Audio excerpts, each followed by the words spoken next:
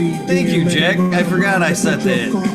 Welcome. Let's start over. Welcome to 648 WEedNerdWorld Memorial Bash. Thank you so much, Jack. Thought you guys would like to pop in and hang out today. WEedNerdWorld, the Weed Nerds behind the scenes, put a little something together for you guys. Hang out today is kind of a little bit of a free for all. Thought you guys might want to fucking hang out though. So I'll be in and out doing some shit around the house, but I'll be hanging out as well throughout the day. Cheers. Happy Memorial Weekend. What are you guys smoking on? Look, this has always been one of my favorite fucking summertime songs right here. All the fucking drama aside, fucking great tune. Cheers, everybody. Jack, Bruce City Synth, Dog Days Gardens, Mr. Smiley's Gardens, much respect. CJ Apple, I'm looking forward to meeting up with you very soon, my friend. Pim Jam McBody Face, Eddie Alvarez, John Gultz, Stu Moon. Fuck, I'm on Top Chat. Please do not make the same mistake. Go ahead and click on live chat so you get all that zippy potato head. I know I fucked that up. Sorry, brother. Appreciate you, man. Yes, thank you for everybody's service, that all the veterans out there that put their life on the line and the ones we have lost and are remembering this weekend. Huge cheers to you guys. I'm trying to find a couple of inner tubes so I can jump in on the bike and drive while I'm nice. Yeah, Dog Days, that thing goes to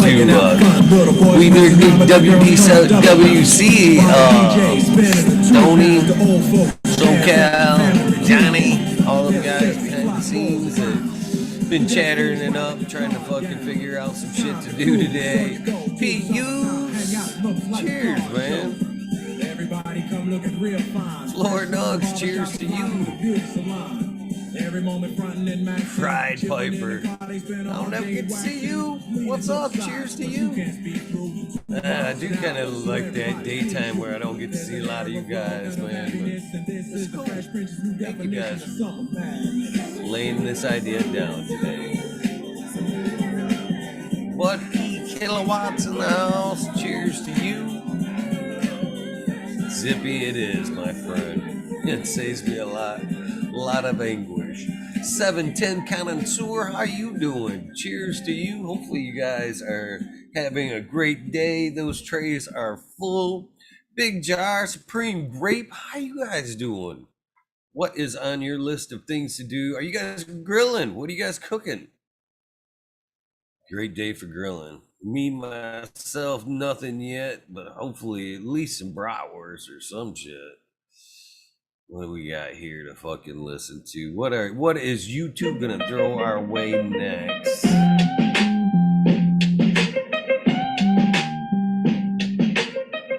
Sounds good for a sunny day. Futs are funny. Cheers to you. West Coast shit, my nigga. What else we got? Right here.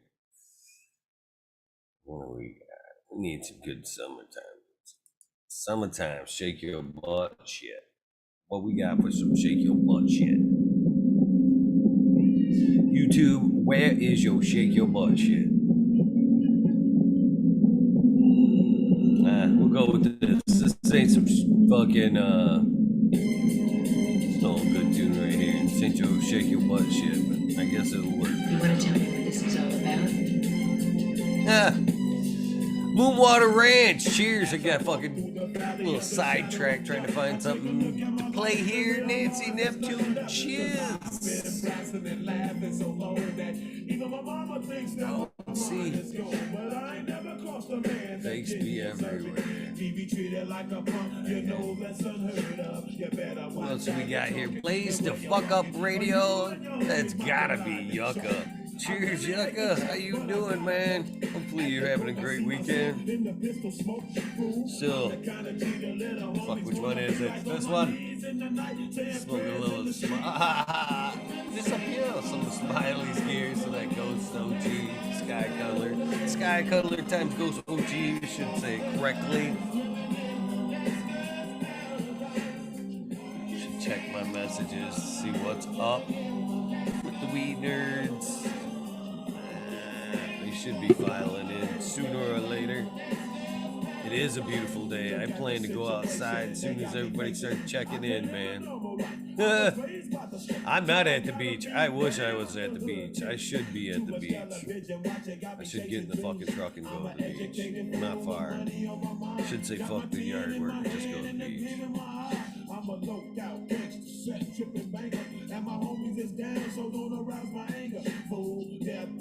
Blue Water Ranch, it's nice to see you. Welcome. It's the first time I've seen the name in the chat.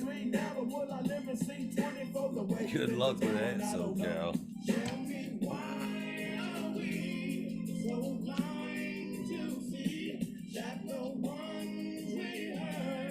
LED Roll Labs. Cheers. There we go. Fried Piper. Smoking some 9-pound hammer. Gangster Paradise. I like it, Brett.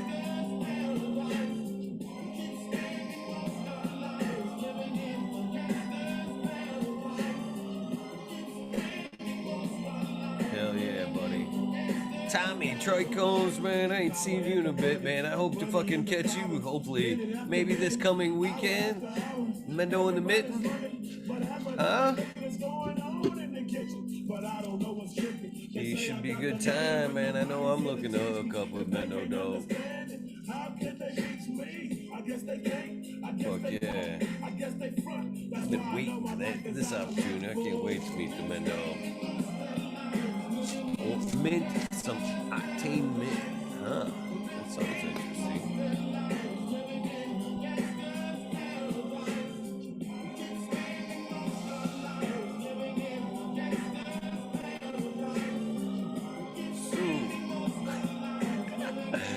Where are you guys at? What are you guys cooking? I haven't seen what you guys are cooking yet. You guys gotta be grilling up something.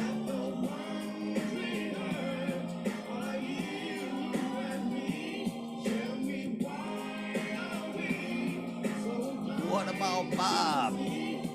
There we go. Vets Grove.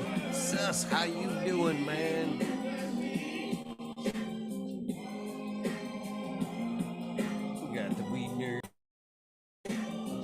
In. Look at the multicast. Oh, I'm gonna go mute you out there. Double sound here. There we go. Cheers, Eagle. I didn't really I could hear your music there. No, I can't hear you. How you doing, man? Still there? Yeah, I'm here. Can you hear me? It's when you don't talk, the music goes away. Oh, is the filter working like that? I think so, yeah. Turn the filter off. Or I can play it through the computer, but either way. So how you doing, brother? So Stoney's pretty much gonna be ready soon. There, he should be hopping in. I guess we'll see already. I'll just leave him a message there that we're actually gonna become that we're already live. Give me a second here. So how are we gonna run things today? I can What's that? We're gonna let the Weed Nerds run loose and hang out while the Stoney plays, or yeah, well, I guess I figure like we'll mute them all up, right? Like mute the videos and everything, so all we see is the 4 screens that Sony has for the band. So while they're playing, we kind of just mute everybody up. But as soon as they stop playing, in between the songs, then we can kind of pop back in. That was my thought, anyways. I don't know.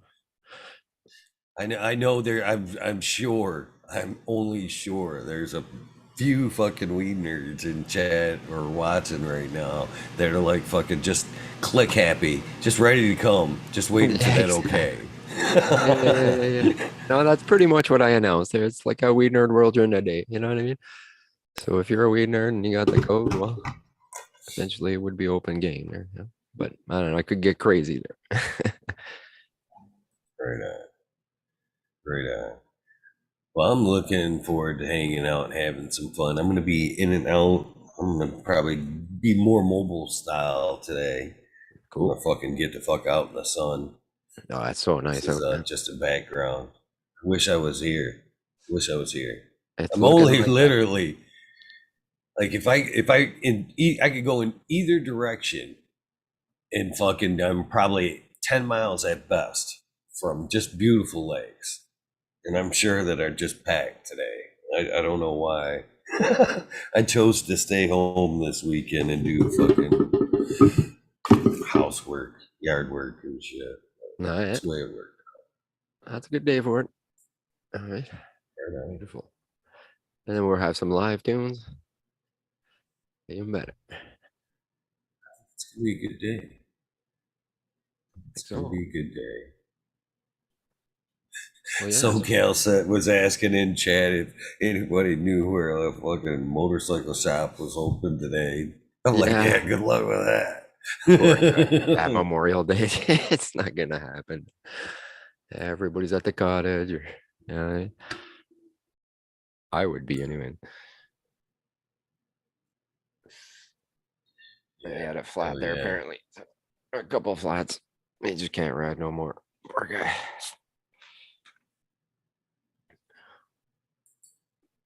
Oh, wait a minute. Somebody's trying to message me there.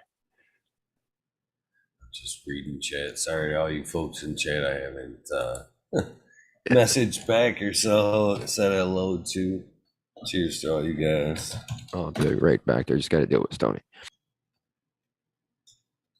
Yeah, I'm looking forward to this. This is actually pretty cool. I think the weed nerds are going to greatly appreciate what you guys put together today. Spiky Pilot, no shit. What's up, brother? All right, I gotta get some music going, man. We gotta have some kind of jams while we talk, don't we? It's a fucking holiday. It's a fucking holiday. Cheers, Bingus, Jeff, Spiky Pilots, John Smith, nice to see you. Hillbilly Herbs. Who else have I missed so far? Sir Dorothy. Who else we get? T Barrington, if I haven't shouted you out, cheers to you. Gromies, homies, how you doing? How you taking it down? No, pretty close. Talking to me. William Jinx, cheers to you. How you doing? Introvert Genetics, Pride Piper. I need to get us some music. Yeah, I just seen the perfect tune.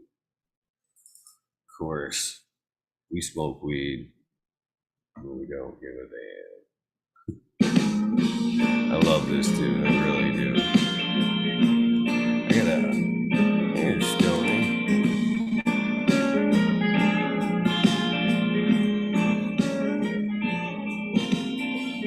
Some people out there do the bars, but life is hitting just a little. What's up? I just sent you the link there so you can send it to the other phones.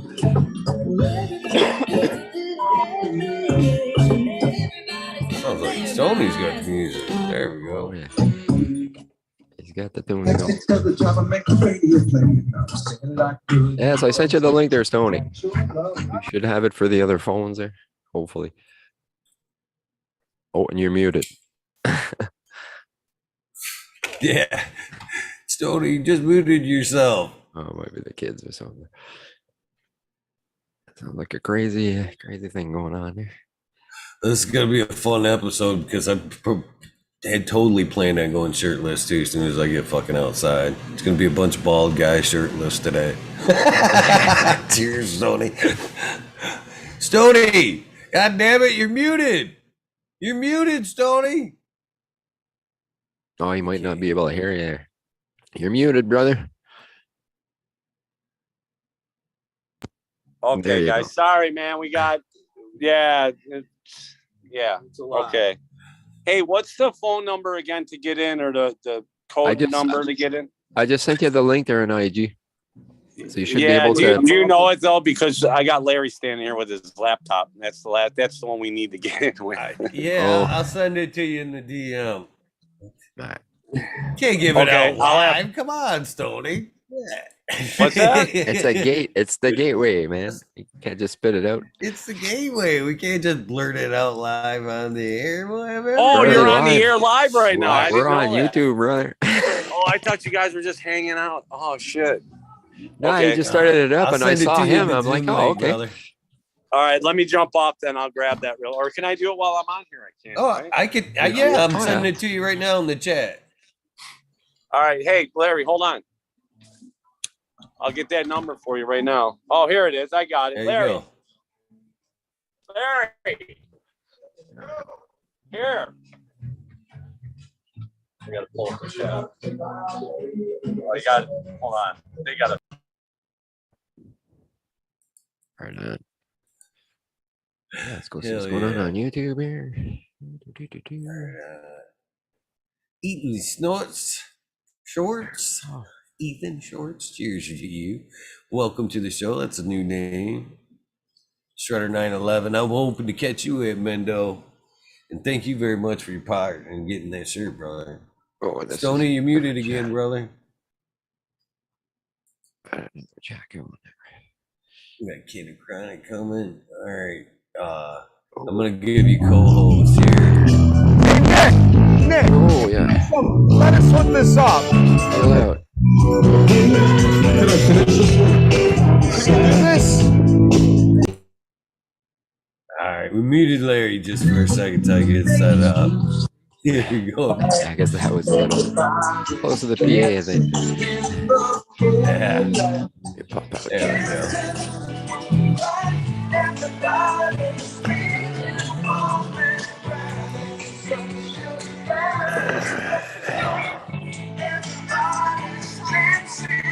You're on TV right now. Cheers, Live. Major. Say hi.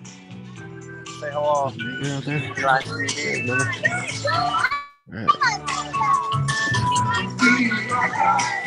Cheers, everybody.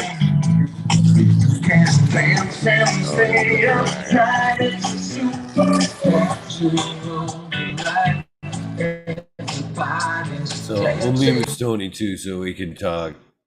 Stoney, you're muted. When you want to talk, hit that button, brother. All right. Oh, starting to look good. What's up? Right.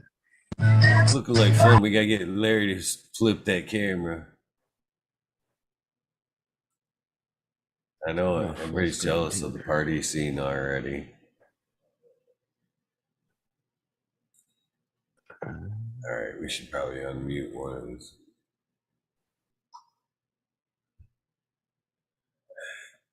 Dog Pounds, cheers. How you guys doing? I'm already jealous of the sun. You there, crack babies? Yeah, I'm just trying to set up my windows here. I was looking at it. You want me? I need to go and change your. Do you want me to change the handle on the website as well?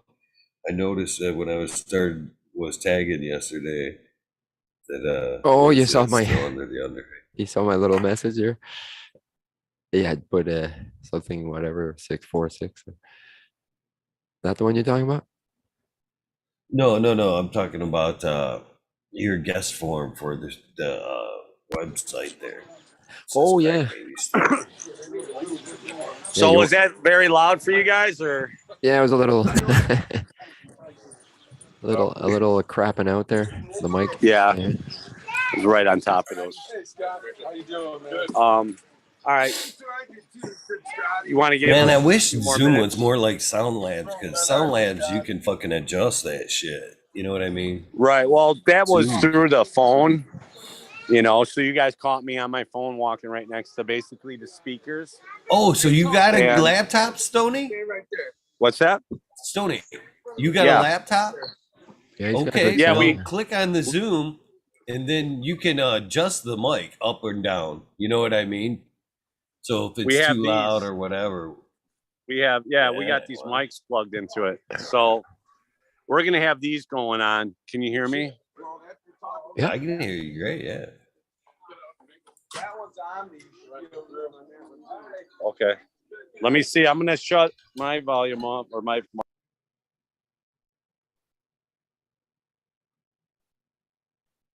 There we go. I love it. So I love it. When I mute What up, else would we be doing today? oh, where's the Zoom now? Zoom down. So you should be able to, on your end now, I think I made you co-host. You should be able to click on participants, and there should be like a mute all button, and then you know, you can probably choose whichever one they choose. Unmute. Yeah. I see it. Perfect. And I guess that waiting room is just that little bar that pops up at the top there, and it says the name and admit, right? I've seen that before. Yep. Yeah. Yeah, I forget that you can actually put people back in the waiting room. Oh, can you? Yeah. How about now? Can they hear you out of there? Yeah, you gotta turn your phone off. Your mic Been participants where it How about says- now? Can you hear me? Click. Yeah. Sounds good, brother. Okay, good. That's a good mic for music. All right. Maybe we'll do a little warm up. I like the party noises. Alex! Larry, flip that camera.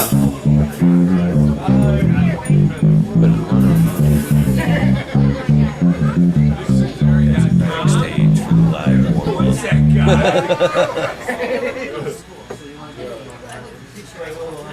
Cheers, smash. One answer fella. All be quick. Cheers to you. Lord Cam. Temple.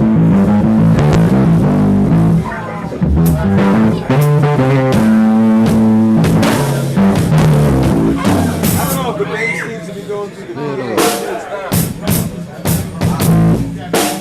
the mic picking it up. Oh, maybe not. It's just this basis.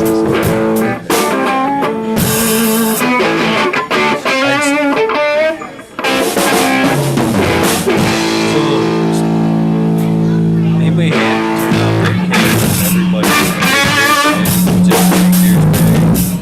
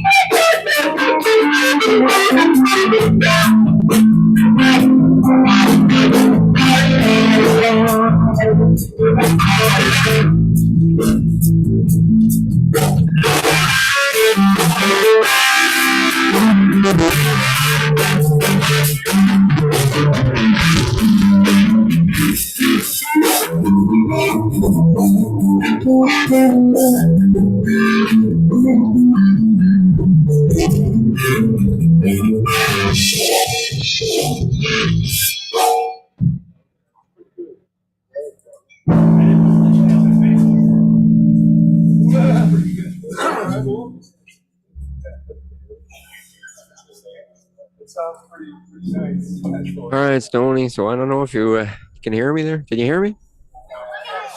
Yeah. It's a little clippy. It was clippy at first, and then it got a little too low where it was. But I'm hearing from Zoom. You And know from what we here, can do? it's a little different.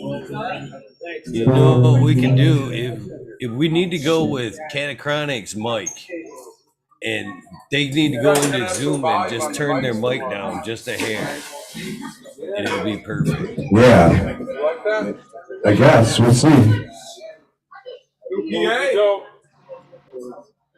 Nick's PA. It don't sound too bad right I now. don't like it then. All right, here we go, boys. Wow. Look at this. Fucking rock out, boy. Pretty nice. Yeah, let's switch to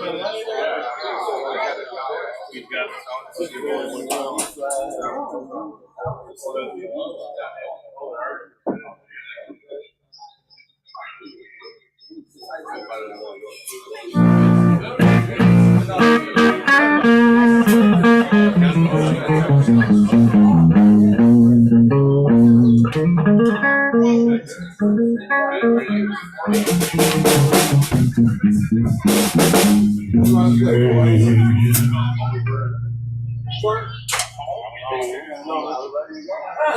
yeah, but not first. You want to play that first? No, let's play like Jesus Loves Chicago. Okay.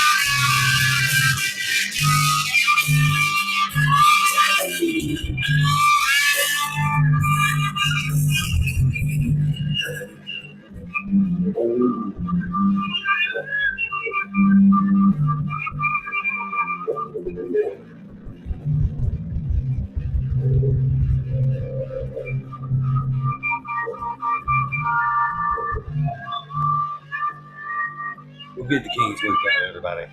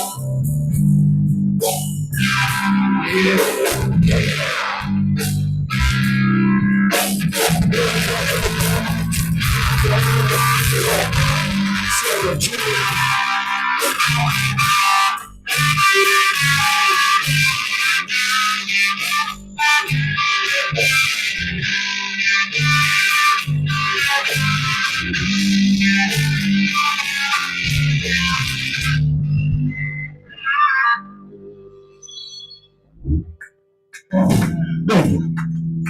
Nice.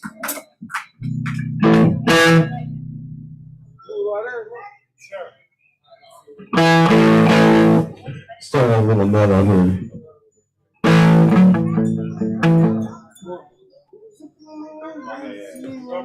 We only stop at the last song. Yeah, I know. It wasn't.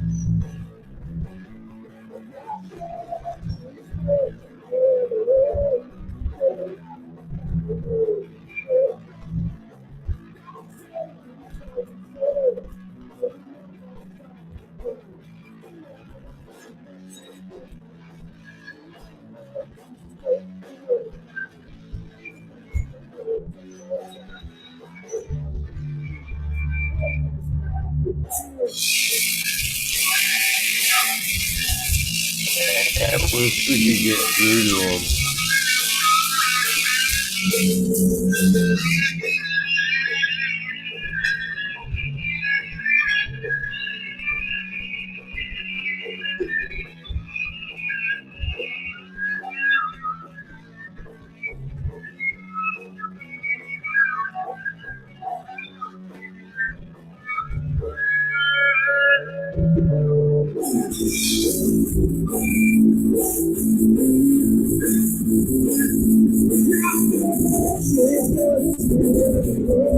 Gotta help them, Greg Babies. REdNerd DWC. We can get through to them. We need them to get to that Zoom like that. Turn off that filter.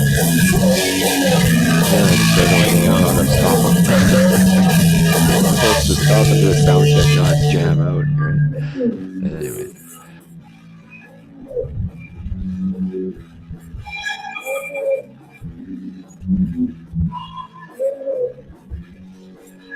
Like I said in chat, tuck and roll, baby. This is the first time for everything. You learn as you go.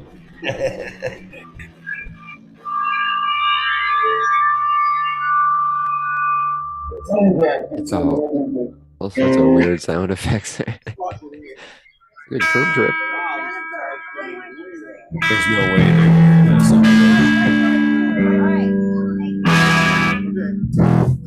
If you could see us, guys, stop. Can't hear a thing. Great. Thanks, Mom. Johnny, can you hear us? Cheers. I got this idea from the time when my brother had. Can you hear us, brother? Took it. Ran with it. Because we can't hear you. Yeah, man. This is called Woman's Where the Heart Is. He can't. He's looking for my hat.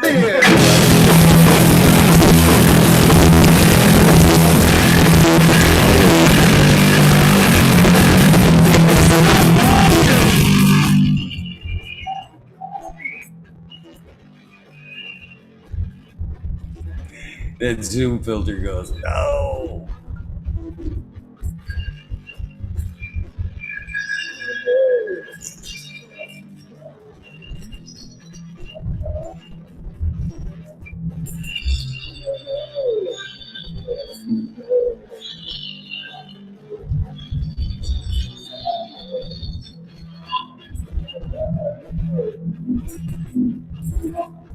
So I don't know what you want to do. Not what we could do. No, it's a free for all until we can do. Yeah. Eventually they might. It's because I think they got a I'd crowd hate there to just too. mute and just let him roll. You know what I mean? Keep talking and shit, but I don't know what else. I guess we'll just let them jam out there.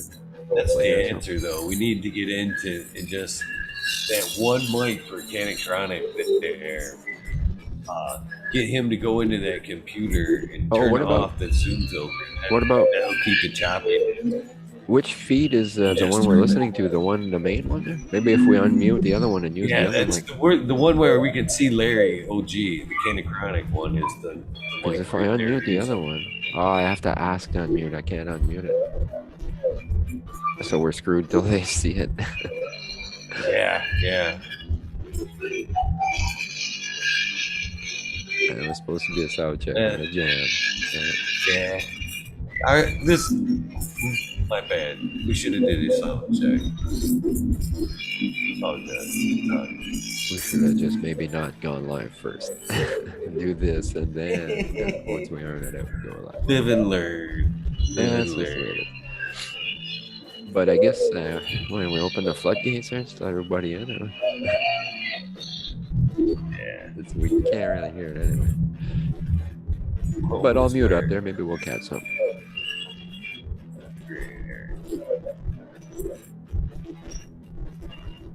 Rocking the fuck out too.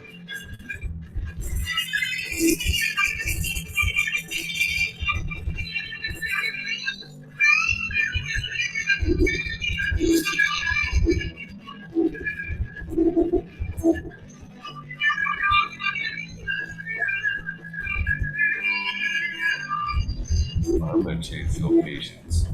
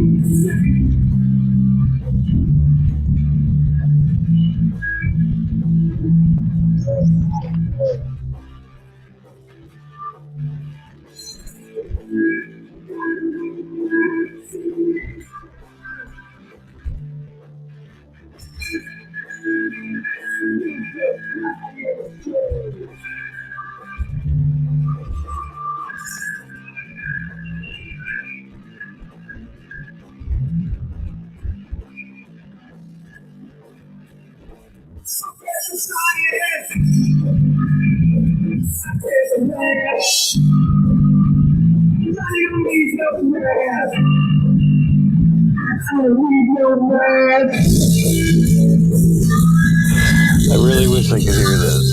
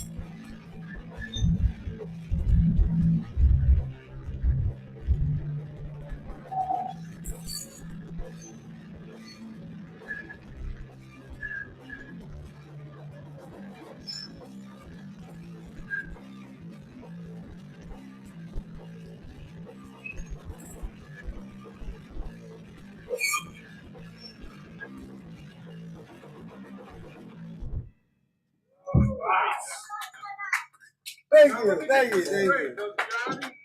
Johnny don't need no. It's got that double dope in there. Unless he wants one, of course. We got some duct tape. Yeah, if Johnny needs a mask, we got plenty of duct tape.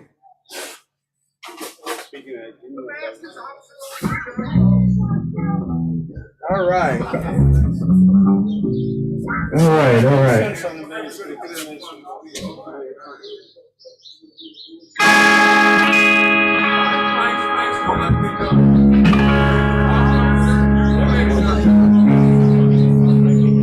You're just an object to me. Like to get to know you better. Place you across my body. You're just an object. You're just a piece of me.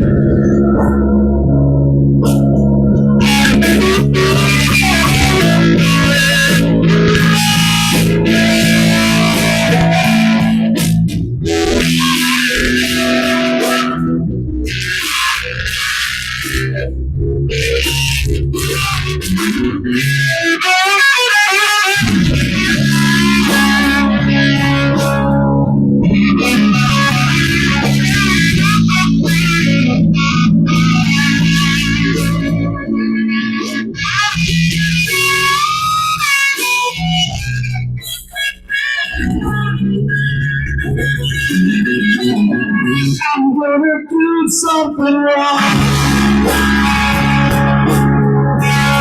Nobody's gonna like you.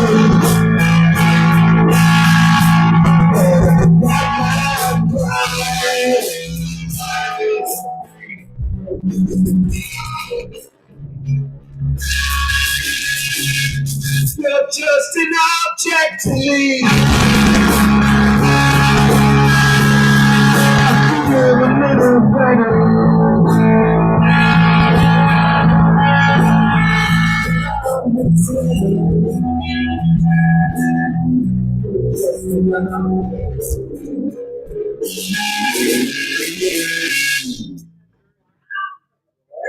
Hey. Nice. Thank you. Come on, let's move on. Bust loose a little.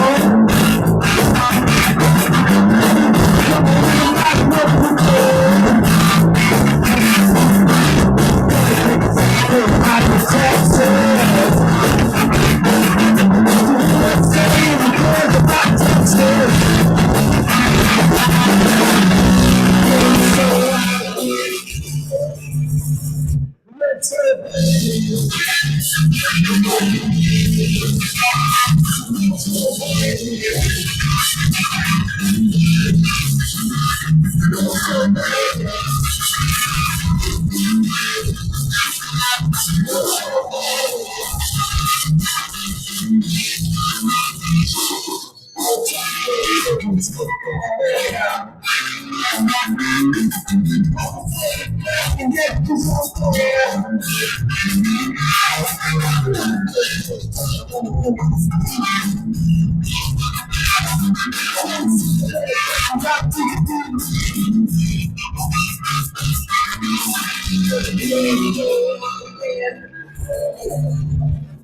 go.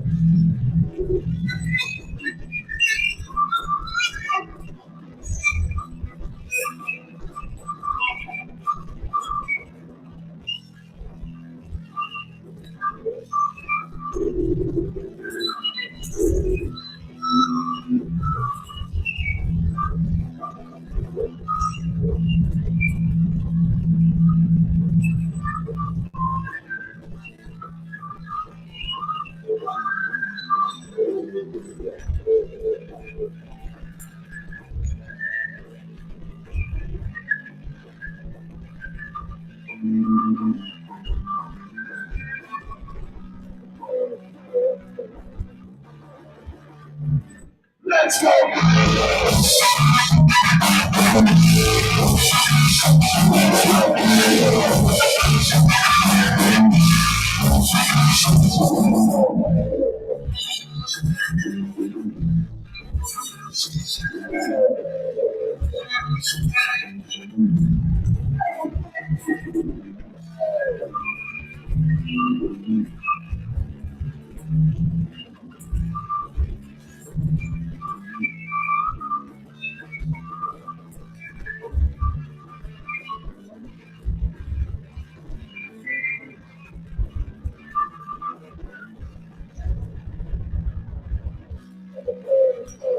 Man, I wish they'd just take 5 for a second so we could fix that. Certainly I can help out on that one.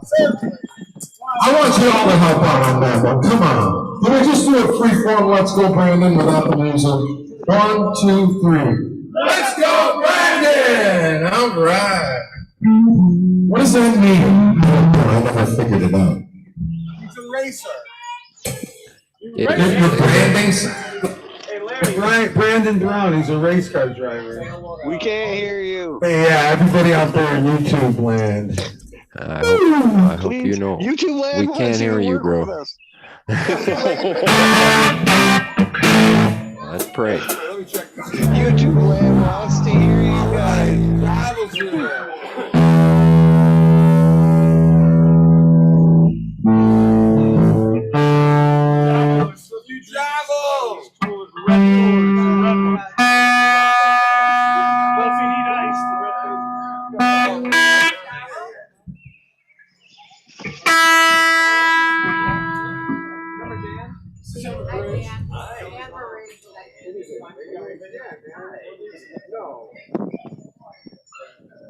No, it's just that way here,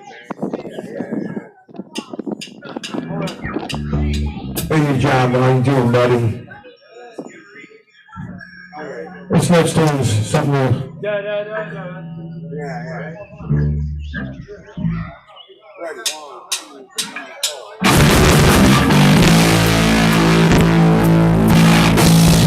One more time. We forgot this song already. Sweet.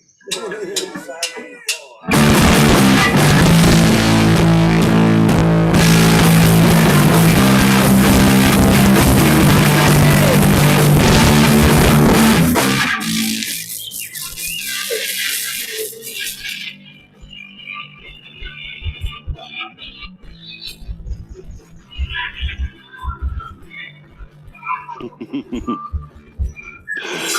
bad we didn't know the missing parts there. DWC, we could fucking just fill it in. Just rocking it along. Exactly. I can hum a bit of it.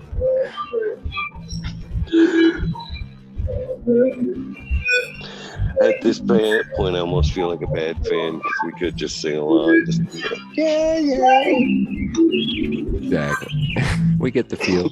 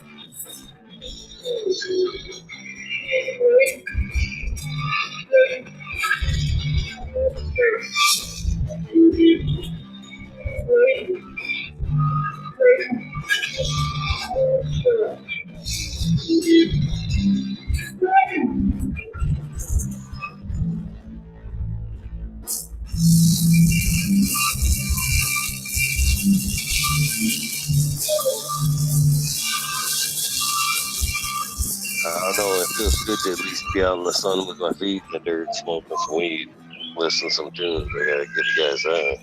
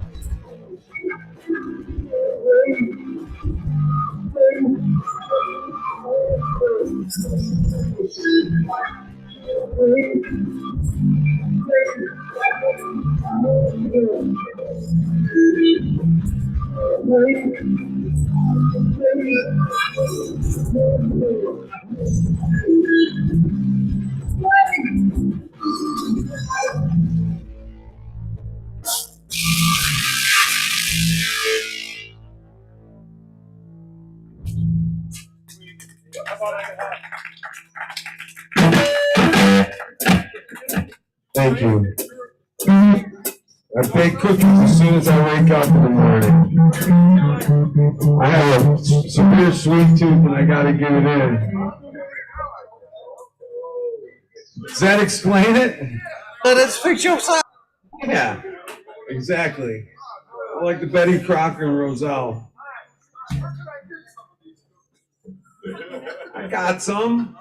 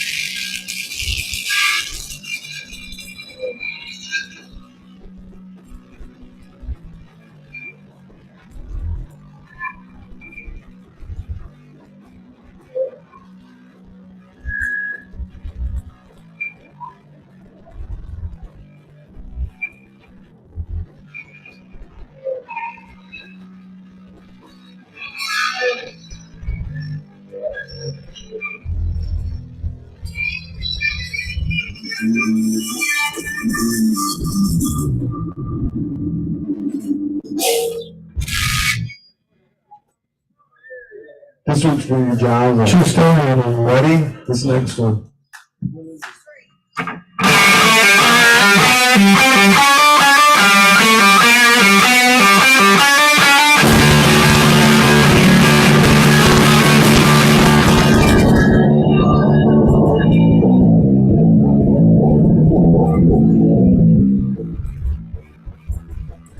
Anybody else want to yell guy walking by?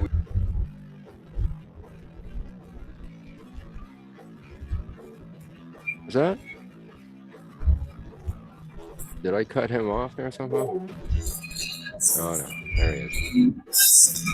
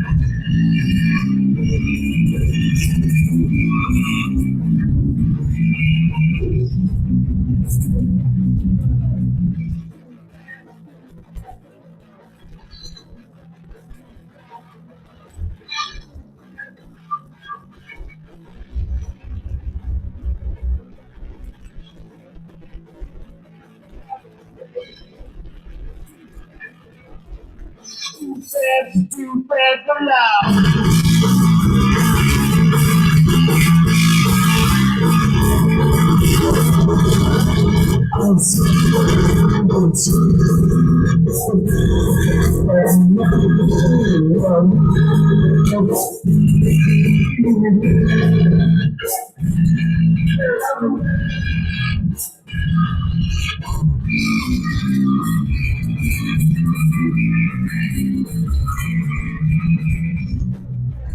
I love Larry's enthusiasm. Love, look at that smile. For sure.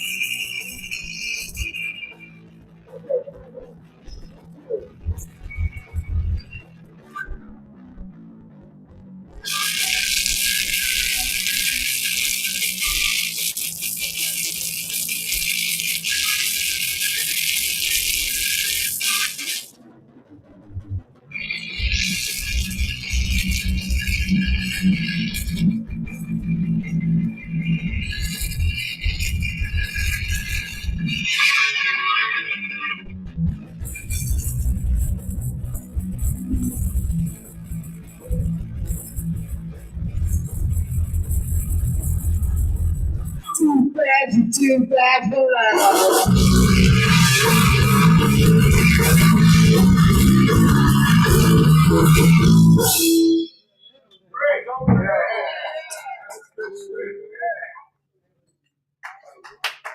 Shit. Bobby almost knows that one. I almost. Can I vegetate the song this time yet? That sounded like shit. All right.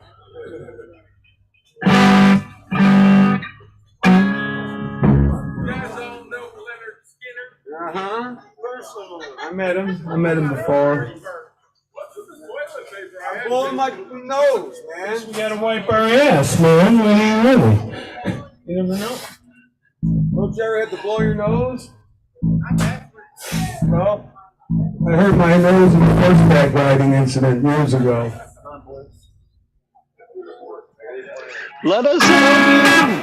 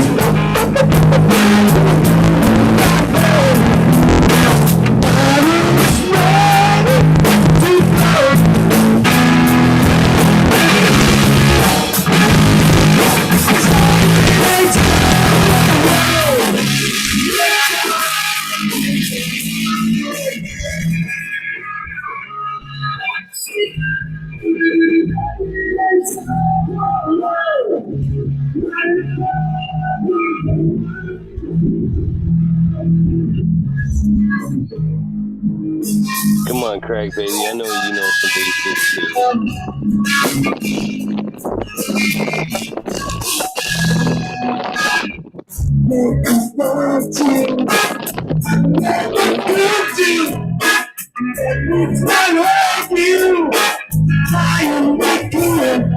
I say this way.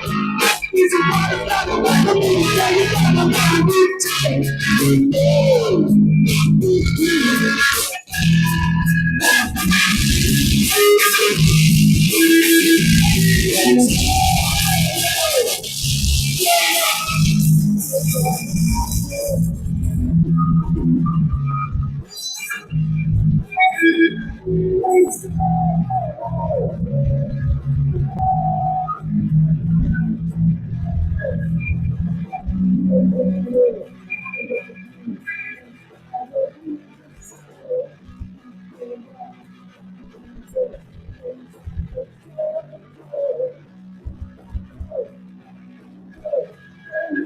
I actually know the missing parts, but I don't want to embarrass myself.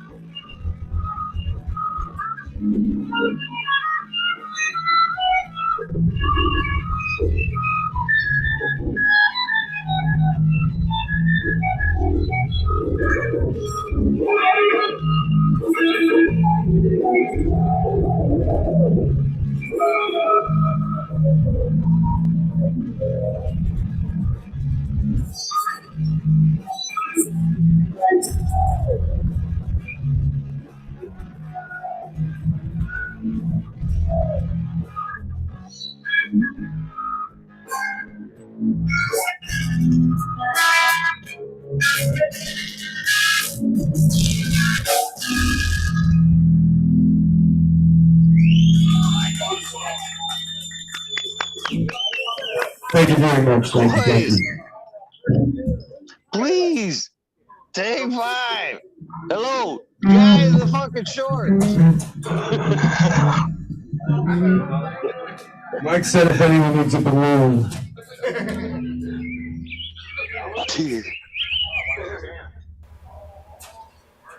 They were supposed to take a break too.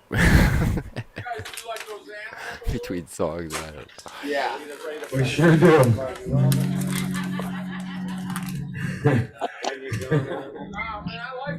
You'll see animals after a couple of balloons. Pink elephants and little things like that. Little baby little ones.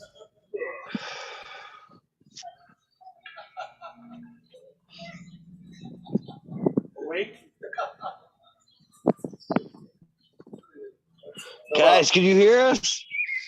Help! Stoney! We Larry! can't hear a thing. Okay, I gotta switch guitars. I guess I could, man. We're in that's rock a and good roll one. jail! Mm. Larry. People are strange. So that's what I was doing. Maybe a good one. I don't know that. Just take 5.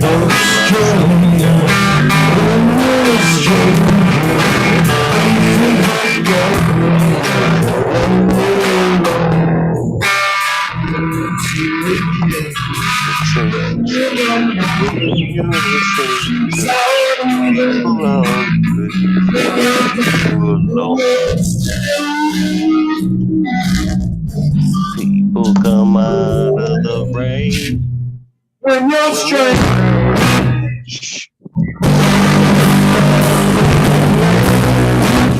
When you're straight. When you're straight. When you're.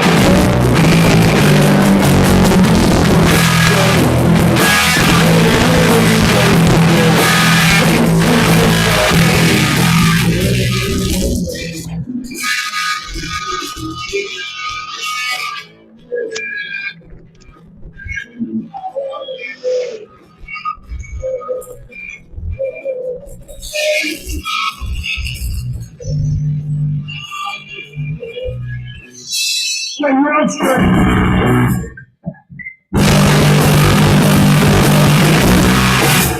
When you're straight. When you're straight. When you're.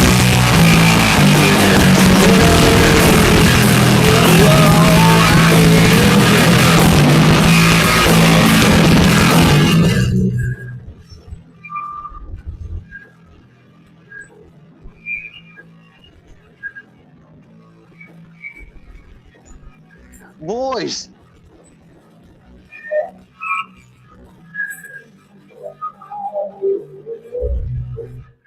When you're straight.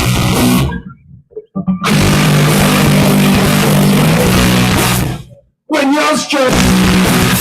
When you're straight. When you're.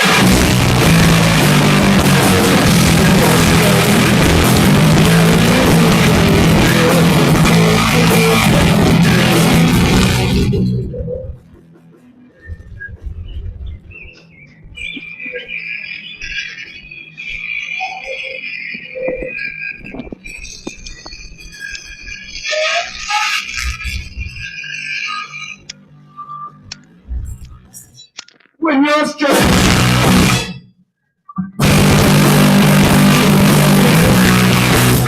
When you're straight. When you're straight. When you're.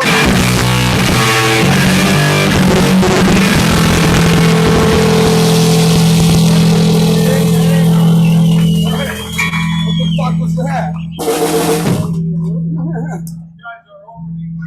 We're an opening act. We're opening. It's for another band. We're opening for another opening. is this the warm up, Larry? Yeah, dude. One more. One more, and then we. That's what they get, I guess. No, I know. But let's. No, we want to play a couple more, and then yeah, dude. Just let us do a couple nice strong ones, man. Larry. This one requires a guitar change. But like my screen that way, they'll still see the band, but they'll see that message constantly.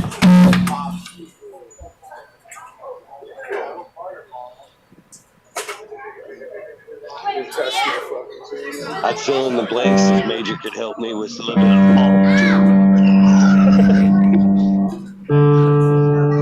I'm not a singer.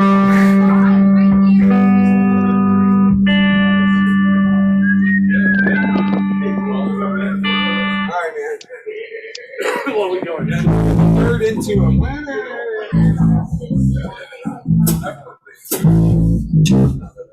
Ready?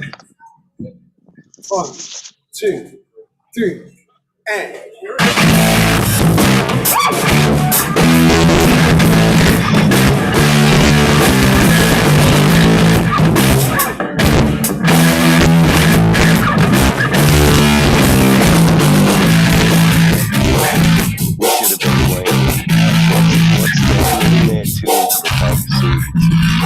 all this time. Every song we should have been playing. What's that tune?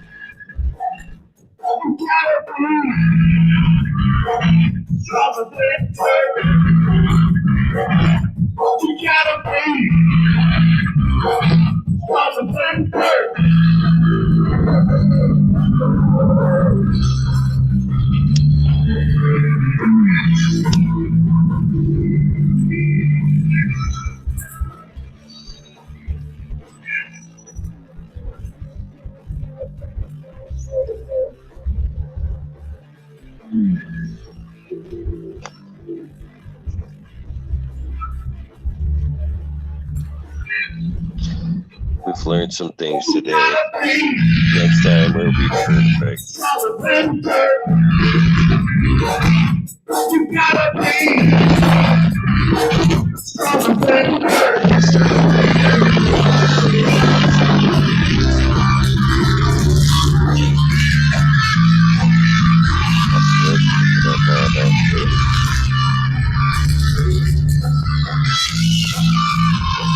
This would make me paranoid in the forest.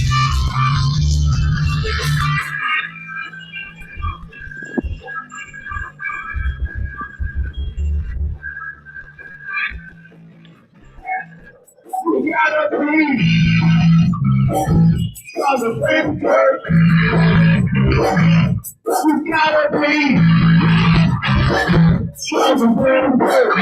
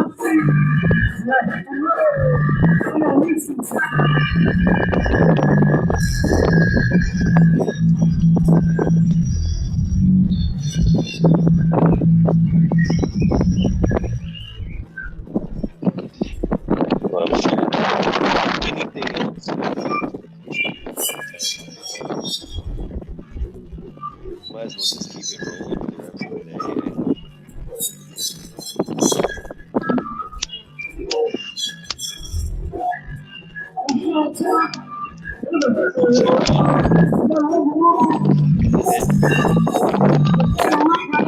is another good case right here for fucking LEXI and shit. It's fucking winning games. The game fucking like a joy now. Fucking solid.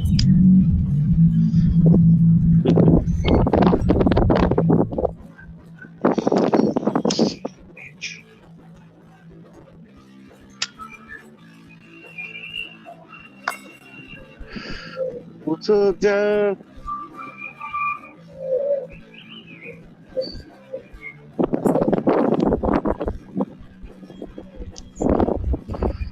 And I meant to call Johnny and came to see today. Not like the day's over yet.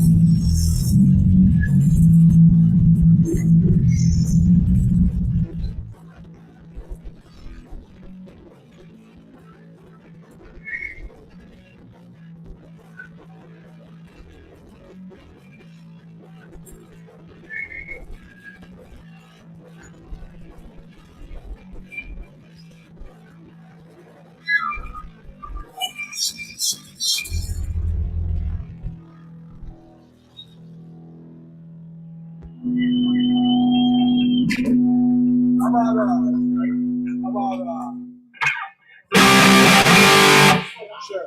Okay, we're gonna do one more and then we'll let Nick do some jamming. Oh yeah, thanks. He says that because I told him he could play. You can even like that in your phone adjust the sound. That's a nice shirt, though. What'd you think of it? Wish I'd have seen this in Is that her. homemade? It's tight. Kinda like, we love you. Fucking let us help you fix your fucking mic. Please. 1, 2, 3, and.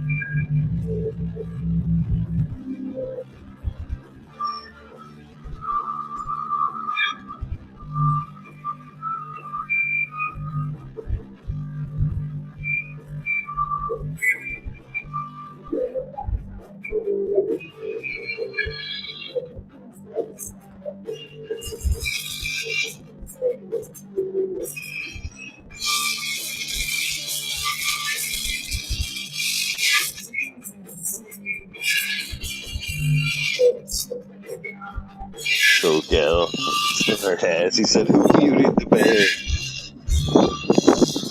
Yeah, it'd be nice to see him riding.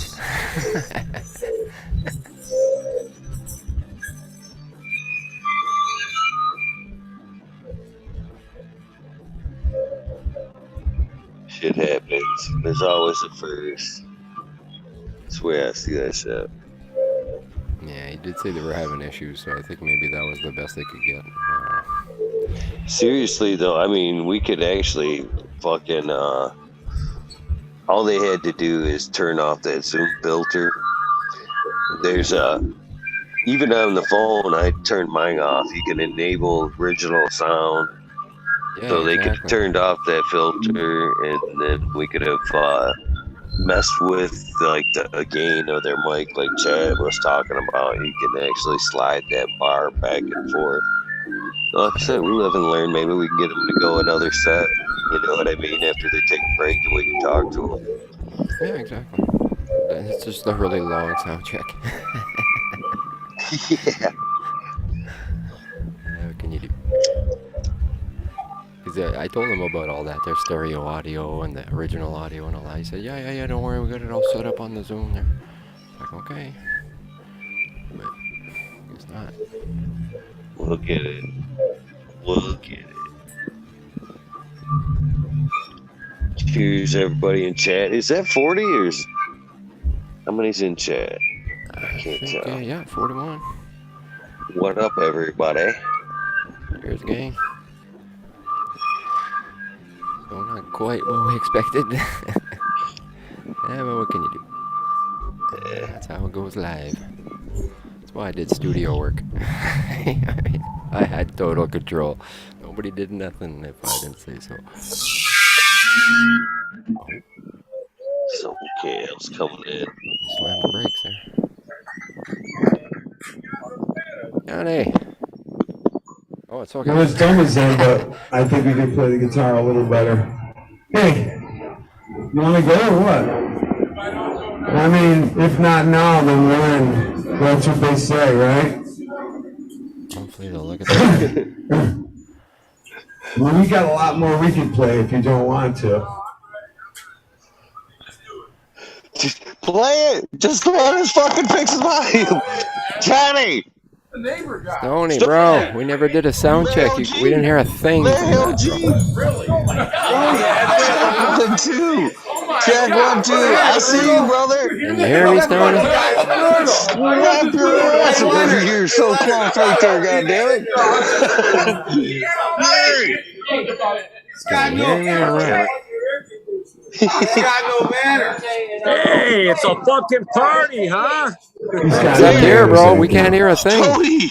We're supposed to do a sound check, bro. We never did. We didn't hear a thing. A thing the whole way. Just wasn't cut out. Give us 5 The minutes to screen help there? you. That's been up there since you started. I'll have to turn that thing Oh off. my God, you guys are young and impressionable. If you mute him, Yeah, Yeah, we mute him. Hold on. we can't even hear you now. How about that? That better? yeah. Yeah. Oh, I thought you guys were able to hear us and everything when I was talking in that mic.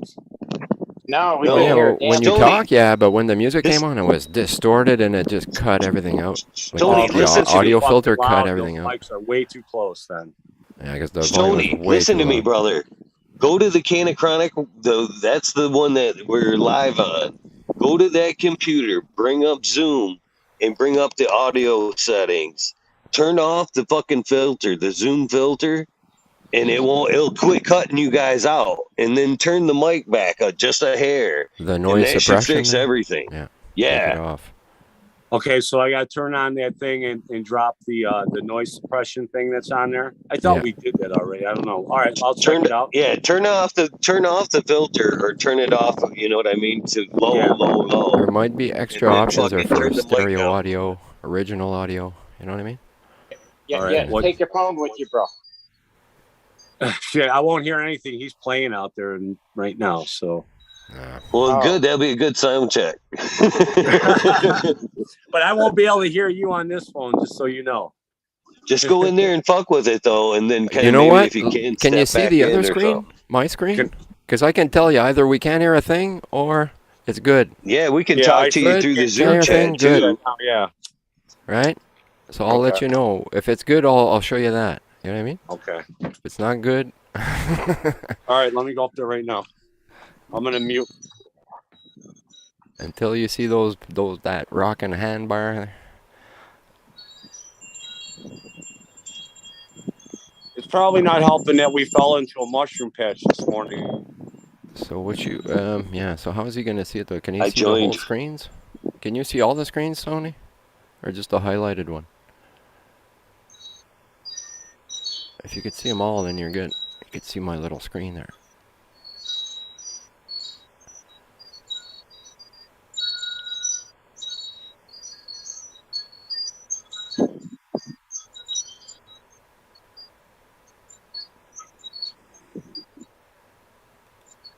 Rock the bells. He was muted there. So I muted that one, Stoney, right? So you're gonna have to unmute it and then fix the audio. Chronic one. Yeah, unmute the CANA chronic one.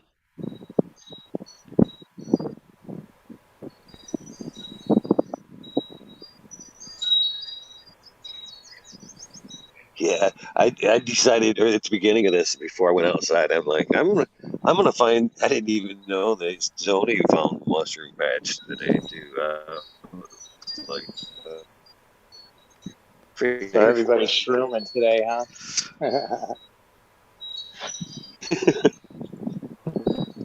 you found and the you're still patch muted, too, John? Stoney, if you can hear it.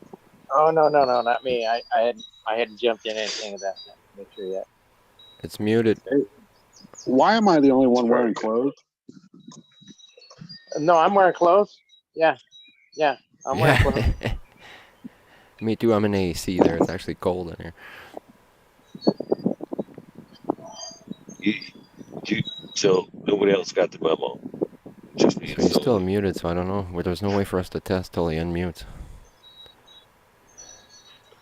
Sorry, Yeah, guys. We're all having problems here. All Yeah, right, it's so all right. I don't know what I'm So you have to supposed unmute that mic. It's still muted, that one. I muted you earlier, remember? Oh, unmute it? Unmute it, then mute that other one you just used. Maybe we can use the one you just had. How's that? Tell him to turn the mic down just a hair. Crapping out. Let me try it now. Are you playing now, Nick? Yeah, let me try. That sounds good. Is there music playing right now? No, that's their music. I don't hear anything. I can hear it. Can you? A little bit. I can't. It's gonna cut out there because it has to be as loud as the band was playing, or else we won't know what's gonna happen. There until should that be happens. something there that says enable original audio. Check that box. Yeah, so it enable doesn't do any original cutting. audio. Yeah.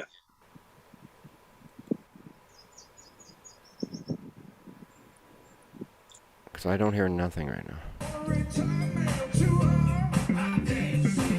Nothing. I can hear it in a constant. You hear in the background? Yeah, I hear I you can way hear it. more than him. Oh yeah, okay. That would just maybe get him to turn his mic up. Yeah, just the volume up a bit, Stoney, if you can. Yep. It might not be too Fuck, bad though, even because they that- won't. Actually, that might be all right, because the band's gonna be a lot louder than that. So Right. It doesn't crap out the mic, right? Yeah, I think I we're think he's good, got the 'cause- noise thing. Yeah, I think you got it there. Yeah, because it's Zoom. It's that filter cutting them out is what it is. Yeah, I think you'll be good. Yeah, because we can hear the low volume of the music now. So you got that, Is that audio better? filter off. Yeah, That's I think you're perfect. good, bro. Then once they get playing, if they're too loud, All right, because you know what I our mean? volume was too loud on our end on our processor. Yeah, and I think that the sound cancellation, you got that, because we can hear the music in the background now, so that's perfect. So it's just a matter of maybe the volume will be too loud when you guys play. You know what I mean? So it's No, just a matter it of was checking so it. if somebody can, If you can just do the one song and stop, and then come and check. Don't do another 5 songs, right? Because we won't hear anything. But if you do just the one, at least we'll know. Or maybe just do a quick sound check there. You know what I mean? Before going. worst comes to Okay, I mean, worst, he's- right now, right all now, we got to he's do as is turn loud down as and get we that are. mic. Okay, then that's perfect. Right? Yeah, right now he's as loud as we are. I mean, he's just blasting shit right out of a PA system. Oh, so now. he's playing live right now? Yeah, he's playing live. Okay, you can turn it Okay. up a little bit then. Just a little bit. Yeah. Well, we're, with the cymbals are going to be a little bit more, there's a little bit more to it than what he's got. So I think that level we're going to be at will be Okay. fine for us. But if you want me to turn him No, up a little no, bit, leave I'll it there. turn him up. Yeah. No, I think turn it up a Because notch he's or going to so. perform a few songs now. Just a little bit, you know what I mean? Just play one and then come back to us. All right, give me 1 second. That should be a little Don't better. view us. Because sometimes we could hear it, but most of the time it was getting crapped out by the audio thing. Don't believe that. Who is this, All Bruno right. Mars? That's right. It was in, right? I think so. I don't know. Uptown. There it is. Uptown, fuck you up. Uptown, fuck you up. You don't know this shit? Perfect. Excellent. I think you turned it up. I think once we kill our mics, I should make theirs, you know. Yeah.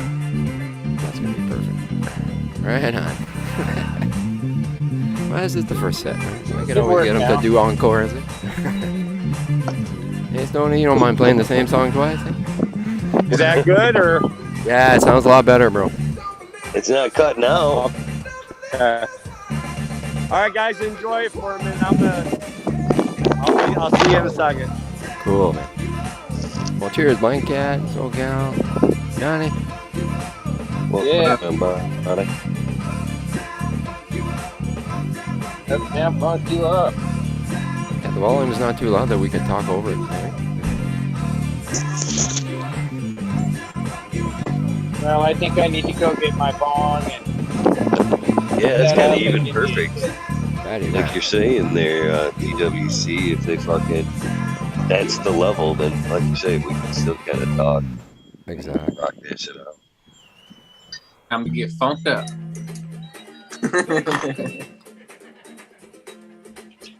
I guess there's another band somewhere not too far there. They must have set up somewhere else. I like that neighborhood. I know, right? That's fun fucking neighborhood. Oh yeah. What's up, boys, girls? Hey man, thanks for doing this, guys. This is a lot of fun for us, at least. I hope it's fun for you guys. I will be now. We'll hear it. We could see it, but we couldn't quite hear it. Right? That sucks. That's all right. We're pretty. Yeah, we're not together at all. Like I said, we fell down. We tripped into a mushroom thing. Fell down. You know. My eyes are all thirsty. Hey, you guys kept your end of the deal. I fucked up my whole side of the deal. Hey, a few flats there. What the hell? You driving a field of nails there? I need to fucking move this picnic table back, so just out of this wind. I should have Larry move the camera so you can see your brother at least, Jenna. Oh yeah, could he like turn it a bit so we see it?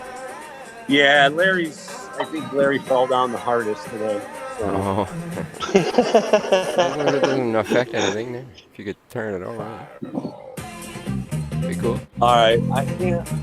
You know, we used to have like 1 million ashtrays down here. Now I can't even find one. It's crazy. Triggers. All right, yeah, the music, guys. Smokey.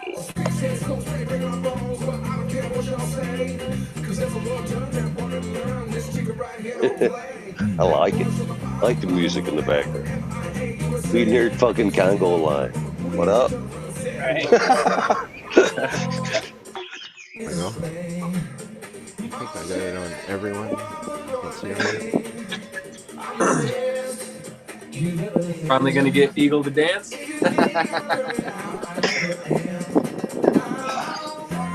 Maybe. The trick is to just trick me into not thinking anybody's watching. I'm an idiot all the time.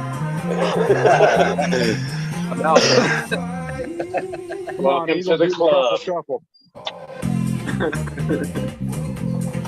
Do the truffle shuffle. Right? That's the other way to get it done. Yeah. The deeper I get into the hole today, you never know. Yeah, shit. Everybody's fucking chomping down on some mushy shit. Sounds like Blind Cat's gonna join in. Yeah. At some point, I need to clean out around the fire hole. I think I might end up out over there later tonight.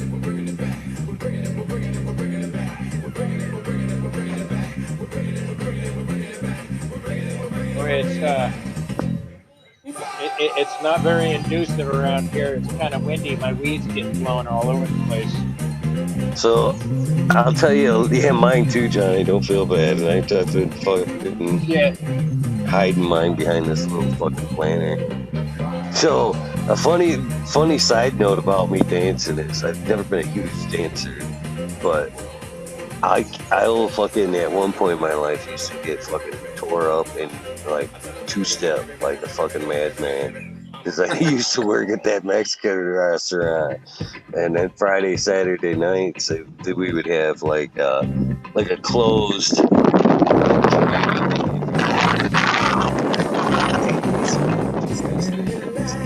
the hell was that?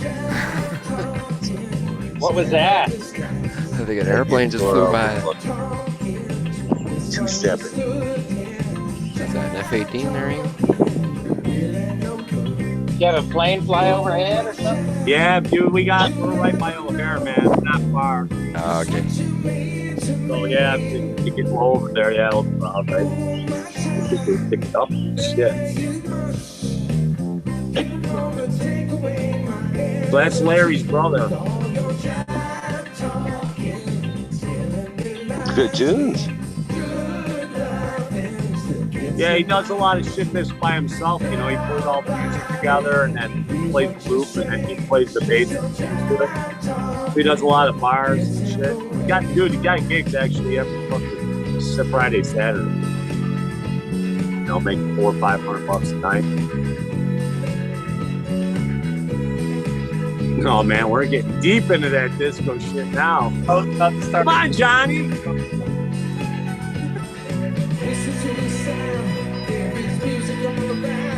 How do we put it that gallery view? You trying to do that? I'm on speaker right now. Oh, you see all this paint?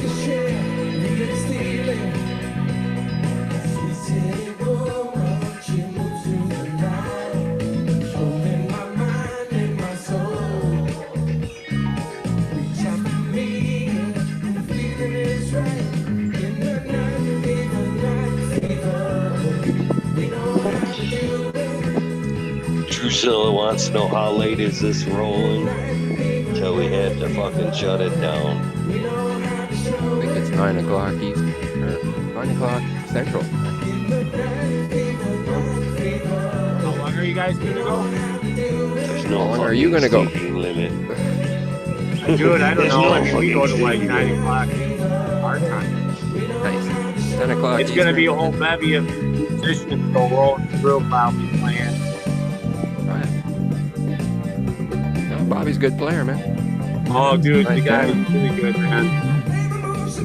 Columbia College and all that. Nice. I like this jam with you guys there when you guys switched there.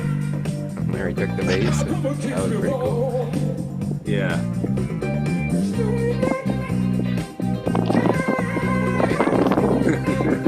Jeez.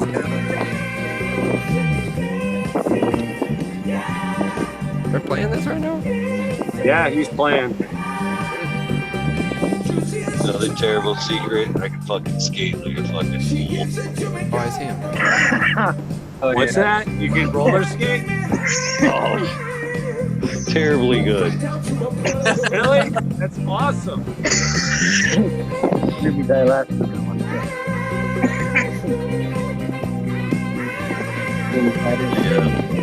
So then you're no stranger to this tune. This is a roller rink song here, man. Yeah, it is. I mean, since I was a kid.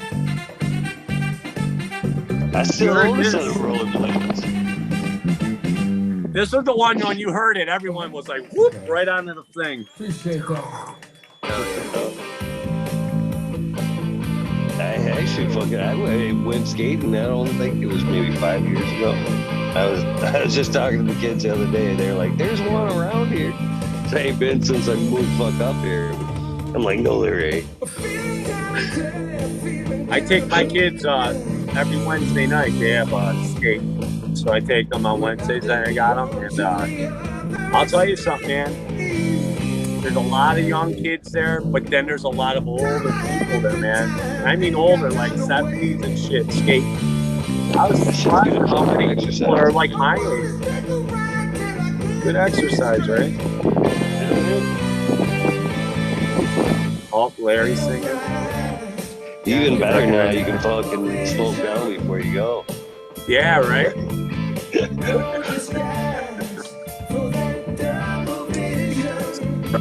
One of the guy's brother.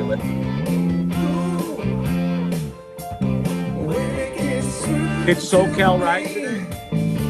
I got a flat tire.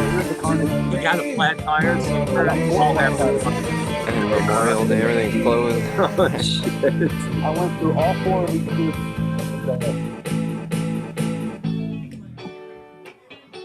Yeah, I think that's going to be perfect when you guys play.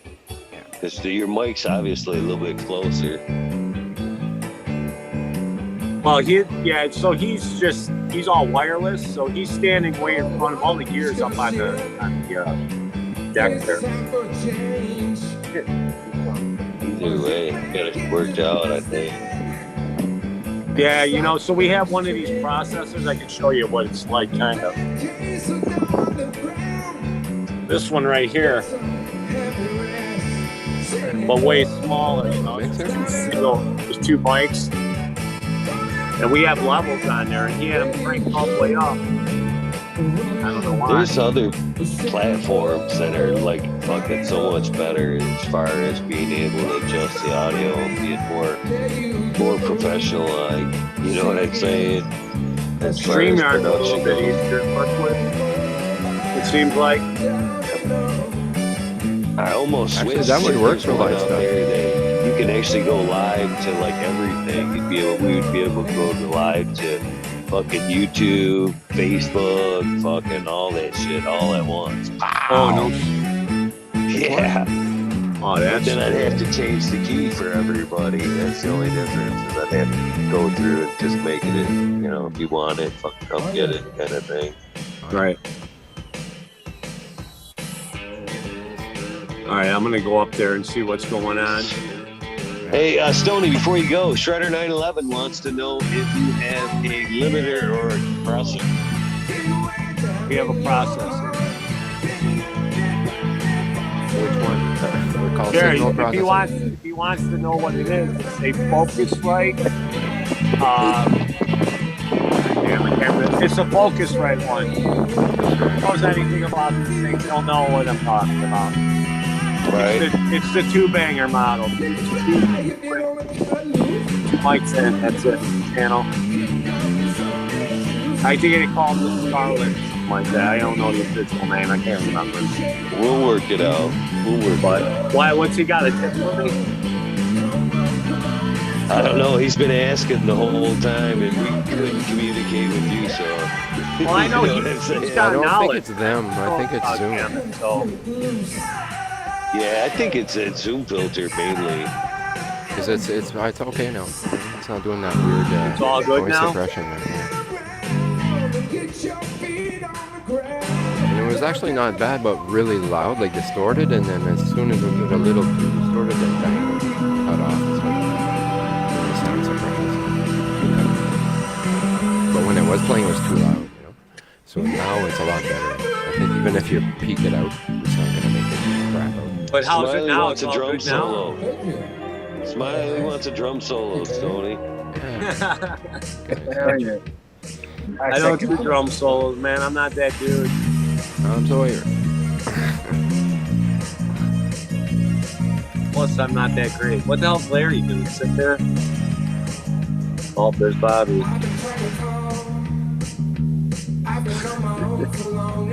Bobby Bronco. Can you put the screen to so that we see everybody? I can't think of figure out that section. Oh, you want me to change the view? Yeah, I just gotta the do gallery that view. now. We see all this. Alright, I'll go back. I'll go right back. I think it's the third one where we can actually see the play.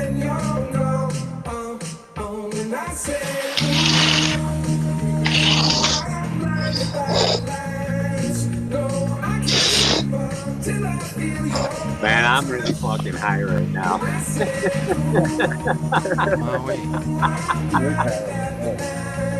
Oh, Holy shit. All right, I'm gonna go jam, guys. I'm gonna go up there. I'm gonna knock this guy upstage. He's a fucking stage hog too, so if we let him go, he'll stay up there all night. And Larry looks like he's having too much fun sitting around, so I gotta dip this shit in the bud now before I wear out. And don't forget, do one, stop, and come check. You got it. Yeah. Cool.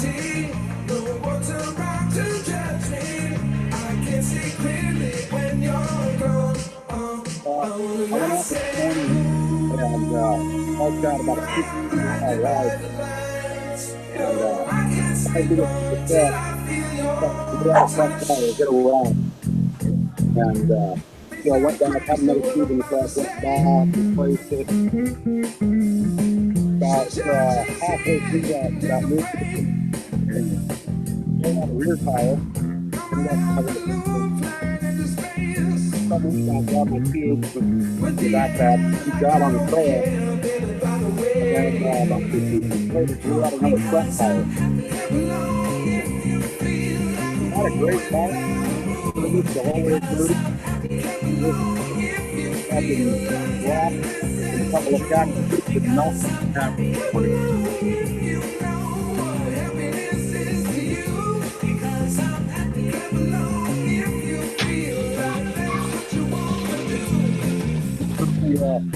Take a pile of orange from this one.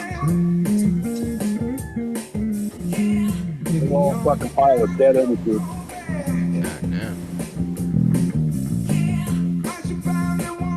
One big wind. Ah, the desert. Yeah, I guess there's a lot of pointy, sharp rocks. There's a lot of tire out there.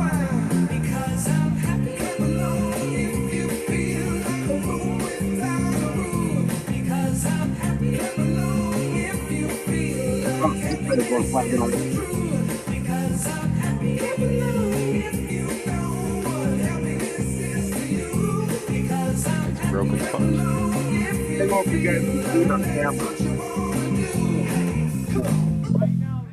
That's funny. They call him a stage hog. Do you guys want to eat? There's something to eat up there.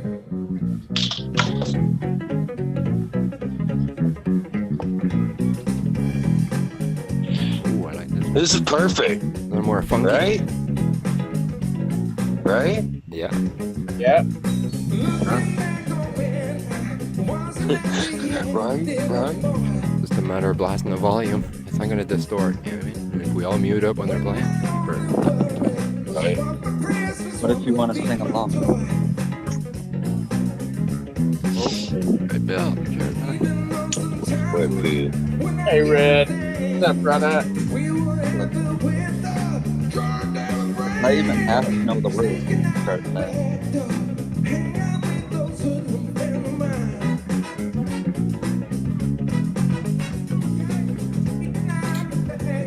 Don't take a minute to smoke one for a military. It's all about them. Right over here.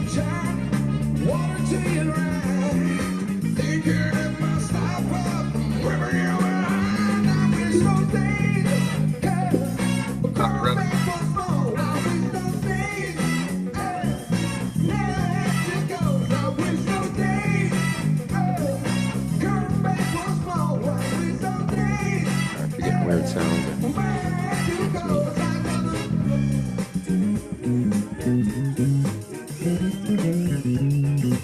What else is played? Oh, it's not.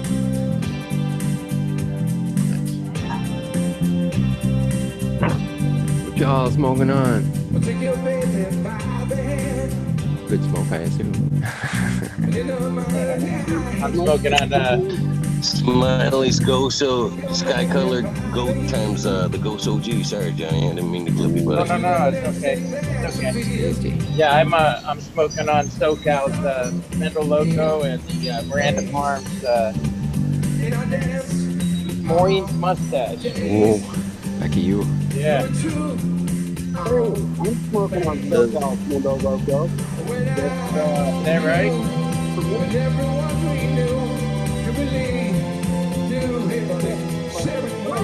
muted, SoCal. You got a piece of tape on your mic or something? Or a cape? Oh, it's muted. Yeah, we can't hear you. Like muffled or no clarity. Yeah, it's like something on your mic or something. Through my headphones or what? It's probably Green Finger's fault. Yeah. Stole my headphones. That fucker stole Borrow his mic. He stole your headphones. Stole my shitty headphones. You got Green Finger's headphones over there? Soak out. Oh, He's gonna jump back in. Yeah, he's gonna jump back in. Cool. Oh yeah, that. Sometimes that's what you gotta do.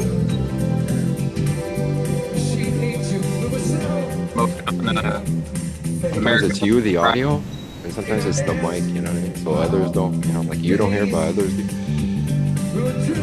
By the way, leaving and coming back, you Smoking on.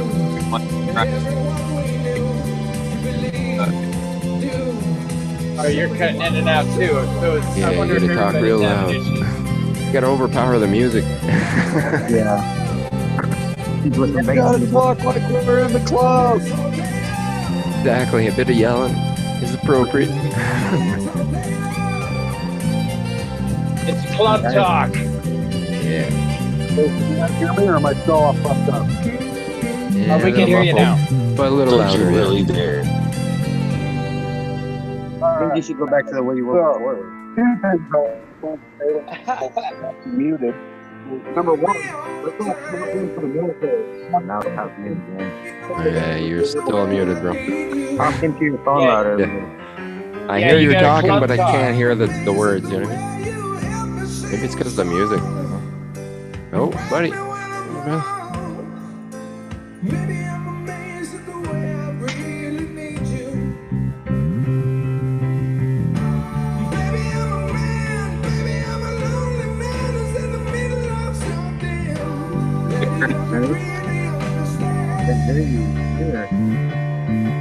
In the middle of something, I think they fell into the middle of the mushroom patch, right? Yep. Let's hear about the drop down. Nice mushroom. Did you guys hear me when I was talking? No, yeah. But we're watching Black Cat eat mushroom. Devour it.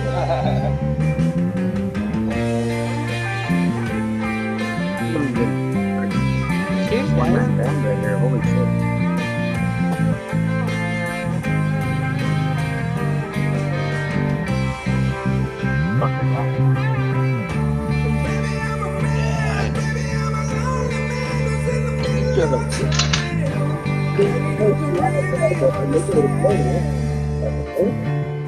Hey, guys.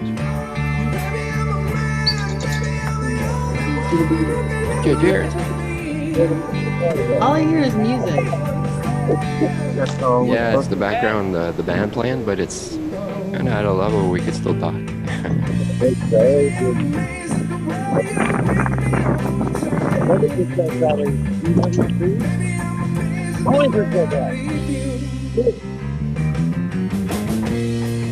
Feel free to sing along if you know the words.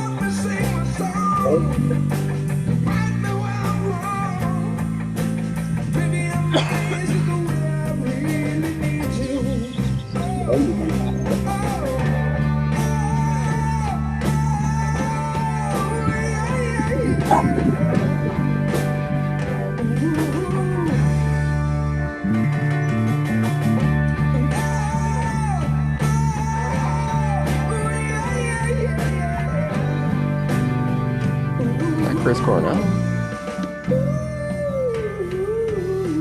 Sounds like him.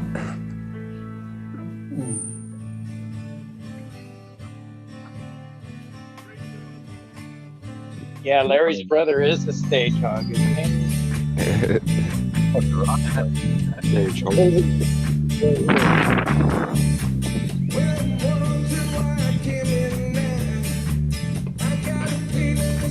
Playing the fun songs though, man. Yeah, this time is for us, guys. All of it.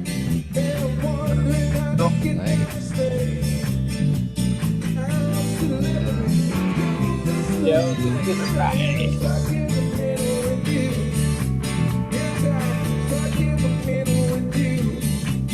Yeah, I'd always sing this song when I had two asshole friends on either side of me.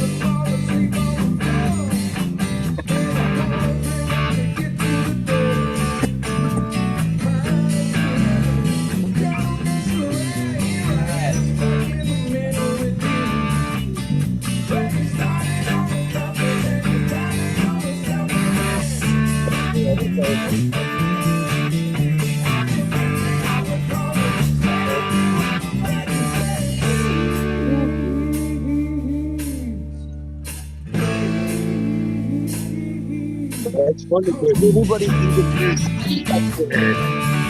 it's very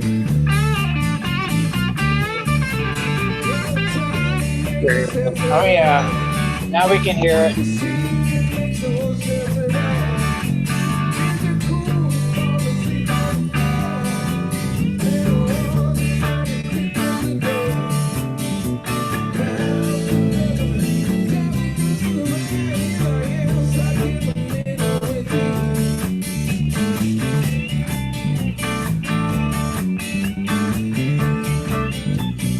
Oh, Eagle. I'm gonna need a band hammer. Those little blue wrenches. When you get a jam. Hey, that's cool. What key was that, Eagle?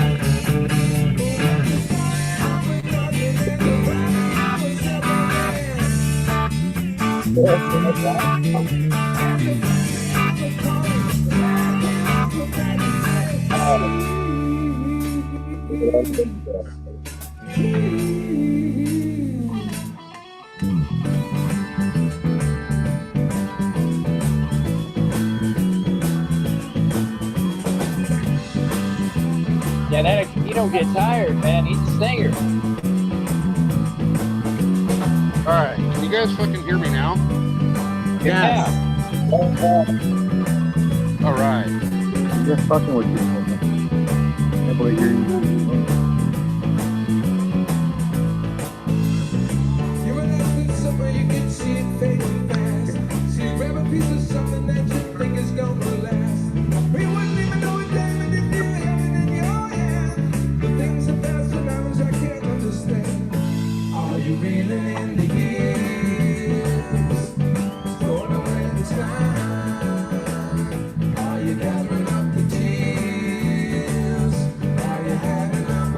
Number 2 coming. Thanks, Miley.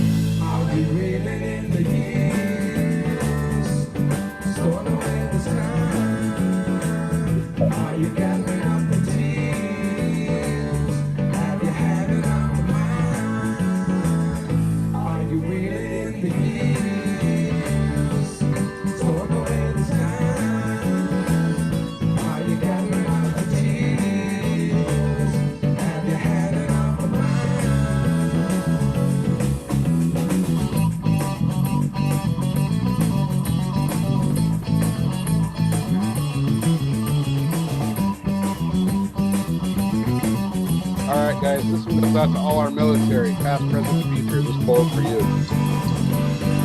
Yeah, here's that. Here's to that. From Mendo Loco, from our friend Mr. Smiley. Hell yeah.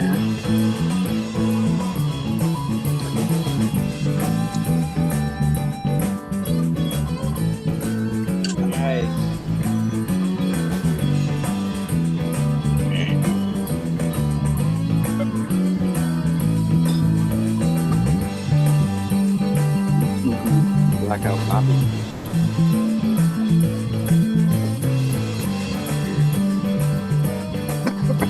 Or one arrow.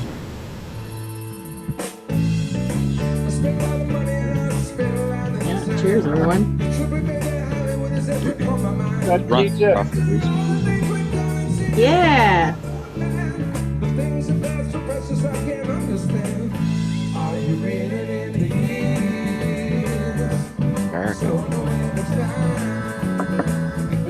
Who's coming in there, Eagle?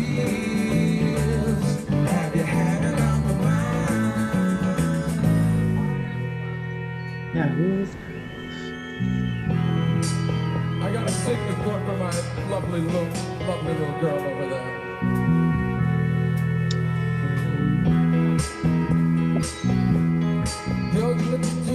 Musical family. I love it. Right? Hey, Green Fingers, did you get that package? Oh shit. She's on its way. She should be either here tonight or tomorrow. She hasn't called yet. You gotta understand, Kilowatt, she's the boss. Oh, I figured that out a while ago. I thought it was Sunday yesterday. So I thought I was going to see her on Monday, but it's barely Sunday today. I was like, what the fuck? I could have swore the other day, like that. I mean, not like that, but Green Fingers, I saw that you had a time clock on the wall.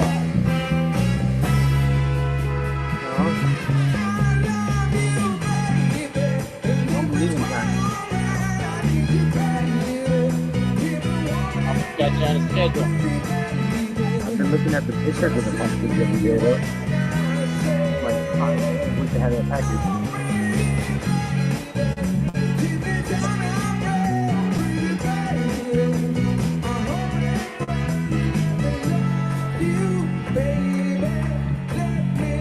Really good.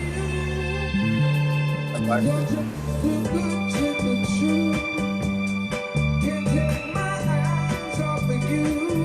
I guess I can do this.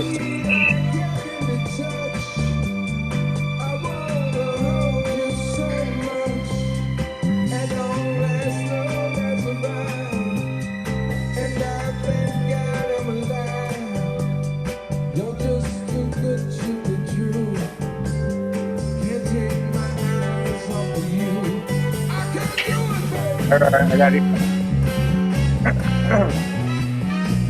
Could almost be a dab song, dude.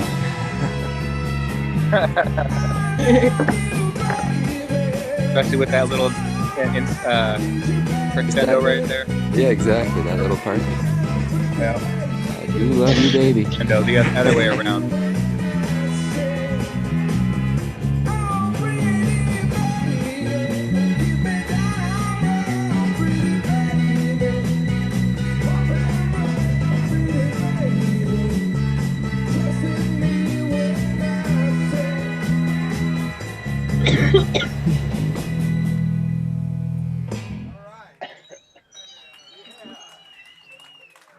Right on. Well, hey guys, I'm gonna cut out, go do a couple errands, grab some straw and fucking groceries and shit. So hope everybody has a great Memorial Day. I might be back later. All right, peace out. Hey, how about that, guy? Cheers, bro. Whoa. Hey, man. Later. Later. In a bit. Have a good one. Yep, later, Black Hat. Right. Well, I get the wedding singer when you can get the wedding bass player and singer. All right. What you got there, Green Fingers? Of course, this is a song that the wedding singer wrote. He's gonna play bass with us. I gifted some seeds away to a buddy. So All right. I got it all screwed up. That's I cool. got it a little screwed Yep. up, but you know what? Let's do our prayers. I'll move it up and see what it sounds like. It's real loud. So is this gonna go for 24 hours or just all night? Yeah. Okay, that's Till 10 Eastern. That's when they're cutting it off. Thanks, Leonard. We can keep going, but they're gonna stop. This is a song on Okay, a everyone new mute album, up. and he wrote it, and so I covered one of his songs. And I covered one of his songs Yeah. on my album coming out on June 3rd. So It's so incestual. yes, we're gonna steal each other's songs. Well, when So it's like they're DWC, can you make their screen? Can you pin their screen, or do I can do His it from stuff the is other on one when I get there? Spotify, and it sounds really good, man. Check it out. Check out the cover because I did the artwork. He on drew that it. as well. Yes, it's beautiful. It is. What's your kids?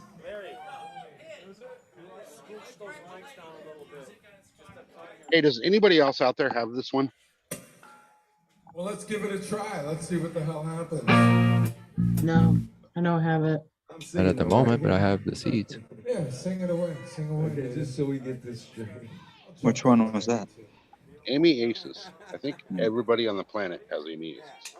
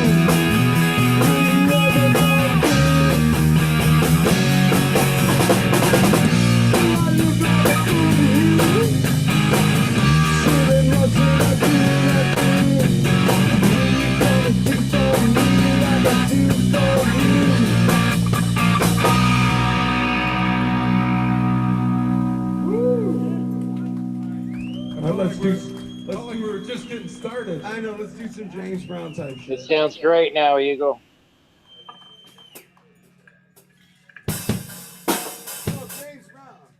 They sound great. D? Yo, the apple, is that what that is?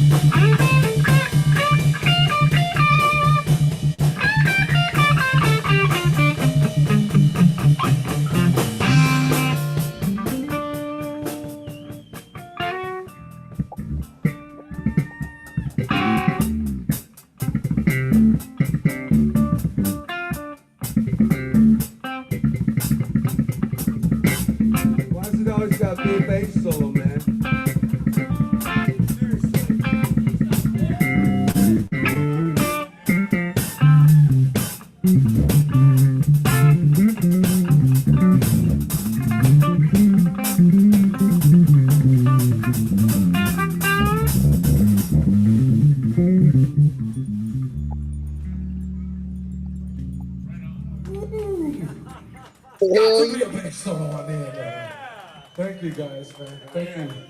I hand over that bass to Robert. I gotta stop for a little bit. Yeah, Bobby needs the bass, man. Turn that mic off. I'm gonna rejuice up here. But don't be joining in with you guys whenever I feel like this. That's what I'm afraid of. That's exactly what I'm afraid of. But don't worry, whenever the spirit moves me, I'm gonna jump in and do Which knob is this? These guys are fucking killing it. On the Killing spirit's moving me right now, I think. Awesome, man. They're making up for it. Ooh, I need a little more spirit, thanks. It'd be a fun time hanging out in that neighborhood. Sandwich? You think I need Xanax? Xanax or Sam? That's what you need. Ooh, some kind of animal dart tranquilizer thing. Dude, turn your thing down because that's just causing noise, bro.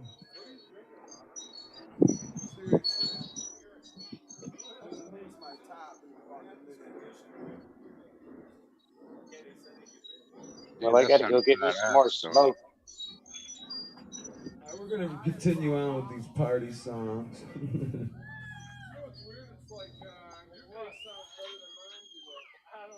Wow, the cheap bass sounds better. Sometimes.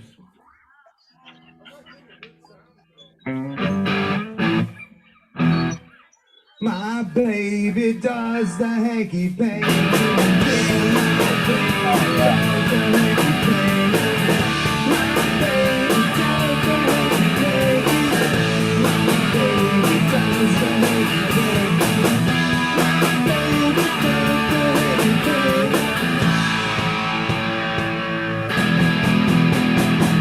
My baby does the hanky panky.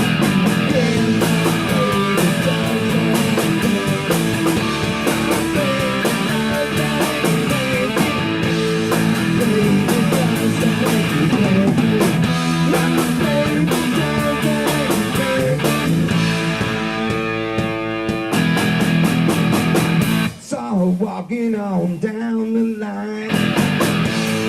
Saw her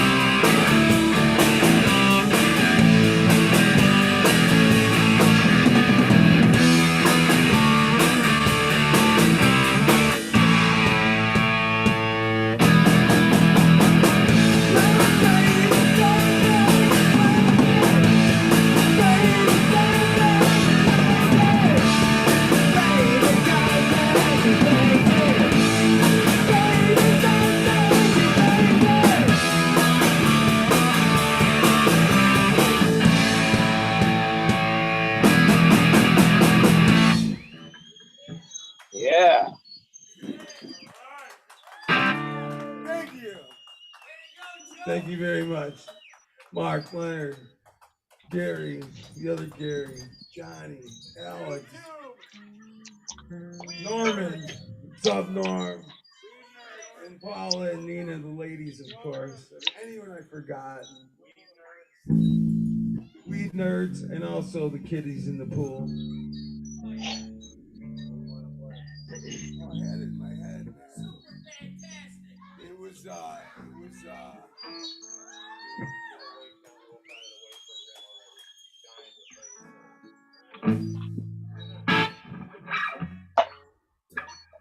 Three, four.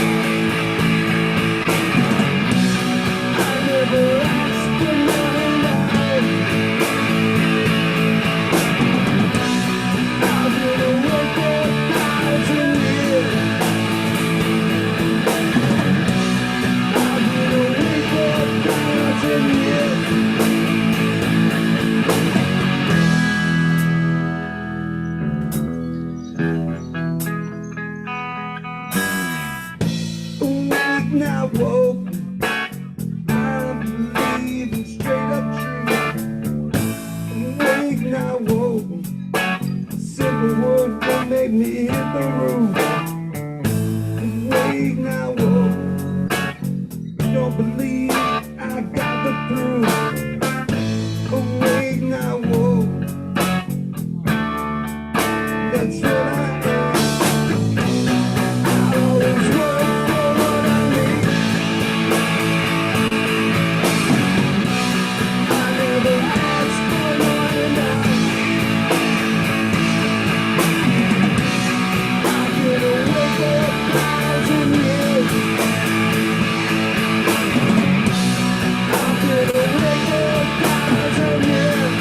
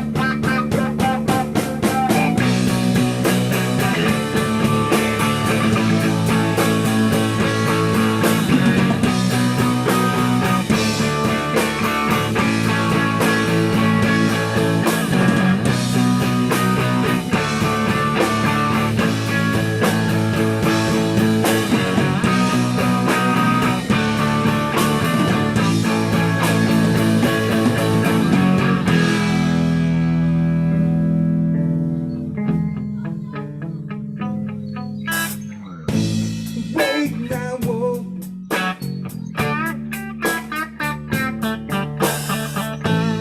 Wait, I woke.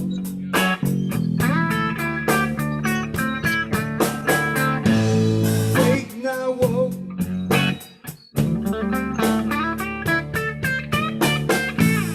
Wait, I woke.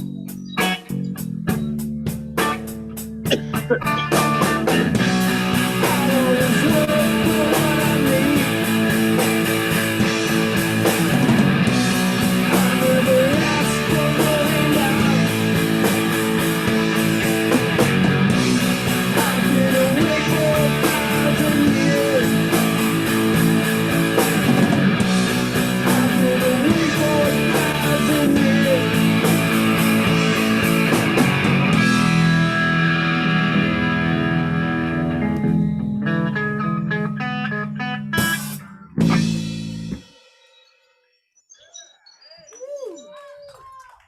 Yeah. Yeah. Thank you so much. Gotta be awake, but not woke. Thank you, honey.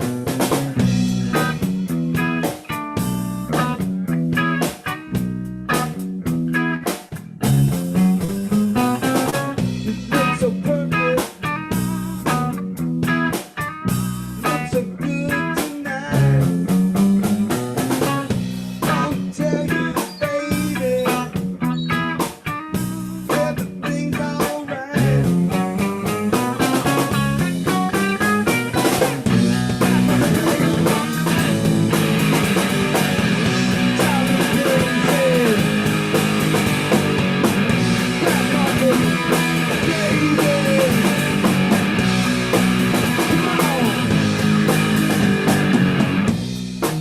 I'm real sorry for that, everybody.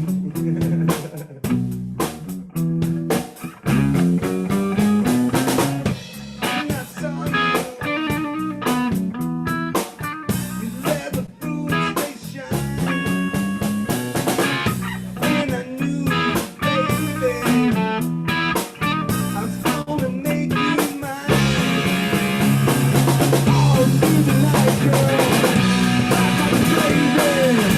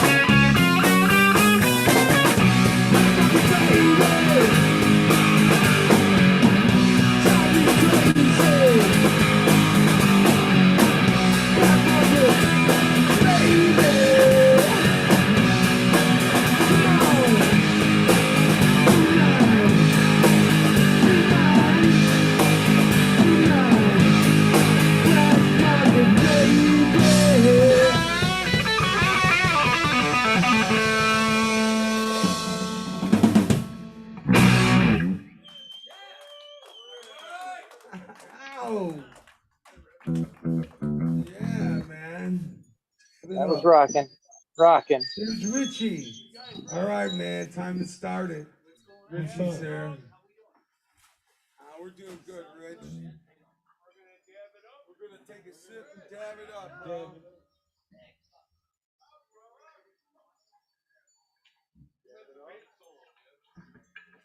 Yeah. Let him drink that. Okay. Cheers, everybody. Yeah, cheers. That's sounding awesome, man. Loving it.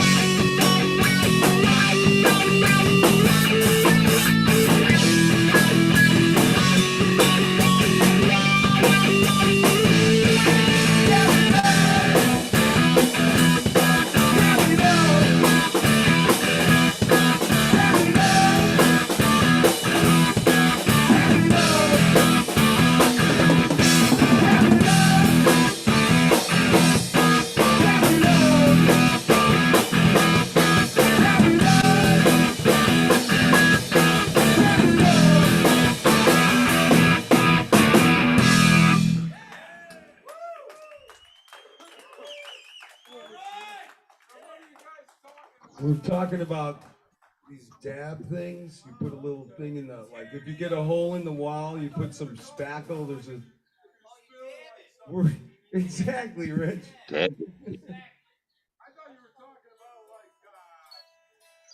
Yeah, yeah, dab. Yeah, Dab that's it it. with a towel? No, it's more like fixing the hole in the wall. Yeah, putting Hell the yeah. dab in the wall. Yeah, that's it. There's kids in the pool. Okay, Leonard.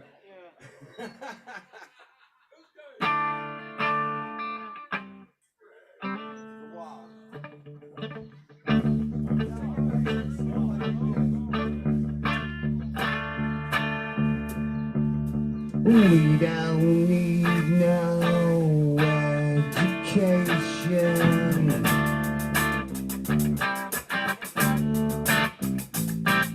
We don't need control.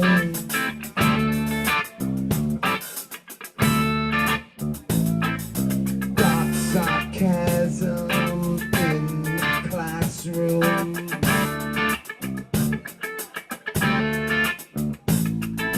Teacher, leave them kids alone.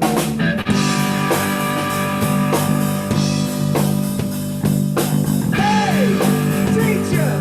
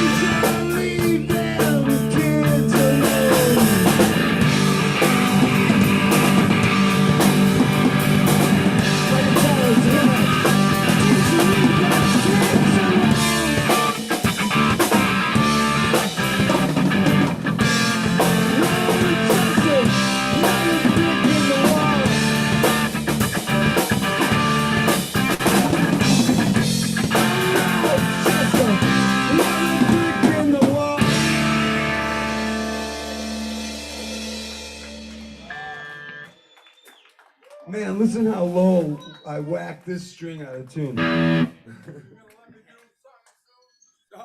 wasn't muted, Eeps. That's a great song for these days, man. What they're doing to our kids in school. I hope my mic wasn't leaking. I What's the blasted the rush, volume a bro? bit there.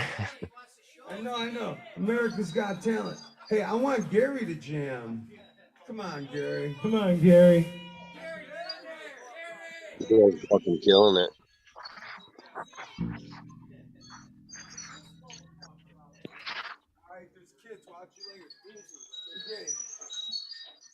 Here's a, Oh, that's awesome, man. You're doing a great job.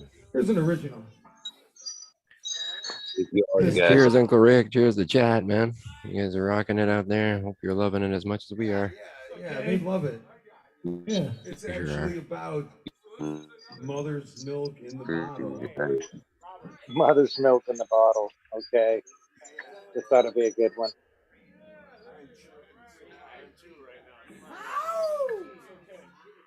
By the way, the band is feeling great, and we're kind of Oh, yeah. in case anybody cares. They're shrooming great. Okay. Yes, sir, Stoney. Rocking it.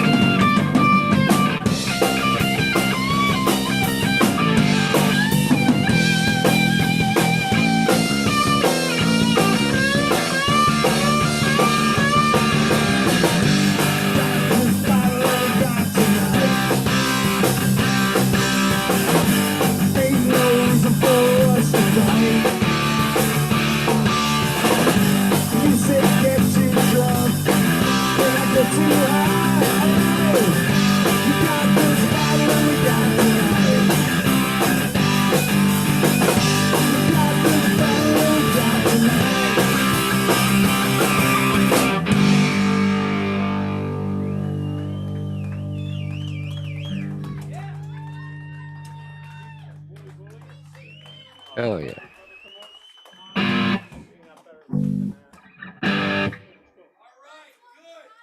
Thanks, Slender. Hey, all you kids and everybody over there, especially on the table, and Richie looking at his phone and shit.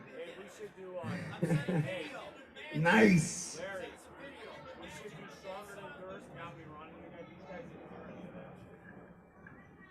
That was jamming. We're gonna do a quick repeat of something I really messed up before. You guys got someone. I ate some pizza with something. Been fucking awesome. Really. Super fucking awesome. I'm actually sending the fucking link to it. This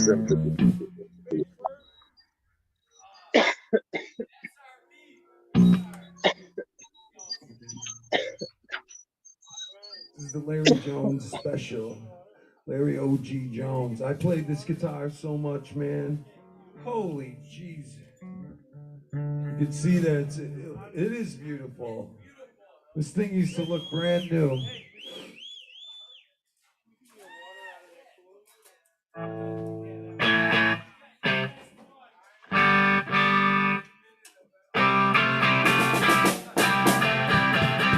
And it sounds like Keith, too. This is my Keith Richards special.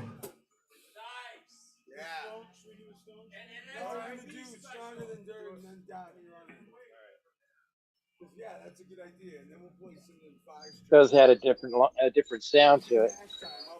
Sounds awesome. Ready? All right, Nick. Hey, Nick, we're gonna do 3 and then you can go. I'm gonna play bass on one before the last one though. You're gonna love this.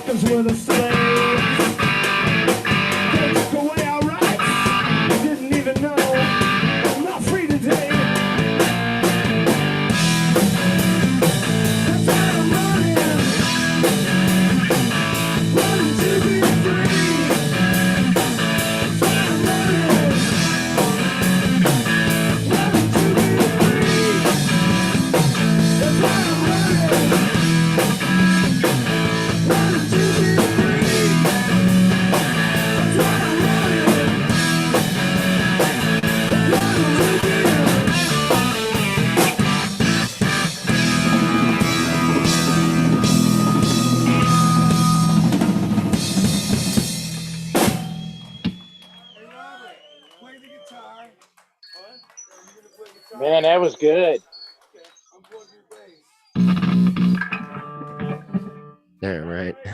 I love that Boys song. are tearing it up. Much better than the first part. Much, much better. Glad we got the sound fixed. Yeah, it's making up for it. You know what I mean? I'm pretty That's sure worth the the wait. first part was pretty killer. It just sounded, you know, we didn't get the sound, but this is great rock and roll here, man. Oh yeah. That's what I'm talking about. Live and learn, guys. We live and learn. We learned a lesson Hey, today, you know, right? Right? We Hell learned a yeah. lesson. Blame it on the shrooms. No, exactly. I think that's exactly what happened there. Little That's shroom what I action think there. happened. I think there was Blame just right a on little. this guy. This is Well, a lot I of times should've- when things go south, it's hard to bring it back around. So You're raring to go. There's nothing stopping the train. yeah, Especially when you're on the shroom train, you know. Worked out. It's all good. it was just a long sound check, the first part. Right? We had fun with it.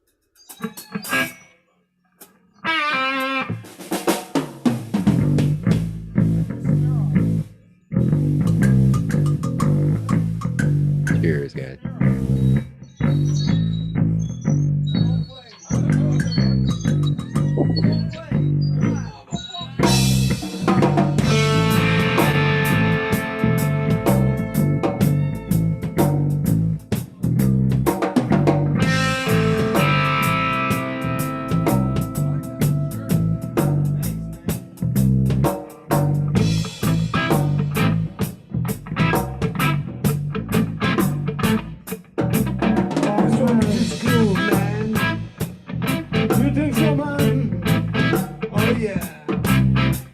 What time is it, man? I think it's time, man. You know it. About the hatch time coming. Talking about hatch time coming. Hatch time coming. We'll get it down in a minute.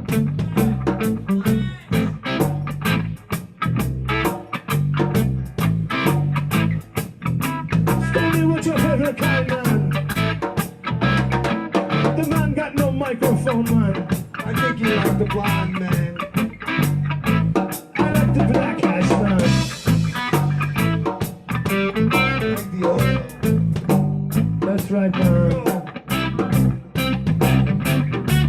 Talk about the hashtag coming. Talk about the hashtag coming.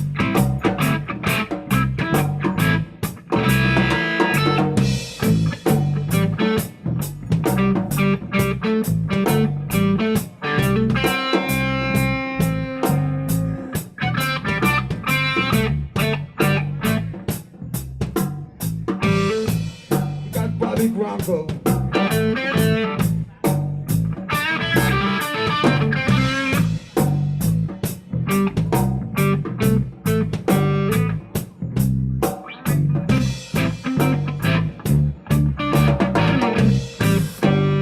It's a shaman. Talk about hashtag coming. Talk about hashtag coming.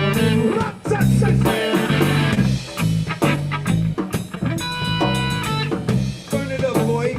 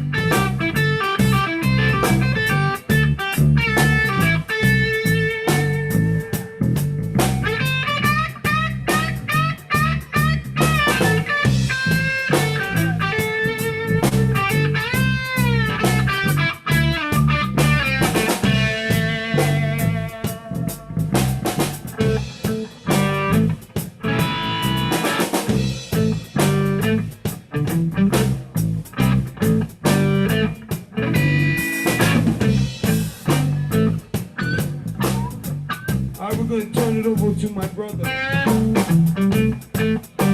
So we can actually do something.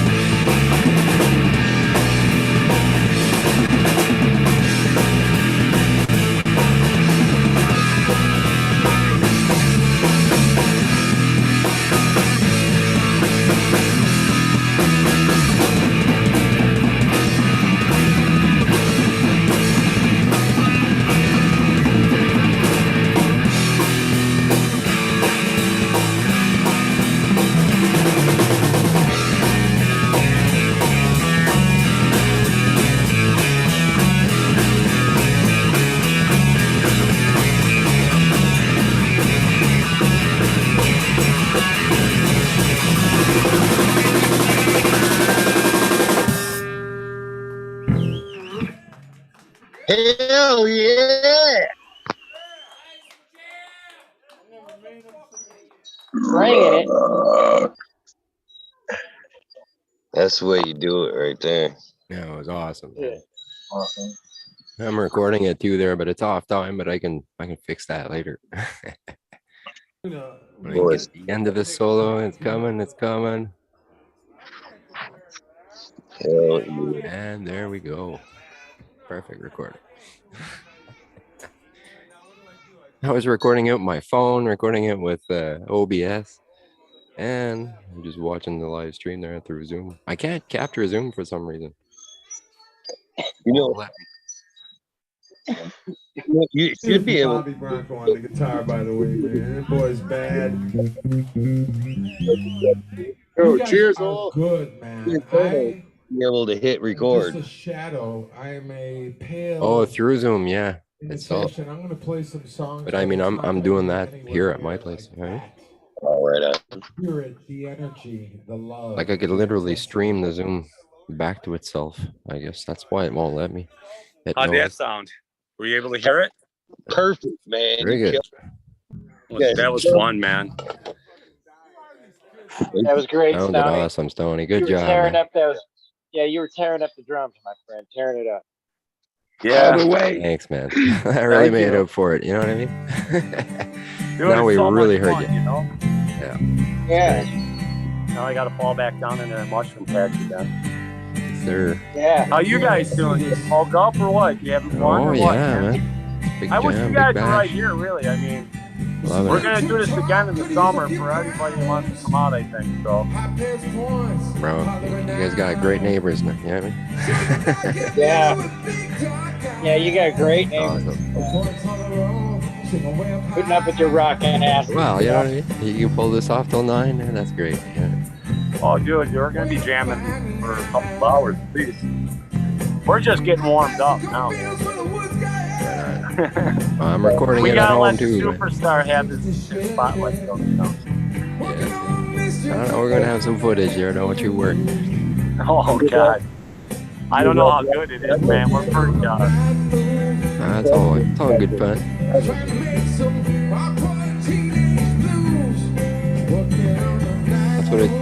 That's what it's all about. Live off the floor, and you get the feel. You know? Not really about the errors. No, it's fun, man. It's the energy. It's all about the energy, man.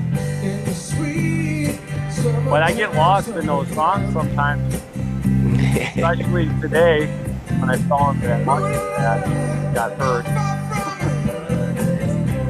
It makes it a little more weird, you know. You get sucked into the whole thing, and then you lose where you are, like all kinds of things. Like I don't even know where I'm at. I'm in like another dimension, man, by myself, just hanging out.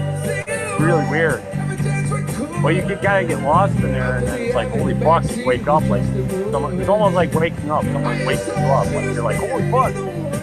Oh my God, we're coming up to that part of the song. I almost missed it, you know. It's fucking weird. But I mean, you don't have to be high. That, you know, really playing. Just being high makes it.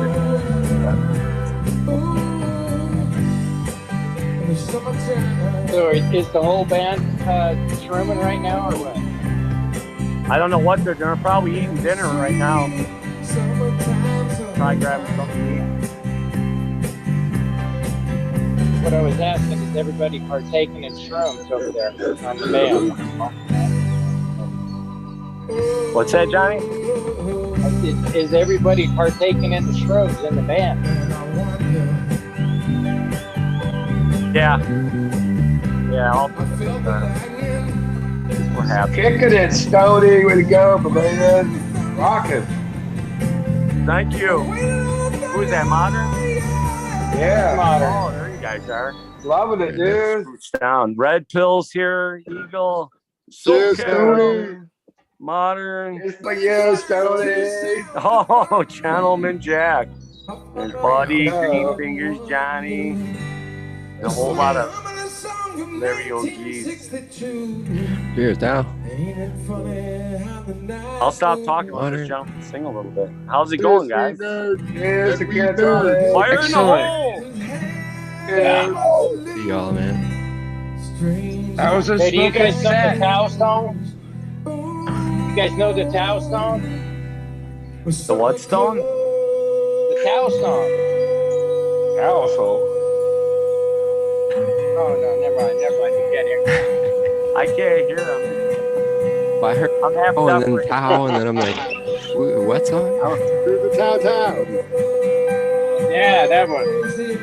Oh, I think Oh, Tao Tao, that song there. Oh shit. For Tao, yeah, I did. That was fucking right.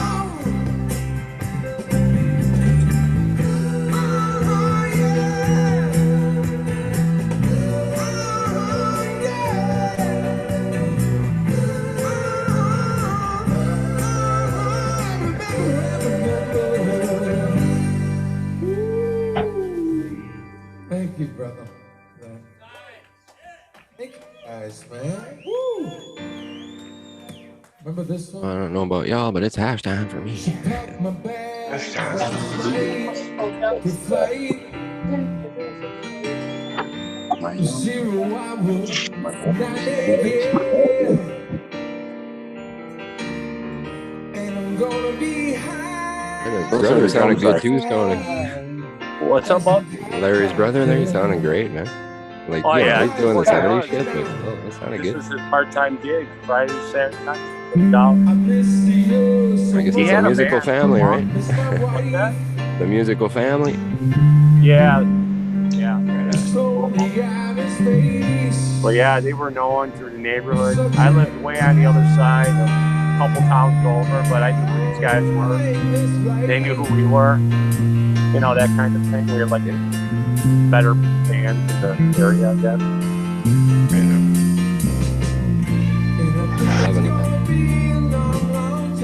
I need to hop in that pool and cool off. I'm thinking about it right now. I actually got the phone up again and fucking back almost out of power, so. Hop in the pool. Oh, I'm jumping in there, Connor. Don't worry about that. Finish the cigarette and it's go time. I saw you last night and I was thinking, yeah, tomorrow. There you go. That was this morning, wasn't it? I guess so. Not when I saw you.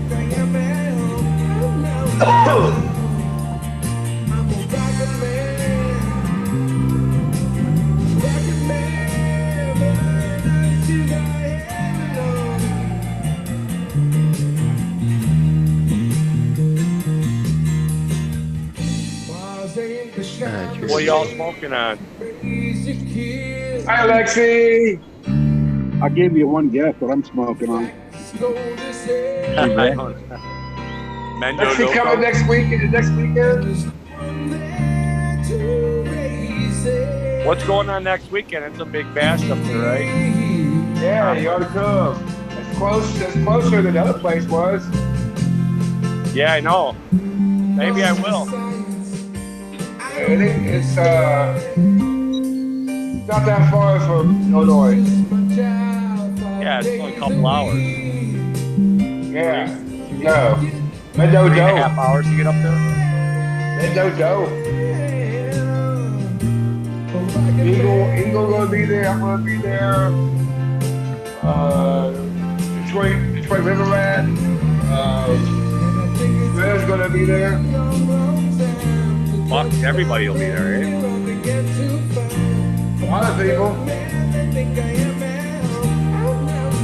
Maybe I should bring the band with set up in the parking lot. There you go.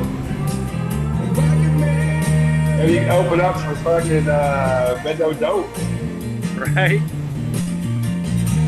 Maybe do one of them rock rap songs with them. Yeah, I'll be back a little bit.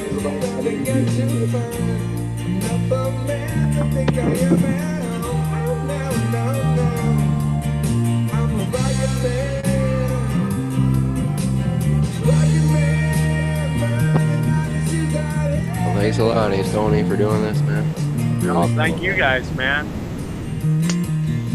Thank you. It's kind of fun, I thought. To hang out, party, and listen to some live shitty music.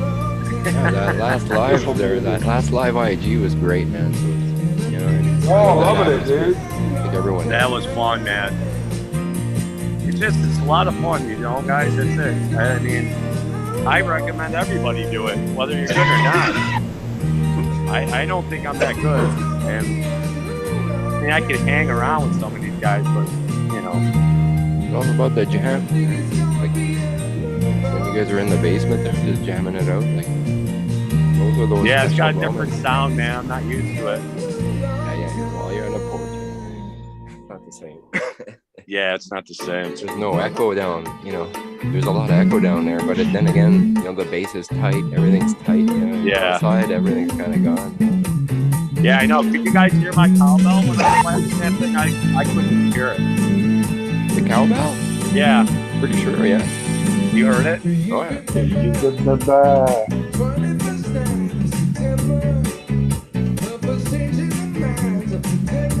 Cowbell. No, I mean when I was playing. I was just wondering, 'cause I couldn't hear it. I'd have to listen back. My volumes are low there, so I don't bleed. Yeah. I don't want to put the I gotta earphones on. plug this in, guys. All right, I'm gonna have to hop off for a minute or two here. I gotta plug this in. Look at Modern, go, baby, go! All right.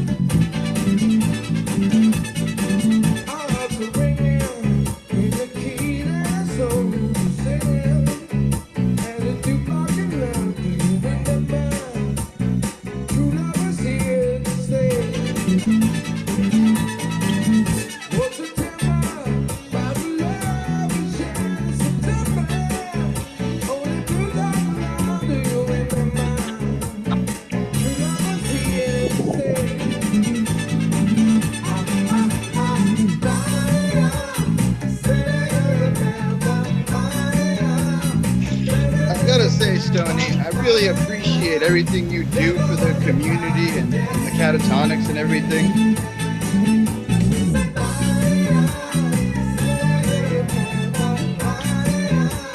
Yeah, I second that. Here's to that.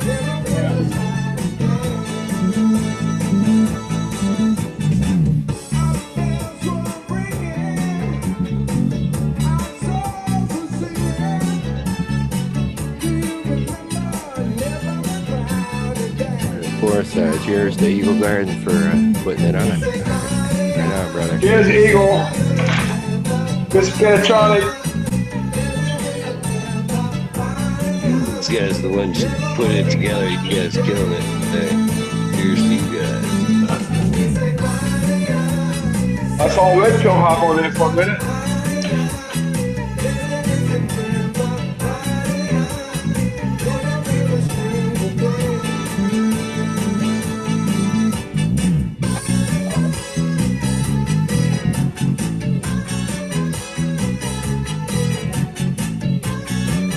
What are you guys smoking on? You guys growing? Anybody growing out today? Yeah, I'm smoking on the Mendo Loco and the orange mustache.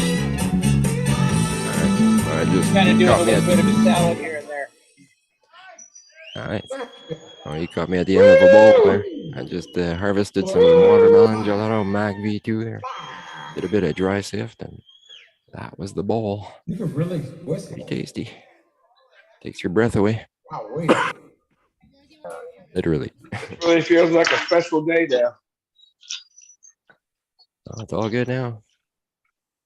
Thanks, Tony. Thanks, Larry.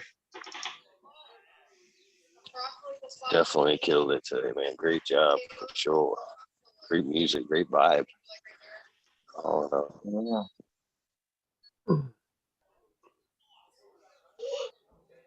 Imagine every weekend being like that. Eh? That's just all. It's like living on Get it. a resort beach or whatever. You know what I mean? You're in the tourist area all the time, All right. kind of thing.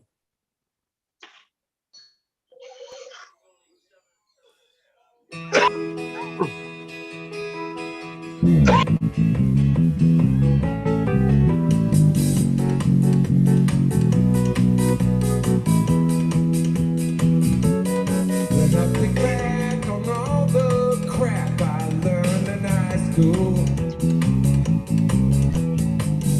it's a wonder I could think it all. But my lack of education hasn't hurt me none. Okay, you're looking for a special treat. You don't know it yet. Daughter Courtney. Couple of shout outs. So, cheers, everyone. I gotta go. But just go around and check you guys later. All right, man. Cheers, man.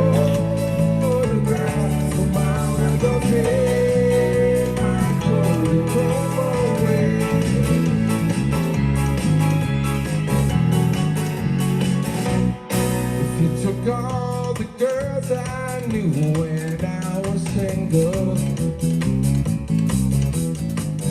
put them all together for one night. Come here. Oh. Hi. I didn't know you were live. Done. What's up, Lexi? Cheers.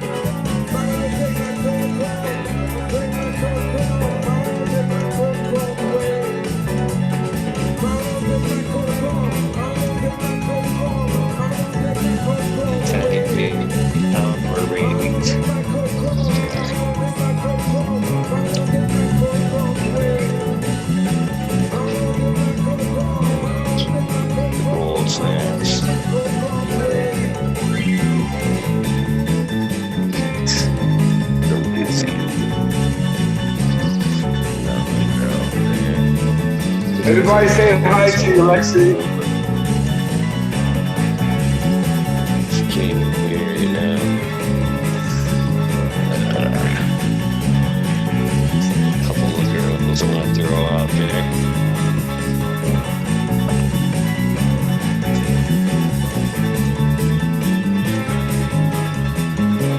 They're getting ready to fire back up. Thank you. How can I Yeah, I think you're blind. Right? when there are few words I can choose?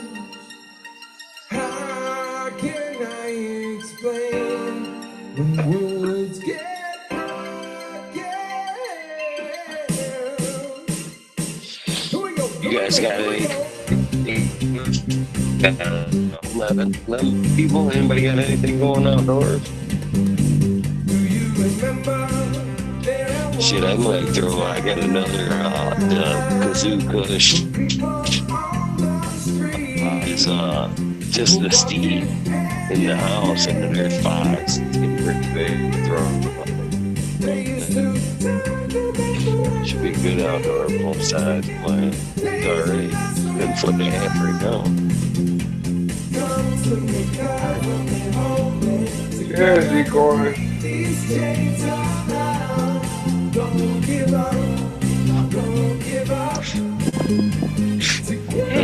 Nothing for me outdoors. All indoor. Yes.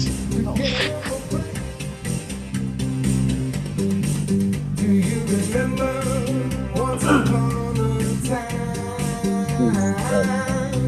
There were open doors, an invitation to the world. We're falling in, my sisters and my brothers. Come to me, cover me, hold me together. We'll break these chains out now. Don't give up, don't give up. Cheers, Mr. I got a Westport. tomato. Cheers. How are you guys doing? Freaking party. Tell us about Amsterdam, brother.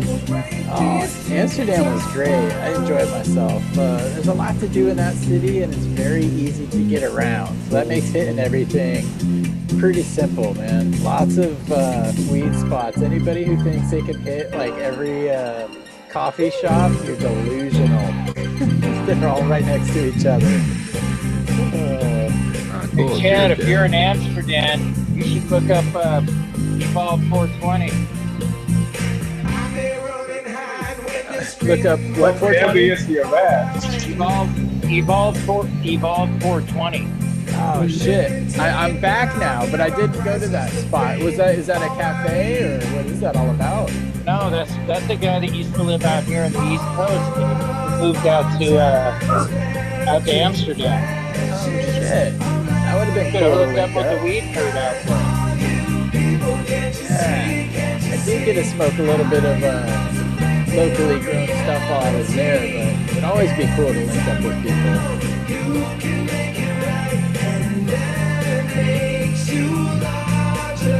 Are we listening to Backstreet Boys right now? I think we are. Nice. I'm with it. We're covering all bases. Yeah, he's covering everything. He's a cover band there, you know. I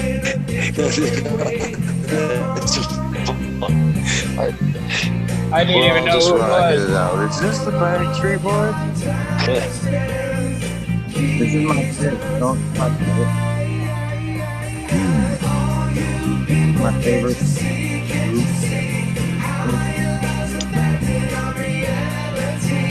I've never even heard these kids. I was kidding, but nobody fucking laughed.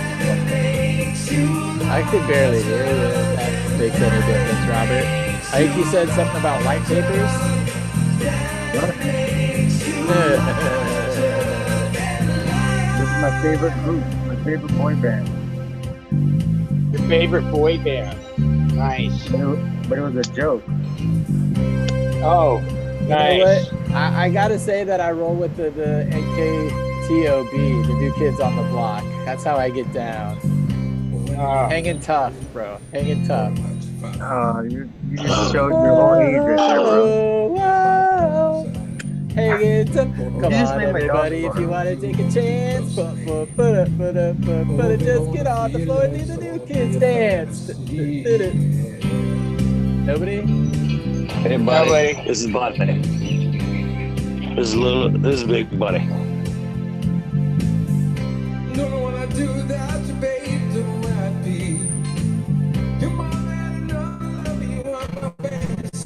So does Big Buddy chase the balls? Yeah, he's been chasing the ball all day. Nice.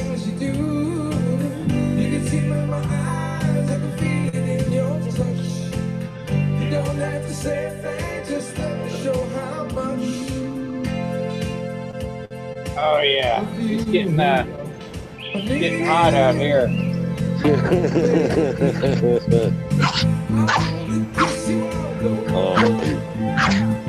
Alright. Oh, somebody's talking. Somebody's talking. Oh, yeah. He can be demanding. He's a little. Yeah, let it. I'm gonna put him on speaker. Let him.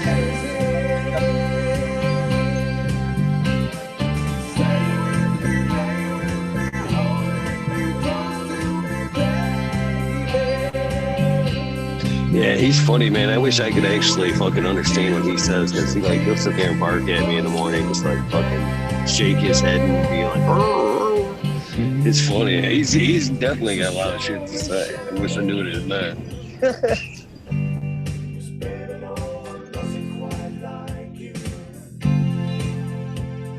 I love you. I need you.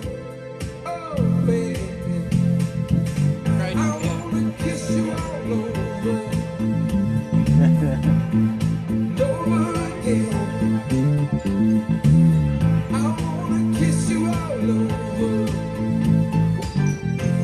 Till the night closes in. Everybody hit the high note. Funny. Till the night closes in. Come on, everybody. It came too fast. I was gonna join that.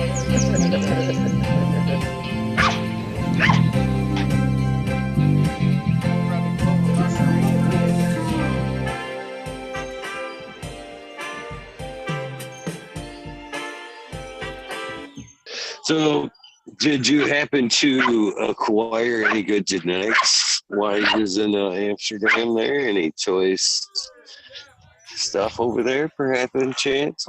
Like hashish, maybe? Some good hashish for sure. A few things may have found their way back with me.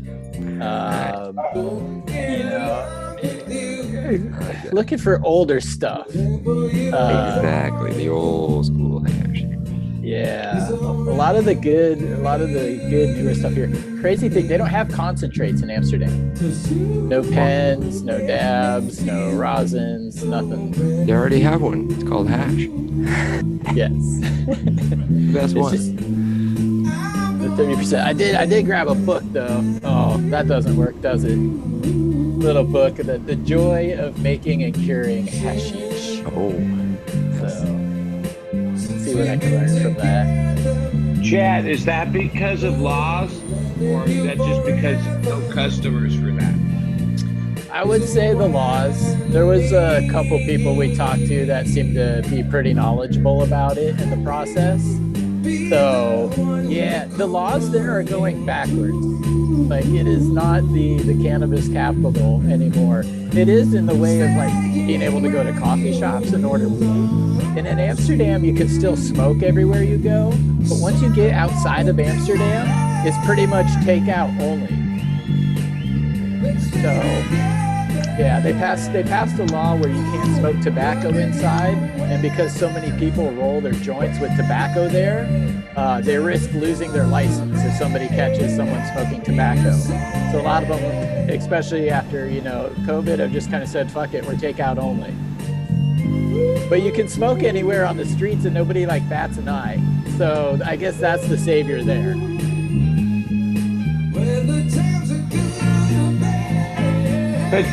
So why isn't there any like high percentage concentrates on the market there? It's one, it's not legal, but two, I don't think the market wants it there. Most people there will mix their weed with something and smoke it in a joint form. There's a couple times where we just had, you have to order pure joints, otherwise you're getting a joint mixed. But so we like passed pure joint to someone and they hit it and they're like, whoa, no, thank you. So it'd probably be too strong for them, but there definitely are. I ran into quite a few people who only will smoke hash. They're not really flower consumers. All they smoke is the hash. But I do find there.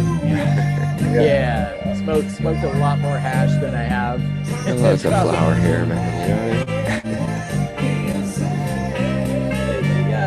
The flower's decent there, but it's funny, every place you roll into has a Cali strains menu.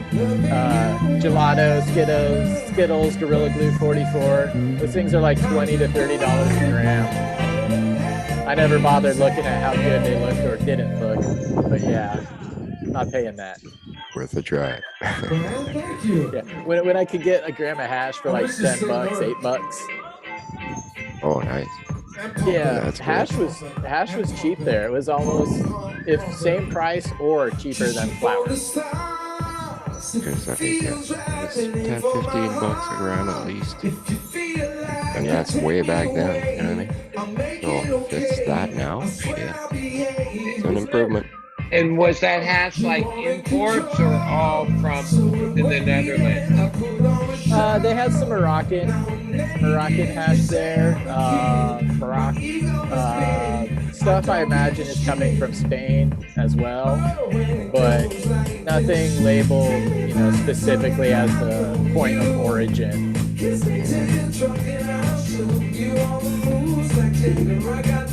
Oh no.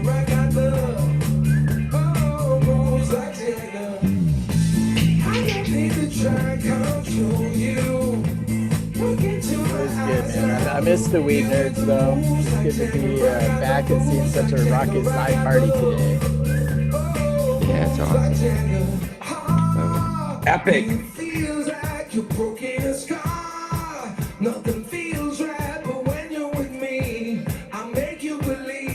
I'm hoping you're feeling, I hope your recovery is going well, Johnny. I'm sure you guys have covered that here, but I just want to say I hope it's going well for you, buddy.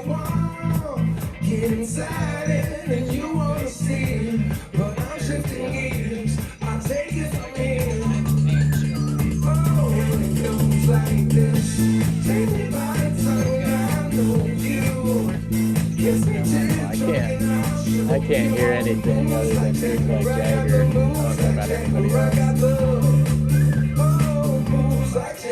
That's mostly the jam. You can see him in the little square there, top right, on YouTube.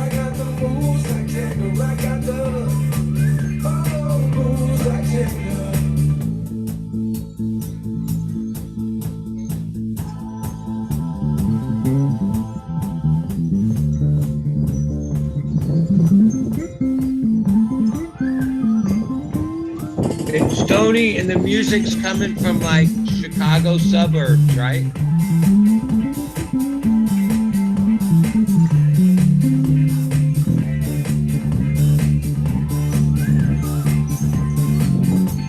Not sure, but he's playing drums right now. Can't hear.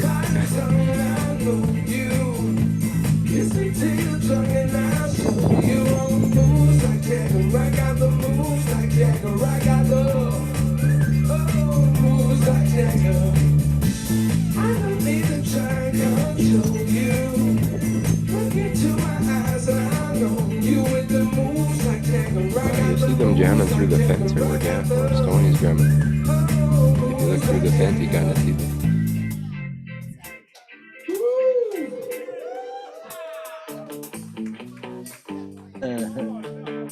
Should I do this one? Jesse is a friend. Yeah, you know, was a good friend of mine. When it seems so strange that it's hard to compute, 'cause he's got himself a girl and I wanna make her mine. Yes, she's watching with those eyes, and she's running with that body, I just know. And she's holding her in his arms late, late at night. Come on, you know I wish that I had Jesse's girl. I wish that I had Jesse's girl. What kind of mind don't open like that? Play along with this charade. You know, there doesn't seem to be a reason to change. No, I feel so dirty when they start talking cute. I wanna tell her that I love her, but the point is probably moved. And she's watching with those eyes, and she's looking with that body, I just know. And she's holding her in his arms late, late at night. Come on, you know I wish that I had Jesse's girl. I wish that I had Jesse's girl. What kind of mind got a woman like that? Jesse's girl. I wish that I had Jesse's girl.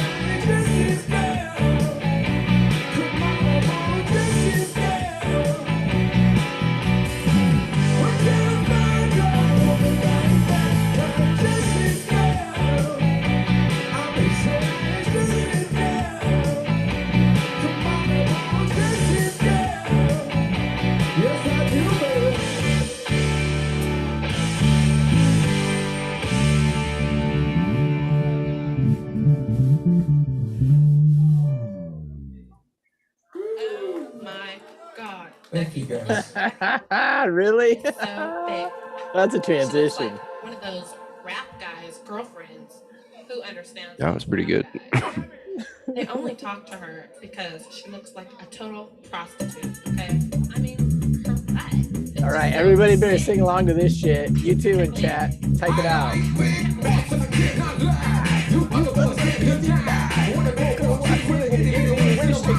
In your face, you get sprung. When they jump up front, but you go to that fuck was stuck. DJ swear it. I'm booked, but I can't stop scared it. Oh, baby, I wanna get with ya and take your picture. My homie tried to warn me, but the money you got making me so horny. Ooh, about smooth skin. You say you wanna get my biz? Well, use me, cause you ain't that average groupie. I see him dancing, hell with romancing. She sweat. Like it's Stoney. Yeah, Stoney knows it.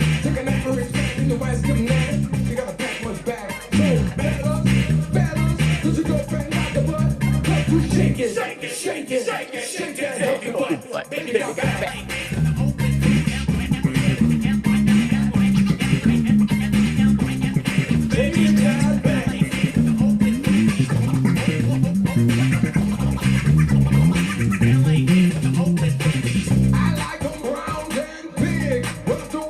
I like the vibe that's gonna come from this. Now here's my scandal. Wanna get you home and double up. Ain't talking about Playboy, cause silicone pops to make the toy. I want them real thick and juicy. Damn that juicy double. Makes a lot of trouble. Looking for a piece of that bubble. Now I'm looking at rock videos. Rock deep bimbos walking like hoes. You can have them bimbos. I keep my woman like a flojo. But to your sister, I wanna get with ya. I might cuss and hit ya. But I gotta be straight when I say I wanna. Still look great. What they got going on? I still don't like this song. You gotta hit it quick. And I'd rather stay play. Cause I'm wrong and I'm strong. And I'm down to the friction on. So, ladies, you wanna roll mine with ladies? Turn around, stick it out. Even white boys got to shout.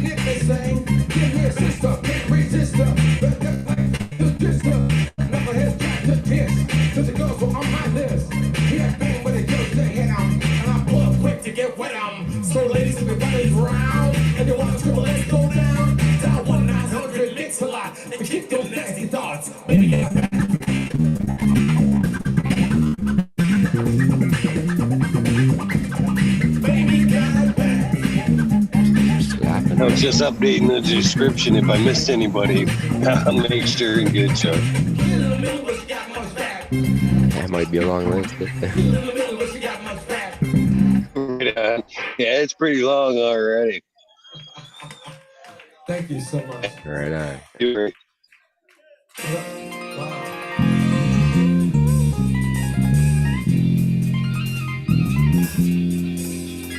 going down on some props over here. I didn't think you guys wanted to watch.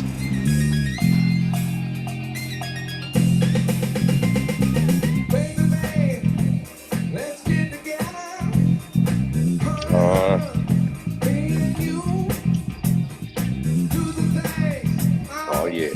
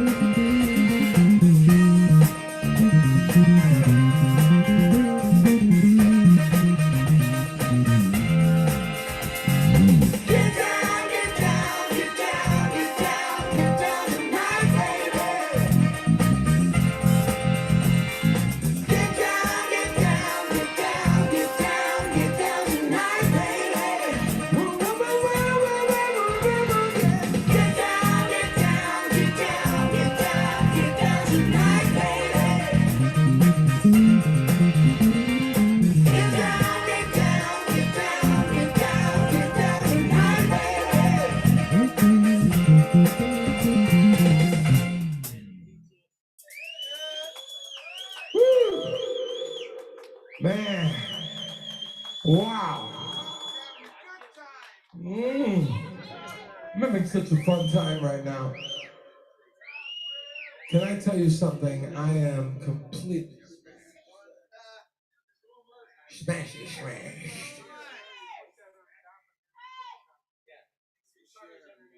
Can I share something with the whole neighborhood here right now?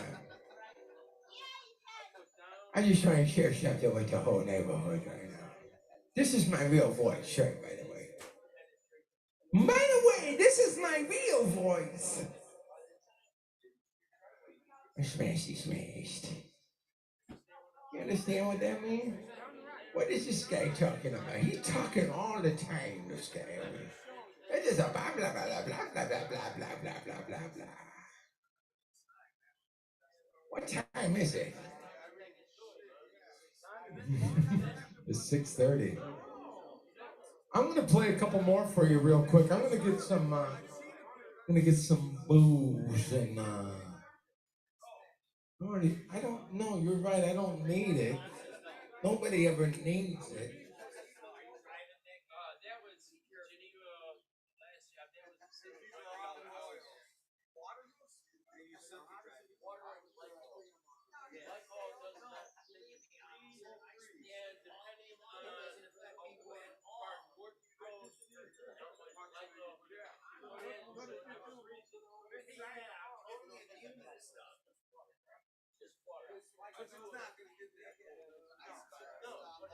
Dab time.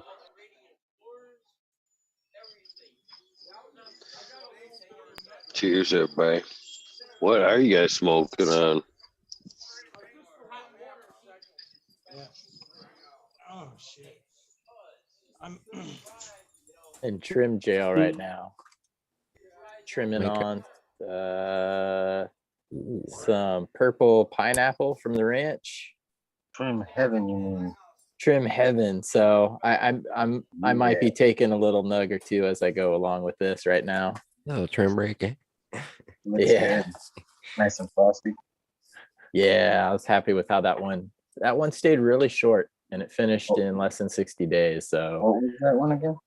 purple pineapple. It was From is from the ranch. So it was Pina F4, which is from Mean Gene times pineapple. nice. Or no, Pina F. I'll have to look at the pack. Yeah. It sounds good anyway. Or Yeah. look good anyway. Thank you, It man. sounds and look good in both ways. It Thank looked better than I didn't know what it was, so I needed to find out. Yeah, I hope to get to smoke some soon. Some cured stuff.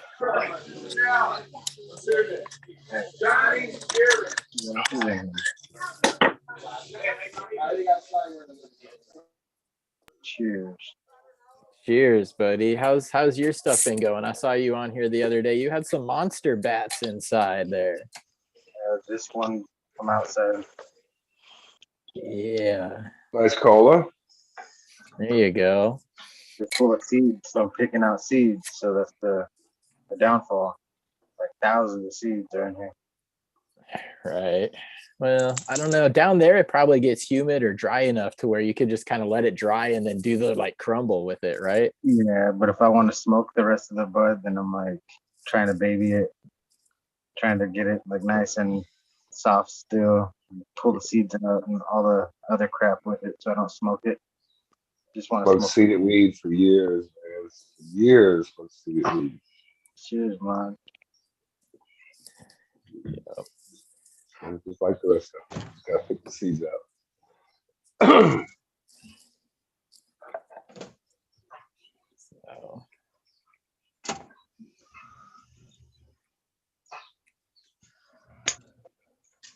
I got some stuff Cricket. here now dryer. What's in there? I said I got some stuff in the herbs now dryer Nice. that I What- took the DOA. Let me oh, I did spin it around. Let me turn off that fucking background.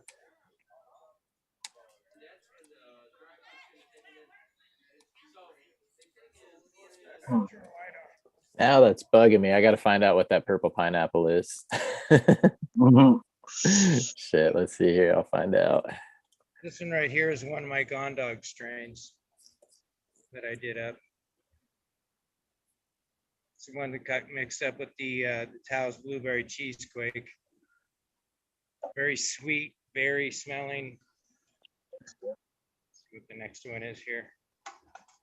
Next one is my Kamala Brownie, which is Afro Overdrive mixed with jelly bean. See all the sticks on the top? I leave those on there so that I can come in and snap those. When I can snap a nice big stem like that, then I know that it's done. Good idea. Nice. Let's see. Green Fingers. It's a purple Urkel times the Pina F4. So the Pina F4 was from Mean Gene. And then I forgot where he got the purple purple Urkel clone. Okay. Yeah, I was gonna say that's only real purple Urkel's the phone, right? Yeah. Yeah. So I remember I was looking forward to that one because my wife, she has like sciatic pain, and like purple Urkel, Granddaddy Purple, those really seem to help her. So that's why I was like, all right, it's got to cross. You source your stuff very well, so it's probably as close as I'm gonna get for now. I'll try it. This is my my couch lock right here, my DOA. The one I put Can you together. call that one? Couch locked. Nice looking one. Have you had a chance to smoke the DOA yet? Not this one here, no. But I've Okay. smoked. I've smoked a couple other different phenos of it, and it was very good. Cool. That's good to hear. Yeah, real dense, crystally buds. This one here was way frostier than a lot of the other ones, which was really nice. You know. Yeah. Very nice.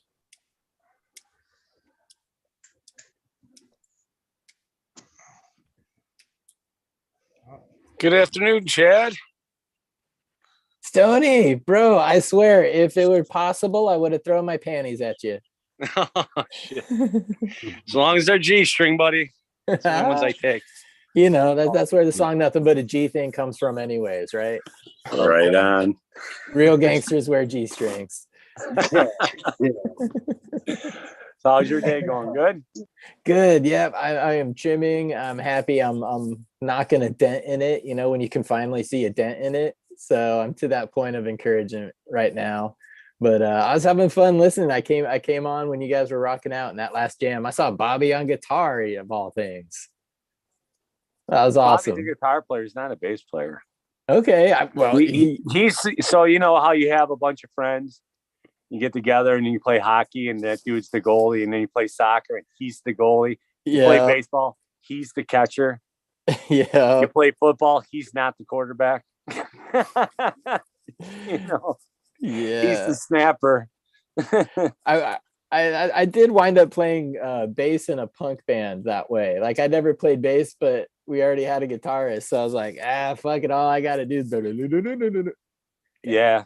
It worked out. It's a punk band. You don't expect a couple much. of notes, just as long as you can go fucking as fast as you can for like 2 minutes straight. Tune down. Yeah, that's a proper. That makes more sense, yeah, because he was just nailing everything last time they're on live. Well, just now, right? So, yeah, it's pretty good. Yeah, it's a different vibe today. I don't know what's going on. It's been actually the last couple of times we've jammed. I don't know, something's changing. Larry doesn't want to write political stuff anymore. He's found God. Now he's on a mission from God. So we might be doing some Bible tunes next, guys. Stay tuned. This could get really exciting. Hallelujah. Oh, well, it's funny because I just started a channel called Church of DWC. Oh my Dank God. Weed Nerd Culture. Larry OG's your pastor? I think so. I'm hired. Oh man. God save us all. I'll show up at That's that awesome. mass. No. I love them. Sometimes it's a pain in my ass, but that's this job though, to be a pain in the ass. Oh man. Oh. Shit. Blame it on Bobby. Oh, that always his room looks fault. familiar. So that's just upstairs from where you guys usually jam? Yeah, this is the basement I'm in right Yeah. now. So everything's I recognize the tile.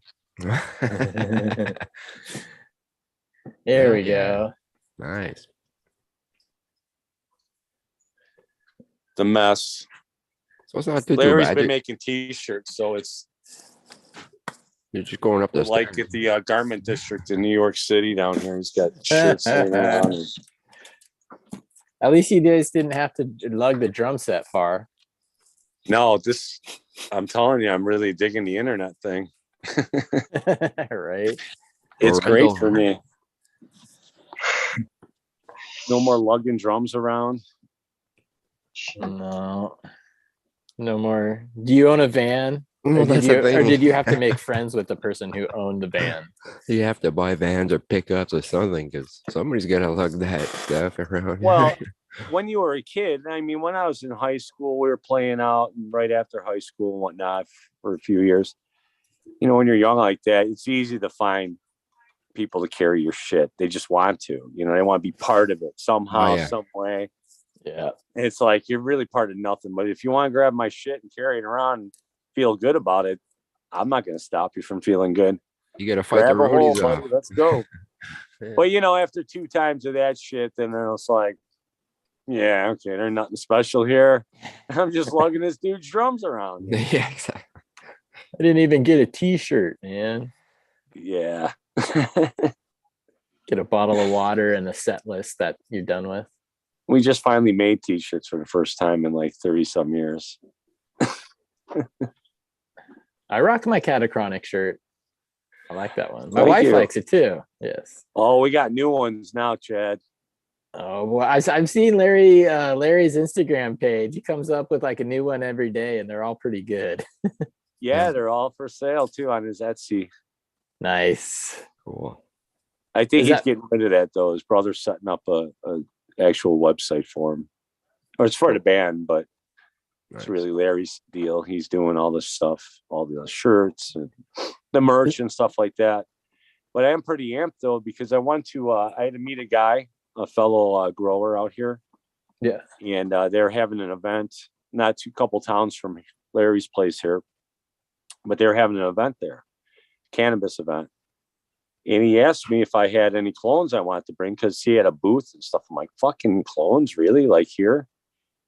And I'm like, yeah, no, I didn't have any anyways. But so I went over there today, met up with them, just check it out. And I thought it would be like really like 4 or 5 little tents, with, it'd be like the dude from, I forget that company.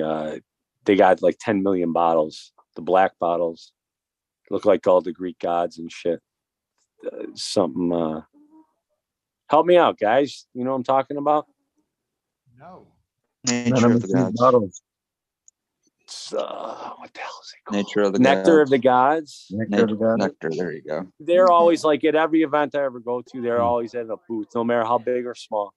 But anyways, I went there today, and as I pulled in the parking lot, man, there are fucking people walking out of there with fucking 1 foot tall plants. Holy So yeah, I was like, wow, okay, That's a clone. Yeah, and then I pulled in there and I saw there were like 20 or 30 tents, and there were people set up and they were selling edibles and everything else. So I'm like, fucking hey, it's like Michigan go time. So yeah, next month I'm gonna have a booth there and everything. Oh, hell yeah. Why not? Dude, No one's clones? stopping you. Clones are Right? easy money, dude. Couple Easy flats money. of clones would go easy. Look, man, I'm from the 70s and 80s. I never thought we were gonna have this kind of shit ever. Not in this state ever. Not unless, well, that's wrong. I knew they would do it eventually if everybody else does, because they're going to find a way that they could fucking steal the most money, because we are the most corrupt state in the entire country. We got everybody beat. Usually the pattern is that, some cool things start happening, like we get an inch, but we take a mile, and then all of a sudden it becomes so many people taking advantage of, that then there's all of a sudden regulation on it. You give an inch and they take a mile. You know what I'm saying? Baby steps. Right. Yep. 100% get it.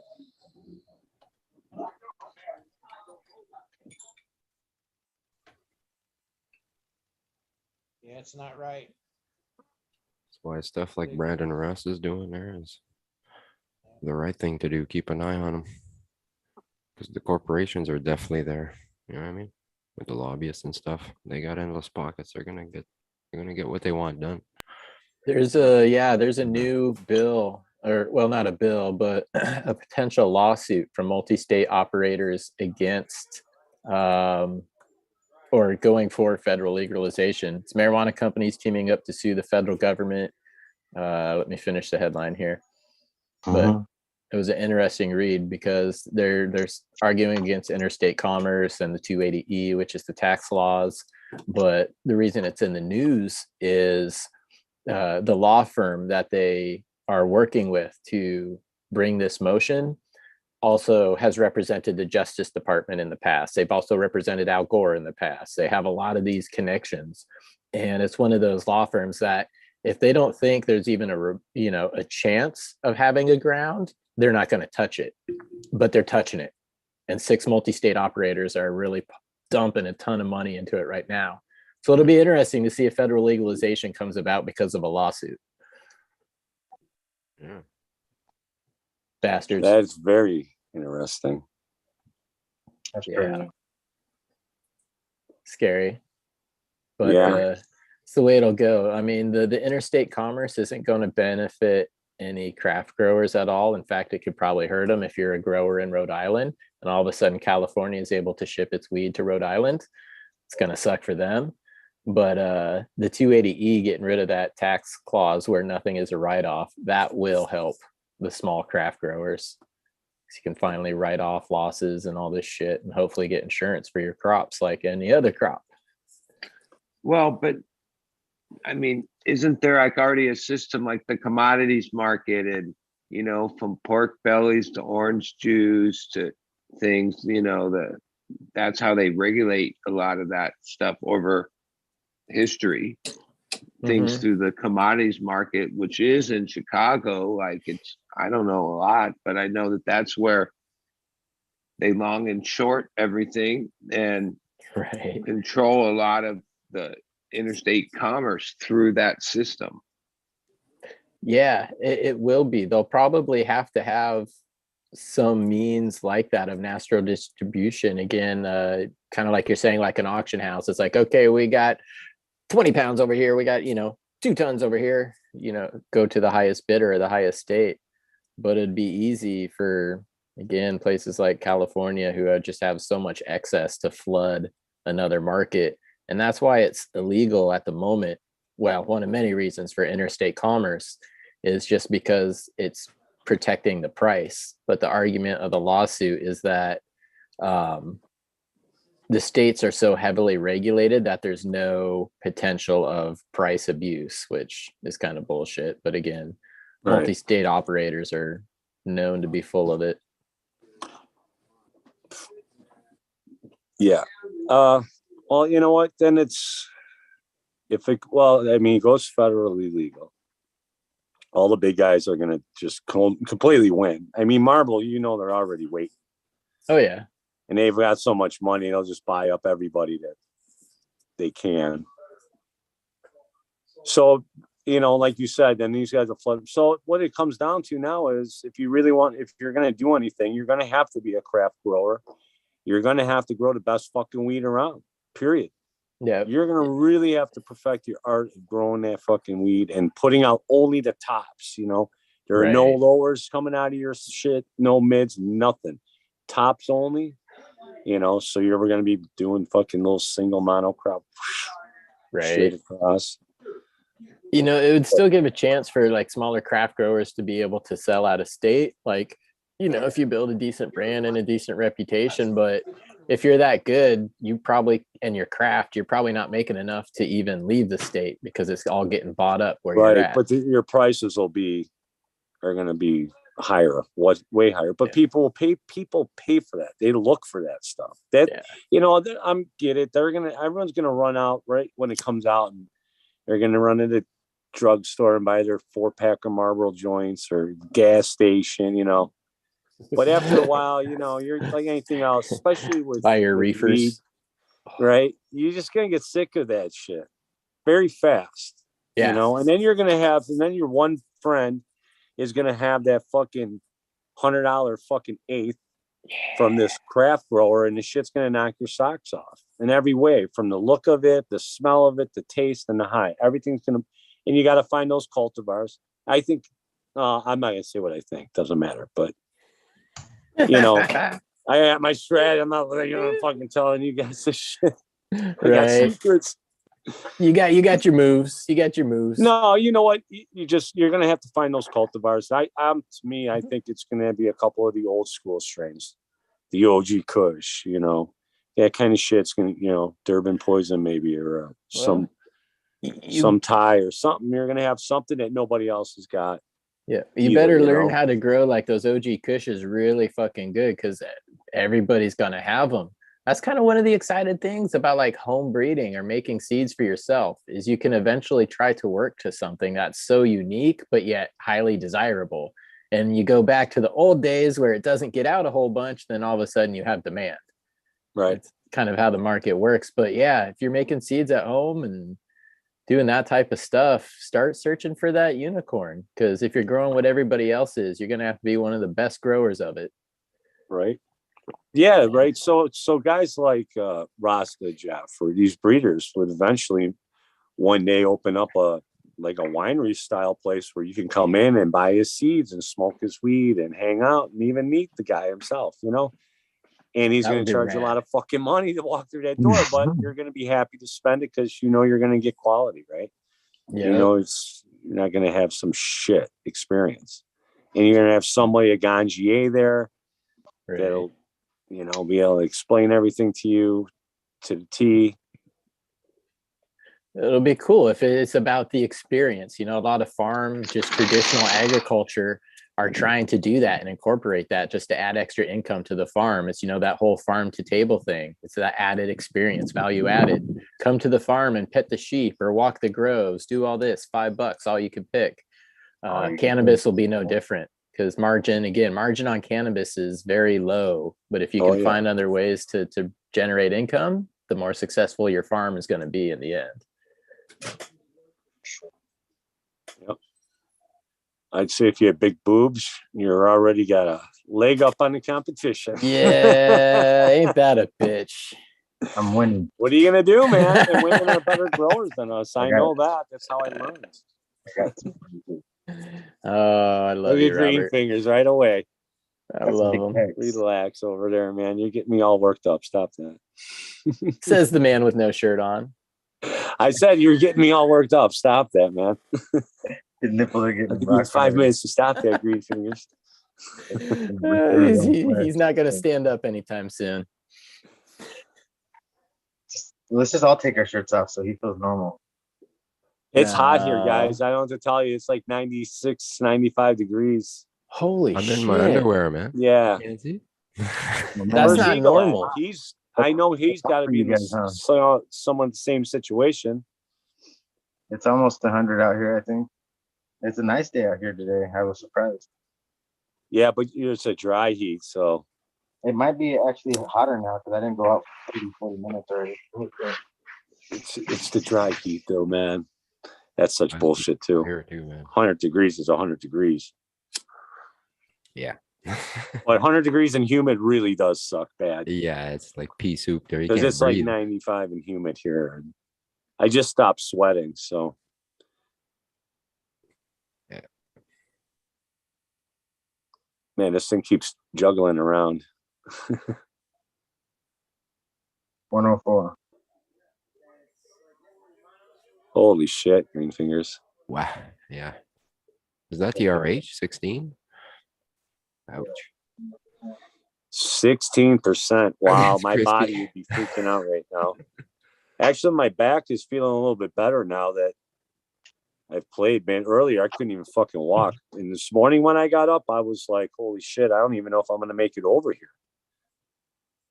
So the humidity kicked in, but we go through these spells where it's like right now it's 95 and humid. Tomorrow it could be 50 degrees, you know, and like 27% humidity, you know, from 80% humidity and 90, like overnight. So I'm getting older, my back, you know, those weather changes back and forth. Actually, Larry's brother too. I come wobbling in the house and he pulled in the driveway right after me. And I see him get out of the car and he's walking all hunched over. I'm like, what's wrong with you? He goes, my back. He's like, what's wrong with you? I go, my back too. He's like, yeah, I don't know what the fuck. I'm like, it's the weather, man. Weather. It's true. And we're old. Even and when you just fucking reach going out, man. the age of 30 and then you get like a cut, it doesn't repair fast. Or like you hit your knee, 2 weeks later you still got a bruise. I'm like, what the fuck, dude? Like that used to be gone in 2 days. Like what the fuck's happening? Yeah, I know. No, Taking now when you're old, them longer and fuckers hang around for a while, dude. Yeah, I'm still wondering like where did I get this bruise? And I don't know where I got a bruise, but I got a bruise on my leg and I'm like, how the fuck? I didn't do nothing. You like bumped the door handle so slightly, like you didn't even notice it. And yeah, and then you look at your whole my elbow. dog jumped on my legs and sliced them with their nails. And I'm like, how do I have slices up and down my legs? Like, what the fuck is going on? Like, thin skin, weak muscles, fucking all happening. But I've also noticed this too with age. The good thing is, the plus is that pain is lessened. over time. It's either that or I've just been able to overcome and adapt to it. Yeah, I feel it. But Sorry, I think SoCal, didn't it's see you, bro. the old nerves. They start, I don't know, 54, man. I got one more year. I could start living in those retirement villages and shit. I get my AARP card. Dude, you get 10% off your catfish at Denny's now too. Hell yeah.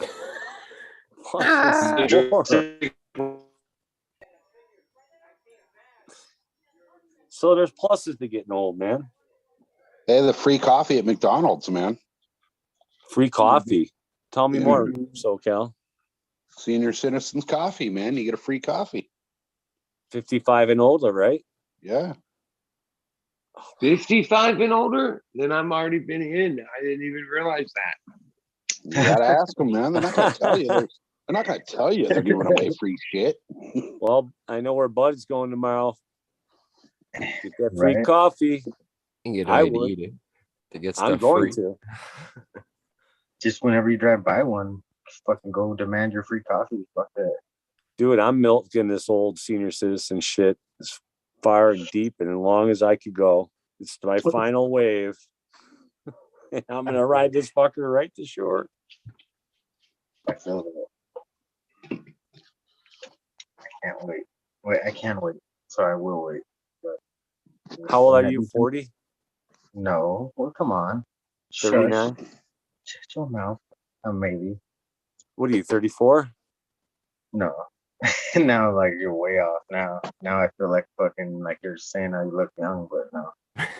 Well, you don't look old. I mean, stuff 38, like 39, maybe. If I don't want everybody to know my age, but it could be anywhere between somewhere. I said 40, but 39 sounds pretty All right.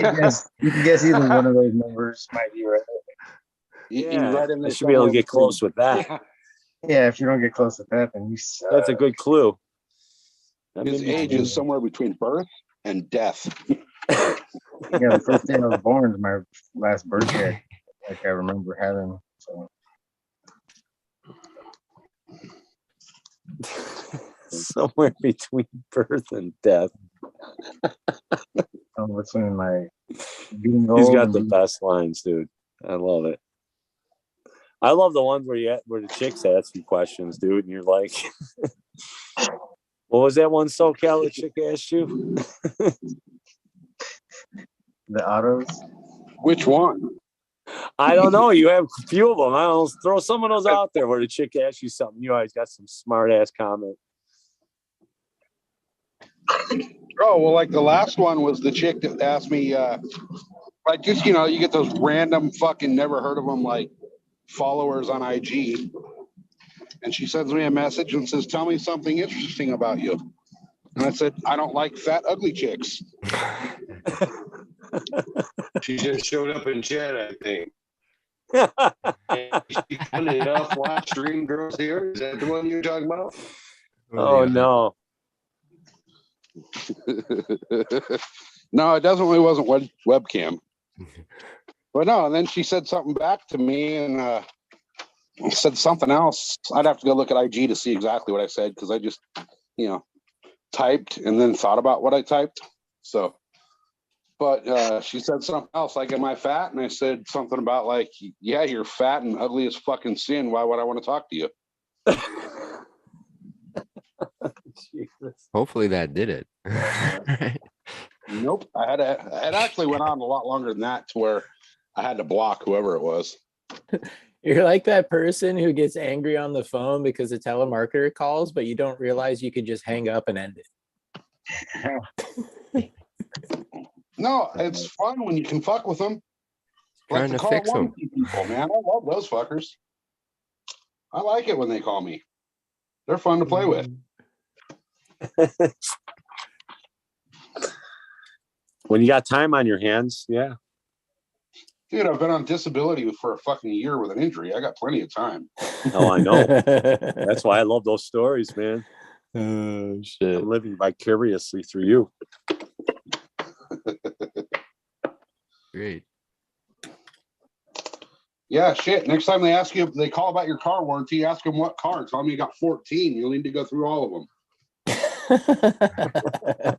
Their eyes, if you could see their eyes, they probably get like a mile wide. They're like, this is the one. I'm getting bonus. I'm getting bonus today, baby. Yeah, when you're like, wait, is it the Model A, the the 56 Corvette, the 54 Chevy Apache? They start getting a little upset.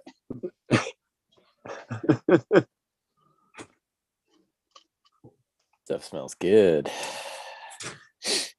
I've used the one that Seinfeld does, where they call you up and it's like, Can I oh get your shit, number? you know what? You called me at a bad time. Tell you what, give me your number and I'll call you back later when you're at home and don't want to be fucking bothered by anybody. Yeah. They're like always like, what? Yeah, I'll call you right back there. Just give me your number. Yeah, no, it's like, Oh, well, I so you don't give wanna out my give me home your number. Why is huh? that? You don't like to be bothered at home? Exactly.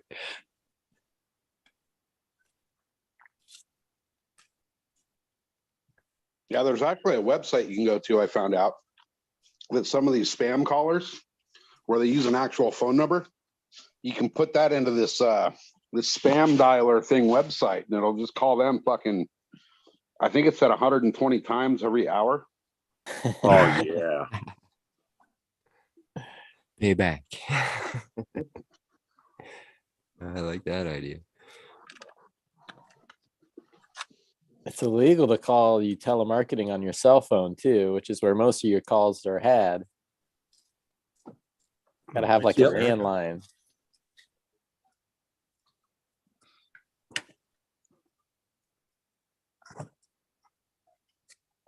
I guess a lot of people got unlimited now, but still, Yeah.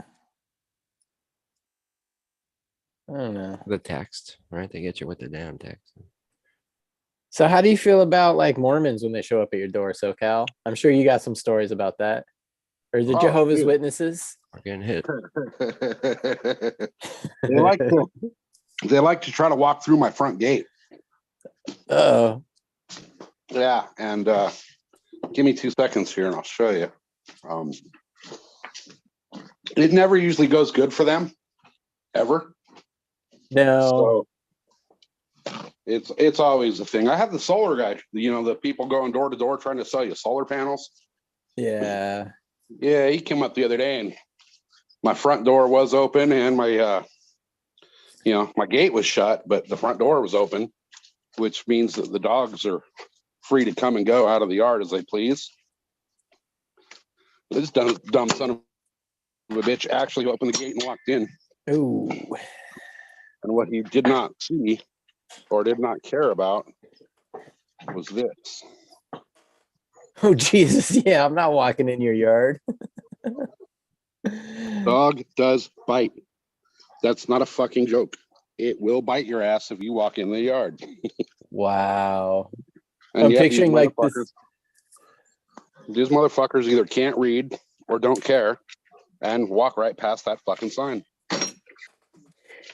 You know, and what the dogs will do is the dogs, when they hear somebody walking up, will run out. One of them will hide over there by the greenhouse somewhere.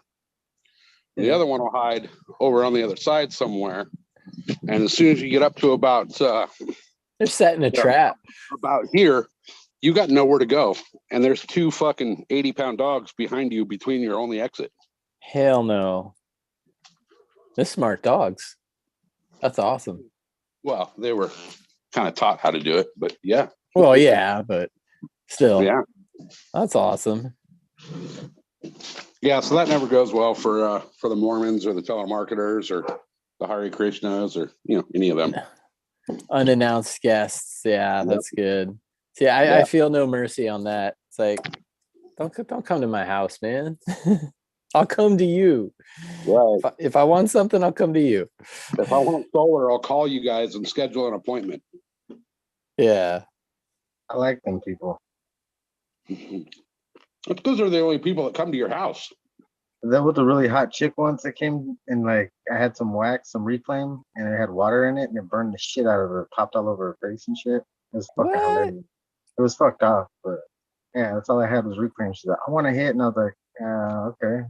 Let her get a hit, and I was like, "Aren't you working?" Yeah. It exploded in her fucking face. Oh no. What the hell? Can she get workman's comp for that? I was like, "You shouldn't even been smoking on the fucking job, you dumb bitch." Like, fuck out of here. I didn't say all that, but I laughed at her as she fucking was pissed off that it exploded in her face. Like, I told you it's reclaimed full of water. Like, I don't care. It's fucking desperate. It was funny. Is anybody barbecuing today? I wish. Oh yeah. Yeah, I wish too. Well, what you cooking up, SoCal?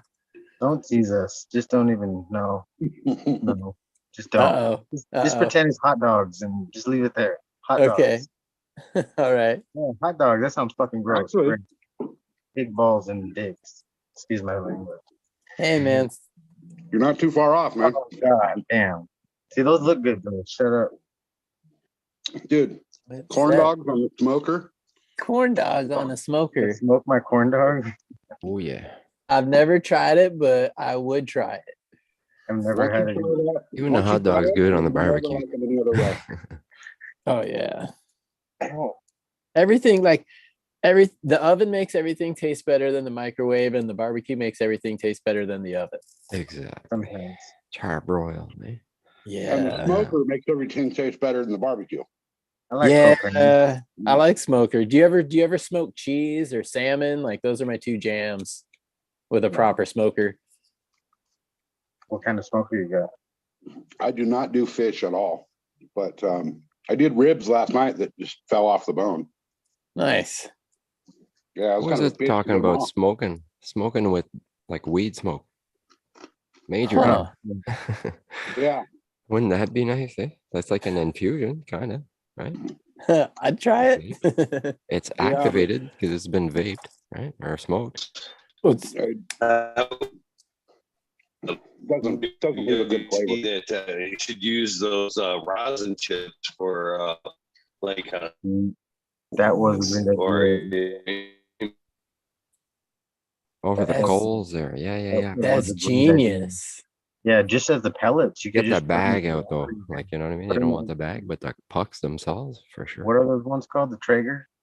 Yeah, toss those chips in with some like mesquite chips. I wonder what would happen then too. Just straight weed first. Let's just try that one. Somebody's got enough rosin out there to do that. Somebody's got Delicious. enough rosin chips. Like, let's Dude, ask Cheddar. smoked with Dude, itself. Oh man. I like that idea. I'm gonna sign off because I'm gonna run to the grocery store before it's too late. It's been great hanging. I'll listen the rest of the way. It Oh, was cheers, fun. man. And thanks, Stoney, for bringing some rock and roll to the airways. And Eagle. See you guys later. Rock on, buddy. Have a good night, buddy. Thanks, buddy. Yeah, this was brought to you by everybody, the Weed Nerds behind the scene, Weed Nerd DWC, the rest of you guys. Them guys put this together and just kind of asked if they could do it. So, give credit where credit is. All the weed nerds coming together, man. You know what I mean? For the weed nerd world.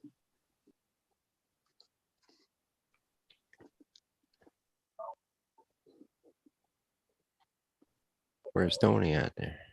Oh, there he is. Going back for round I'm two. here. I'm just muted right now. Yeah, I It's get- kind of loud out here. Oh, is there still a jam going on out there? They're bullshitting. They just ate dinner, so I don't know. Oh, okay, I'm- okay.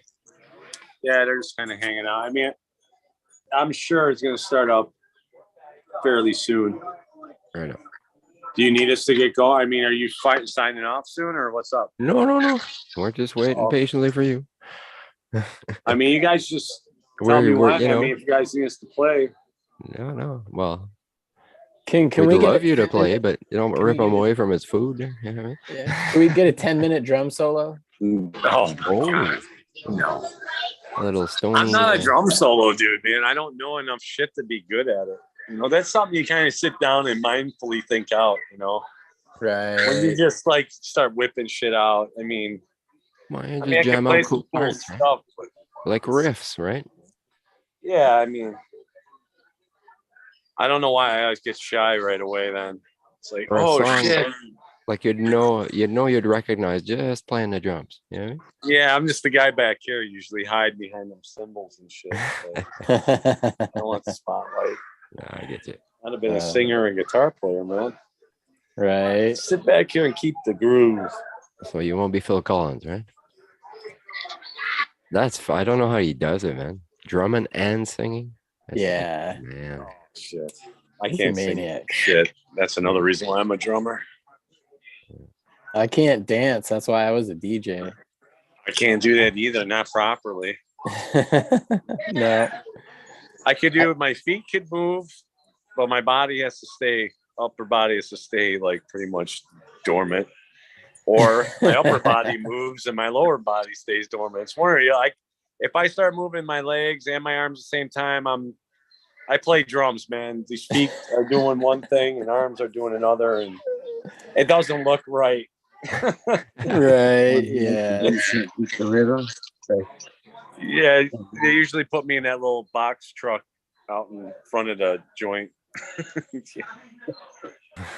Take me away. The padded room.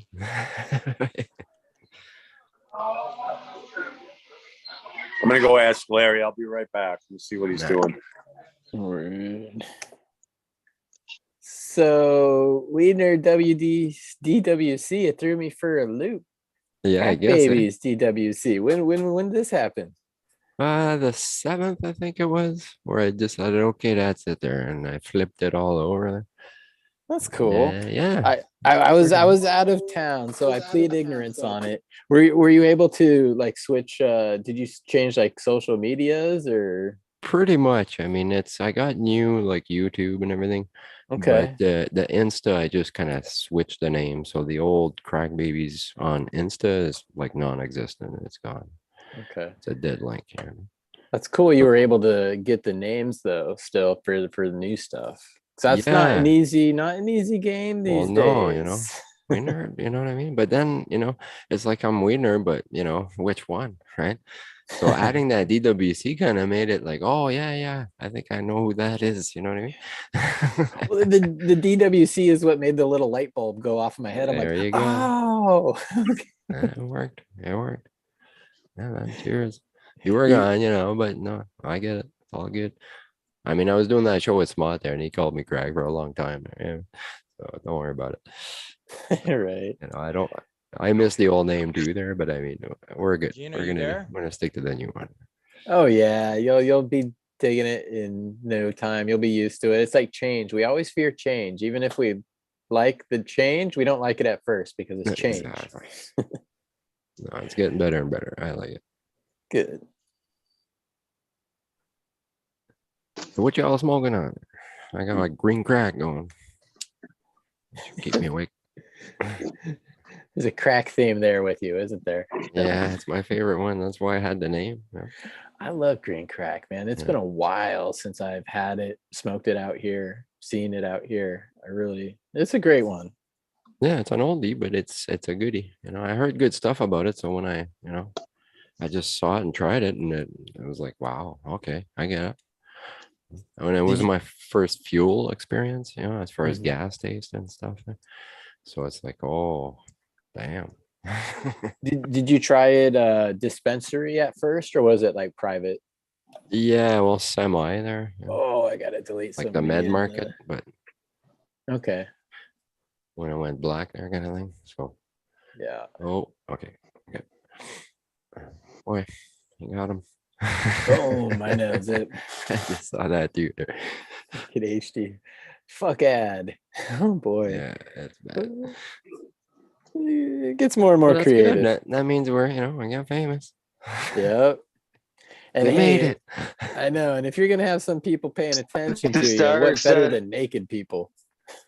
Yeah, man. I mean, we're I fucking know. We got stars in chat. Shit, we got George Carlin, we got Arnold Schwarzenegger. Yeah, the whole Donald Trump. Hollywood's here Bringing tonight. the light. Fuck yeah. Damn. We might make entertainment tonight. Huh? It's it's a regular Hollywood moment right here. I think that just dated me there. Does that even exist still? No, no. I think so. Yeah.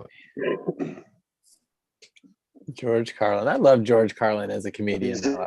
No, yeah, he's great. Yeah. I love just how he pointed out the obvious and picked on the English language, because the English language is kind of a crazy thing. But yeah. And he brought us a lot of deep thoughts, like, you ever notice how all bombs are shaped like dicks? So yeah. Yeah, he had interesting observations. Yeah, there we go. Good way of putting it. All I think about is dingleberries. Here's George. Come on, George. Since you're channeling the channel from the dead, tell us a joke, would you? I mean, you came all the way here. Might as well drop something on us. Yeah, give us your best one. Yep. Let's see what you got, George. See what you got. Hanging out with Sam Kinison up there. Richard Pryor. All the good ones. Bill Hicks. Bill Hicks. He's a recent guy, isn't he? Not really. He died in 2006 or 4 or something. More than 10 years, right? Oh no, 97, 94. Okay. Yeah, 97. Bill Hicks, 98. it's Alex Jones. He looks, yeah, everyone says, oh, it's Alex Jones reborn. No. They just don't sound the same. He was older. He was a lot older than Alex. But yeah. Kind of, the same there as far as the Texas, Austin feel to him there. Great comedian though, like really good. Eddie Murphy's had an interesting career path. His the Raw and Delirious in the early 80s were freaking hilarious stand-up. No, absolutely can't do that today, but that shit was hilarious. That's I know, it's a shame. Yeah. I wish. Yeah, Bill Hicks definitely wouldn't be Thorin. Yeah. Trust me. It's good comedy should make you uncomfortable just a little bit. Yeah. Look at you guys remember Blazing Saddles? Look at that. Imagine if that came out today. Yeah, that would not go well either. I love Blazing Saddles though. Yeah, still watch that shit. I watch all those old shits like that when I have time. Yep. Right. They're on loud as fuck, so none of my neighbors that I have, because if I had neighbors, they would all be outraged. If I have no neighbors, I can play it as loud as I want here because nobody could hear this shit. Nice. Like loud music. I think here we go again, right? Boom, hide user on this channel. So we're challenging George Carlin to tell us a good joke. Naked fun. Might as well show us something. Prove it. Picks or shut the fuck up. Are you still there? Sure. Oh. Got some action. I followed the book, George. John, in reference to the hitchhiker from Jay and Silent, or the Dogma. Yes. Dogma. The scene where there's the like movie? hitch. Yeah. Yeah. George Carlin was a trucker that picked him up. Or no, he was the hitchhiker. And he would take a shot for something. And then they got in the car with Princess Leia. Do you follow the book? I follow the book. Yeah, that got him kicked out of the car. R.I.P. Carrie Fisher. Yeah. I remember, but that was a while ago. But that was a great movie. I remember because Alanis Morissette was the god. Yes. From around like where I used to live there. Oh shit. That was a little at home. Yeah, close to home. Yeah. Hell, That was a big thing, you know, for her there, as far as a rock star being in a movie.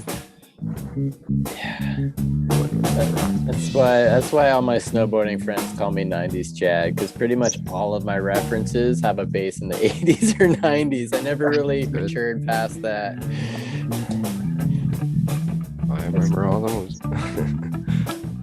Cheers, everyone. Hope everyone's enjoying their weekend and having a good one at that. Sure, man. Cheers, brother. Yes, cheers, Captain. Cheers. Slide in with some slide music. Yeah, here we go, man. Going live. Let me get out of here.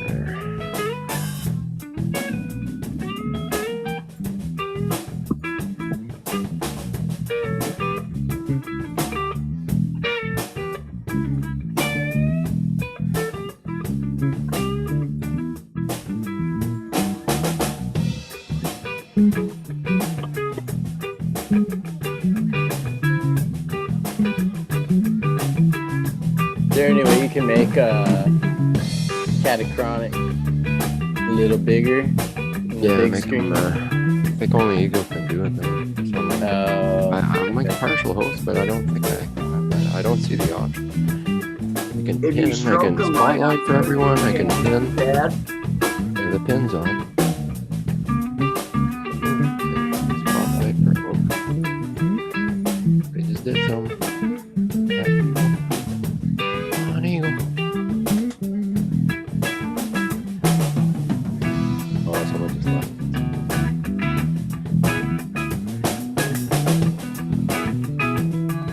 Where's Stoney's one? Oh, that's the one you brought.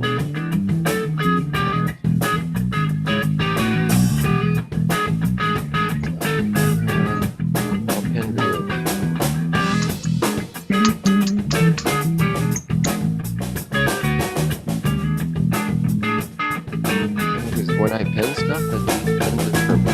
It doesn't change nothing on YouTube.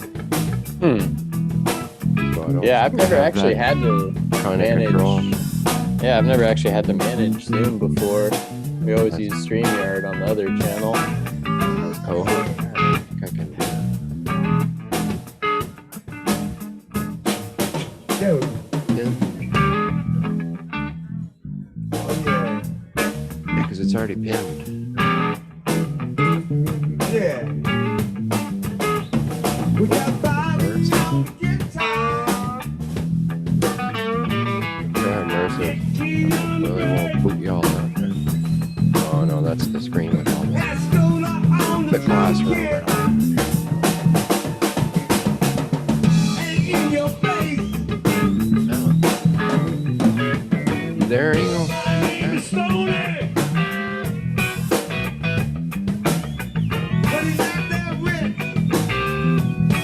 Highlight the body.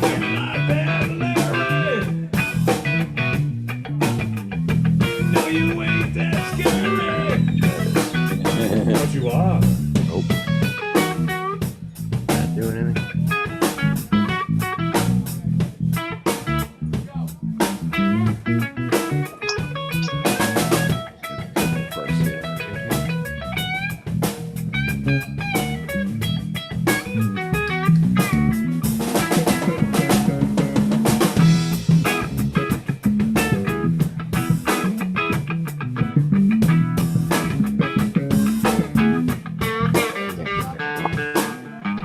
How about this one, you guys? And if I said to you tomorrow, Nice. take my hand, child, come with me. Oh, It's to a castle, I will take you. yeah, 30 seconds away. What's to say will never be. Captain Wind sailing, little man, in the sky. And roll with the wind won't blow. Where it shouldn't go, only goes to show that you will be mine by taking our time.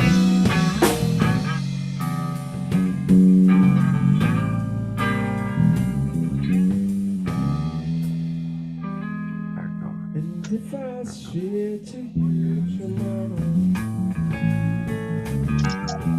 With my handshake, come with me. To a castle, I will take you. What to be, they say will be. California tears will sail away in the day where by in the sky. And walls but the wind won't blow. Where should it go?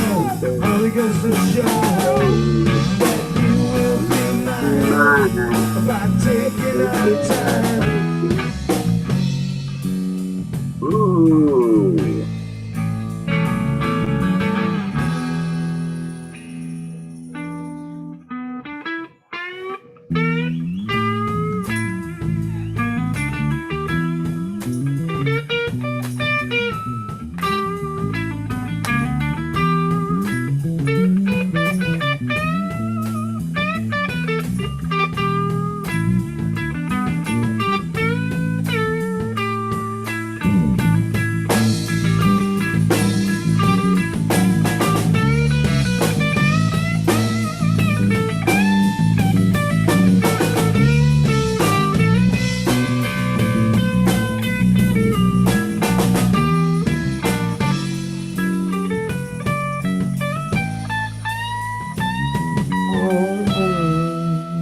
My fault.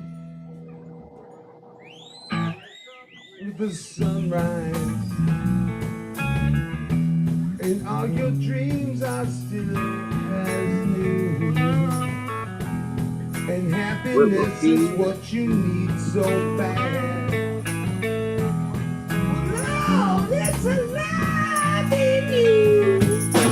Afterwards, it's been sent away in the day went by in the sky. And whoa, the wind won't blow. It shouldn't go. All it goes to show that you will be mine by taking our time.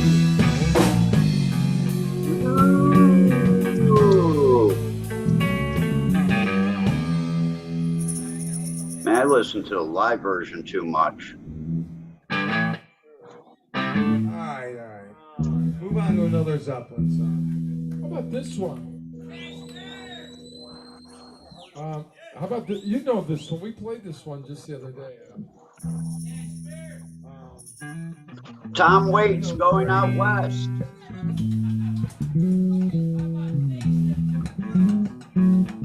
There he's starting to look like Tom Waits.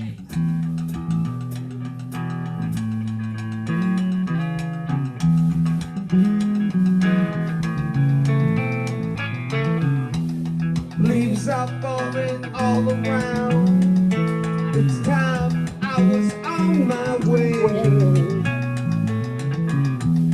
Thanks to you, I'm much obliged for such a pleasant stay. But now it's time for me to go. The autumn moon lights my way. And hear the song with it came something.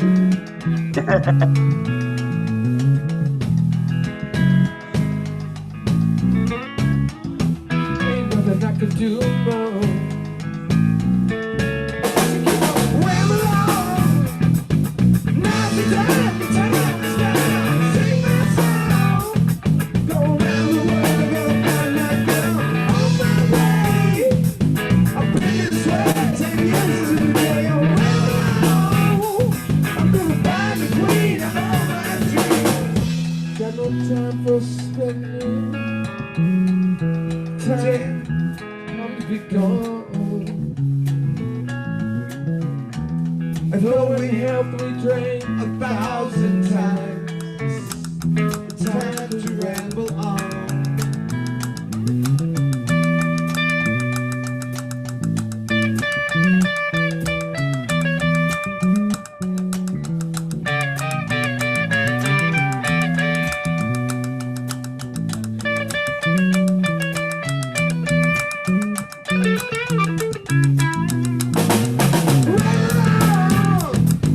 Now's the time is now.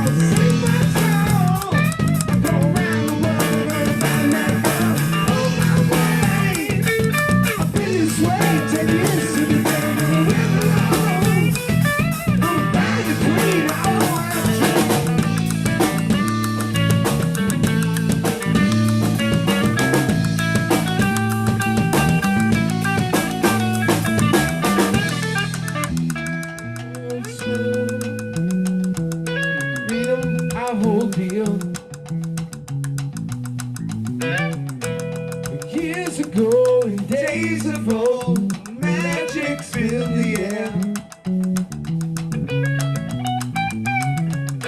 In the darkest depths of Mordor, I met a girl so fair. The girl, the evil one, the devil slipped away with her.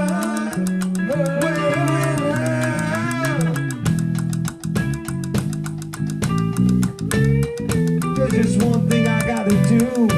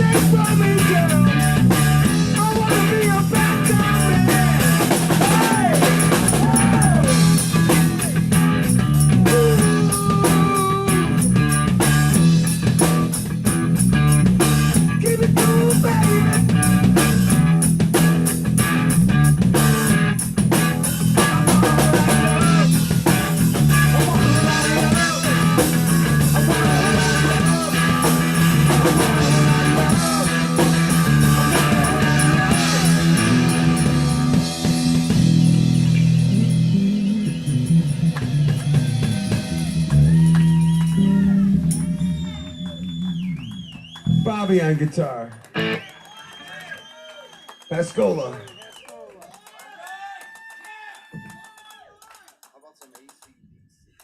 About some AC/DC. Hey, do Back in Black. No, come on. Sammy loves that song. She didn't ask me as a play. Who's gonna sing it?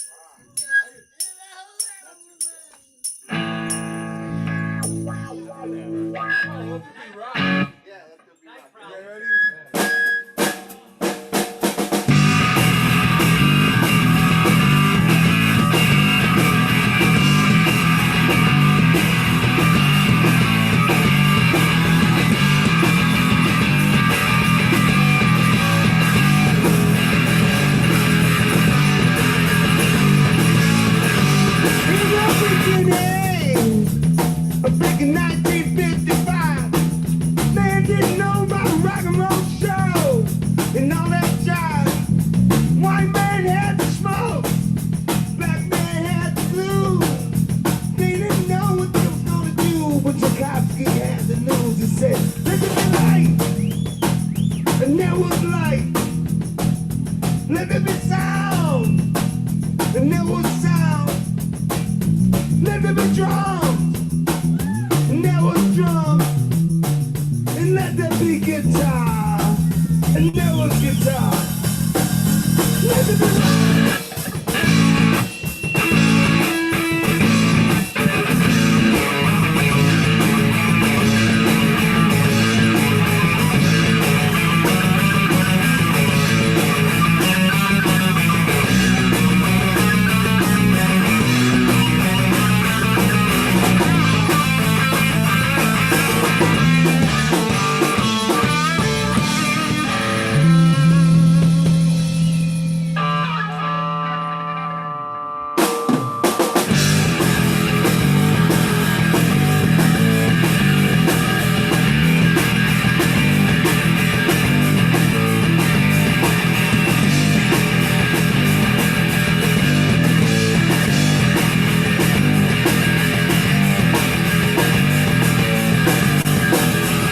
Then it came to pass, and rock and roll was born. And then across the land, every rockin' band was blowing up a storm. Guitar man got famous, the businessman got rich. Everybody was a superstar, became a suddenly rich. 15 million fingers are learning how to play, and you can hear those fingers clicking. And this is what they had to say. Let there be light, sound, drums, and guitar. Let there be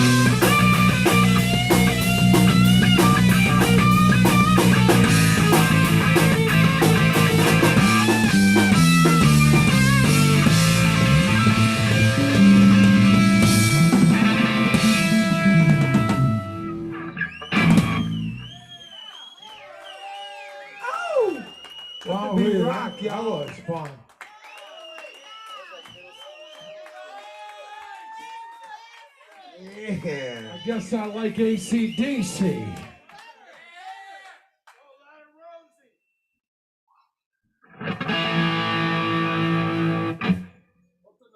Ready for fucking live wire? Oh, sure.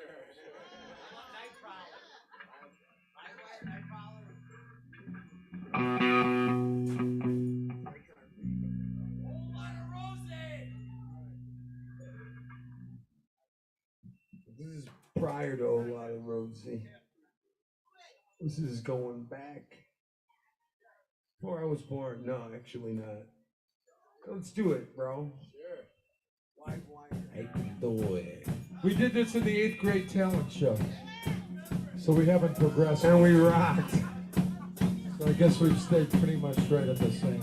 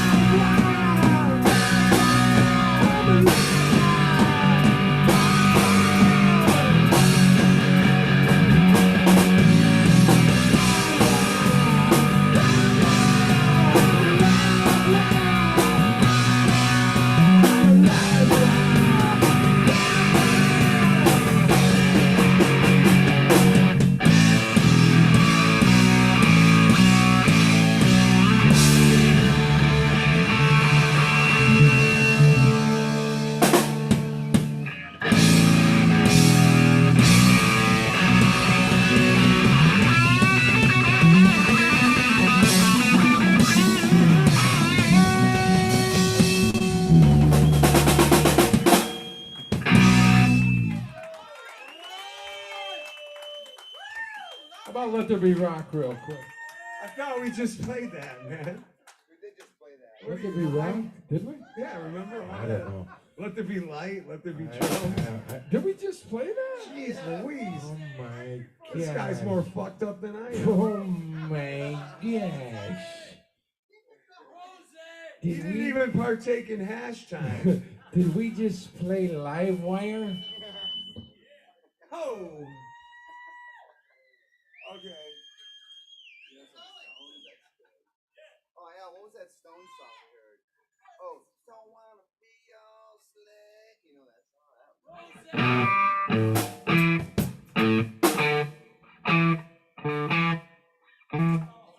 Oh no, that's cool. Yeah, that's a tough one, man. We used to play so many AC/DC songs, like every The whole album we could play.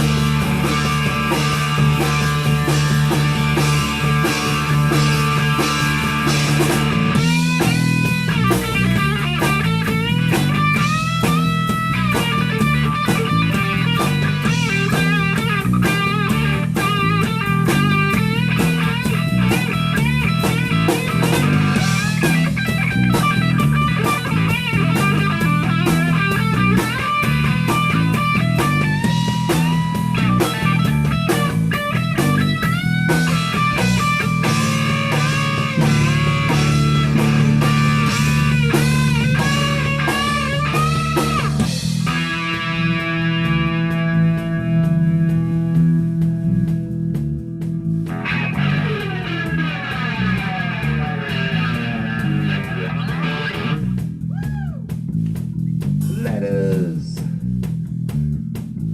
and snakes. Let us give, snakes take. Rich man, poor man, beggar man be. You ain't got a hope in hell. That's my belief. Thing is funny.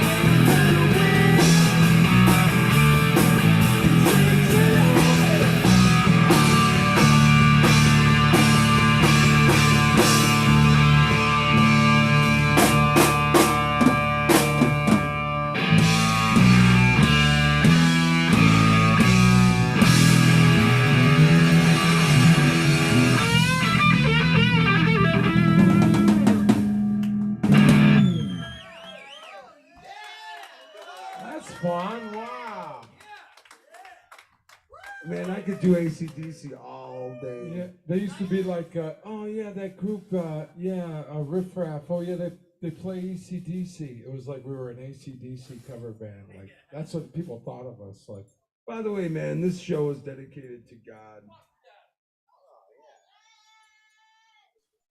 Wouldn't hear no complaints from me, I man. think you would have picked some different songs, but that's nice.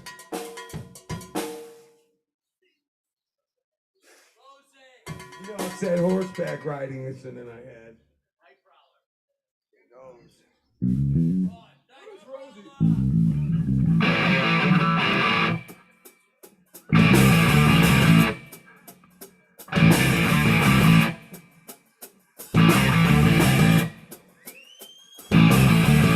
Won't tell you a story about a woman I know. Come to love it. Ooh, she steals the show. Ain't exactly pretty. She ain't exactly small. 4-2-39-56. You can say they got it all.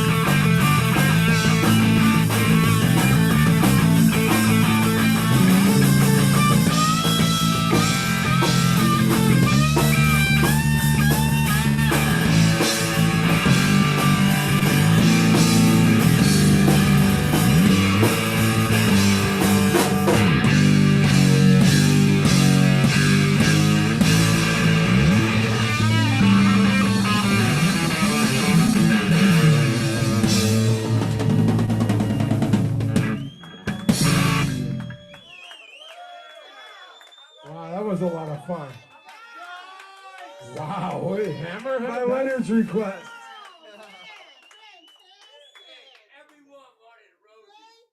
Everyone did. Hell yeah, that was great, man. You're right, everybody My did. mom wants to hear Hammerhead. Whoa. I don't know if I can play that. That's tough. That's next level stuff right there. I don't really remember it. You know, it's a lot of parts and a lot of time in between.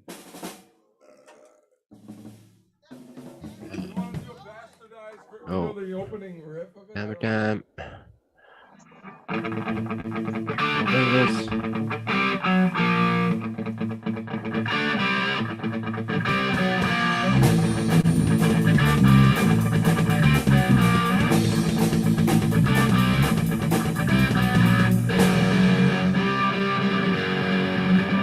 That's some business right there. That's some.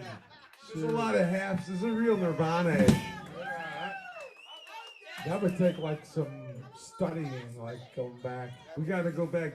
I got to take some guitar lessons to play my old stuff. Yeah. AC/DC one thing, but my nephew Alex, man, this kid is golden. Yeah, let's hear for Alex. It was just yesterday. He was only 6'5". See you, Alex. Love you, buddy. Talk to you soon, buddy.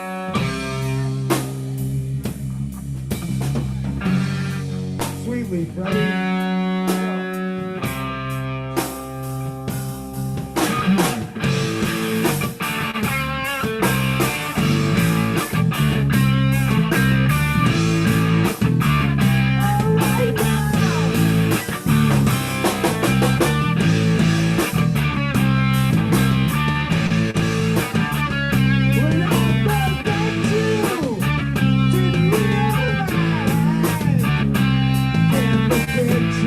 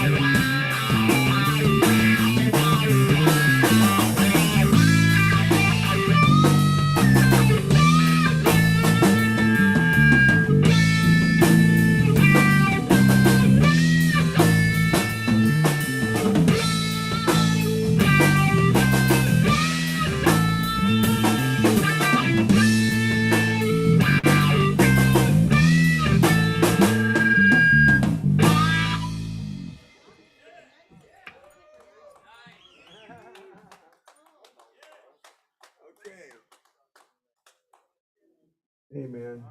How about some red hot chili peppers?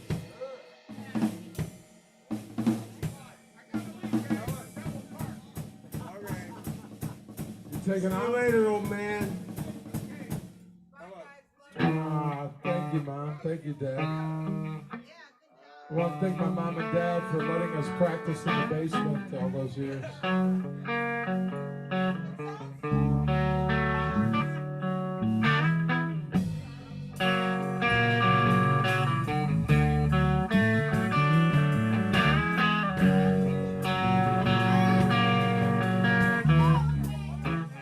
How about give it away?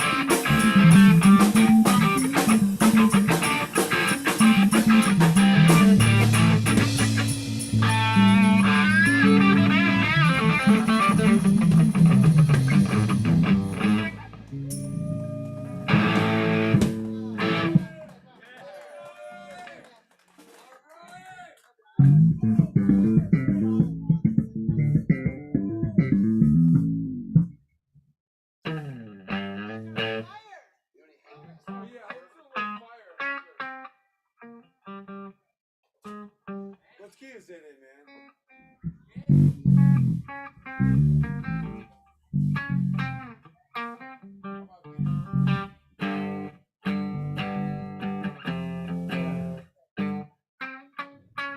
That's the key. Yeah. All right, yeah, let's do it. Yeah. 1, 2, 3.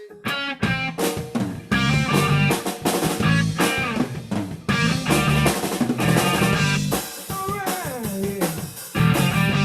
I know what it is. Oh yeah, we're fucking it up. Okay, that's the key. Yeah, here we go. Right? 1, 2, 3.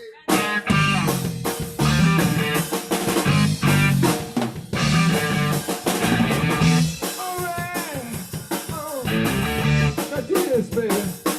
You don't kill me, I don't care about that. I'm no fool, I like that.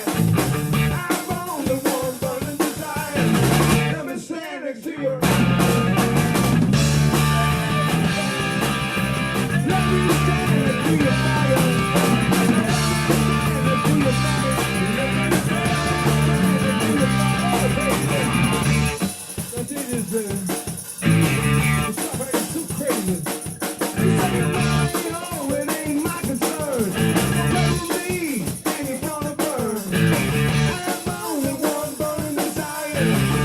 Stand next to you.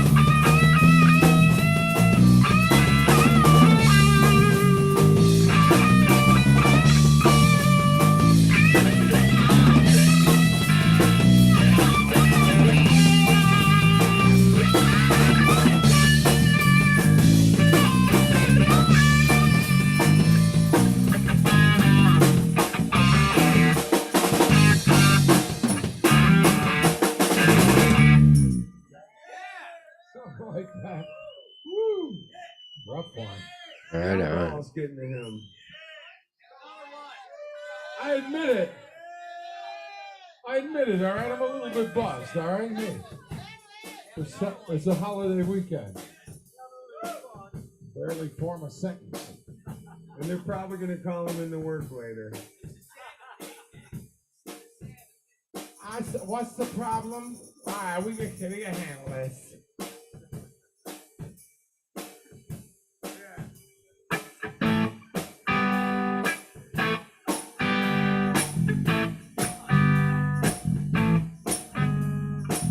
It's alright if you love me. It's alright if you don't. I'm not afraid of you running away, honey. I get the feeling you want.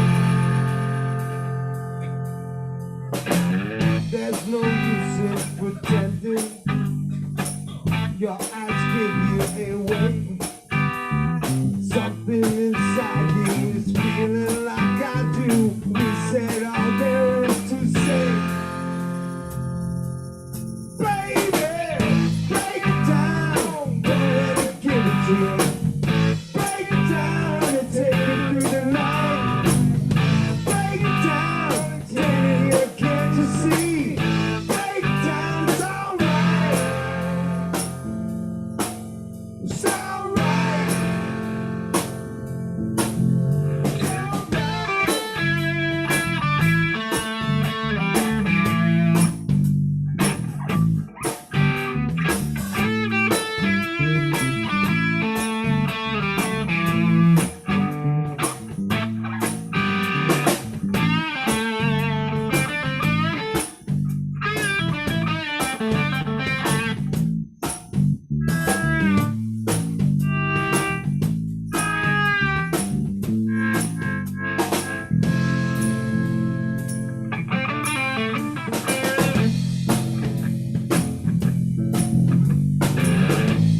alright if you love me.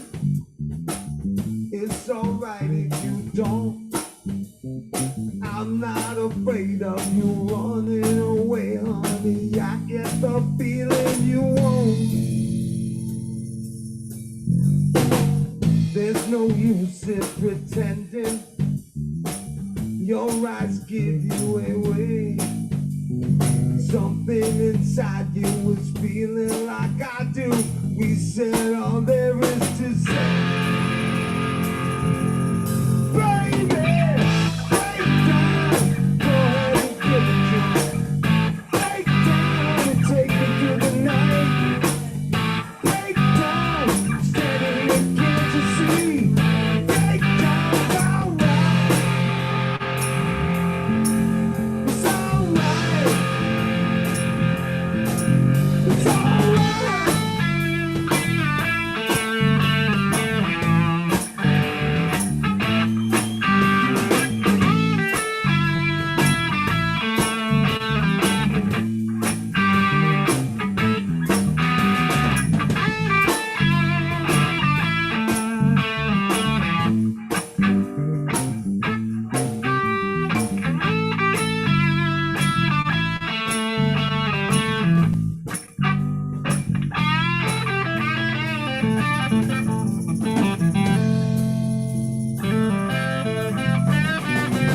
Break down, go ahead and give it to me. Break down and take me through the night. Break down, I'm standing here, can't you see? Break down, it's alright. It's alright. It's alright.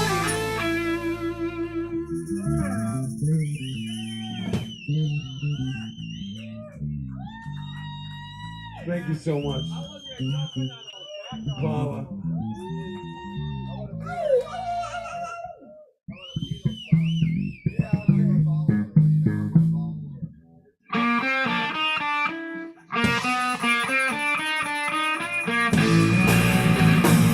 Wait, Ron, great.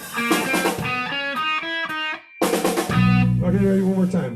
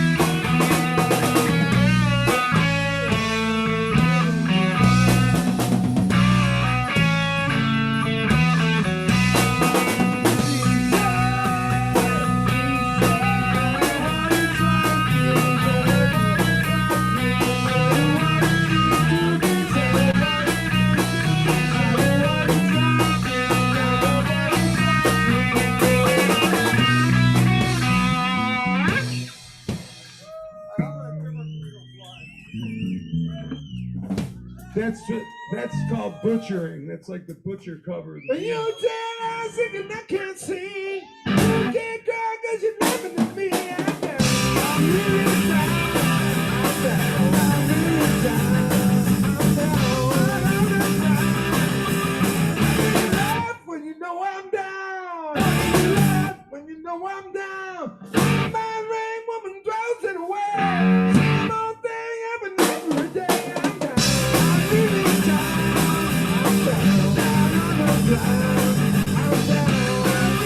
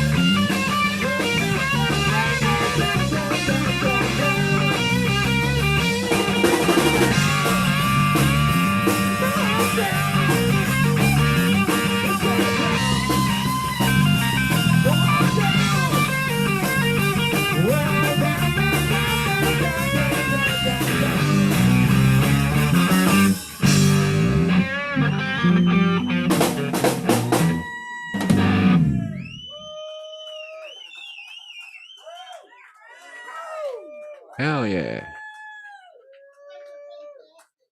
You see that message there, REdPILL? If you can, that'd be great. Stoney Rockafeller over here. Nick Sands there on the bass. Bobby I was just looking for Joe says there on the guitar. People I forgot about the door there. It's like, what if someone wants in? I'm not even looking. That way you can let them in too. Okay. Sounds good.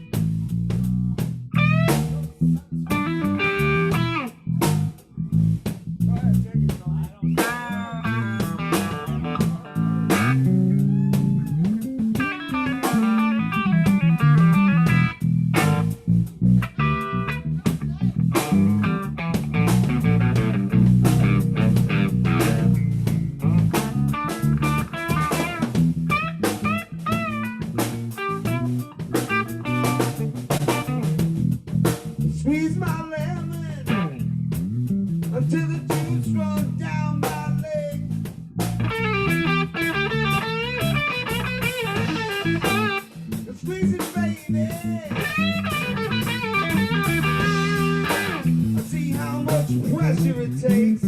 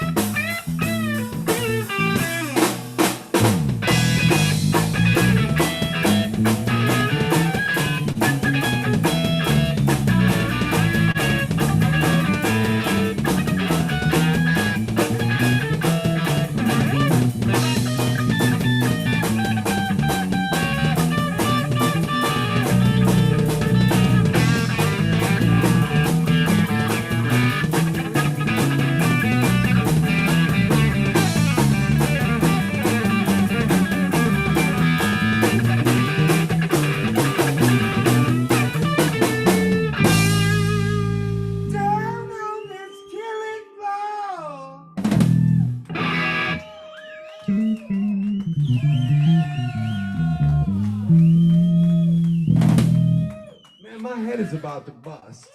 Woo! I don't need these sunglasses on anymore. But I do look cool with them, man. Thank you so much. It's the only way he looks cool. Wow. That's what, I was at a gig one time and this guy was like obnoxious and he's saying, He got mad just because Nick was hitting on his wife. why I mean, you what got a mad jack about that? Yeah. I mean, you know, that sometimes happens, but what a jerk I am. But he was saying, when I took my sunglasses off, he's like, oh, look, you're not pretty anymore. You're not this and that anymore. And then he was saying he had 2 dicks. So I kind of discounted anything that he was saying because nobody has 2 dicks. All right, just watch your mouth. Excuse me. I mean, you know what I mean, but who has 2 dicks? All right, maybe one more,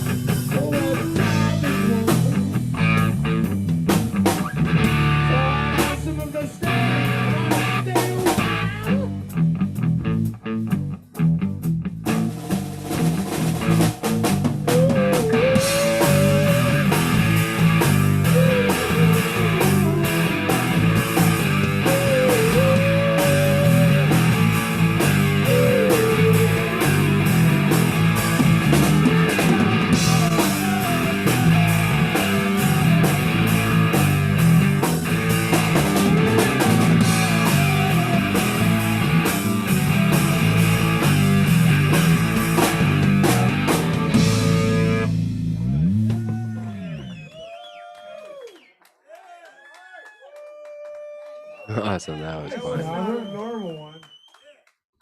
Wowee. Hey, how about Robert plays guitar? You guys play rock and roll because he does that perfect. Oh yeah, I'll sing it. Yeah. Robert, somebody got to sing it. I'll sing it. You're singing it. You want to sing it? No. I'll sing with you. Stoney's gonna sing. Oh. Bobby on guitar. Nick on bass. Yeah, we Asco go. on the drums. We got Stoney on vocals. I'm Larry OG. You all know me.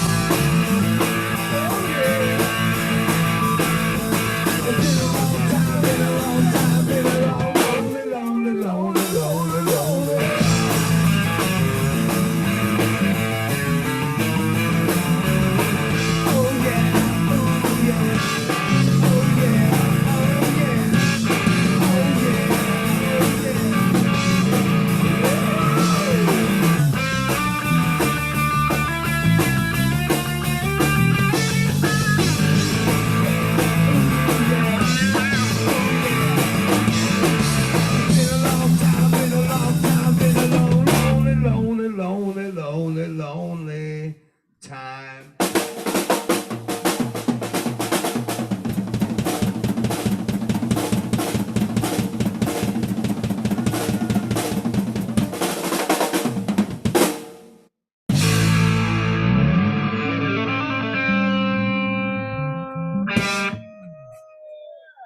Thank you, good night. Wow, Jeff, great job, brother. Sounds good. That was awesome. Man. I don't know if it's just because I'm drunk or what. Encore. We want more. What do you think, Stoney? Need one more? Alcohol or the weed, but I love everybody. Go jump on the drums there and get him going for one more. Probably that.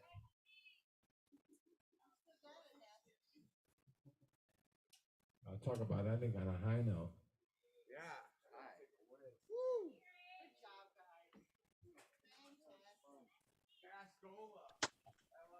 Right on.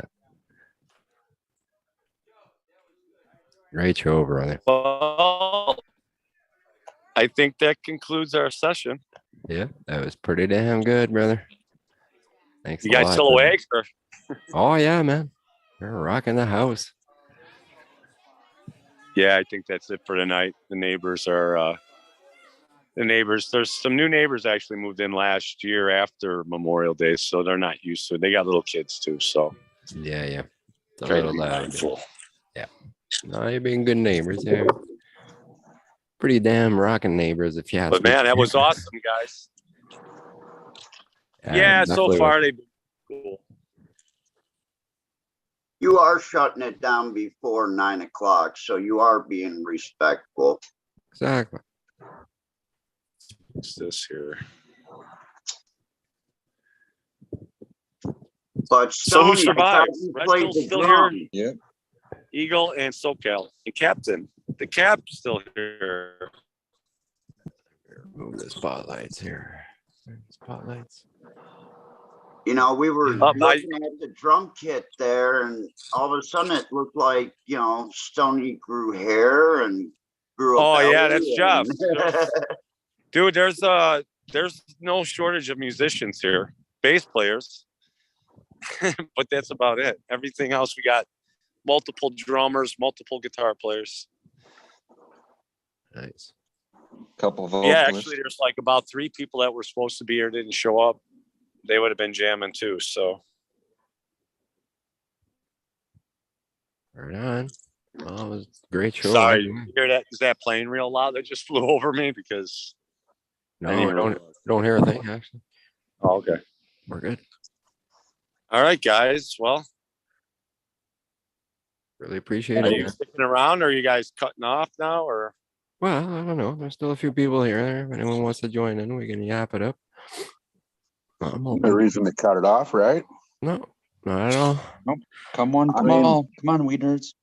don't you usually go out and party after the band plays? You know? Yeah, So- after Well, yeah. party. that's Hit it what up. I'm going to do now. Yeah, me Hey. too. I really can't party. I'd party before the party, and during. Well, that's what true rock stars do, right? In the beginning, and I'm good now. I got my kids, so Yeah. need to be smooth. But yeah, they're all partying, man. Let's go. You want to check it out? Let's go see what's Yeah. happening. I'm gonna mute you guys though. Yeah, no worries. Oh yeah.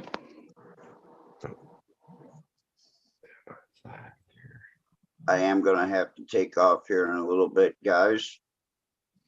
I'll hang out for a little bit longer with you. Right on. Where'd everybody go? There was like 20 people here at one point. The beer ran out. Job, Jeff. Probably hear Oh, better. well. Well, I guess it depends where. Because in Zoom, you're probably limited as far as seeing what you're seeing. You know? Whereas YouTube probably go full screen, get a better view and sound of it. You know? But depends on the device, I guess. I don't know. I Okay. was at Hash Bash in Ann Arbor, Michigan, and they're holding it a little bit differently. They held it at the university where it normally is, but they did like a few-day event, and even Mendo Boys came on, and like there was like maybe 1/5 of the crowd there for a rapper before him that I thought was maybe like 1/5 as good. Okay. But you know, I've seen that lately, right at the end of the show or right before the end of the show, people just jet. They want to don't want to be in the crowds. Yeah. Yeah, well, that's all right. When we would leave Packer games, my dad would call it beating traffic. When we leave. Right. Yeah. I don't know. When I go to like concerts, we spend hours out in the parking lot getting high and talking and bullshitting until the cops kick us out. Yeah. Till the lights go out and the last call, right?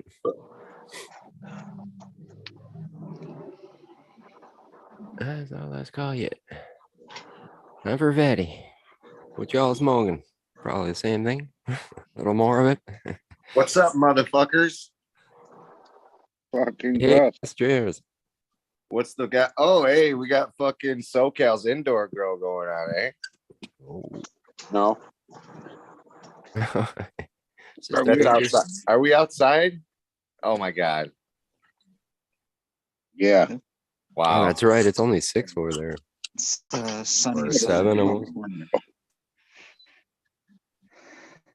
Yeah, it's dark as shit here. That's why I'm saying that. You're right. I'm not used to that. Well, I can imagine that SoCal's smoking on some cuvee and or some garage findings of some what is it? Hold on. Mendo Loco. Hey, what a good guess.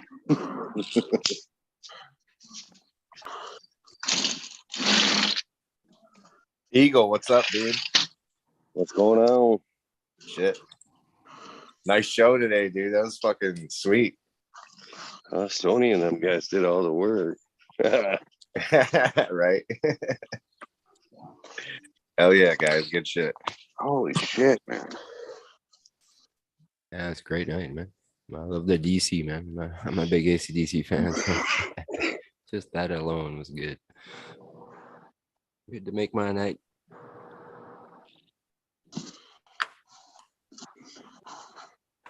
Start a little rough. That was actually like a normal fucking concert. It was actually pretty fucking long, you know? Yeah, exactly. It was a show. Yep. Yeah. Shit, that was longer than most concerts these days. Yeah, you're right. Yeah. And there was a good mix of tunes, you know, with his brother playing. Yeah. For a while, I thought it was just like a DJ playing some tunes, and but he's sitting there and he's playing his bass, and it's like, holy shit, right on. He was playing all that.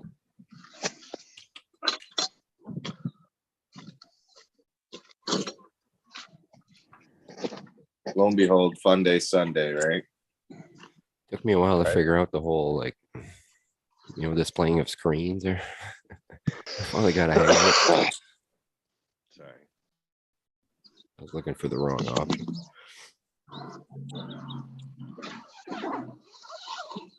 Yeah, I fucking there's a troller in chat, and I just like jumped back in after being out for a while. So I was like, you know, fuck that. I'm not gonna sit and chat anymore. I'm just gonna come hang out with the fucking, you know, the crew, because if I sat there and chat, I'd start talking shit to the troll. Oh yeah. Oh, was it like one of the Hollywood stars? There's a few. We had a few Hollywood stars tonight. Mr. T was in there last I looked. Hit his food. Hit his food and don't smoke weed. Mr. T. That's right. Arnold. Yeah, Arnold was here. Get out of here. I'm telling you. There he is right now. Oh. Bump up some joints. That's not a bad idea. Dude, I love, you know, it's been a minute since I've had a king size paper, as you know, the zigzag black pack. Ooh. And it's weird, but I don't know. I feel like the joints go by faster than a regular doobie. You're on thinner? And it's bigger. Yeah, it shouldn't. Do you roll a cone size in the shape of a cone, or just like a regular joint? You know, I do roll in the shape of a cone. And I take it you use a filter in it? Half the time. Sometimes it depends. If the weed's too dry, yeah, I'll throw a tip in there. If it's not, then I'll smash the end like Snoop Dogg does. So you have one end that's, you know, the size of a joint or a little bit bigger, and then you got the other end that's quite a bit smaller. Yeah, it's not even all the way through, right? But I do the same thing with my regular size joints though too. You know what I mean? I kind of roll them in a cone shape. Yeah, I You roll have it by to use a hand? rolling machine, so I'm limited. Yeah, to perfect size doobies. Yeah, but perfection. Exactly. It's always the same. I heard they have this fucking hand roller. It breaks up your weed and rolls it for you. Damn.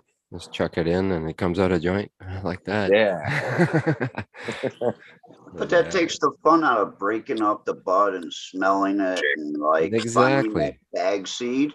Yeah, I have Yeah. one rolling machine, so Yeah, good luck. Yeah, Oh, you'll be shit. smoking a bunch of popcorn. the It's like perfect a- size doobies. It's a ritual of the roll. Hey, Yeah. Eagle, are you in here? Is Eagle still here? Yeah, yeah. I'm here. What's up, man? Yeah, this is this little bitch right here is from those cuvee seeds. The ones I sent. Damn. Looking good. So they're definitely viable. Good boy. Cheers. Hey, how's it going, guys? I almost poked my eye out today on a goddamn zip tie. I usually Oh, snip shit. them, but I got out of the habit, and I was like, I actually have to get above the canopy piece, so I have a little step ladder. I was coming down, and I was also taking pictures for the IG. You know how that goes. And I'm just saying, hey, don't spear yourself with the tomato steak, but also snip those fuckers, because I mean, I got my eye, you know, this left eye. I don't know, it's Oh. fucked up a little bit. So anyway, I can see, but I'm a dumbass, man. So anyway, Glad you thanks still for got your vision. Shit. Happy holidays. Cheers. Respect Happy to holidays, the Buddha. veterans and the families and the great country we live in and the great people that we have here and the creativity and the freedom of expression. Fuck yeah, dudes. We're lucky as hell. Do that. I have a daughter serving, you know. She's working her way up the ranks. She's in satellite intelligence, you know, whatever that means. She's fit as a fucking fiddle though. Right. That's cool. Would that be like some kind of radio thing or something? Back in the old days, it would have been like that, you know, communications, like the two-man teams type of thing. But you call from the ground up, and they do the surveillance and the intelligence from up there, and then let you know what's going on. If you keep track of any of that shit going on over in Ukraine, they're using that type of technology there too. Well, praying for her safety in the future. That sounds like a pretty complicated thing to be doing.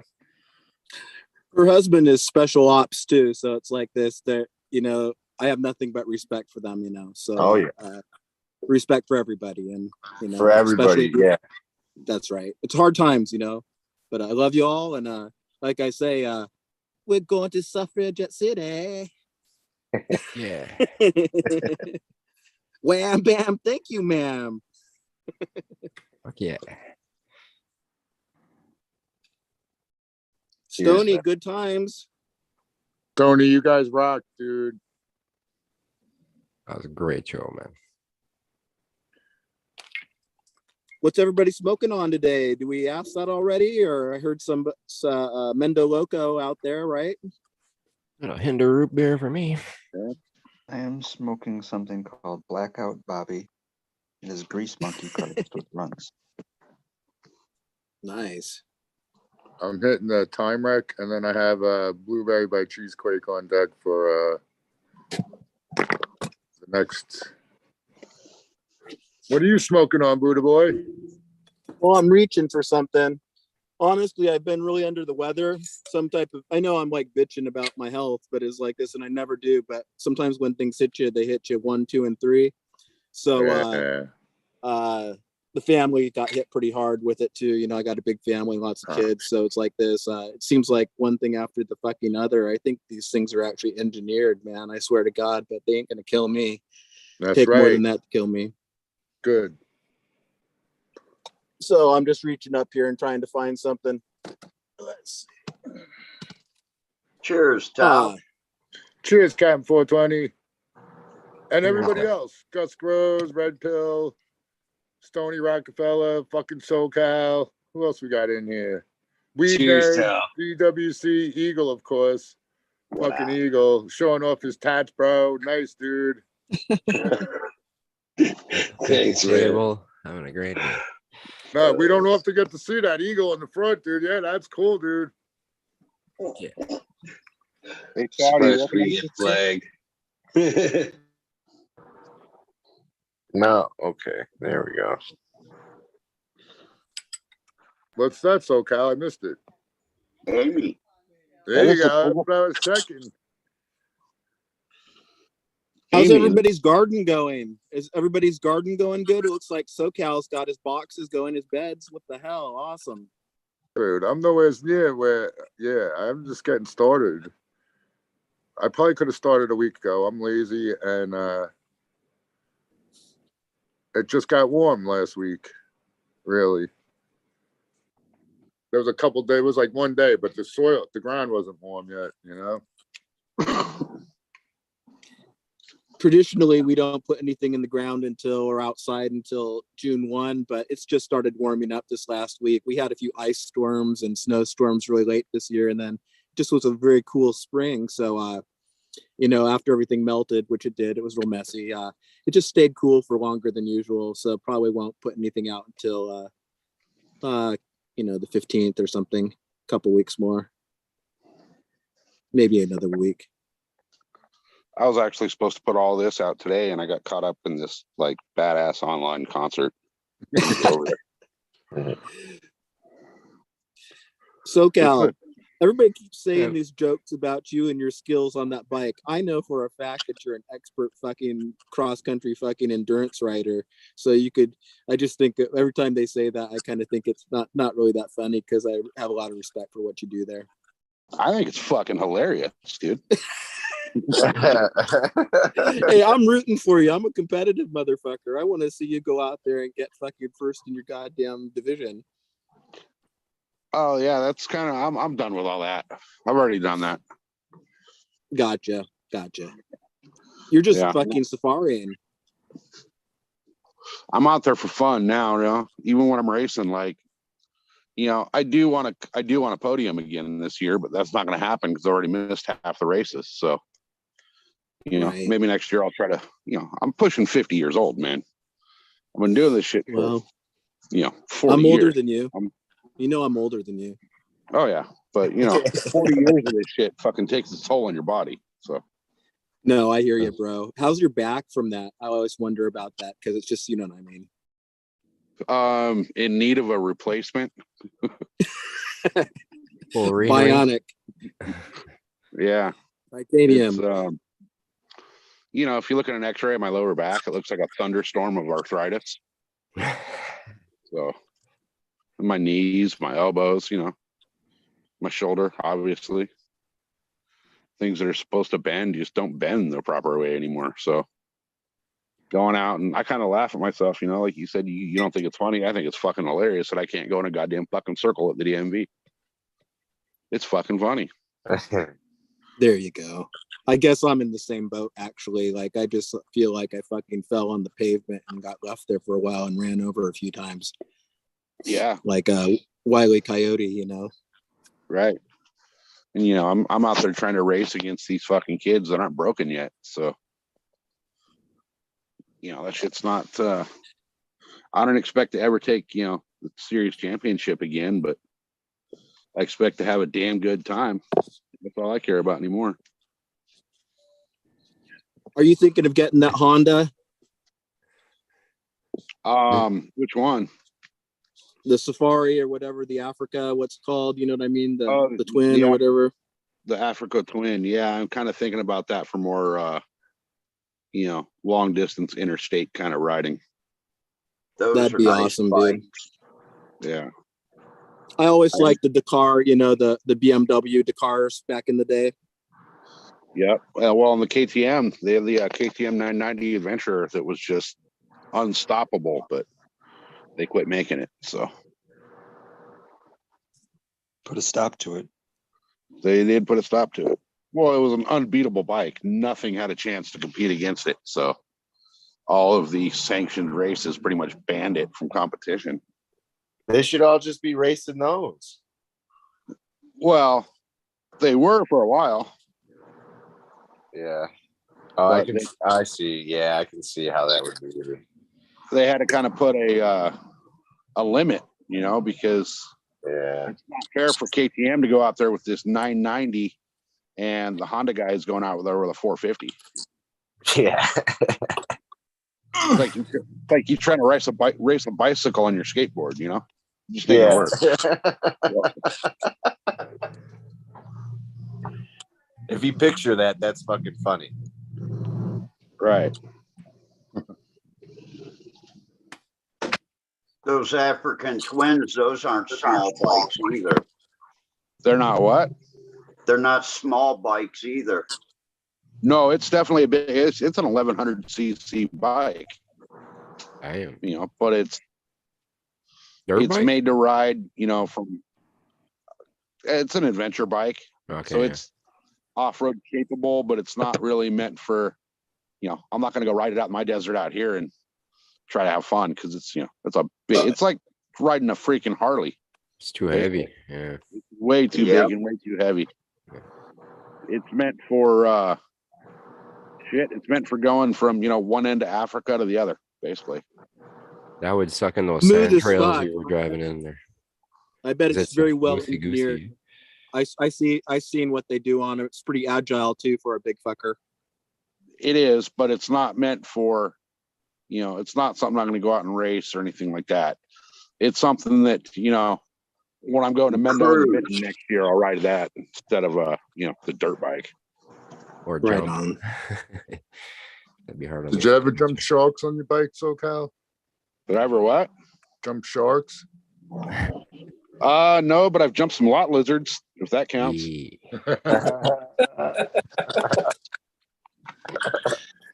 My fucking left eye is still blurry. Just a little bit. I think it's because there's like some type of, extra stuff going on there. Anyway, don't poke your eye out with your elbow there, guys. Now, Yeah. I highly recommend everyone wear sunglasses all the time. Not a And bad don't idea. actually eye protection. When someone points out, what are you wearing sunglasses inside for? And you say, no, they're not sunglasses, they're eye protection. There you go, SoCal. Believe it or not, I had on some glasses in there. It actually came through the side.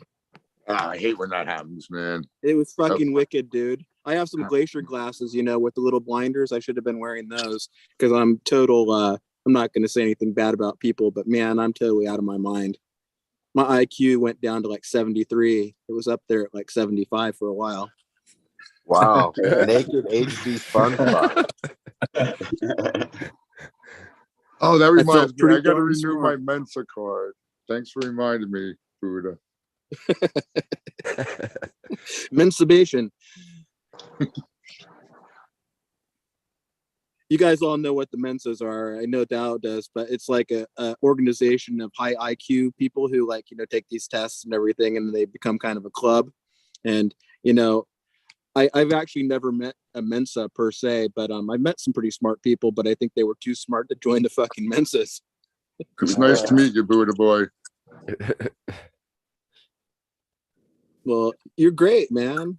Dow, what's your new line? What's your greatest line? You got some bubble gum going. You got some AK-47. What do you got going on?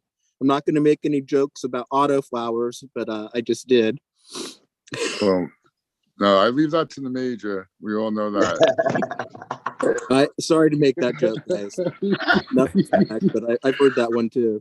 But no, that chocolate tie. I was just thinking in my brains, like I got to get everything set up right because I 100% believe in the live interaction between the male plant and the female plant.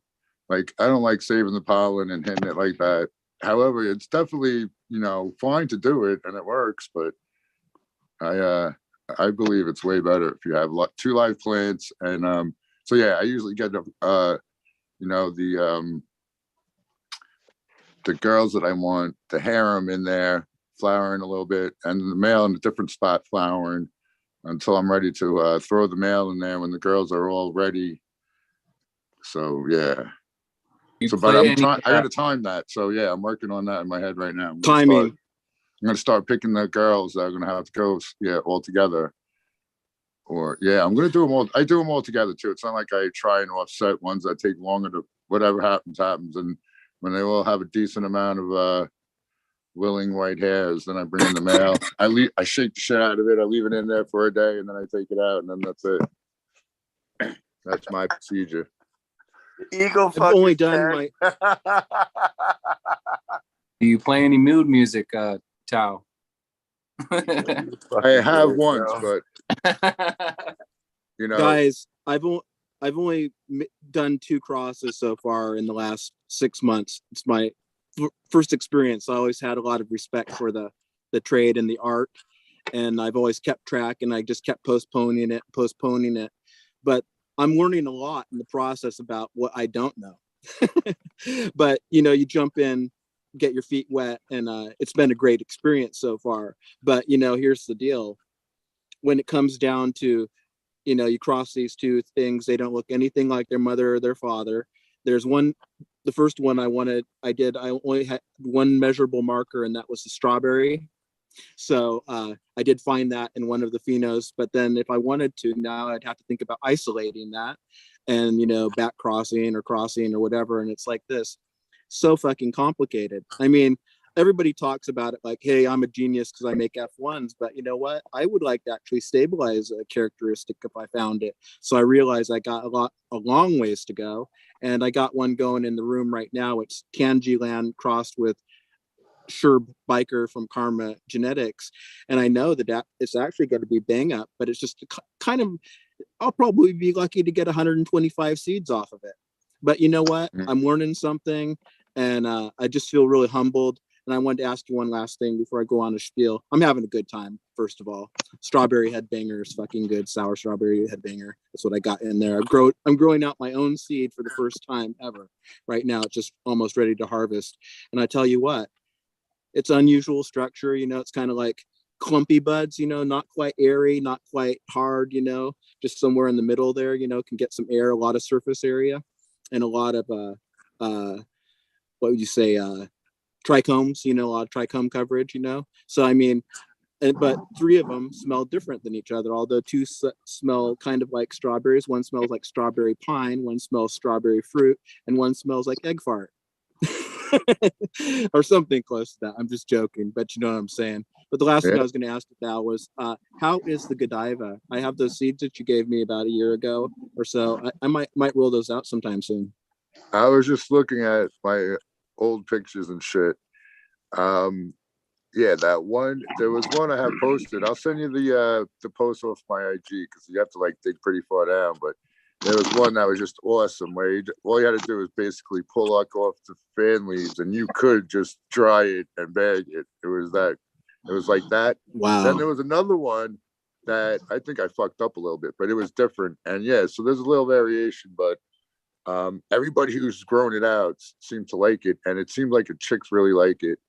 I had more than one person tell me that, like, the one kid's sister, that's all she wanted to smoke, and she made him keep it so she could have it. And then no, and it's God Bud by Cheesequake. So I mean, yeah, it's God Bud. The reason I was thinking about using God Bud, anyways, like it really wasn't super terpy, but it was nice and it was nice flavor and it grew cool. And the Godiva gets pink hairs outside when you grow it outside too. The Godiva does. Awesome. Yeah, well, really cool looking. God Bud is one of my favorite, you know, classics in my memory. You know, it stands out so much. I even have like a story where I was working with UPS and we went through a gate and I'd smoked somebody out, the driver. I was like helping him out. And we basically got reeked out. They smelled the weed, but we'd stashed it and they actually let me drive. It was very strange. So that God Bud can be actually really, really strong. You know that. Yeah. And the smell of, like lingering. Classic. That was the female I had. Really wasn't super potent smelling, but it was good tasting and it did have a smell. It just wasn't like overbearing. So that's why I wanted to try and hit it with the Cheesequake, make the plants a little bigger. Because like all the God plants that I ever grew seem to be shorter than I wish them to be. And they're like deceiving, but then I didn't grow them outside. They're always inside. And but yeah, the God Bud is awesome. All Jordan the Island always puts out good shit. Every single one got you fucking stupid stone and was frosty as a motherfucker too. Nice. But yeah, did you ever like? They seem like they're slow veg, or they're just deceiving because they're so squat. Even though there's a lot of plant material there. That was actually, not to monopolize the conversation, but that was actually one of the things that I learned about my first cross, that strawberry headbanger. It's just really squat. And it's like, I'm not even used to short plants. I'm used to kind of this sour diesel type or hazes or things that kind of got some stretch, you know, to them. Right, and, I was used to the other way, basically. Yeah. So anyway, we're learning a lot, right? That's the main thing, is we actually are learning stuff that, you know, these masters, you know, who can throw out 1,000 at a time, man, you know, I hope that they all tune in to the idiosyncrasies of what's before them, because it's like this. It's an amazing revelation, the diversity of this plant, and every one is pretty much unique, even when you have some uniformity. Hey, Buddha boy, I had offered you some God Bud times Afghani mango, and I've got another God Bud cross. You were supposed to send me your P.O. box and Instagram, but I appreciate you having me on, Eagle. Everybody, it was nice hanging out. Stoney, thanks for another concert. That makes 2 of them I've seen now. Yeah, but you gotta come live, man. You guys gotta I come out was live live. I have. Michigan. No, but I mean, yeah, well, that was cold that day, man. We got to get out there in the summertime. I wish Luzerne was going on. Shit. Stoney, your daughter is an intelligent looking young lady. That was really nice to see you there with her. Thank you. To be proud of. She got is. a couple daughters, correct? Yeah, I've got another one. She's lurking around somewhere. No, you're a great dad, and you have a great family, and you got your priorities fucking straight. Everything's Thank gonna you. come to you. The world is your fucking oyster, man. Thank you very much. Yeah, that's what we're trying to do. Try and get these kids taken care of. You know you are. You know, give them the things I didn't have, at least the knowledge. Yeah, I try to give my kids guidance. I don't give them advice. Yo, Larry. Hey, Stoney's daughter is much more punk than he is. You mean Stoney's She is, a poser? actually. She really is. She listens to I'm more harder punk rock than than I you. do. I like the Dead Kennedys, you know, Holiday in Cambodia. I can dig that shit. I can dig all the stuff you guys do. You guys are like the ultimate garage band, because it's like this. You guys never stop rocking. Oh, I did for like 29 years or whatever, but then I found my way back slowly. Here I am. You found Jesus. Jesus. Larry and the drum never kit. stopped. Glad you But did. if I never stopped, I wouldn't be playing with them. I'd be way too good for these guys. You're fucking Buddy Rich. I know, I'm fucking teasing. Buddy Rich. You know how Buddy Rich used to hold his drumsticks? Like this. I think.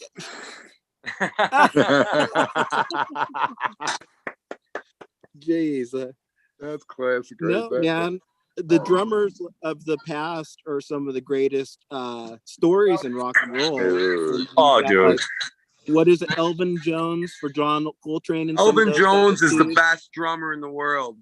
You got it. So I'm just saying there's some Yeah, depth who there, was right? that ginger cat? Baker? Ginger Baker? Baker.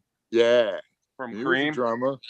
You know who else, man? I saw Keith Moon. I saw the video of him on the Isle of Wight, I think. Yeah. Dude, that's an insane That was my guy concert, growing dude. up. I was That like was an insane Moon fucking fanatic. concert. Ruined me though. Keith Moon, yeah. It And you ruined know me what? because Dude, now all I want to do is do all these fills and I get yelled at by this guy. Yeah, I remember. I was in. dude, the dude from remember the when Police, Keith died. too. Stuart Copeland. He's when the concerts from the 80s. Be nice. The concerts from the 80s, he added a lot in between. It was insane. Oh, he could play. Like he was nuanced. He was like, an artist. I mean, I don't know what you thought about the piece, but they were a very great trio.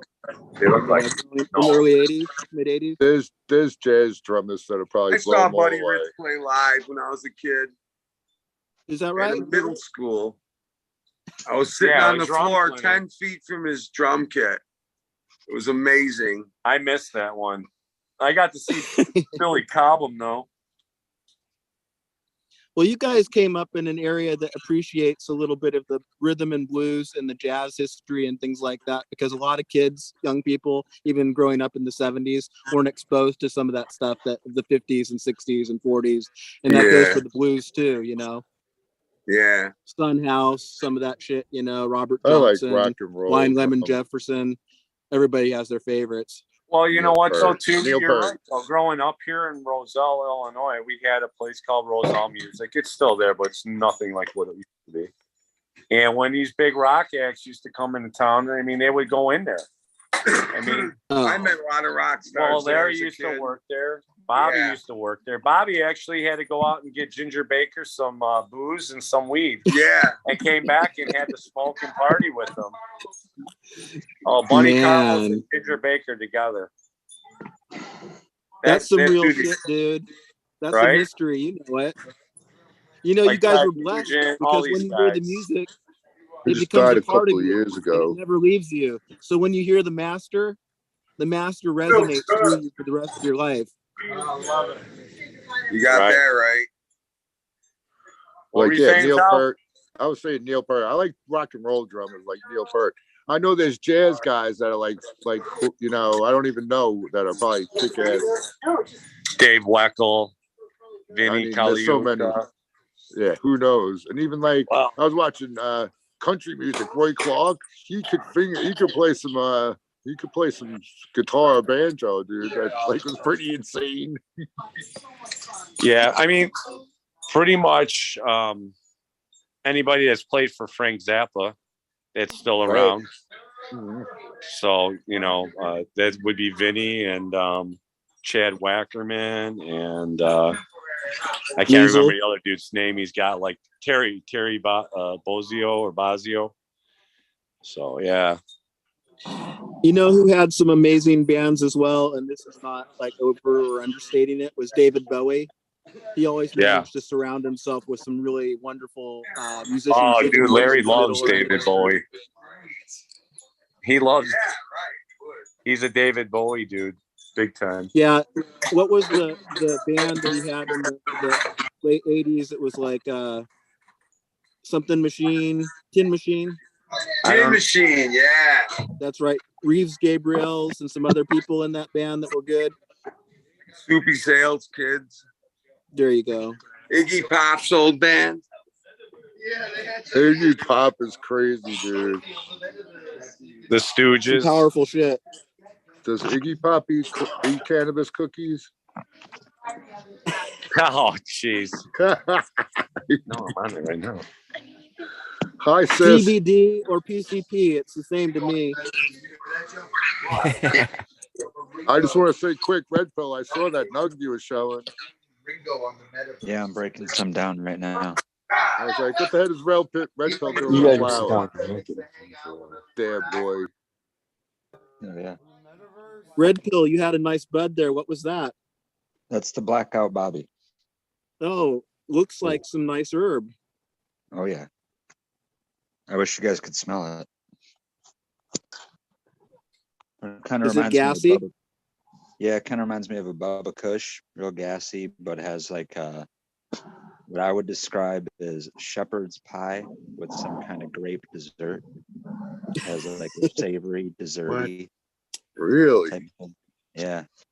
Pretty It's like the bubble gum that had all the whole the 3-course meal. Yeah.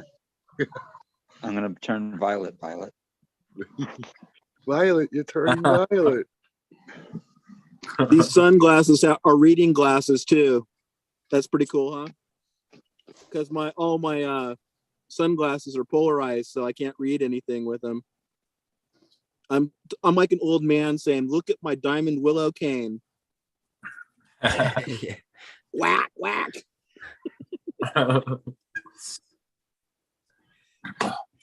Who thinks they're getting younger? Who thinks they're getting older? Who thinks they're getting smarter? Who thinks they're getting dumber? Now be honest here. I'll shut up. I didn't think I was getting older until I woke up the other day with my back all out of whack from doing nothing.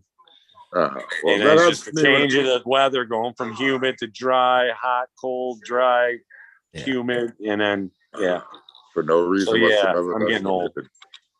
I'm getting younger. Go down from the weather. Looks wise, I'm getting younger. I'm still sexy as fucking hell, but That's for sure. But Buddha, the getting smarter part. You're too sexy the for more your I hat. learn. just agree with me, man. Blind cat doesn't know what I look like. I keep telling him I'm really good looking. Well, Eagle is getting better looking every month because he has love in his heart and he has a grandchild and he has a future, you know, that is very beautifully wrapped like a package and a gift, and he doesn't know what's inside it. Yeah. Thanks, I appreciate that. I feel like I'm getting younger, brother. It's so good to hear. The more I learn, the stupider I get, Buddha. That's what I'm finding out. The more I I'm learn, just the getting stupider I fucking get. madder and meaner. I'm not 'Cause you- joking, man. It's like I don't like it when like 3 bad things happen to me in a row. I take that shit personal. That shit doesn't ever happen to me, but it You have happens to to take the everybody, so I path better of get the over it. Tao, Buddha.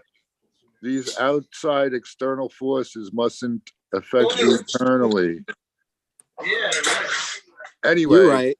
Anyway, yeah, because the more I learn, the more I realize that I don't understand properly, and the more you learn, the more you realize you don't. The more questions there are. It's always the way. Fucking The Sean. closer you get, the harder I fall. Is that how it goes?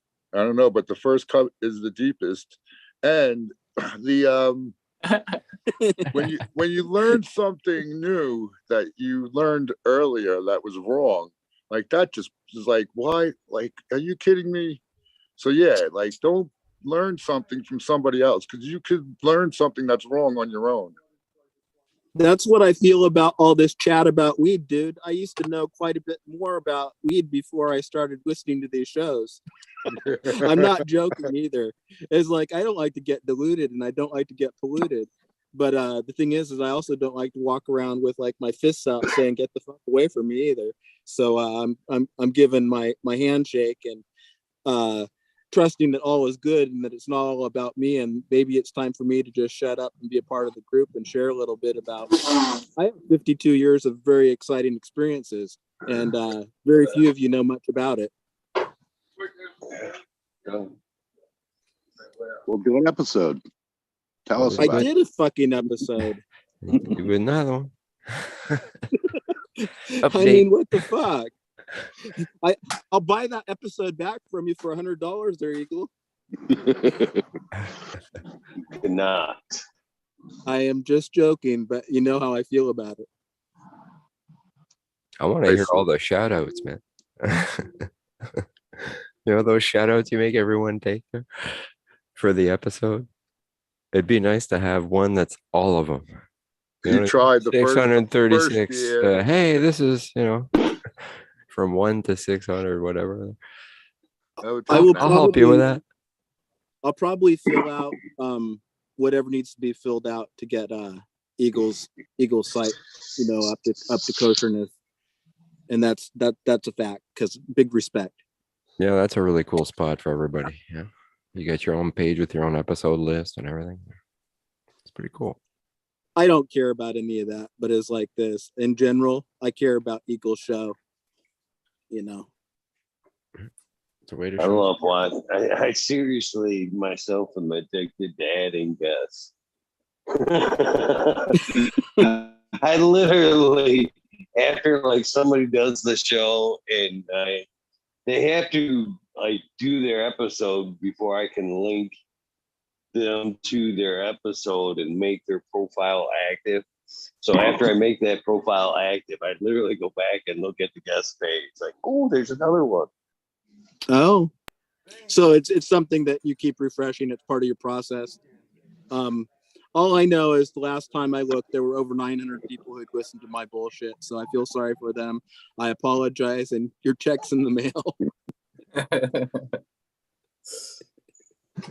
No, joking. Honestly, what's amazing about these when we get together and share with each other, sometimes we learn more about ourselves and the way we interact with the community, but also our own history, our own biography, our own ancestors, you know, our own adversities. So, you know, some people have different themes, but for me, it was just basically getting in touch with a story that actually I needed to refresh, you know, hit the reboot on. And I'm a positive guy when it comes down to it. So it was, I'm proud of all those things. Those memories is what I cherish, not the me, but the external, you know, things that have passed. So anyway, you're all that way too. Bong it. Bong it's for Ja. Got the bowl loaded up. Cheers. Bong it's. Any Bong closet it's. Rastas here? Bong it's a good. Buddha, I put a link to the Godiva, one of the Godivas that I liked in all the chats actually. But cheers, everybody. Excellent. I thought there was some chocolate in that. No. No. So that's what I'm growing right now and figuring out. I'm keeping one chocolate that I'm gonna hit, hopefully, if I can keep everything going. And I got two females of the chocolate tie that I'm gonna hit with the chocolate tie nail. All right. You know that the Perhaps maybe chocolate two is out of males. circulation. Now the chocolate, if you go to DNA's site, you won't find it. Right. I think they may have, I think they bought may have had a problem. I bought a I think they six-pack lost some of the feminized catalog. that was, you know, in the original packaging. So I'm pretty confident that was the real deal. And it looks exactly like, you know, all the pictures of it. You should F2 it. And well, you know, AK Bean Brains offers a chocolate, whatever, F's, whatever. That's where I got the chocolate tie. And yeah, I only have the one. They were feminized seeds. I only have one female that I kept. Only out of the six, makes I only got I think I only got 4 to go to get going. And then yeah, narrowed it down. And then I probably should have kept the other one. I love those. Did you know DNA that for a while that research company actually sold regs of certain things that you couldn't find, such as what is it, sour tangy, some Kosher things Kush. like that. They were charging, their model was to charge more for regs and less for fems. So it was like $156 for like a pack of whatever. But when it comes down Now to the it, times changed, right? and then Crockett carries some of their line that he bred in his catalog as regs. Example, like the tangy type of things. And go ahead, REdPILL. REdPILL, yeah, I like their packaging. That's really cool. But go ahead. Yeah, I was just saying that Crockett is a good avenue for like more legit personalized seeds if you really want to go that route. And I've gone that route a couple of times, and his gear is rock fucking solid.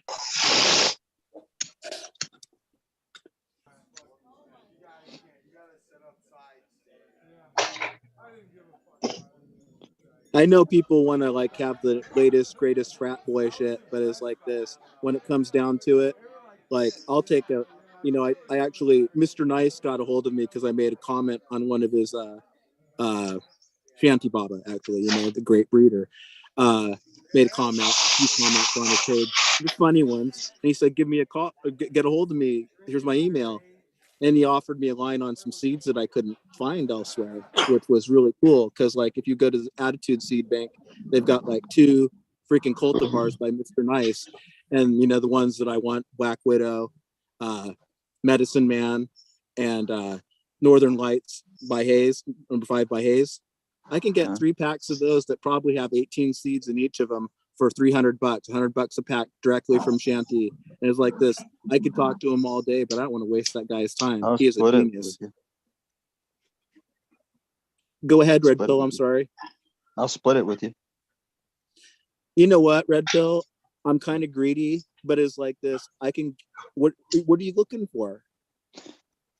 Well, out of those 3, I mean, the ones I was looking on there for was actually the Northern Lights to Afghani. And then I don't know if you know the Angel Heart or Angel Breath.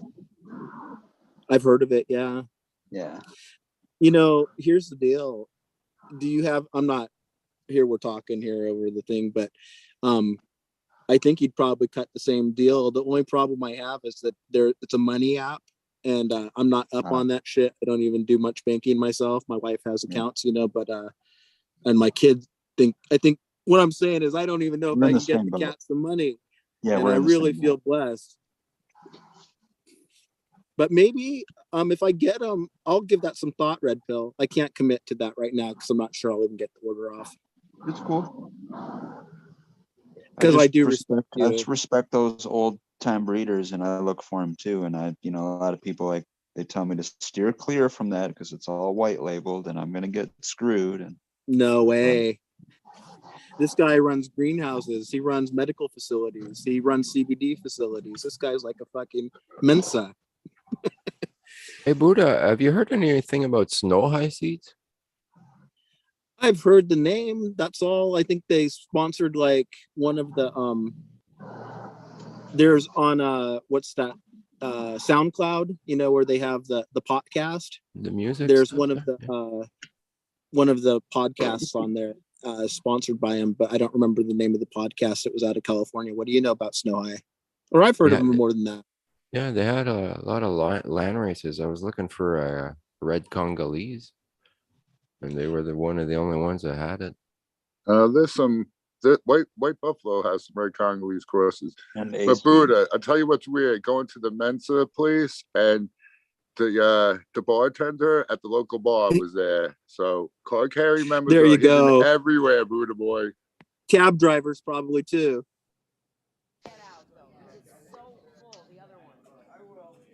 Yeah, well, everybody's smart. You just got to get in touch with their smarts.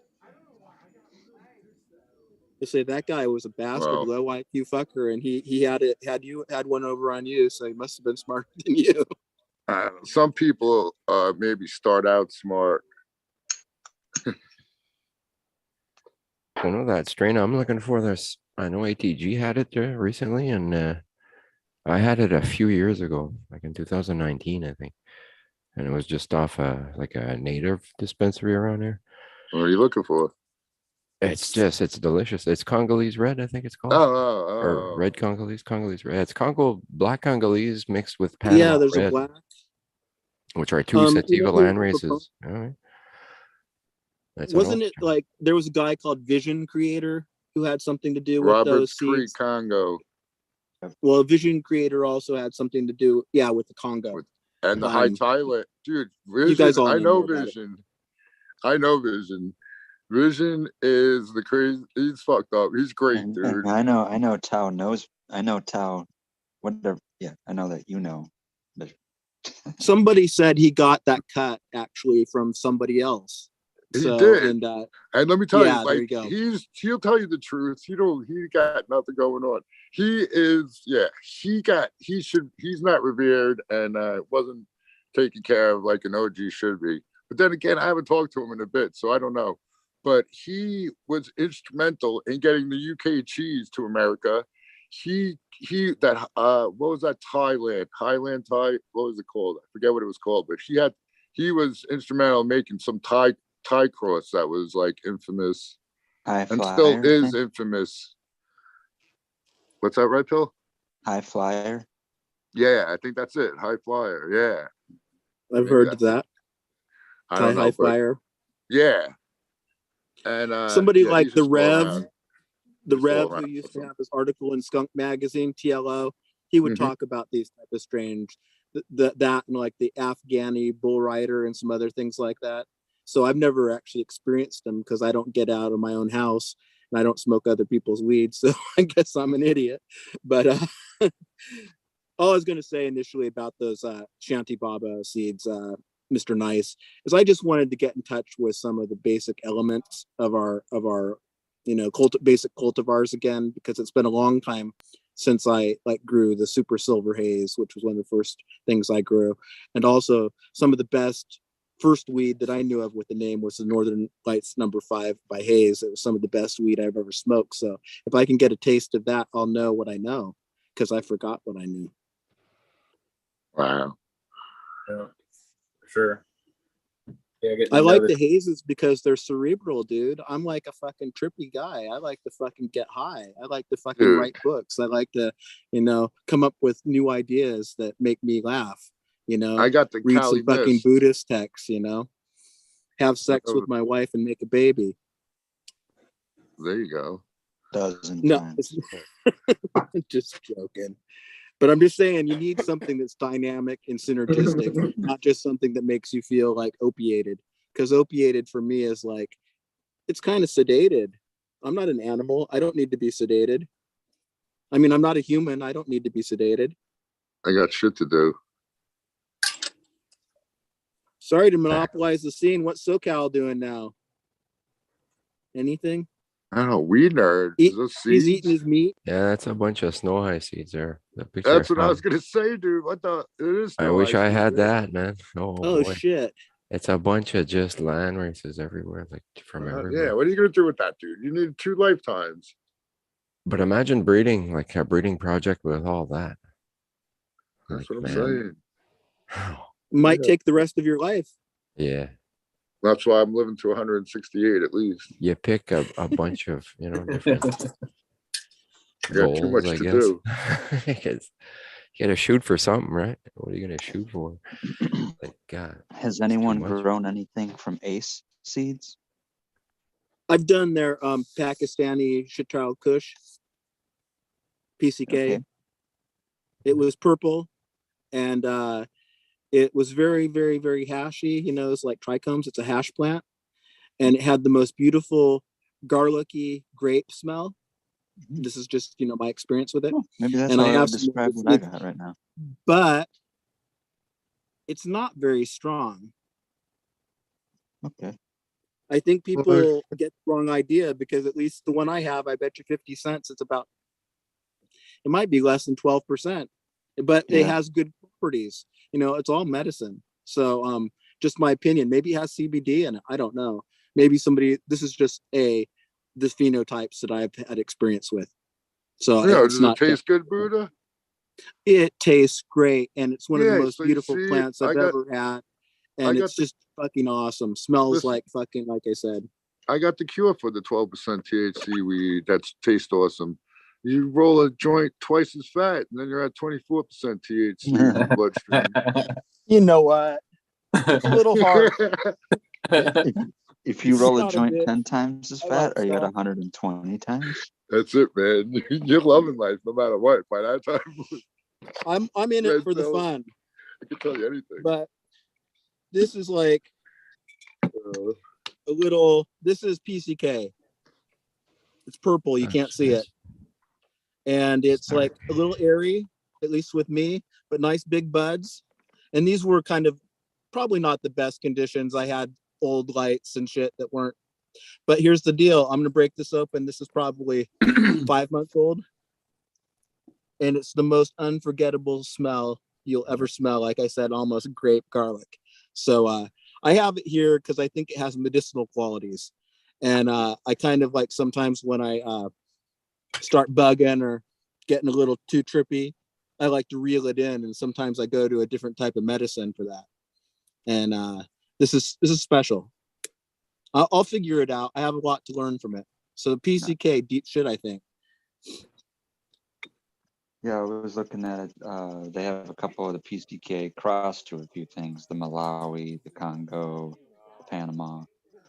They cross it a lot, I mean, I would say though the terps on this are so like this cultivar has been cultivated over 300 years in the same families in the fucking Pakistan, and they selected for this type of terp profile. Those fuckers know exotic. I mean, it's like basically smelling a woman who knows how to cook. Am I mistaken, or is that also in what was possibly in cookies? I think it was a little bit. Yeah, I think I heard somebody say that. One of the guys that was like, in the possibly. It's put in some of the more designer strains for its aesthetics. I think there must be a lot kind of locked up in there. And that flavor, from what you're saying, shit, sounds great. You know, I'm telling you, it's unusual and memorable. I've probably grown, definitely, over 150 cultivars, different ones, and closer to 200. And I'll say that this, I could smell this, and I could tell you exactly what it is with my eyes closed. So nice. I'm not a genius either. I need to sit down and write how many I've grown too, man. I haven't even thought about counting. I stopped counting at one point just because it was like, it started to get debatable and all of that. It's like, I can't even remember the shit now, but I do know it was way up there. But all I'm saying is it was my goal to try as many different as I could because I couldn't buy anything. I don't buy dispensary weed, any of that. And when I started growing, I just wanted to get exposed to all the shit I know you guys were down with. So I just kind of took my big deep dive and, I tried to grow as many as, not like growing a lot for a lot's sake, but, over time I try to, go with the flow of what's really good to me. Like example, like Motor Breath 15, OG Chem, that type of thing. I tried that, with Connoisseur Genetics with their thing called OG Chem, and I'd never really experienced that type of smell before then, or the Chemi Jones from the same people, some of that fuel, deep diesel that you can barely trim in the room because you're getting almost nauseous from the smell. I'm just saying that stuff I had to find out for myself, and I felt very blessed to have access to whatever came my way. So I tried to grow what I have, and I've got some seeds now, but it's like this. I'm always looking to, I figure I probably have to grow about 500 more cultivars. Yeah. So definitely. I heard actually truthfully, and this is something I did hear probably on one of those like the podcast or something like that. But they asked Karma of Karma Genetics, who's just a great guy. I've run like 15 or 16 or 17 of his plants or his things. But they asked him truthfully how many that he had thought he had done, like grew. And he says, at least 500 and something, 550 or something like that, I think was his estimate. And it's like this, when you look at the palate though, he has a real sensitivity towards certain things, and he's known as an OG master and things like that. And he never, example, like he won a high cut times cup in Amsterdam one year, and he went up and got it. And how everybody brings their crew and gives a little bit of a spiel. He just said, keeping it real, and went on, graciously and humbly. And I appreciate that. And occasionally he'll follow me. He'll give me a like on my pictures. So I gotta like that too, him and a couple other guys. So I'm just saying, to me, to have a little bit of recognition from somebody who I respect, that's what it's about for me. I'm not gonna win no High Times Cannabis Cups because I ain't motherfucking going anywhere. And if I had that kind of weed, I'd keep it to myself or give it to my friends. And that's about it. All three of them. My kids. I try to make seeds of it. You know what I mean? I'm just saying, I'm very aesthetic, like artistic, aesthetic. I'm very aesthetically oriented, and I'm ascetically oriented as well, which is reclusive.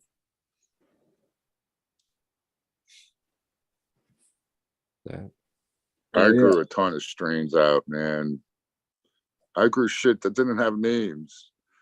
I grew shit from fucking, yeah, man. Yeah. That's why you're an OG. That was like, but then, and even at the, then I realized at one point, we were only taking from the good shit. But even yeah, man, there was times when it was like, dude, good weed. You guys don't know how lucky you are to have good weed at your fingertips all the time. Yes. Unless you've been a grower, yeah, that's it. And especially only if you're a grower, because even if you get the good weed from the dispensary, it's not the same as growing it. No. But yeah, before I grew it, we couldn't get good weed all the time, really. Oh shit, no. And you had no choice either. Trust with a seed dealer in the same way you would have with a weed dealer. So if you can trust the seed dealer, and you steer by his headlights and he's going in the directions you like to go, it's like having somebody you can trust with your $100 bill. When my own $100 bill stopped hooking me up with a bag of weed that could smoke me out for, I'm about back in the day when I was conserving anyway. I was about a 1 gram a day guy. So like 28, one ounce would last me about 28 days, you know? And if you could give me a good bag of weed for that, I would have given you $125, but it stopped happening. So I'd rather put that $100 into a pack of seeds, or, you know, pay the electric bill, or, you know, re-up a new light, or get some organic amendments. These plants are fucking amazing. Just get out of their way. They're going to grow.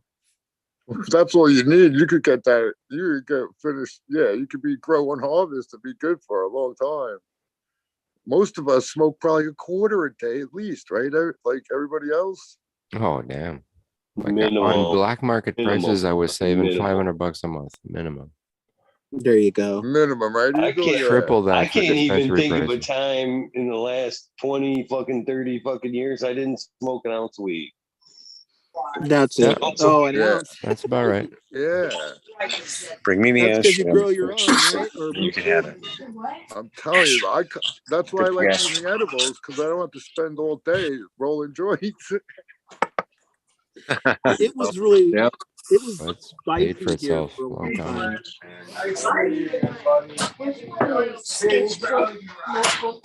Hey, Stoney, say hi. Hi. Say hi, buddy. And then hit the music. Cheers, brother. Right on, man. We're just talking about weed strains. What's your favorite strain right now? Or cultivar, whatever you want to call it. Me? Yeah. Yeah. My favorite one right now? Well, I've got two right now, actually. I have this one. Well, I have Blackwater. That's one of my favorite ones. And then I just grew out this South Beach. And that one I really like too. I think I saw that one, if I'm not mistaken. I'm thinking of, is that the gelato? No, South No. Beach is Sunset Sherbet. I can't remember the other one. It's from Lit Farms. I have a similar cultivar to that one going right now myself. So Is it I from can Lit relate to those Farms? No, it's one of Karma Genetics ones, but still it's like it has some of that Sunset in it, and then it has the Gary Payton in it as well, I think. Yeah, I can't remember what the hell it is. I want to. No, I don't think that's it either. There's one that I had that was like some secret cookies cut.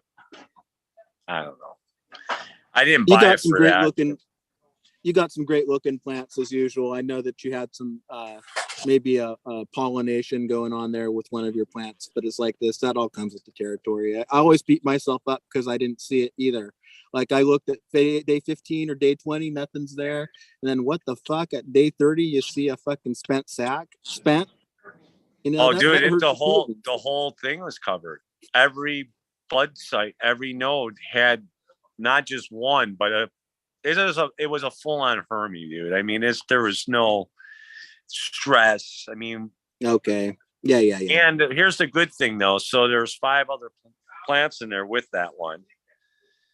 And I've been on those things, eyeballing those pistols up and down and it's been a couple days now. And everything's still jet white. Not one of them. Oh, that's good. Did you hit him with water? No, by the time it happened, I just zipped that thing shut. I yanked that, I bagged that thing. Okay. I bagged it up. I first turned off every fan in my room because I have some fans just moving the air around all the tents. Turned that shit off. Yeah, I was freaking out for a minute. I mean, some of the plants I got are probably, I don't think I'd have to worry about them because they're going to be done in a week or less. So, you know, nothing's going to develop. But yeah, it's true. Yeah, those other ones though, I'm like, fuck, man. These were all like, I'm just trying them out for the first time. These are all like first runs. I think I have one in there that I've ran before, but everything else is all first runs. So just a sampler pack, you know, see what I like instead of going through growing, because I grow the way I grow because of my plant count. So I'm growing giant monster trees. And it's like, you know what? I'm just going to grow a bunch of little ones and then see what I like. No, you don't know. You got a great style. You're going for it. You know what I mean? You're breaking good, you know? when you break good, you don't have to break bad. I just But, try everything out that I can right now. One day I'll get into full on organics. I like to have a rotation going in, and this is a micro rotation, but at least 2 plants of each new cultivar coming in, sometimes 4, because I try to get like, I can only fit in like 16 or something like that, no matter what the size, you know. So, but I really always kind of live for the next round, you know. And then when I see this, like the seedlings and stuff, I don't take them too seriously until they become, you know, in the flower room, and then I start paying attention, because even though I have a crush on it, or I've always wanted this one, I got a boner for this one, is like in the end, it's a big mystery, and sometimes your preconceptions can get in the way of what's going on, because some of the genetics can be bunk. Sometimes they can be fucking all hermied up like a Christmas tree. You know, what the fuck can you do with that? You know, you can just sit there and say, well, you know, this shit happens. You know, does this happen all the time with this dude, or do I ever want to deal with this again? Right. It kind of hurts your feelings. Hey man, speaking of some good weed, you grow some pretty fucking fire looking shit yourself, pal. I see your photos. You know what? I'm serious about what the plant has to show me. So when I get a camera on it, I try to see what's stuck in there. And I'm not trying to, like, you know, I want other people to see what I see, but what was shown to me by the plant. So I'm just saying, some people use a microscope or a lens. I use my camera. And I want to have a documentation of that lineage and that history too, because for so long we couldn't. Because it's like this, they're things of beauty, and maybe someday my grandchildren won't have pictures of, or my plants, or even my seeds. Maybe they'll have some seeds, but they'll fucking have pictures of some beautiful ladies. Yeah, there's a lot of value to that, bro. Yeah, I've been time lapsing my entire grow history from the day I planted my first, you know, cutting in the water. I'm glad I did, because now I have 3 years almost now of footage. I condense all those grows to one file, and for each grow, because it gets, you know, a lot of That's data. fucking cool. But That's really cool. I've been doing it. Yeah, just a I matter. want to see a lineage. I wish I did have like a picture of each of the 175 or 200 fucking cultivars I've grown, because then I I have would done that. remember all the lessons. You know what I mean? The things that Exactly. you were going through at that time. Oh There's yeah, when value. I was running the fucking Cinderella 99, and I got the purple pheno, and I gave my friend the cut, and then he fell into the little excavated basement area, walking through the dark, and he became an old man overnight. You know, type of shit like that. You know what I 20 mean? harvests now. Right. And so I'm starting to forget stuff. So it's nice to go back and just look at you know, a 3-minute grow, 3-minute layout of the whole grow, right? Basically. And you can kind of go see what happened there, and you know what I mean? And it brings back your memory back and shit. Plus I have journals too. But I wish I had a cut of every plant I wish I had a cut of every plant that I like. Oh you man, know that. Yeah. Oh, shit. I have a field big enough that you can hold them all. You know, year to year. But you know what? you If know. I didn't lose them, I would have never found new ones. If I didn't lose them, I would have never That's looked right. for new ones. That's true. I've But then always again, felt this. man, some of those were. I still wish I had them to this day. I would go back and get them there. Dow, I let me mean, tell you something. I feel this way, and it's counterintuitive, and people can call me a woo-woo all they want, but it's like this. I feel like if I've seen it once, I will see it again. Except for the body. It's always possible. Might even be better. Yep, I'm just saying, like the super silver sour diesel haze that I had, that was actually like 7 effervescent. Like you could almost feel the fizz with it too. That's a really cool champagne feel. That was real. That was the terps. You don't So I'm think just it is saying, there are until you things get that on you there. don't want to forget.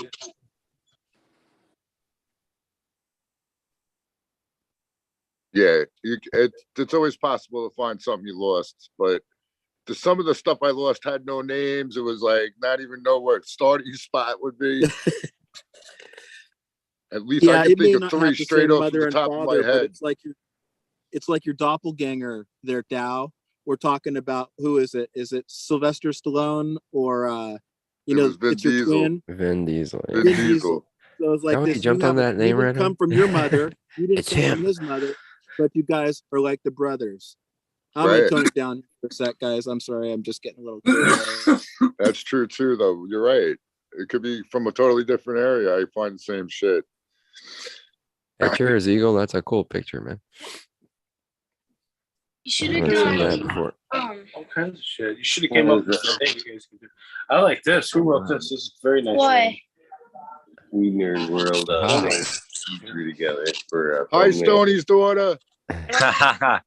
She's driving me nuts. Can I have your phone?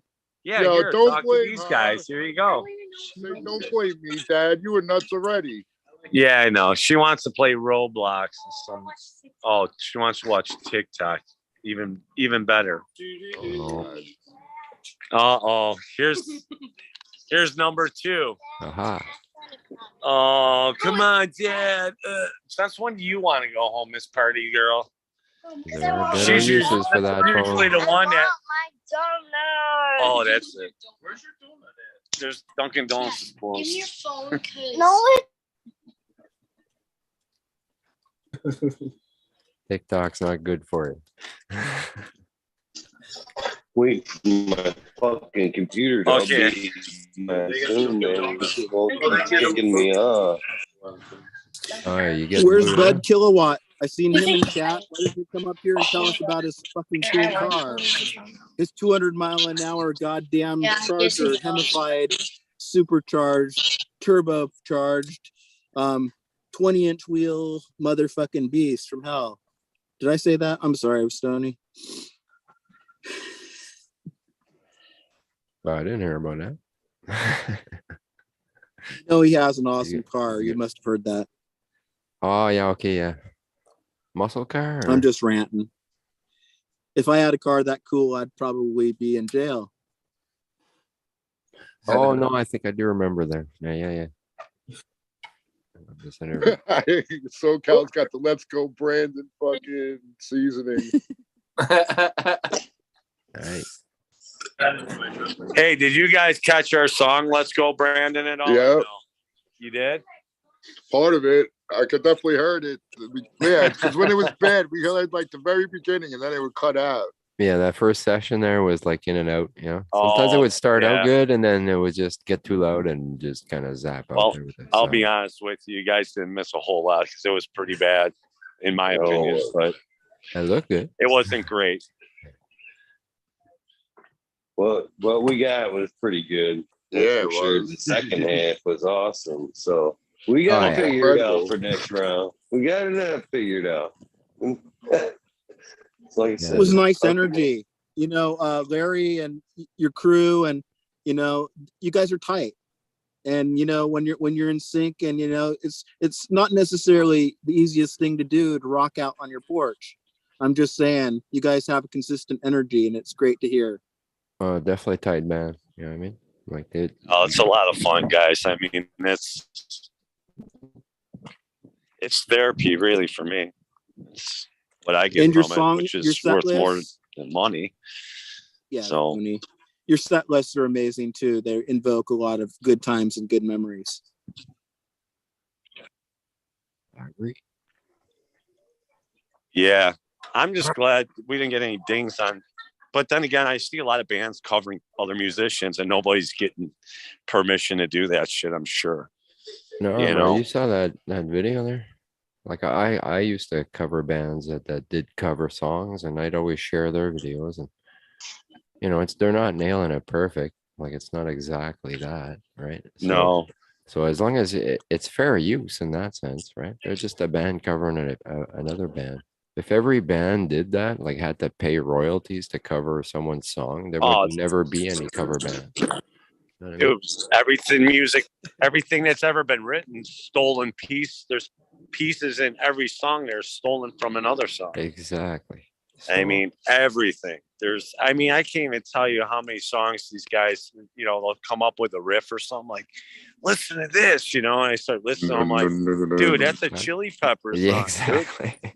Well, it's not exactly it. Sometimes it's the start, right? They get you with the start. And it's like, oh, it's gonna be this, and then it's not. It's like, well, yeah, you think you came up with something great, and it's like, no, your subconscious remembered that, and then you twisted it just a hair, and yeah, it didn't sound like it to you, but it's sorry, that's a lawsuit.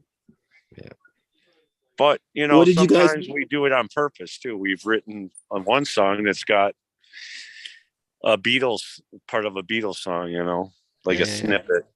5 seconds. No, Why not? Hey, the should've rappers do it. Why can't you? Should have right? never said that out loud, Stoney.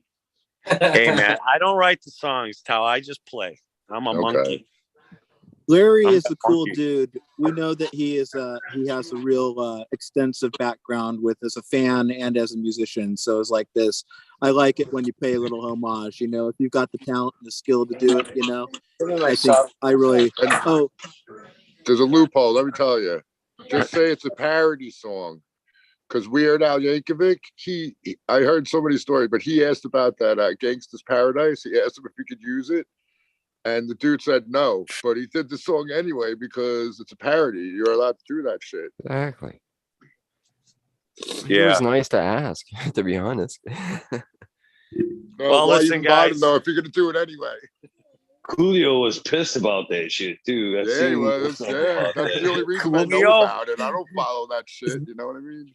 He's it's stole probably more. bigger than the original hit. Actually, 'cause That's my the kids thing. watch You're Weird Al probably Yankovic videos to this day. I don't. love that song, actually. Dude, Did a great job. I saw clips of Weird Al Yankovic live, bro, and they are on time, man. You know? Yeah. Oh yeah. They're good. I Sure, he's watched got Beat studio It musicians. recently. Exactly. Right, Stone. He's got money. People that have been playing, that's all they do. Yeah. All right, guys. I'm sorry, but You gotta be on. I gotta go. I still got some drums to put away. I got 2 kids. Yeah. So Thank you so time much, to Stoney, bed, man. Melody, being a dad and doing all that fun stuff. Eagle, Thank you for a great day, buddy. dude, thank you, man. This was so much fun, man. We gotta do this again real soon. I got And lots tell of your footage for bandmates you we guys say for thank you later there too. to play with. This was Larry. awesome, man. I can't even believe you guys are still on this late. I figured like by 5, 6 o'clock my time, and you'd be like, all right, see you later. But this is awesome, man. No, man. We're all here. This is really for the cool. WEEDNERD Thank you world. very much. Oh, we loved it. All you Hopefully, you guys. get to eat some meat tomorrow. You know, WEEDNERD, have a cookout. SoCal, Gus, Buddha Boy, Blind Cat, that's Shape Tao, Buddy, Kilowatts, all you guys, man. Thank you very much. Everybody in chat. Was there anybody in chat? You guys get over there, Oh, follow yeah. their Instagram, please. 50 people almost there. Oh, my Instagram? Or the You got band? 154 Canada. likes. We're Let's rocking. tell them about the California Instagram. The what's that? What catachronic I underscore? was telling them to follow the band. Canna Chronic Gig. Yes, that's Yeah. There you go. Follow both. Follow Stony Rockefeller too. I know I got to get back on, Oh, for on sure. the site and fill out that information for the websites because I thought I didn't know if I had mine right, so I was like gonna go back to it and I fell asleep. I think because I started looking at Instagram then when I went to just go look at my name and exactly how it was spelled out. Okay, guys, I gotta go. I'm Cheers, sorry, brother. I'm getting yelled at over here. Thank you again, everybody. And I'll catch you on the next Weed World, maybe even later on if you guys are still there. Peace, Right on. boys. See you. Later on, Safe out, Larry. Good chance. Have a great night, y'all. Bobby. Cheers, Larry. Later, man. Bobby. All right, Great guys. night. Thank you Take care, again. kids. Much love. Love Thank all you, you guys. You guys are the best. Kids rock. Peace. Oh, that was Well, he awesome. better give those kids the car keys. Let them drive them home.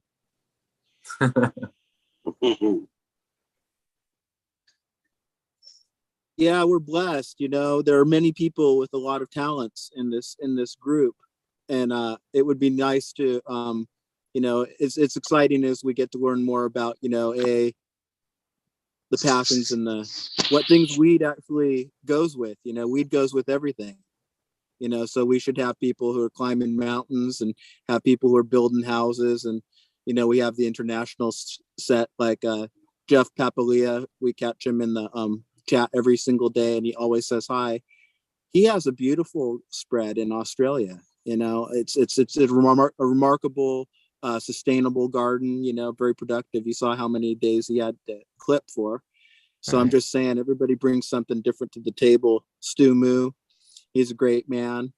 He had a setback and a loss this last year that was unfathomable for me. So it actually helped me just to be his friend. It helped me contemplate my relationship to those around me, and I love them as a brother. You know, I'm just saying, you may not talk to these people every day or see them, you know, or necessarily talk to them deeply, or maybe it's been a while, maybe you're miffed at them or something, but when it comes down to it, they're there for you, you know, and you can be there for them. And it's just a nice thing. It's not like we're in friendship like as an insurance policy, but it's inspiring to see what people bring to the table. Curious to that, but well said.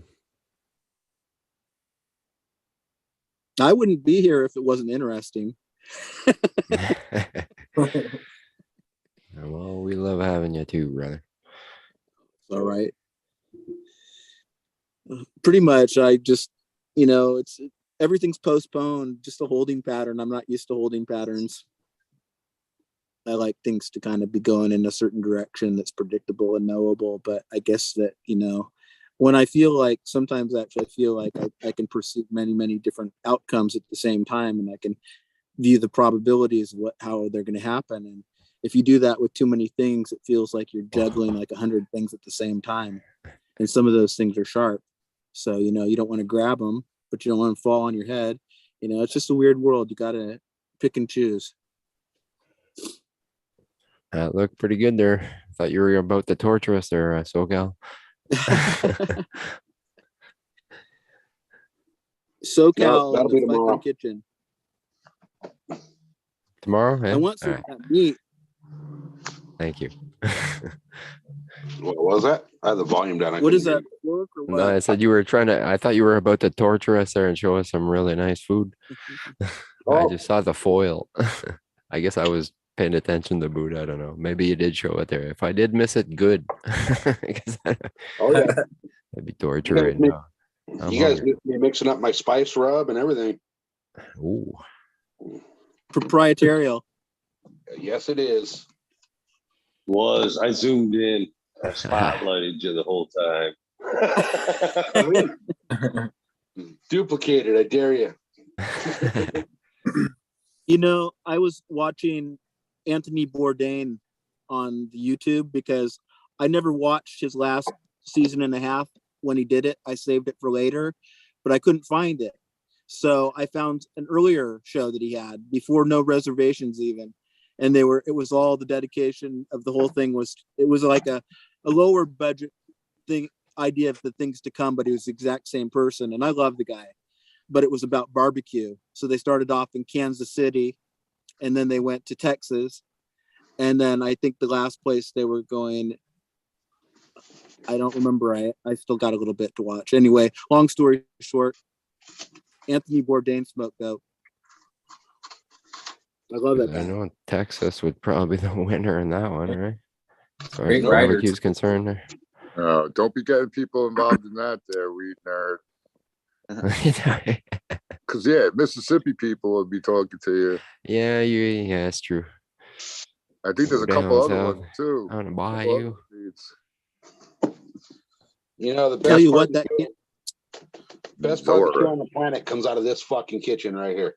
There you go, California. We got some SoCal. We got some. The Yeah, lady I know- said not one thing about barbecue is not for debate. That's for like what fuel you use, what kind of wood you use, what seasoning you use, what kind of meat you use, what kind of grill you use. ... Yeah, true. We're at different levels there. Not. If you guys like to cook, you need to go on the internet and find some of this shit. Grizzly Joe's. Grizzly Joe's. Small batch stuff. This is not the original recipe. This is the SoCal recipe. This is not for sale.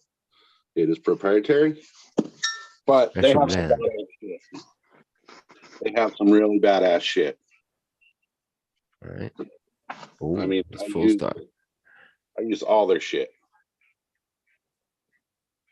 Grizzly This Joe's. one's really- This one's really Grizzly fun. Joe's. Is it Deadhead Bear? Grizzly Joe's. Looks like quality. The Deadhead Bear. Hell yeah. The name of this one is Keeping It Groovy. Groovy, man. Groovy. Groovy. Kind of like the wavy gravy. Or what? Florida. But you know, you can never go wrong with this one here. Yep, let's go, Brandon. That's my favorite. Patriot pork sauce. Never go wrong with that one. High I freedom love them PBMs. cookies. They were delicious and nutritious. Yeah, No, Did you take they were one good today? stuff. Did you eat some today? No, Eagle? last week. Last week I had a Oh, I couple of. remember. Yep. Yeah, they were good. Groovy, man. Thank you Groovy. very much, man. What do you guys all think about the mushroom tripping? It's like had a resurgence, guys. People were not taking mushrooms like this since like the Druids. What the fuck's going on? That's what I was gonna ask. Is did you indulge today, Eagle? Oh yeah. Yeah, me Oh, too, yeah. bro. I'm kind Yeah. of joking, but I do think it's a spiritual awakening of sorts, a physical awakening too. Yeah, I think it's a good thing. You know what I mean? It's a good Open thing. the mind's eye a bit there. So I was watching a thing from Bruce Bugsby the other day, little shorts that a guy had. And they were saying that all these times we've always thought the appendix really doesn't do anything. And they were saying, he was saying rather, that what it does, its function was it resets our microbiome. It carries like a sample of like our perfect microbiome. And when it gets out of whack, it kind of releases our own stored microbiome. Yeah. What does that? Never heard I that thought before. that shit That's was pretty pretty crazy. interesting. What is it that does that? The Our shrimp? appendix. Appendix. Oh, the appendix. Our appendix. Oh shit. So Yeah. if you get your appendix taken out. You're in bad shape, motherfucker. You're gonna Yeah. You better be drinking some kombucha or something. die. Drink up some kefir and some sour milk. That's motherfucker. something that happens a lot though, right? The appendix. That seems to ring a bell there. Yeah, man. Or a lot What of are people they get that called? taken out. The cordyceps, the one that has the bug that puts it out, and then people eat it. Actually, as it becomes all mushroom protein. Actually, you know what I'm talking about? Cordyceps or something. You know, you guys. The mushroom. Yeah, that's it. The actual, it has a parasite. You know, it comes into it. You know, and lives and takes over. Oh yeah. The mushroom takes over the bug or whatever. It's trippy. A bit like the cactus there, the mescaline thing there. Paul Stamets talks about it. You know, if you like, and everybody knows what these are. I'm honestly not up on it. I'm like a real novice. I did lots of tripping when I was younger, and I probably won't do much more until I'm like 70. I think I'm with you, Buddha. I think I might wait till about 120 because that's about 70 in my life. I mean, I tripped a lot, you know, so I mean, I kind of been there and done that, but that don't mean I, like a snake, I don't need to shed my skin. I'm telling you that microdosing time that I did it when I was doing a half a gram every day. And then like after at the end, I was just like, wow, man, I'm feeling it. I think I want to do that again. I want to run 50 miles. Oh, I want to fly. Again. You can't always get what you want, but sometimes you No, get dude. close. Within the last 10 years, I've done that, so maybe I should do it again. Oh, yeah, you could do it again then. I'm just saying, you know, you don't have to fly to get high. I'm just joking, guys. I'm on a meditation about life and death and what you have to do in this life to make the best of your time.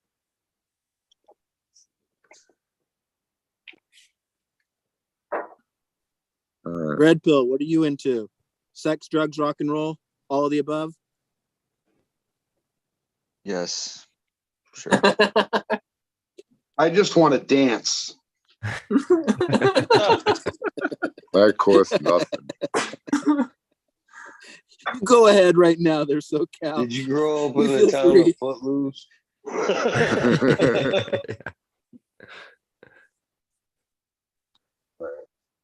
Green fingers, what the fuck? I had to take a weed nap. I sent you guys a message in the chat in our little Zoom chat. I was like, I need a weed nap, guys. Fuck. My grandma would call you a gentleman and a scholar, and she wouldn't be lying. I was like, nobody's gonna read this, so they're gonna think I just bailed out on them. Like I gotta sleep. I was like, fuck. Cheers, brother. Cheers.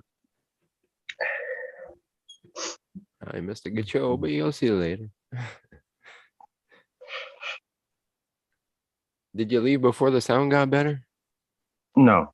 Okay, good. I listened. I had stopped when the music didn't stop. I kept playing it, but when I went to bed, when I left the stream, it was already better. Good. We were probably on the second set. Right up. I really like the Tom Petty song that was played towards the end, and I forget what it is right now, but it made me think about Tom Petty. And when I was about 9 years old, the album Damn the Torpedoes came out, you know, with Refugee and all the great songs on it. Yeah. And I tell you what, I had a real bond with that fucker from the beginning, you know, as a 9-year-old. So to see him pass in my lifetime, and I wasn't always on board with him, but I tell you what, like one of my favorite ones was she's a woman in love. You know, I like intense songs. All of his songs were just really fucking well done. And he played with a Rickenbacker guitar, so he had this real warmth of music. I don't know, but did you guys feel sad when Tom Petty died? Dude, I fucking did.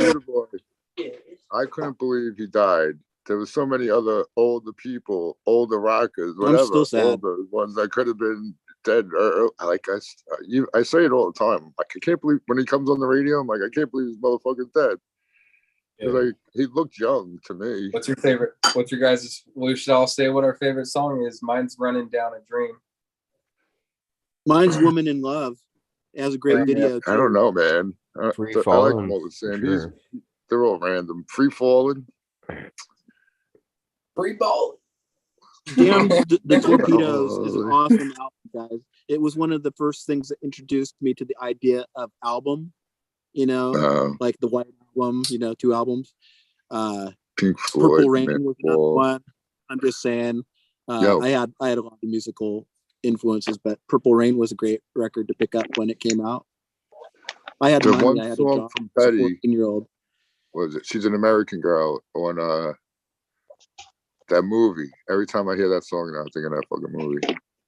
Fast Times at Ridgemont High. No. I'm not joking. Is it on that movie too? Maybe. That's awesome. I don't know. Silence of the Lambs. Silence of the Lambs. Silence of the I Lambs. don't do that. It's in that movie. It's in that movie. You have to watch the scene. Road Warrior. You're about a size 14. Porky's 1, 2, and 3.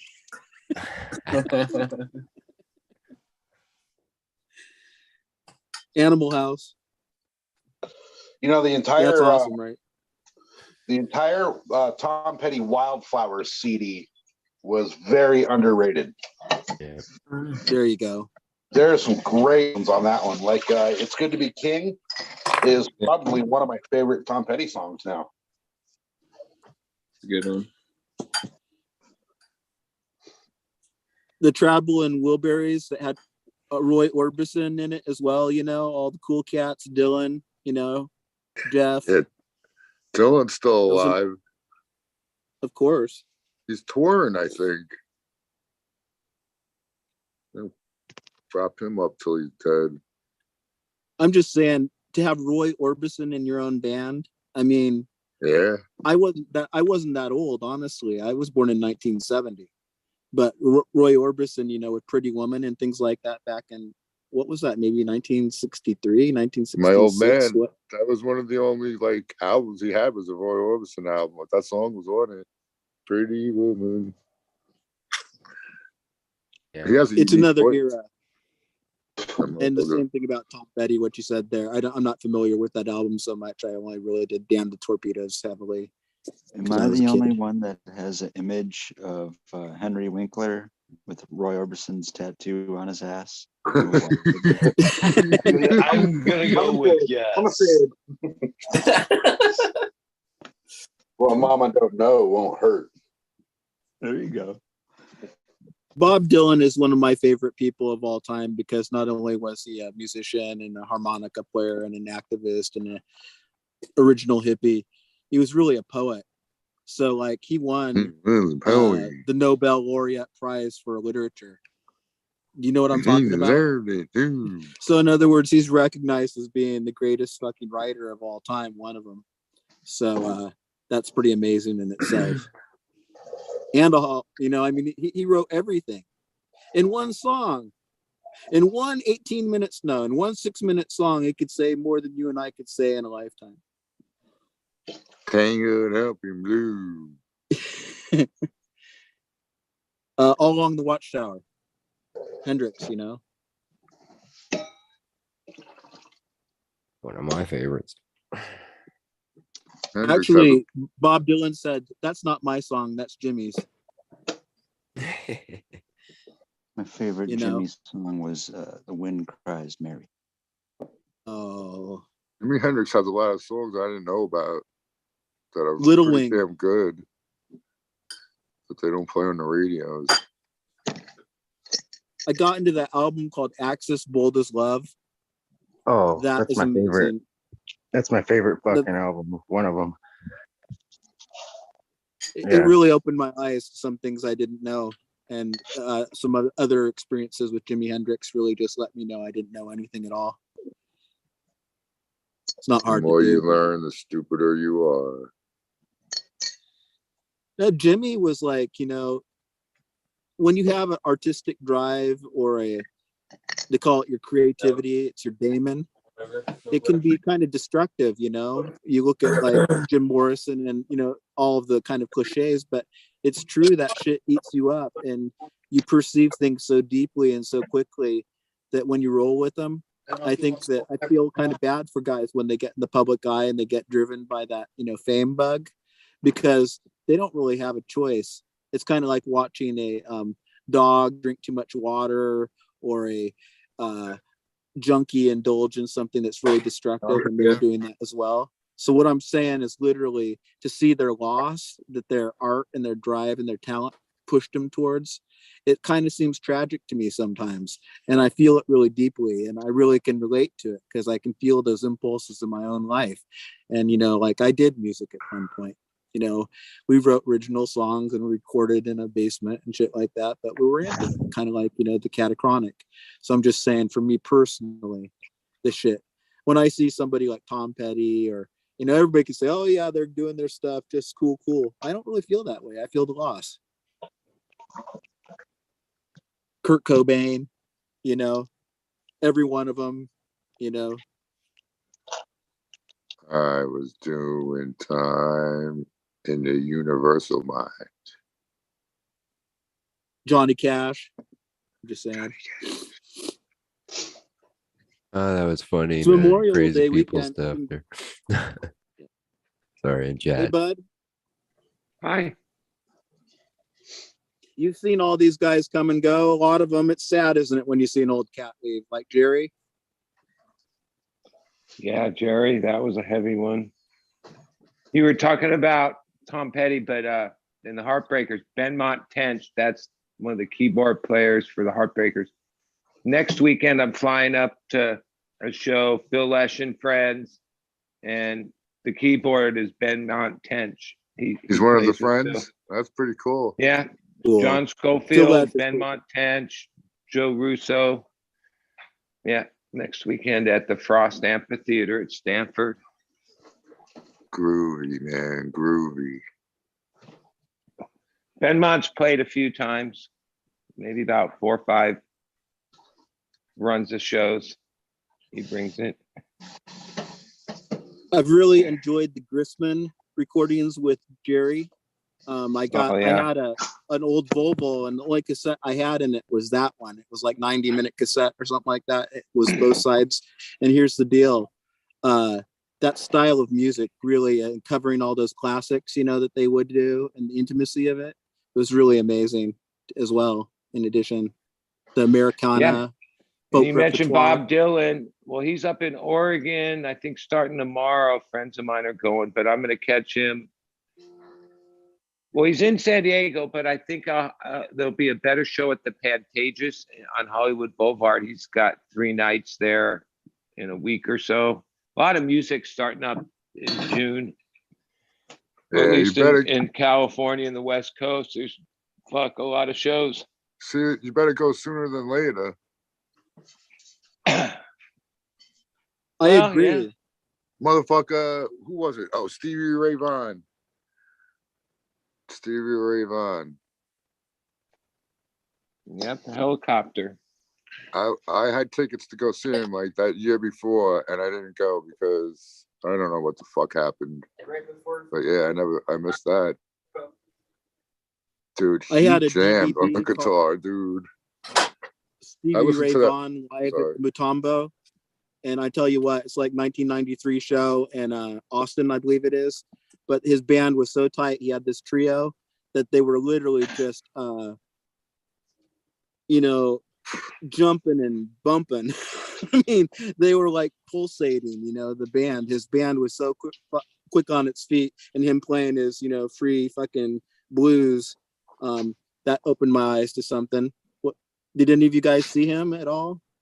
Stevie Ray Vaughan, Double Trouble. That album rocks, dude.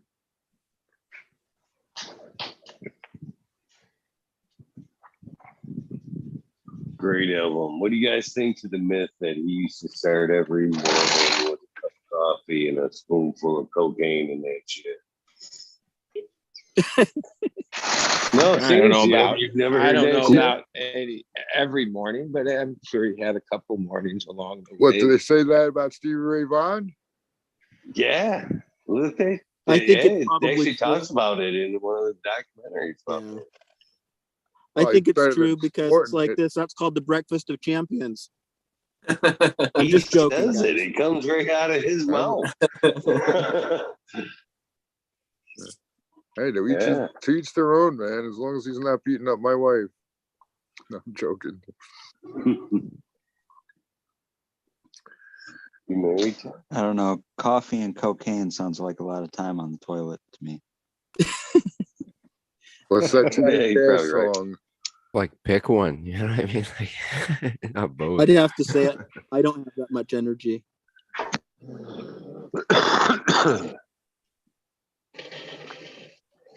It was different times, and it was definitely different blow. I was going to say the quality would have to be there. Oh, we're gonna blow, but blow out of the ass.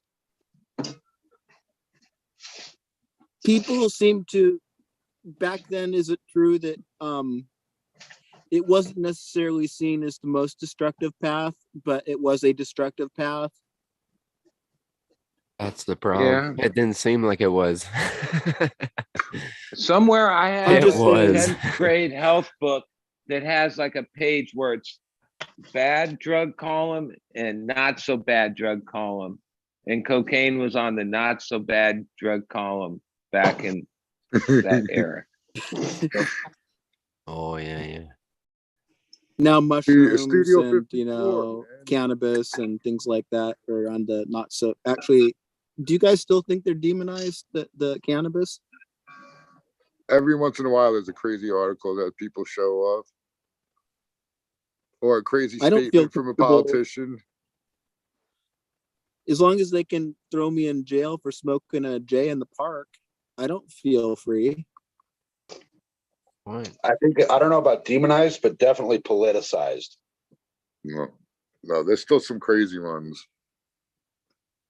Like the one guy last year, or maybe like a year and a half ago, said something like, if we legalize marijuana, there's going to be dead kids in the streets or some shit like that. Yeah. That's what I mean. It's And ridiculous. there's pro cannabis people that repeat dumb shit. Like even Joe Rogan, according to him, it's gonna cause schizophrenia. Smoke too much. That's through smoking that Monsanto shit. No, do you guys?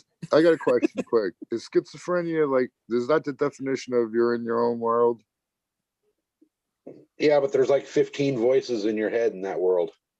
Oh, so you got company. Maybe it's not such a bad thing.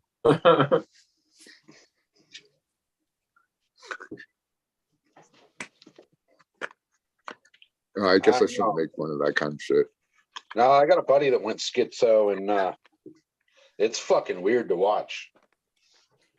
Oh, I wish I never knew about Sid Barrett before I started doing the acid, though, because I probably would have had a longer lifetime on doing acid on the regular. But I'm gonna say one thing about the Probably a word good special. example of overdoing it. Guess man, We're all he special. lost his mind. That's all I have to say. Is like, you know, every one of us is special to somebody, but special in the creator's eyes anyway. We're gonna have mutations and permutations of humanity, but here's the deal: we're special. That's why life is worth, you know, respecting. listen, as long as you're special to yourself, that's all that counts. And let me tell you guys, man, acid is awesome until it isn't. And if it isn't, until you look into a It's the until part, eh? Oh, acid is awesome. Oh, good. Blip, blip, blip. I just took 3 until it's like, oh. I found that That's some the Cheech and acid Chong was scene better there, than you know. others. So Oh, wait. Bud also shared with us this idea that he actually is probably a connoisseur of acid, I would think, for sure. And here's the deal: I found the liquid acid to be the most delivering on those, you know, interstellar and introspective type of moments. But Oh, I yeah. had some really good water on the way. But you know, the people who made the acid that I considered to be the best were like old hippie women who made it like once a year on the full moon in Oregon, in the back of a bus or something like that, or, you know, wherever. But it's like this that stuff was made with care by an expert who like had spiritual awareness and power and a sense of chemistry as well. You have to. It's a precise formula, right? You can't Well, switch it. some of the historic batches of acid was like a one-time thing, you know. Right. Like Owsley made a lot of batches, but the batch everyone talks about is, I think it's his, like what he calls his 3rd batch, but it was like the one that, you know, basically changed everything. So yeah, there's a lot of variables in it, and energy is a definite part of it. Good energy, yeah. Yeah. Really? But wait, hold on. Let me just say I do things think quick. so. Dude, the karma, you know, we were getting you don't good want to ass take the microdot from the guy who's selling you. He doesn't care if it's speed or strychnine, you know. So I'm just saying, even if it's a really good deal. Yeah, dude. No, we were getting clean Well, acid. even at the level of like who really is the That's alchemist that fun. makes the batch, their energy's imparted into it than the person that makes the batch. I believe that too, buddy. You know, and not everybody's comes to it with that. I mean, it's a formula, it's chemistry, pretty straightforward. That's why you didn't take the brown acid, right? Why do you pick brown? That's interesting, bud. It's almost like a shamanic thing, you know, where you get your teachings, the place in the heart, you know, where it's going to take you, the awareness and the level. They call it in Buddhism the oral tradition, orally transmitted wisdom. You've heard of this stuff before, the sacred. That's why all my seeds that make people happy. Yeah, you're a fucking cool dude, pal. You're one of the most generous people I've ever met in life, let alone the cannabis community. I've probably seen you give away thousands of seeds, gladfully. And here's the deal: you have the best attitude. I don't agree with your politics, but I'm just joking. I really respect you. You can only agree with my politics so far. Listen, you're my buddy. I don't give a fuck. There you go. Yeah, I don't give a fuck either. I know you don't don't. understand why people get all their panties in a bunch about much shit, man. I don't give a fuck about any of it all. But my right to think my thoughts is not impinged upon by somebody else not agreeing with me. You think or say doesn't matter, but I will voice my opinions on the bullshit that I think is bullshit, man. Yeah. I'm telling you, man, I thoroughly, truly believe the vaccines are 100%. Well, they were totally they misled us 100% at least. That's the very least. Just listen to the logic of it all. I mean, Imagine even it was just a my money dad making gets it. scam. He's See what 70. you started, Buddha boy. There you go. You know what? We're all going to end up in a pine box somehow, or scattered like ashes in the four winds. So it's like this. Speak for Considering that yourself. we only have I'm so many living more forever. breaths left in life, only so many breaths left in this life. Let's not waste them discussing petty things which cannot be dismissed by fate. There you go. Yeah. But I take it back. I'm not living to 168. I'm living forever. I made my mind. I changed my mind. You might. At 130, 135. Got my Kawasaki lungs there. Trying to live 300. Lamborghini heart. Yeah. I'll be good to go.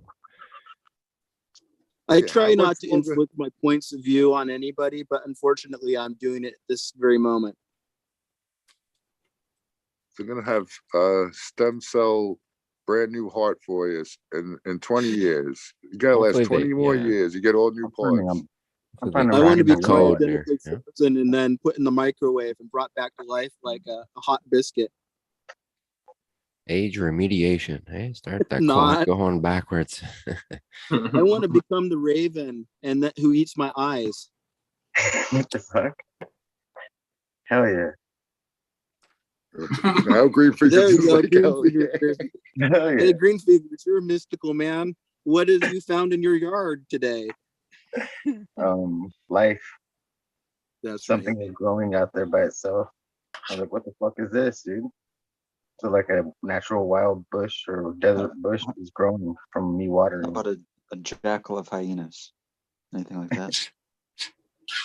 The burning I like bush your from the Bible. hairdo and your goatee. You look real nice there. Don't be surprised if you don't meet a girl the next time you go into town, which should be within the next 3 months. I don't think you've been in his area of the woods. It's like a girl in town. I'm not sure that's happening. I And believe if it SoCal is, referred to it's it as the probably- ball sack. It's probably radioactive, man. You gotta watch out for radioactive out there, man. These It's like- eyes have hills. These hills have eyes. Yeah. What's it like living there? It sounds kind of like, here's the deal. Everybody thinks the Arctic or the subarctic is extreme, and I'll tell you it is in a certain way, but it's like this. Where you are, it seems like it's like the antithesis of pleasant. Am I right? That lake and all that stuff? The hottest place on earth. 114 You're very degrees sweet to say that, Buddha. and a giant penis-shaped lake that smells like sulfur. That's Every it. day, you smell like farts, egg farts. You're like, what the fuck, dude? Every day you smell fucking sulfur and you fucking. Well, Yeah, wait, what man. color is the lake? Is it a weird color? Oh, you Dookie can't even. brown. It It's changes blue. colors, buddy. It's blue, but it's Is it blue hot? because it reflects off the sky. Are there It's hot like- springs? Yeah, Sorry. hot springs all throughout all around the whole lake. I guess it's all surrounded by fucking hot springs, hot geysers, or whatever. Green fingers. Could you dig down? You wouldn't hit water, right? Dig down and build like a complex 3 stories down, 20 by 10, man. You could have Sand a people? underground lair, bro. That's my dream. Like the sand people. Yeah, I don't think we're allowed to dig. I think it's against the law to dig here.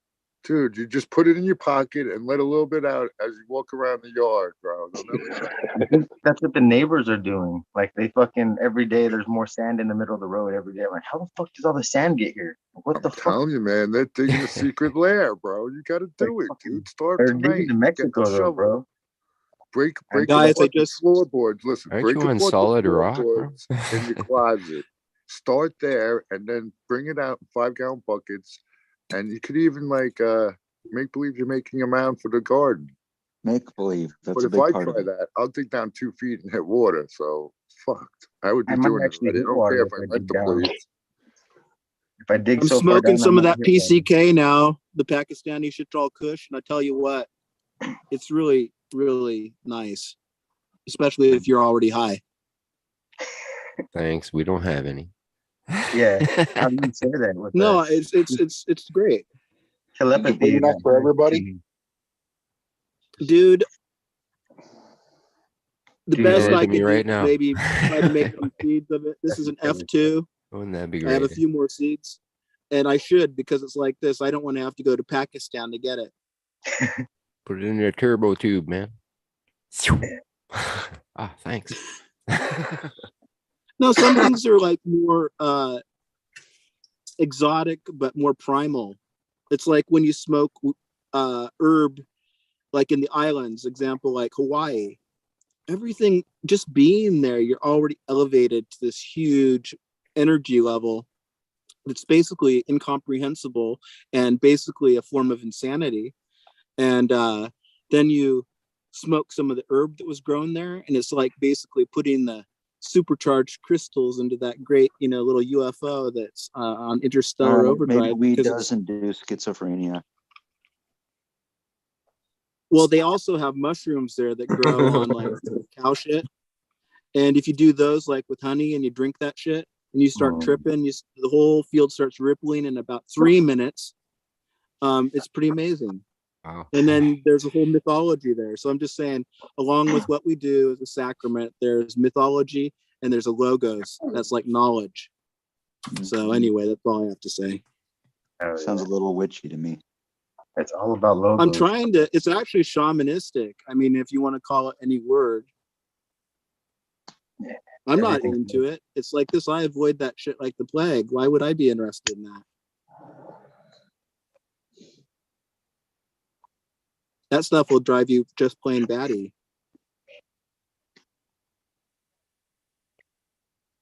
There's a road, they say this in that song, there's a road, and in the long run you can choose, there's there's two paths you can go on, right? It's not too late to choose the one you're on. Well, one of those roads leads to pure insanity and the other one leads to destruction. So you better choose the insanity over the destruction. Lesser of two evils. Basically, they're both evil. Who's giving you the choice? There should be unlimited choices. Controllable evil. I'm basically kind of, thinking about things the way that, like, if you'd had like every person that you looked up to who was like, maybe all your friends were over 60 at a certain point, well, and every one of those people had died off, how would you feel? Old. You just feel a lot of things. Good portion of my friends died off before I was fucking 25. So how I do mean, you a feel good about portion of my friends were dead before I was 25. it? Makes you appreciate life, right? Yeah, it does. Makes you sad a little bit too. I mean, I can't speak for you, Eagle, but I'm just saying. The what ifs, right? I just say I wasn't an angry person before I realized the simple notion that Jim Morrison, his biography, and it's from his own song. No one here gets out alive. When that fucking hit me, that was like a load of bricks, dude. That was like me running into the brick wall, like for real. And the wall wouldn't budge. And here to this very moment, it still hasn't budged. It's a great line. I'm just saying that's what I think of. All I need is 1 billion good cannabis seeds and a helicopter. All right, maybe 10 billion good seeds and a helicopter. We'll change the face of the planet, and that'll be not only my mark on the world, but everyone who donates. I'm going to start the GoFundMe page tomorrow. Get her done. Overgrow the planet. I do think that hemp and cannabis consciousness is actually, when they say it's the healing of the nations, they wouldn't say that if it wasn't the healing of the nations. Cannabis is key, man. The Rastas are the only religion that don't lie.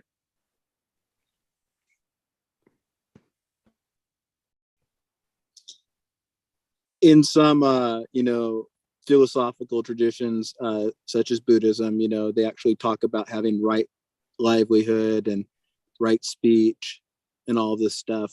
But one of them is, you know, they're not down on intoxicants in their dogmatic church sense. That's like when they lived in the monasteries and all of that.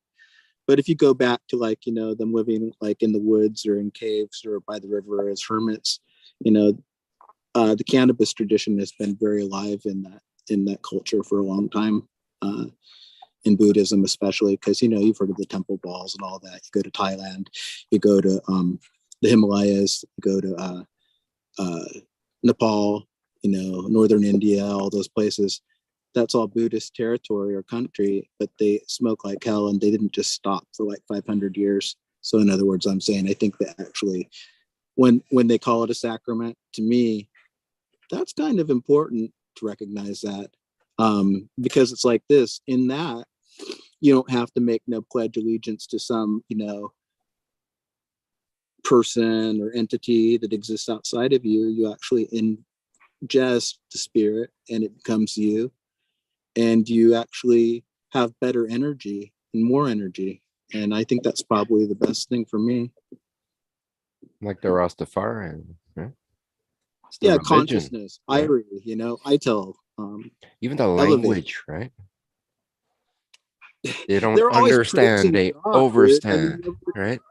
That it's a play on words. They don't, it's, there's no negative in it. You know, I found that stuff out there. It's very interesting. Well, they changed the language, right? Because it's like almost like they take the language as a put down too, right? It's like, no, you're not going to put me down. I'm not going to speak your language. We're going to speak the positivity, right? Very inspiring people. And Absolutely. you know, the music, you know, I kind of spent the last 10 years of my life exploring the music on the web, because I didn't have access to very much of that stuff other than, you know, the basics. And man, it's humbling, the beauty. You know, my wife, she grew up kind of conservative a little bit. She was in like a little Christian cult. She lived on a bus. You know, they were hippies, but they were Bible hippies. And I tell you something, that reggae music, she listens to it and she hears it as like, you know, sacred music, you know. And I do think it's sacred. And you can pick up the slack here, guys. I agree with you. Yeah, well, Rastafarianism is foundationally a Christian religion, and also like when they speak to, like, one of my favorite sayings is I and I. So like, you know, like the I in me and the I in you. So like, you know, like mutual respect. And that's what I think a lot of that, you know, what I really appreciate about that aspect.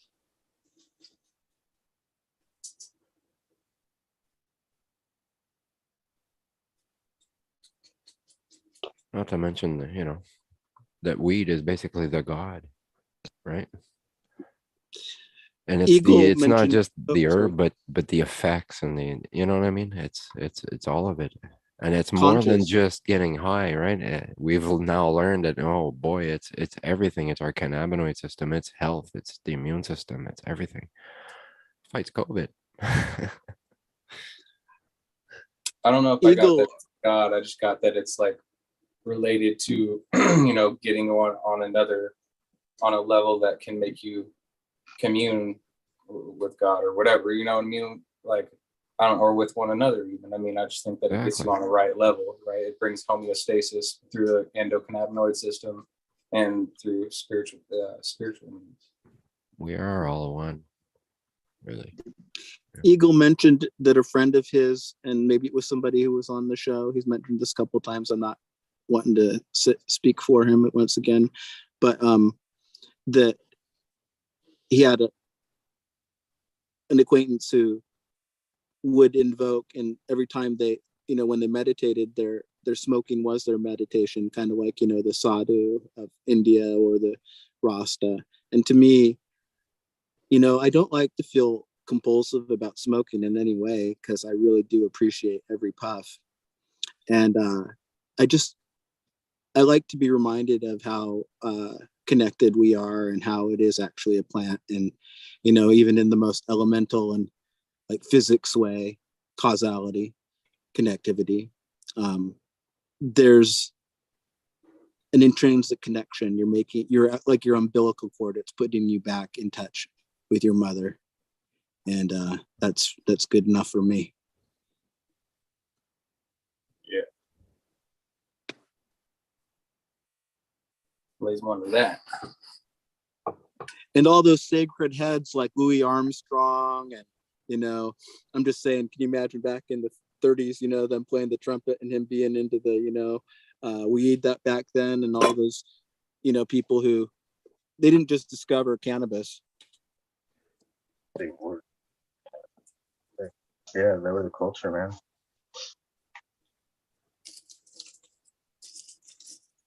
The roots of jazz and hip hop. Really? Satchel. The Chronic. Oh yeah. Also known as the Bionic. The Bionic Chronic, the Supernatural Chronic. Nevertheless, I listened to that. stress. Lee Scratch Perry died this last year. Dow said he's seen him play, but he's been in my heavy rotation, and he was he produced Bob Marley and all those, early roots and ska, and up through he discovered, or he founded a sound called dub, and dub reggae, which was basically a precursor to some modern hip hop type of productions or rap productions. And all I'm saying is, but in the heart of hearts, he was a real mystic, and he was on his own trip, and I just fucking crazy, dude. I love the guy. Toots and Bunny Wailer died too. Just was it Bunny Wailer? Might have been 2 years ago, but Toots died recently, right? It's gotta be my favorite style of reggae is dub. They're all getting there. They're all at the time. That's what I was telling Buddy. Go fucking see Bob Dylan the first time he comes around. You guys remember the Bud's dub hooked up album? on the music scene, that. That's been a part of his life. That's why I like to hear those stories, like when he did the show and what he shared with people online is like a book in Some itself. great stories. New stuff, it would be a Protege. I like Protege. Yeah, pretty good. I like that stuff. With a J, I guess. Or is it G? I can't remember. He has a single out right now, like it was released a couple of days ago on the web. It's actually got a modern feel to it. How he's kind of jazzy, Oh, he's got a new one out there? Yeah, just I don't know if it's a single or whether it's an album, but there's definitely a new one out. Nice. I'll go check that. So isn't that cool that you can hear this music for free? When I was a kid, you had to spend anywhere from $8 to, when CDs came out, how expensive those were, 16, 18 bucks, something like that sometimes. Or be quick on that trigger when you heard it on the radio with the cassette deck. That's for sure. Press record. I was really big on my cassette player. I actually made mixtapes off the radio and shit like that. And oh man, save a minute. I would write down the lyrics sometimes, to learn the song's lyrics, so I wouldn't sound stupid when I sung to myself. Good old That's days. pretty weird.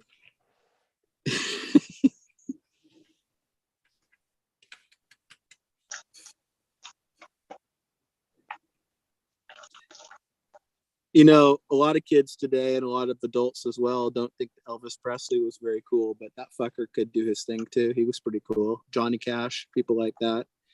Some of that country western had a movement called the Outlaws, that was like Willie Nelson, Waylon Jennings, Chris Christopherson, that type of shit.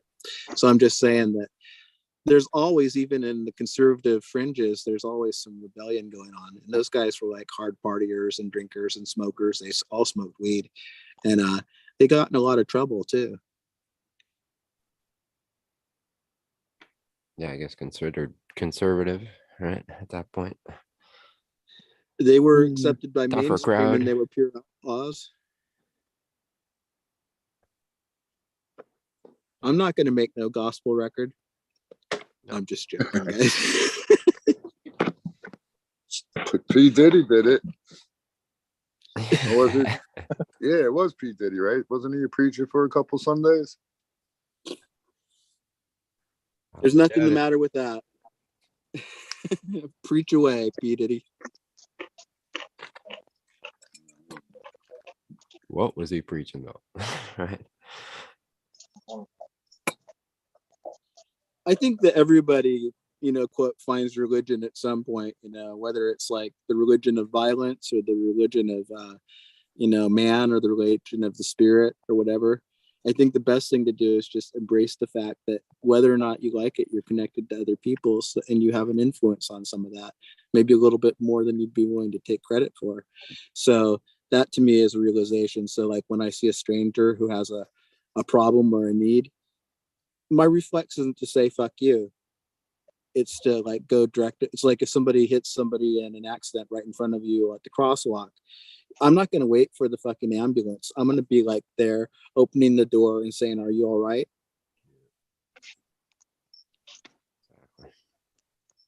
I was pulling out the phone and taking video. You know what I mean? Some people are just, they bring the whole family to an accident. You know what I mean? It's like, what are you doing? Like, are you trying to make the news or something? Like, what the hell? The traffic there for the rubberneckers, That's the worst, man. When there's an accident on the other side of the highway, it's like, oh, you bastards. Because they're all just stopping to look, right? It's like, can't you just keep going? Like, come on. I'm just saying you can make a difference, and sometimes the shit gets deep quickly, and to have quick reactions is probably the best thing. So if you're conditioned to have fear, then you may be paralyzed when it comes to actually make a good decision quickly. Yeah, no shit. I mean, everybody's like afraid of getting screwed or they can help themselves, but it's like this.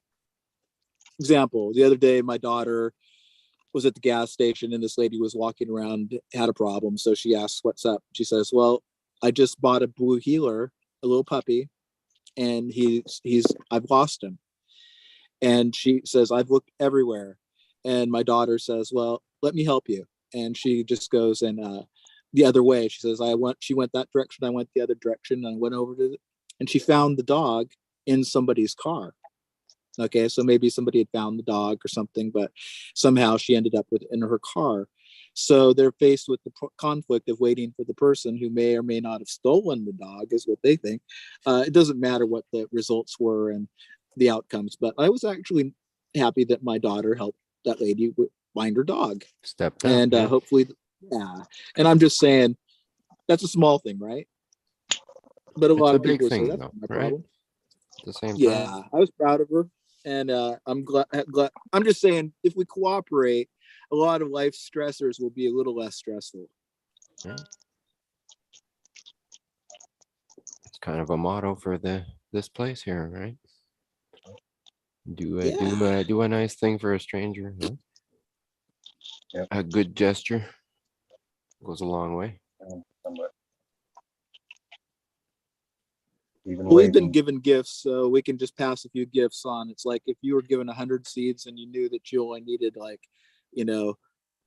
20, well, then you'd have the beautiful pleasure and liberty to distribute those to, a few other people. And maybe they example, a lady at the gas station the last time I was there said, how she liked weed.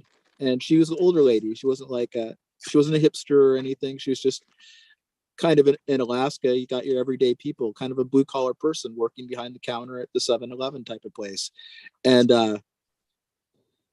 I said, well, you can grow them. You can grow, you should grow your own. And I don't think it had ever occurred to her. She says, I don't have a green thumb. And I says, well, not yet. And now my next idea is to just go there with, a couple of feminized seeds and give them to her and just see what happens. I know Eagle does that on occasion, gives out seeds and things like that, but it's like this.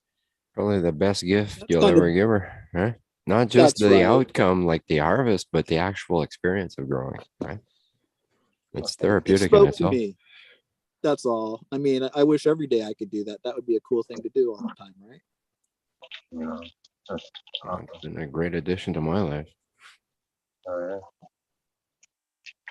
It's giving me a lot of confidence. Just showing myself that I could do something myself, like keep more than one thing alive besides myself and 10 dogs. It's like keep these plants alive so I can get my medicine. For sure. Gives you confidence every day. Like I can do this shit on my own. If the world ended, I had a pack of seeds and 10 dogs. I could survive, Absolutely. That's all we need. Just the 10 dogs, bro. A lot of food. Man with the 10 Yeah. dogs. A good little source of food right there. Just kidding. Hats off to that. They could catch a lot of stuff on their own. Every day I'm stopping them from eating something. I'm like, fuck you guys, man. Bring something back for me. Like, share. 10 dogs. My cats I do got- that. I got 4 dogs, and it's a whole lot of work and Dude, I had food. 16 on the homestead. And homesteads are a very difficult place to live. Lose a get lot of the- good things, a lot of good friends. Lost some of my best dogs out there. Oh shit. You take good care of your animals. They're your people. They're your creatures. I'm just not saying that in a weird way. I'm just saying you are very simpatico with them. And I really respect that, Robert. I think that's really, really high-minded and sensitive. Watch your tone. Vladimir Putin has now entered the chat. Oh. Oh, you kidding? There's a bunch of fucking important people today in chat. Man, the fame just gets higher and higher. Higher and I was going to higher. say, I think that Elvis is going to make an appearance, or Jesus here Yeah, pretty the soon. undead will They'll have- probably be smoking joints again like they did last Fucking time. I Biggie and sent them Elvis. my back and they never passed it back. Burning my food. Jesus would be the ultimate guest, I guess.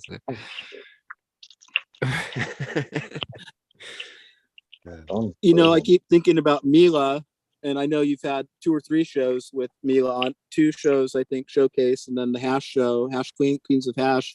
But I tell you what, that lady's so special and so cool. She's always great to hear from. Neighbor, man, I'm joking. Yeah.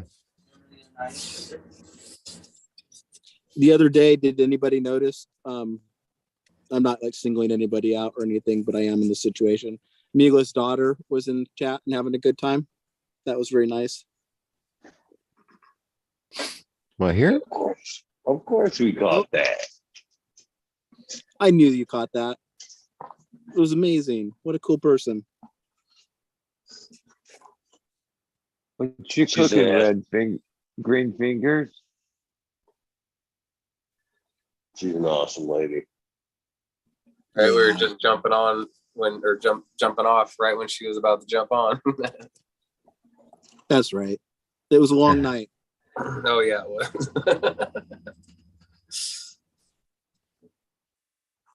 I just think of her when she had her, kids over there, backpacking through Afghanistan, and if you ever see pictures of Mila from that time, there's a portrait of her with a backpack on full of flowers, herb. She really was, she still is, very charming and beautiful woman as well. And to see the dedication to adventure and cannabis and family, that's just a good thing to see. Yeah. That stories. So let me just you still here, Eagle? You Yeah. Yeah, all right. Do you wanna I don't know if you wanted to maybe like end it and then restart or something, maybe just to kind of save the day's WEedNerdWorld, and then maybe we can start up another night one. I don't know if you wanted to do one tonight or Yeah, I was gonna do one tonight. Yeah. It doesn't matter. We can do it now. I think, by rights, I think we still got another hour or so. Oh, okay, before cool. we have to shut it down. Perfect. I 12 just wanted to make hours sure is with you the there. mark. I wasn't sure what the limits were or whatever. 12 hours is that mark. Perfect. Right on. Either way, I'll have to bust it in half to post it up, so it doesn't matter. You know what Yeah. I mean? It doesn't matter. Perfect. All right. Well, I might bail out soon or not right away, but if Yeah, I you're do, fine. then I guess you'll be here, right? You'll be all right. Yes, sir. All Hell right. yeah. Excellent. No, my hat's off to everybody, man. It was a great night. I'm enjoying it so far, and my joint's about halfway, so ain't over yet. I got the notice, and I thought, I don't know when it came in. I wasn't looking at my phone, and I thought it was over. And then I came back and I looked at my notices on YouTube, and it was like, I think this is going. So I just felt really lucky to have caught, a real nice, intense part of their show. I've seen them play before on the web, and I just respect their energy. So it's great to be a part of this. It's kind of random for me. Awesome. Yeah, pretty good turnout. I seen Jinx pop in the chat too. I'm sure he would have popped on if the band would have been playing, but I'm sure he did hang out in chat for quite a while. Glad he popped in and had some fun for a bit. That's for sure. That's awesome. It really is a community in the sense of like, it's also like a wheel, it's a hub. The show is a hub for many things, you know what I'm saying is like many people could be here at any given moment. And that's the nature of the weed nerd world anyway. Exactly. It was good to have a daytime access there for those that, have a harder time making it at night. So I had a feeling it would be a good turnout, as far as, especially on a Sunday, Memorial Day and everything. Yeah. It's a nice little surprise. Yeah. A little bit of a festival feeling, festive feeling. For sure. You could feel it. It was awesome.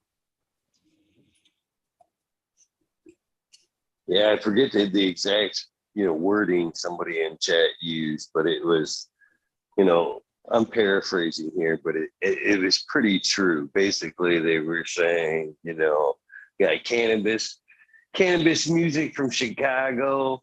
We got the productions from Michigan and Canada, and we got the weed nerds everywhere.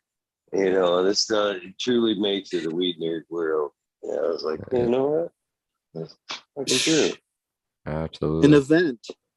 That's an awesome if thing. Green 13 and a few other people were here, Meow Flower, I think it might be in the middle of their sleep cycle. Even I'm not sure what time it actually. I'm out of it, but it's like this. Would have appreciated seeing them too. I like them. You know how it is. Green 13 was hanging in chat for a bit earlier. Oh, yeah, he was here. And Meow Flower. I think that's the both thing were too. there. Is daily that we get. Across the globe almost, we got some folks checking in, hanging out. Absolutely. In chat for sure. You know what I mean? Chat's all over the world. The global part of it is amazing, honestly. And I always thought that was true. Like when I was reading about, in High Times magazine, they'd have like every once in a while, international section, or profile of like Jamaica, like just a couple pages. You guys probably seen them before, South Africa or Australia. And here's the deal. We know people from all of these places, and we can, interact with them fairly regularly. And that's it's really nice, that. Absolutely. New Zealand, it's beautiful. That's right. Places, yeah. Was what the Weedy channel? Is it that the Weedy Garden? It's like, that's a really Icy really magazine is called Online International Canographic, but is like this, just using that same set of words. It is like a National Geographic of the weed set and also the topics and all of that. You could see like, we're always talking about science and botany and ethnobotanical realities and shamanism and all that weird shit. I'm just saying that a lot of it's pretty on the fringe. Yeah. Come on. Oh, his fingers are half the size of yours, so he should have twice as many. Y'all good now? I'm all good. I'm seeing Amy everywhere, brother. Good. You're doing a good job spreading her. Yeah, me old flower had some. It sounded Amy's better the than I wanted it biggest, to. Amy is the biggest garden whore in the fucking CANA world. I haven't had her, so she can't be, because I know all the good whores, and I need to get my hands on her then. That bitch has been on everything but the Titanic.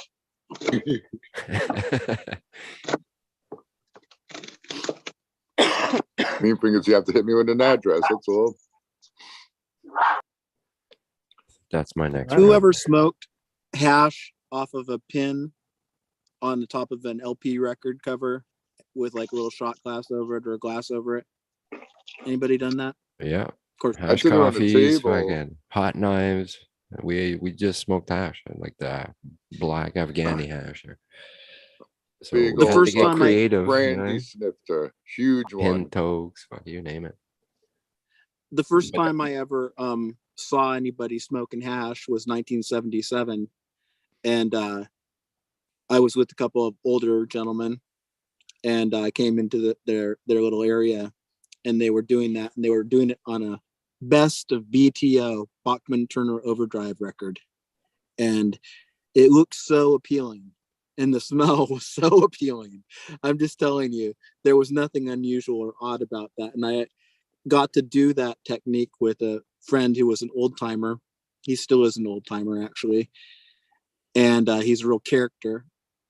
And he'd made some bubble hash.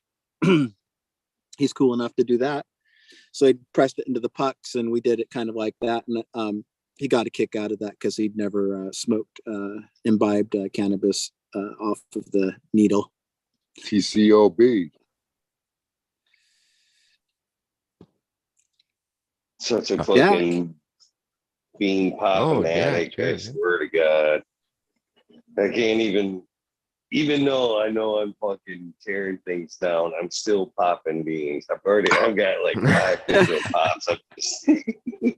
I just dropped 6 more fucking what are these? The Red Dragon Brothers testers, their Strawberry Swirl, which is their dragon shout out times jet fuel times the Red Velvet.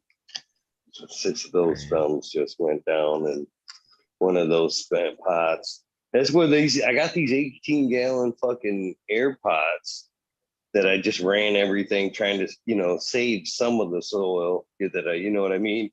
I just literally threw out 50, 10-gallon fucking pots out in the yard. And I tried to save as much as I could. So as I just chopped down one last night, another one of Smiley's Sky Color times Ghost OG, I'm just dropping seeds around that carcass. Just seems like, I'm not heavy into the organics, but it just seems like it would make sense. I'm not the no-till kind of guy, you know that too, but why wouldn't you, drop beans right next to that carcass or close to and try to not, feed off of that micro system. I'm just gonna fucking say the tongue tied. Fucking all that mycorrhizae, that whole shit right there, right now, right away, before the shit started dying out. Try to keep it going, recharge that shit with some new life. Let them roots tap right into that shit. So yeah, I've repotted every one of them. So that's the 5th one. So there's 5 pots with all new strains in it. This one's got that one in it. I've got the DOA strains testing in another pot. I got some Colombian F2s, and then I got some of Kazoo Kush's 3 seeds in one. I got a seed in the other, and I've got some of these other Red Dragon Brothers strong waffle that the Afghan Widow times a banana split going in another pot. So even though I know I should be downsizing, I just can't resist the urge to have some type of plant life around me and go. And worst comes to worst, I'll find some homes, but I can't It's killing me. You know what I mean? I gotta have some luck going around me. So, you know. You're a I'm keeping Terminator. popping. I get the addiction, bro. I can't stop either. Mhm. Now my Keep problem popping is those how to beans, get rid of Nico. my You- weight. You have some great genetics, and remember the Alex Hardy stuff. That guy is so interesting, man. He's another person. I'm just gonna say, you know, I still got personally. his board 13. I still got the board. I'd like to try his gear sometime because you know he's a very intelligent man, to say the least. Cool dude. I'm actually getting ready to pull down some of it at the board 13. That plant in particular, I found it was just better to pop it small or flip it small. I mean, everything seemed to turn out better than usually when I try to grow a bigger plant. That one it was the opposite. It was a better as a smaller plant than it was a bigger plant, at least in my environment. Very cool. What I height expect that. what height did you pop it like 6 inches, a foot, foot and a half, or what was the general size? About a foot, and it still ended up 3. Right. Sorry to interrupt you, Buddha boy. Sorry about that. I was just gonna say, it's kind of like what we were saying about the LSD. You know, the energy that goes into the batch, and the person who's doing it, and all of that. Might come out in the very unique experience of the chemistry or whatever. I think that with Alex, I suspect that his Hardy gear is vigorous. He always talks about how he interacts with the elements, and how the cold and water and his greenhouse and all of that. That stuff I can relate to. If it ain't really hardy, it probably won't be around that long. That's what I enjoyed last year, was kind of pushing the bounds of like when I needed to water. I was watering like once every other week, or fucking sometimes every third week. Like I was really pushing it, and it was just cool like to see. And that was all mainly the American One's gear, but it turned out great. I did a little bit little sparse top watering in between when I thought it might need something, but they pretty much whatever from seed, so had a good taproot. I think the vigor is one of those criterion, that we might, at least for me, vigor is very, when you see a plant that has vigor, it kind of sticks out, the structure and all of that. It makes you optimistic. It seems like, it's not gonna, and I also like them personally. This is just me, and this is my grow style. I like them to still kind of look like plants, I don't want them to be this bobbed or too much this or that. I like it to have an interactive experience with nature. So naturally.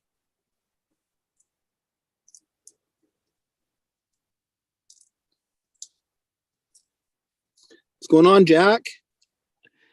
I've got static screen. I can only see like everybody frozen. That's part of the deal or not at all. Oh, okay. I'm just chilling here smoking, enjoying this fine Sunday evening. And I was just, I actually shouted you out on our show tonight. I can't remember what it was for, but I quoted Buddha Boy in a positive. Cool. Did you catch the band playing at all, Jack? Or? No, I What's appreciate that? that. Did you catch the band playing at all? Or? Oh yeah, I was watching Stoney. I watched from the setup. I watched Right on. probably the first couple songs, and I was driving around, so I was playing it in my car, and it honestly sounded great, at least on my end. No, because the first set, I guess, was a little, we had a little sound problems there. But the second set there, after we ironed it out, it really was pretty good. So you'll catch a difference if it was, because it was I'm gonna rewatch pretty bad. for sure. But again, I don't know, because I was monitoring the Zoom, and apparently the YouTube's a little different what they get compared to what we get, right? So maybe It's it a was lot more- different. Yeah. I've been surprised by that a few times. Stuff that comes through clear on the Zoom doesn't show up on the YouTube. So like when we talk over each other, sometimes you can hear it in the Zoom, and this goes for like any show, but when it comes up on the YouTube, they can't hear it oftentimes. Wow. Okay. I was hoping the opposite, but all right. So it was probably worse then. because it was pretty Perhaps. choppy, but it was more the you know how it is, the sound cancellation there or whatever, they're trying to make the background noise No, What I that heard first sounded set. cut great, out. to be honest. It was very And, loud. and I was jamming it. I mean, like the first couple of songs, maybe there was some like, some people I think were complaining about echo, but I didn't hear any of that. But you never know. I wasn't wearing headphones, so I think it could be different if you have it like coming in both ears versus coming from a bunch of speakers. So, Yeah, it was just very loud. It was so distorted. So I think what happened is somehow the audio system just tried to control it, and it just ended up limiting it, right? To the point where you couldn't hear nothing. It's like, I think there was a compressor or some kind of limiter or something that was set up, and it was just not set up properly. But as soon as they adjusted the sound, It sounded really good turned on really YouTube good. after they fixed it. nice. I just wanted to say it's kind of funny. Eagle's running a tester. It's like a red velvet, and he's about to get another velvet punch F3 coming in Ooh. soon. It's Oh, wow. you got all the velvet over there, Eagle. Damn. The Velvet Fog. It'll be F3 this run. But we'll see how it goes. I think it's always more interesting when it gets into other people's gardens. Yeah, see the different expressions or Yep. if you ever need a Might have some more DWSC velvet seeds version. somewhere around. You're a Canadian, right? That's the one thing I Yeah. think. I'm a American only. I try to keep things. On the I've up and up. fucking got. Well, I would say that, but it's not necessarily 100% the truth. I do a lot of stuff in the gray, I guess. But with regards to seeds, I just feel shitty sending them because like they always, at least like the first 15 packages I sent to Canada all got C's. Oh, they did, eh? Yeah. You gotta send them regular snail mail, you know? No express, nothing. That's probably Express what it was. Express gets flagged. Yeah. Yeah, I always do express, so that's No, there's your problem. yeah. They'll The other thing irradiate them, or they'll. You know somebody what I mean? said label them grass seed, which I thought was funny. I've heard people get it through with that, or you know, I've just been the using Eagle's global international stamps. stamp. Yeah, There you go. they don't have them at my post office.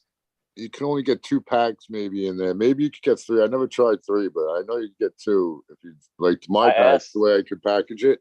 It has to be able to slide through the slot still in the mailbox, pretty much. Exactly. And The yeah, rollers. knock on wood, every single one I sent to other countries have made it, dude. It's unbelievable. Nice. So I got some hash from Amsterdam that way. Just mailed to some odd guy. Just happened to live where I live. Thanks. Yeah, that was kind of special. I didn't know, you know. He's like, yeah, don't worry about it. It's like, sure enough, man. A month and a half, 2 months later. Well. It's nice when it makes it. Yeah, man, I was impressed. I sent it to like 6 different people, and all 6 fucking. I feel like even more nervous now because it's like they have their names and addresses and shit, and it's just like, not that it's even illegal in Canada, but it's just, I don't know. In the US, I know it's all above board, and I haven't had a single issue. So I've got enough testers, unfortunately, to try and push the envelope internationally. Yeah, no, I don't blame you. I mean, it's kind of dumb what they're doing up here. There's no real legal way to get a seat anywhere. Jack, you were talking about recently some friends of yours who had run that dark ghost strain and got Hermy. And I thought about it, and I thought about it, and I thought about it. I said, so fucking did I. So in other words, I had a Hermy situation with that same plant. It just must have been the genetics or something, you know. And I've had good experience with rare dankness. I've run maybe like 8 or 10 of their cultivars over time, and you know, they're great. But I've had some germination problems at different times, and normal stuff that you're going to have if you are dealing with modern seeds, but really high quality always. I will say of anything of my testing process that I've been the proudest of, it's been germination. I just got a guy who popped my F2s that I sent out a year and a half ago, 2 years ago, He got 10 out of 10 germination. So I mean, Awesome. it's not like they're ancient, but they're at the very, very beginning. The worst I saw was a 9 out of 10. But of the 30 people who grew them, I think there was only 1, maybe 2 who didn't get 100%, either 10 out of 10 or 5 out of 5. So I mean, they're fresh. They should pop, and the people I'm sending them to know what they're doing. But it's just nice to have the confirmation. I germination tested a fuck ton of them before I sent any out. But this time I'm doing a full grow test and stress test in a few different environments. And the stress really brought out, occasionally when you grow Velvet Punch, there's a period where before the sweet grape comes on, it smells sort of like a rotting flesh or like dead body, I guess. And it's really fucking raunchy and funky, but it turns so sweet at the end. Like it's not something that lingers around to the finished flower. It always turns to sweet grape. Sorry, choking over here. But yeah, the smell during flower, if you're in like weeks 2 through 4 or 5, it is like, honestly, it's hard to like put your nose up on it and smell for more than a couple seconds because it's so pungent and like funky and like rotten. How could it make it through? Eh? It's like, oh no, kill those. It's like it's funny because at a certain point, as soon as the grape starts coming on, you could smell the grape from like 6 inches, but if you get right on it, it smells kind of like that funkiness. But then towards the end, no matter if you're a foot, 10 feet, or an inch away, it's just grapes and gasoline. Unless you're like Tao and you got that rare watermelon pheno, which just is like a prized possession. But yeah, I wonder where the grape terps come from. Captain 420 was talking about Thailand and saying, you know, that some of the fruitier flavors came from the north. I'm just saying, I think that the grape may have come from the Pakistan, because it's like this, like we were talking about this earlier, the PK or PCK. And yeah, I've grown it and I have some here and I've been smoking it.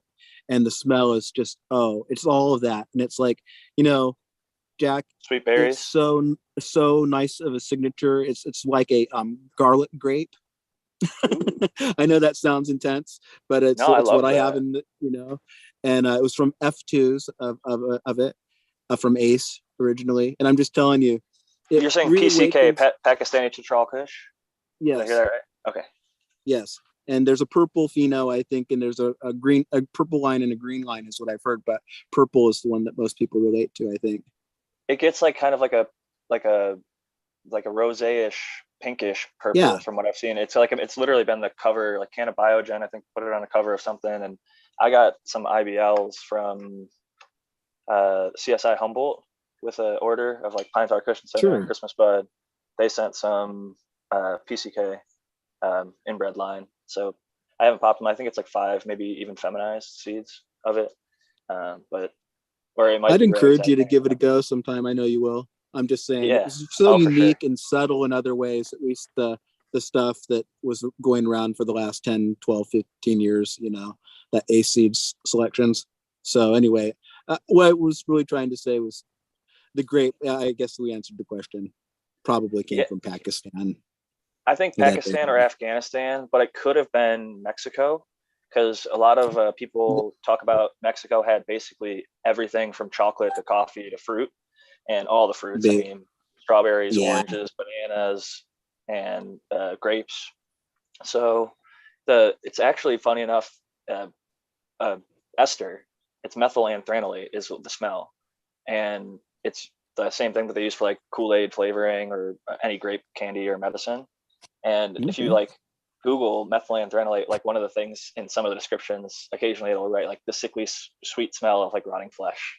So it's the same chemical, weirdly, that comes off of rotting flesh that naturally is produced in the plant. And I call it artificial grape flavoring because that's what I'm used to being exposed to it, like Smarties, grape Kool-Aid, all the shit that I've had it in.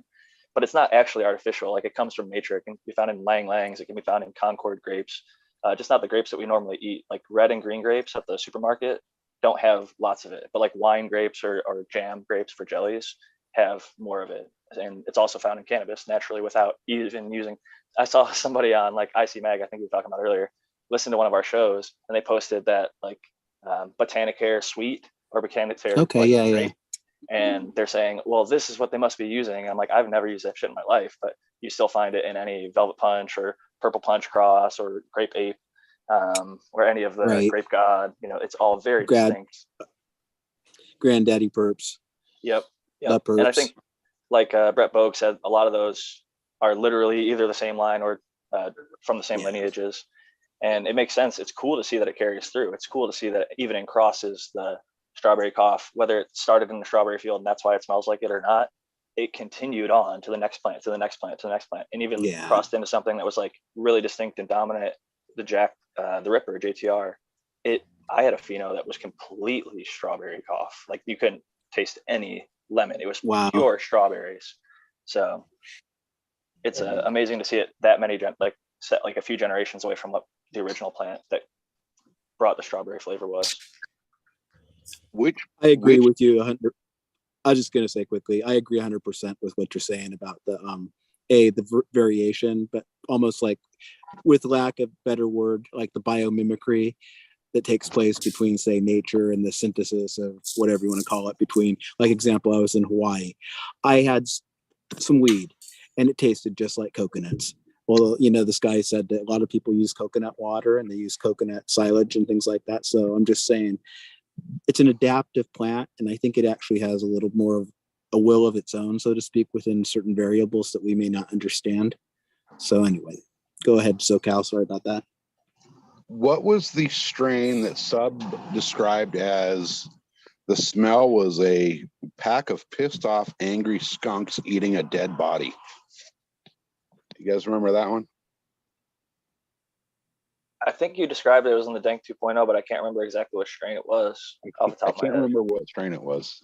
It's in the Dank book, but I cannot remember. I love anything skunky. It's like it's a lesson in geography, right, Jack? 100%. I mean, The Dank 1 or the Dank 2? It was in 2. Dank 2. I'd like to get a copy of the Dank 1. That book They're last time I real checked expensive. was like $200. Yep. If you could find it. Spartan got a Amazon copy at a had grow it. shop for like $20 when they were shutting down. Signed by Sub. Yeah. Yeah, Original Dank book? The hardcover Dank book? Hardcover Dank That's book. like, It might have been $40, but he got that's a packs, score. original packs too. I've seen the packs, but I thought the book was still the Dank book. I didn't think it was original hardcover. You know. It might even be 2.0. Whatever it was, that's a I was score. stoked for him regardless. Because, yeah, there's only so many of those. They ain't making any more. Well, I somebody have might be. one of those Yeah. signed to me. I want the Don't get better than hardcover that. original Dank. I have that Beautiful same thing. book. Eagle. Opens your eyes to both the plant, the history, a certain, free, I'm going to use free spirited, but we know that's a loaded phrase, just a great outlook. It taught me how to look at plants differently, and as a photographer, it made me challenge myself a little more, because every time I look at his pictures, I look at them deeply. They jump out at me, and it's like this. I don't like things to be just 2-dimensional. I like them to be 3-dimensional. And with his, he even had another sparkle and color and things that you know what I mean. Beautiful book. He even had like backgrounds, and some of them it would either be like a red backdrop or a black backdrop, but some of them had like a There you space, like crazy. But the thing you were This saying right about here, the... Oh, sorry, go ahead. is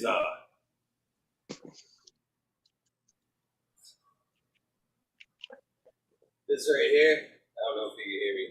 That poster right there is one of the original Dank TGA posters that's signed by Sub up there hanging on the wall.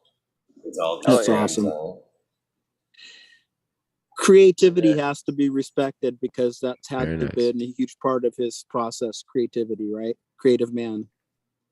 I was just listening to a bunch of Mendo Dope this weekend, and so much of their music has like snippets of Sub Cool speaking about his strains, and it's No, just I like love it. inspiring. I'll be like out on a hike, like doing like a 10-mile hike on a Saturday, going up these like mountains and crazy shit. It's like hard workout, but throw on some Mendo dope and you just get fucking pumped up. And keeps you Oh, the going. video starts with Frenchie and everything, man. It's great. Dude, man. Eagle That's fun. came on the other day. I'm fucking listening to Mendo Dope YouTube playlist, and then I hear Eagle. Yeah. Fucking, oh man. Giving his hats off. I get a there. little choked up when I listen to that song. I'm not even gonna lie. Like I'm getting a little choked up now just thinking about it. But Yeah. A Better Place by Mendo Dope. If you haven't heard it, it is a fucking banger. But what you were saying, Buddha Boy, about the uptake of things, the other thing, it could be on the negative side. If somebody gives too much like cow shit, or if somebody gives too much fish fertilizer. Breeder Steve's talked about, he's like, did you grow this with fish? And the person's like, how did you know? He's like, I smell it before it even came out of your bag. And some of it just, the plant uptakes it and it puts it into the plant. And I'm a firm believer. I've seen it too many times. I've over fertilized with cow shit in particular. I used too much of that Malibu's compost, and it's like dairy, organic dairy shit. And yeah, you just got to be careful with your ratios and what you're putting in, and you find the right balances. And certain strains don't pick it up as much as other ones. Maybe it was like an earthier strain could pull it out more, but if you have a faint waft of cow shit coming from every single strain in that harvest, you know you probably did a little too much cow shit. Hey, Tal, Jack, when you dank? use that Malibu compost, did you notice that it turned into like almost a brick? Not in particular. I used like the tea, and then I would throw it on top. So, Oh, okay. I noticed when I tried to mix that into my soil, it turned like rock hard.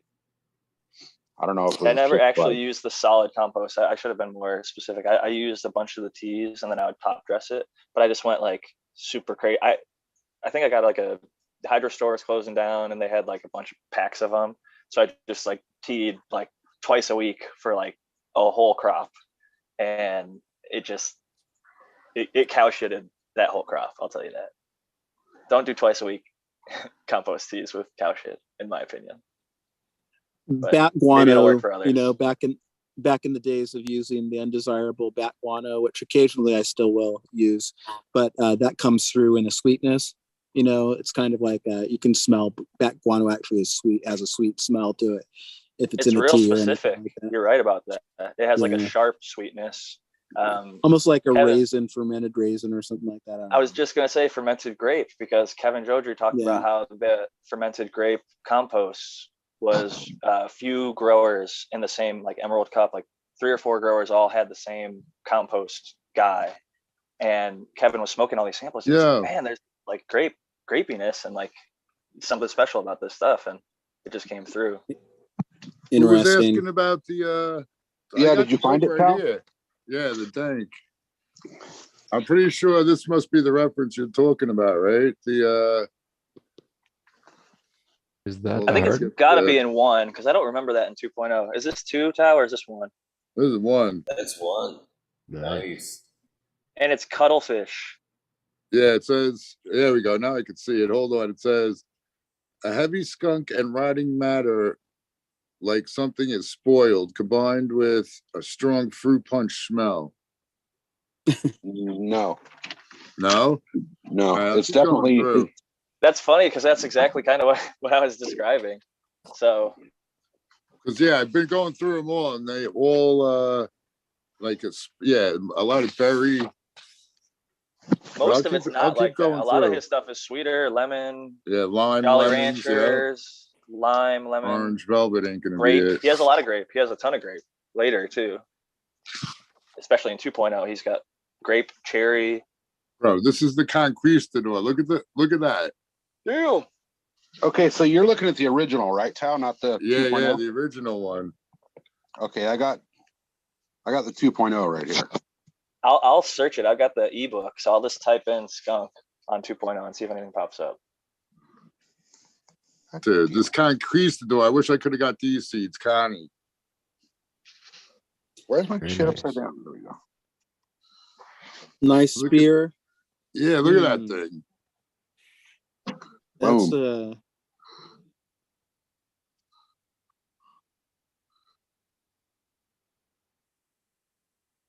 those plants look good, every one of them in there, you know it. I mean, there's no joke about that. It's like looking at like a botanical illustration from the 1800s. Astro Boy. It loves Astro Boy, DWC. watermelon and Is that what it cherries. said? It loves DWC. Is he What, the referring last to? one? Yeah. Yeah, it loves Oh. DWC and large bush growing, but performs equally well in a sod, if not topped indoor outdoor greenhouse. Well. And that one says watermelon and cherries. That sounds like a good flavor to be smoking on. Look at that. Eh? I like that foxtailing genetics. Astro Boys, Jack's Cleaner. Apparently they're good hash cleaners. Yeah, they're all lemon. Come in focus. That one says lemon head candy. Sputnik. Oh, look at that. Right here. Boom. Boom. Super skunk. Super Super skunk. skunk. Rotting funk like a dead body. Yep. It says I agree with that, but the auto. Let's see. You will see the resemblance later, blah, blah, blah. The super skunk goes a full 65 days and gets frosty and just smells like a dead body that was eaten by a swarm of angry skunks.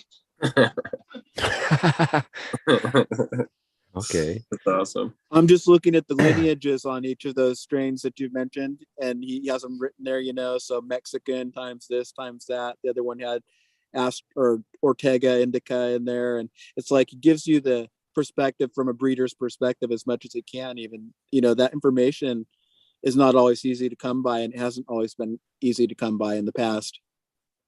They did have a That's why it's weird important to smell put it to out there in books, because the shit gets deleted off the internet. Forums get taken down, Instagrams get taken down, YouTubes get deleted, and all this shit disappears, and then we're left with fucking nothing. And then you have a few people come on and pretend they tell a new story. And it's really important that the original people get their dues. And like a big portion of my book highlighted a lot of Subcool's work, because I felt like we needed to recognize he was a big, obviously, legend, and his book inspired me to make a similar in context book highlighting a bunch of different strains and highlighting a bunch of good breeders that I feel like put in the work and kind of laid the groundwork for what modern cannabis is today. So I think I used to wait Go ahead. for each issue of High Times and then Skunk magazine to come out, and I would read any book I ever could get on that. And I would even in the mid-90s or early 2000s read the forums. I wouldn't engage in any participation in them, but I'm just saying that same hunger that I had for the knowledge of cannabis and the love of cannabis definitely goes back quite a long time in my life.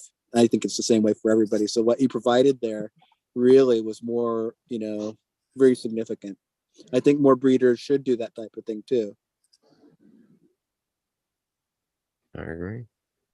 Somebody told me I gave them the longest description of any seed pack they ever got. I sent a full page, everything about the mother, the father, how my plants grew, how they dry sifted, how they smelled, every one of the phenotypes that I had, the males that were gonna be used in the cross, and my selection process and why I went about it and what I was hoping for. And it was, I think that there's two ways of going about it. I could have sent them out and said, this is tester A, B, or C, and didn't give any information, because some people do that. So then you don't bias people's nose, because pretty much everybody said that they found grapey and gassy things. Well, I told them that's what I found. So maybe that's what they're looking for, but maybe that's what's in the genetics. So it's hard to say, but I think that people are pretty honest. And I think Eagle would tell me, because he has told me, like, hey, this J1 smells like dragon fruit, not pine. He's not just going to tell me. There you go. That Velvet Punch. And Eagle, you that. could jump in right now, and I'm pretty sure that you found gas or grape, but I definitely saw purple plants, both indoor and outdoor, from you over there. Is he AFK? Are you muted, Eagle? Definitely had some grape gas, and yeah, they definitely turned purple indoors, but man, they turned almost black outdoors. So yeah, that's been my experience here in San Diego. Gas. They'll go black outside. That change, like we were talking about, the swing. Those pictures from Dank. Oh, go ahead, Eagle. I just saying they show you a lot of the old structure and things like that of old school plants. I like that because that's kind of what I remember. He uses those genetics, that were in vogue, I guess, and had come before. Those look like plants I've seen before. That's like 50 Strains of Green was a lot of old school plants. So people are used to these Instagram buds, and they might be thinking that they're going to be getting these, HD top quality. Some of the stuff I was going back to old archives, so it's not like even the most high definition photo. It's like what the cameras were at the time. So it was cool to include. You could at least see the structure and the progression over time and how things change and who worked with what. Kind of like if you look at a haze, a pure haze, and then you start looking at like people like Mr. Soul, who got like a Jack Herrera, which is kind of like a haze lineage, and then like cubed it and made like a faster flowering haze essentially for himself. Right. And then people that worked with his stuff like Subcool, and then all the people that have worked with Subcool stuff, and it's just like a giant family tree. Yeah, there you go. This is the pack description right here. Jack was speaking of. Oh, nice. As you can see, this is not like it's pretty spaced detailed. out light words. Yeah, it's full page. It's it's almost too long. They won't read it, Jack. You're probably right, and a few people actually told me that I don't think they did read it, but I'd rather give them too much than not enough, and I want to be honest with everything, the whole process. I just want to be open, because it's not like, one, it's not even my creation. It's a gift from a very good friend of mine whose work I just like and admire, and I wanted to share out to the community. And I have now taken it to F3, and I'm really finding similar but different things that I'm liking, and nice. I'm looking forward to sharing them again with the testers first, and then if they find some good stuff, maybe opening it up to the rest of the community at large. But the first ones had about 10% herm, and that to me is just not something I'd ever want to put out to the community, because it's too much of a risk. I wouldn't want to ruin somebody's garden with, especially like the first set of seeds that I'd put out. Yeah. I gotta get my ass to the US. Or I'll get to Canada with some sometime. Instead of actually shipping them, I'll bring myself. Have a poutine, man. Tommy. The only thing is, I not to fucking get political, but do you need to have the jab to cross the border? I don't know what's going on with all that there, to be honest. Most countries right now, unfortunately, international travel, I'm like not able to do it. I think you're right, because my aunt was in Mexico or something like that, and she had to do it to come back. She had already done it, but still. Apparently, there was a certain kind that if she had done that one, she would have had to get it done again because it wasn't an approved one or something like that. Yeah. I'm staying in the States until that is clear. I'll be road tripping around. Plane flights right now. That's another thing. If I have to do that to come in, it's like, I don't know.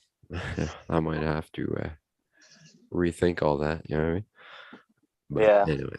I think that they're gonna give up on it at some point. A year, 2, 3, 5. I don't know. There's so much shit to do in the US that I haven't done yet, though. I'm gonna keep exploring here until they decide to lighten up with, the medical choices for everyone being made.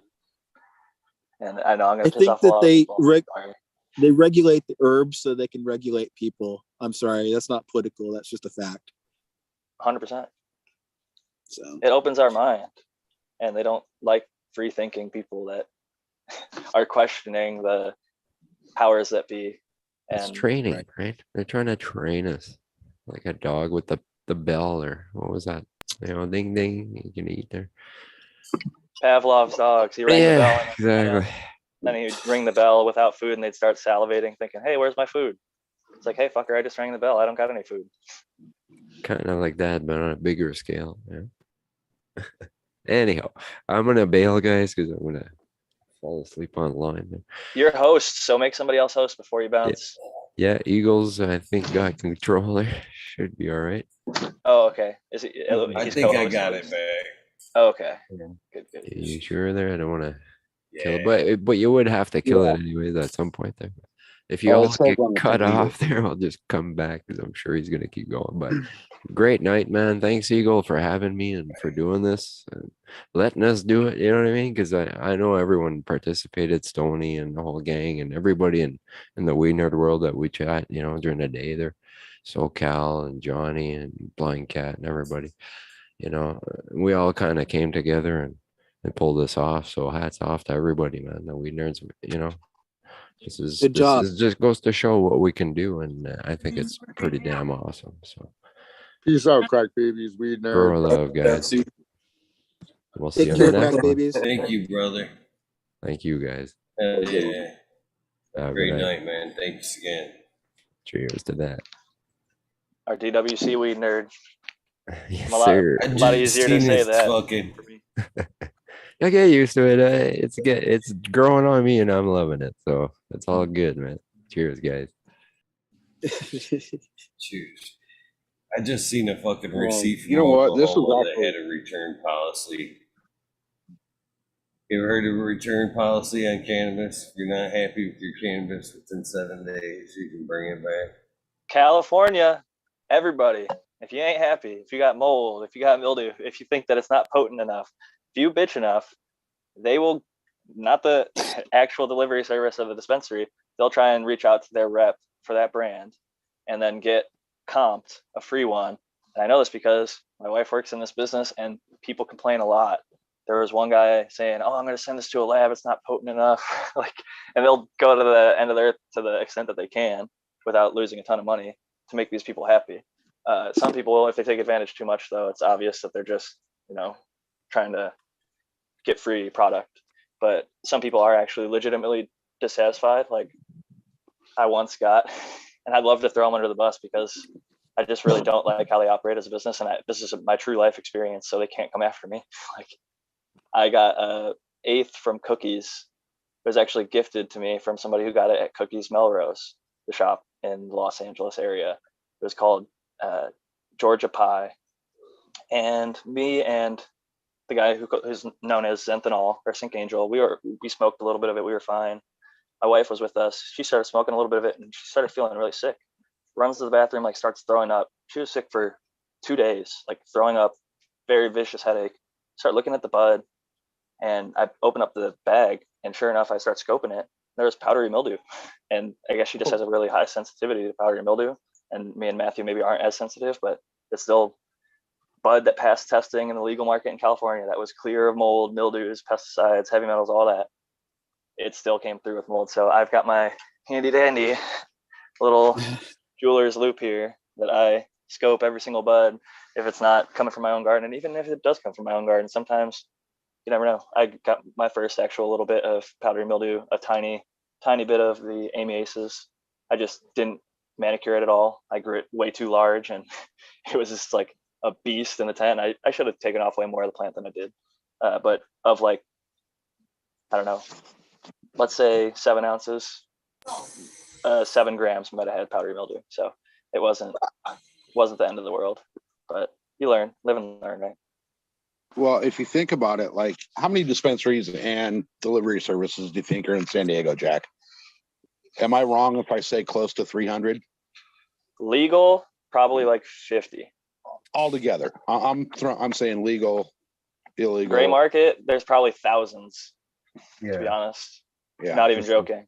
Same as I mean, my neighborhood that I used to live in. If you go on Weed Maps and type in San Diego, you're going to find so many dispensaries and delivery services that by the time you figure out which one you want to order from, you said, fuck it, and you've already harvested your next plant. But because there's so many of those out here, there's some, like Jack just said, the illegal or the illegal. There's some that are fucking some dude grown in his backyard that doesn't really know what he's doing and throwing up his number on Weed Maps. You know, Weed Maps there's- got pretty cracked down on. The BCC or DCC went through, and that's actually one of the ones that allegedly has only licensed shops.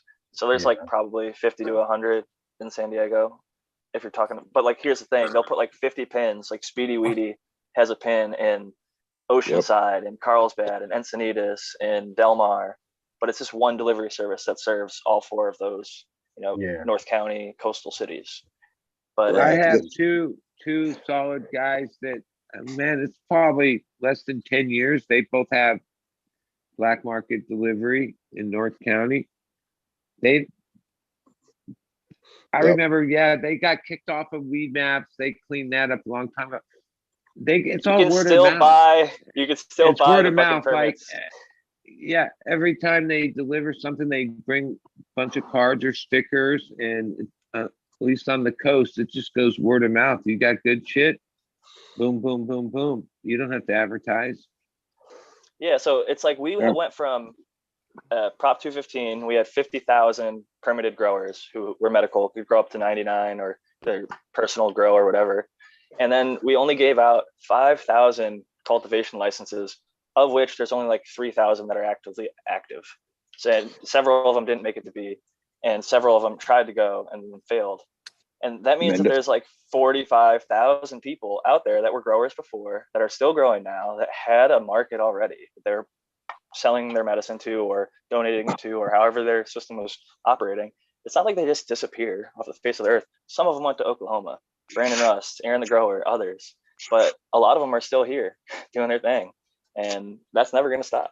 I hate to say it. And Prohibition has never the worked. key to successful delivery is being able to deliver on time. People don't want no bullshit. They want it like now. Yeah, no waiting around. Yeah. Right, which means and like you said, good quality. Good quality is over everything. If you have good and shit, as or you the cheapest grow, shit. keeping that under control, because you get a couple people that, you didn't get to for a couple hours, and then they make a comment on it, social media, and yeah, you got to fucking be on it. Yeah. People want their shit now.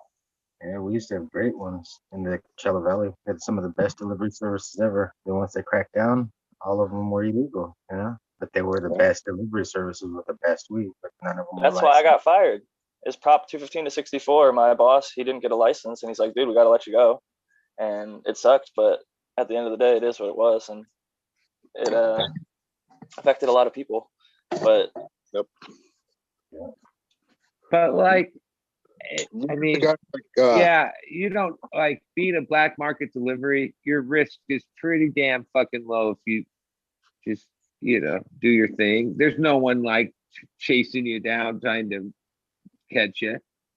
no, it's more getting robbed. Getting robbed. Yeah, there's a bunch of that. You got to be careful. And But look at like Spring Valley. It's like every week they're shutting down a different illegal site. And then they pop up next door.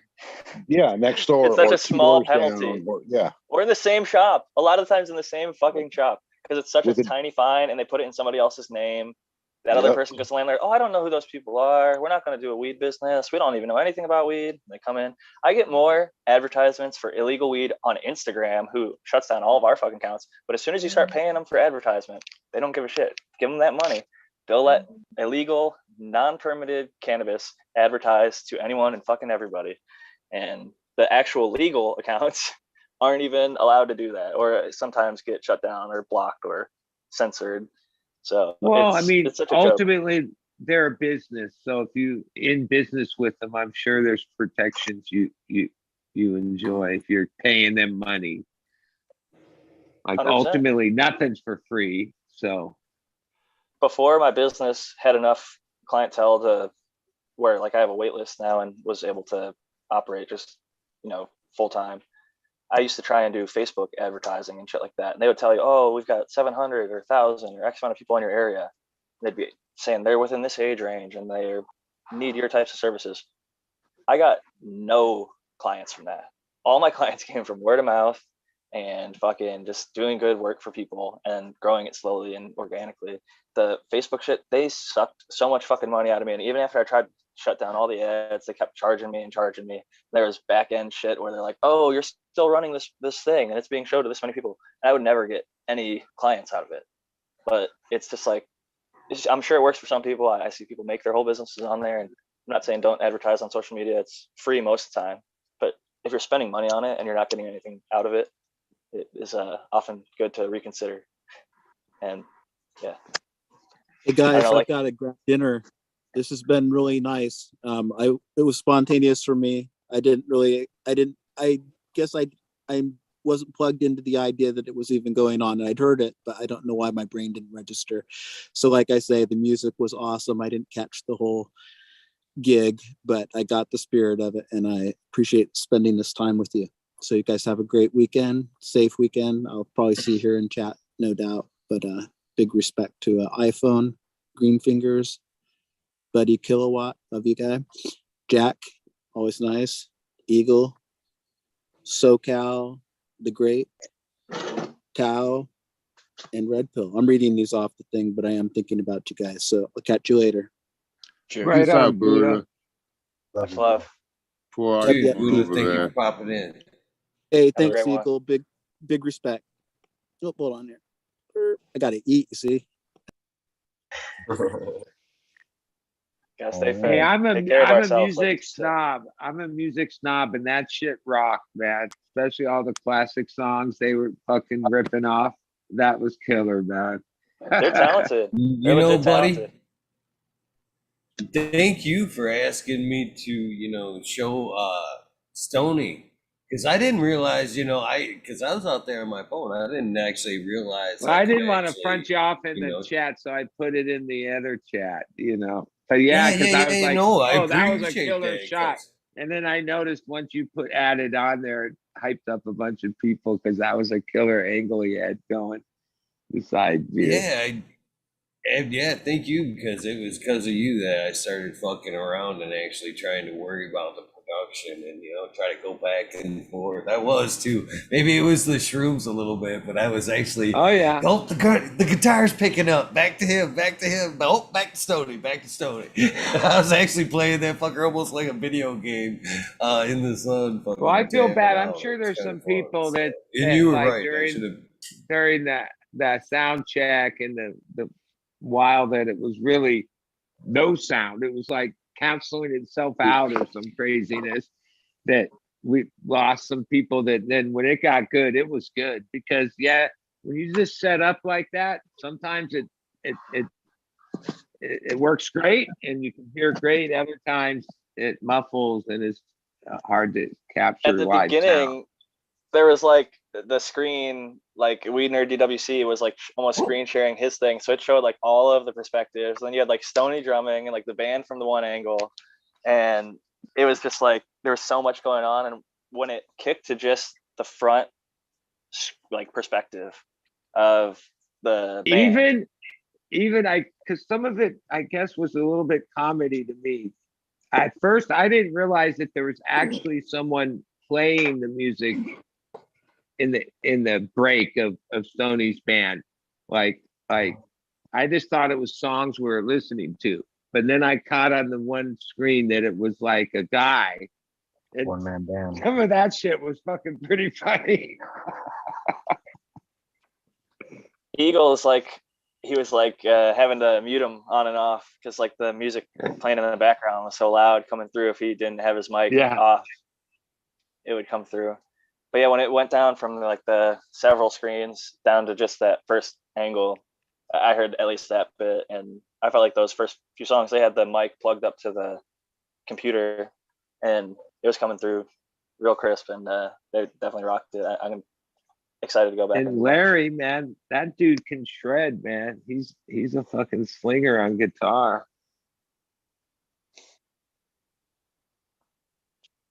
Yeah, I definitely think that, I'm more embarrassed to say where I think that's where this project kind of lacks is production. That's one of the things I'd like to step up in the future is the whole production of it all.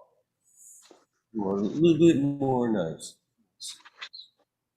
Yeah, but for as quick as this little deal was thrown together today, man, it came out pretty badass. Well, Zoom is very limited to production stuff, like if any other platform would be, you have so much more options,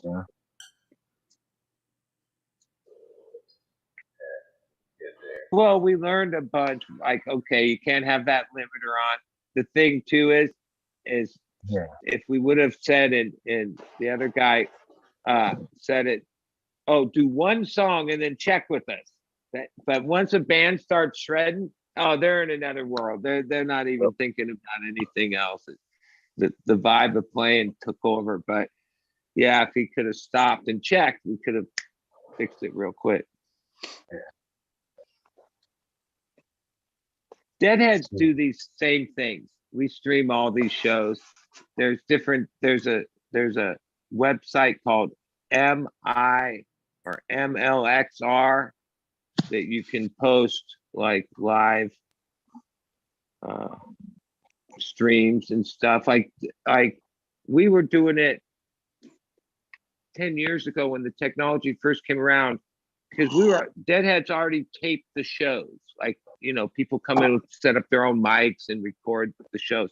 And then we got the technology to be able to stream those mics, the people taping, onto the social media platforms.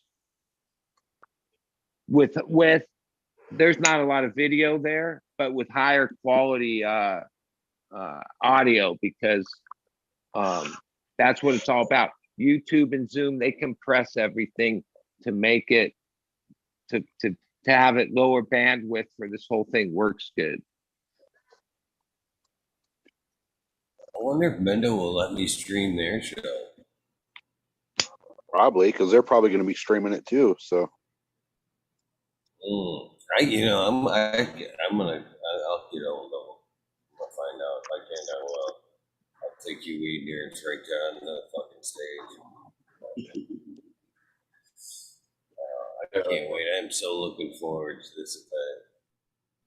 Well, over the years, there's a website called Nugs, NUGS.com, and that's a music streaming service. It's called Nugs.com, Nugs TV, and they do concerts where they charge, or a lot of times they sometimes give a free show every once in a while, or what we call the teaser, where they'll do the first song hoping you'll buy the.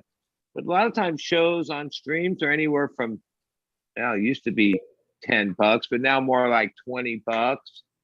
But yeah, streams are cool. Music streams are cool.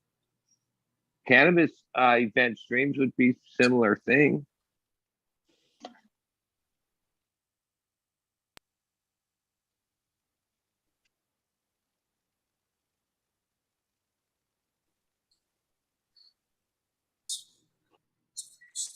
Years ago, when that shit first came around, it was about buffering. Like it was cool, but it was buffer. And then over the years, they've got it down where,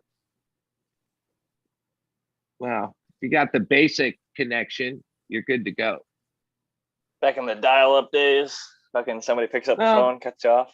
Even past the dial-up days, the first part of streaming, it's a lot. Like when you go video and audio, it's a lot of bandwidth. Like that's the whole thing. They've learned how to compress it and not lose so much of it. It's funny, right when Buddha Boy left, I remembered the quote that I quoted him on the show. And the whole time he was here, I couldn't fucking think of it. Isn't that some shit? I just kind of quoted how he was talking about. I'm sorry, I'm jumping off topic, but it's in my head now and I don't want to leave If I was to print a Buddha Boy shirt, it'd be, isn't it his saying, here's the deal? Right, he has one thing he goes to a lot. Here's the deal. I think everybody has those quips. If you listen to them long enough. Oh yeah, there's some good ones too. But he said kind of how a lot of men treat their bodies like their cars, like deferred maintenance, and how it's just good to take care of yourself. And sometimes people aren't used to doing that or don't make a habit of doing that. So I can't remember exactly how it was. You can't argue with that. Yeah, you can't argue with doing healthy things are good. I'm not one of the people that do that over my life, but there's no doubt that that's a better choice than just partying your whole life. It just depends on what you consider partying, I guess. Some people would consider what I do partying and smoking bong bowls from sun up to sundown. And other people would, consider that regular daily use of cannabis. Probably doing even more, dabs and edibles and things on top. But I really don't judge anybody's level of use. Whatever makes them happy, whatever makes them feel good, and a level of activity. If you're not an active person, you don't want to get outside and it doesn't make you feel good, then fucking don't do it. But some people, that's where they like feel their best.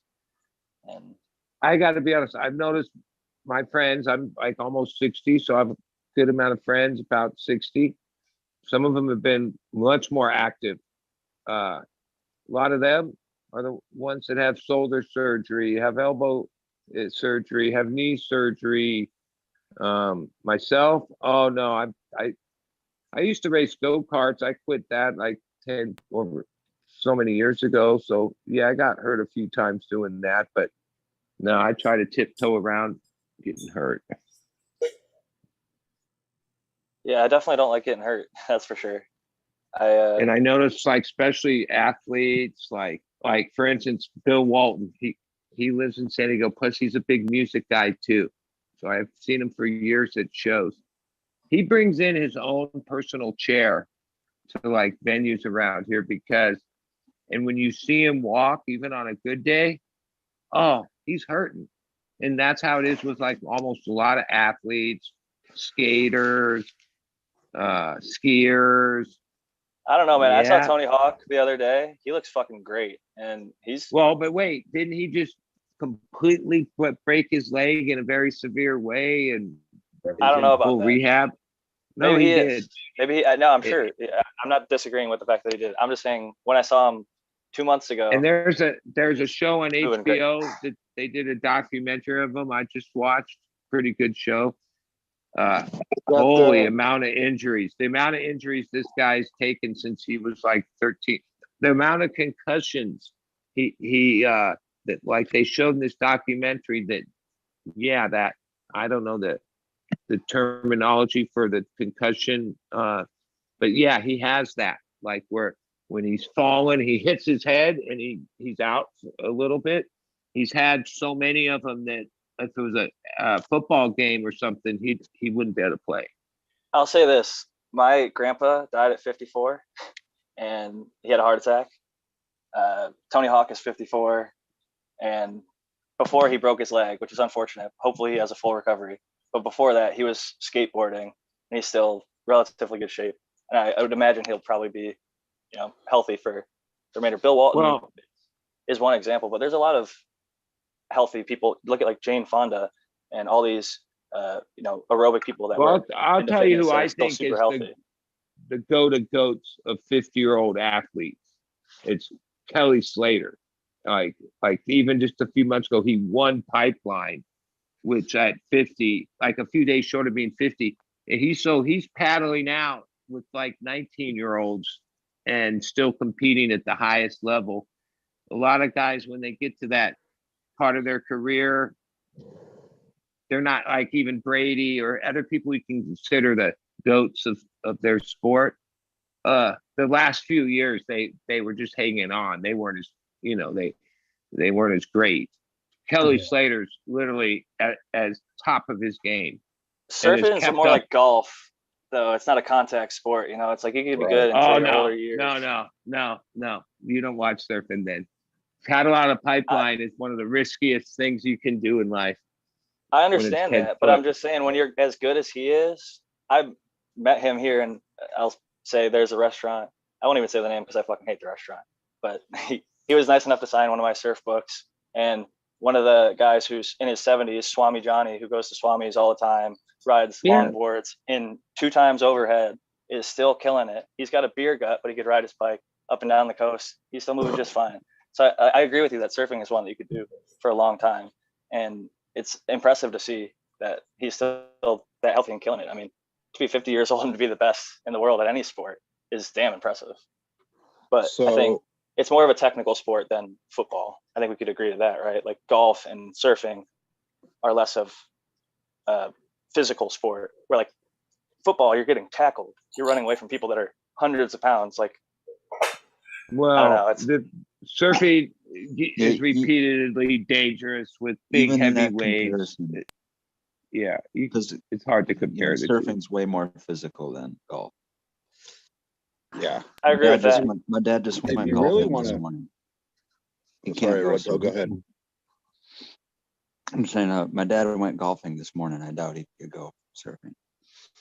And the thing about these certain surfers, they got it to where when the waves are breaking wherever in the world, the 10, 15-foot monsters, they're on the private, thanks to Red Bull and Hurley and all this surf money. Yeah, private jets, boom, get them over there. Whether they're at a contest or not, these guys surf the gnarliest surf day in and day out.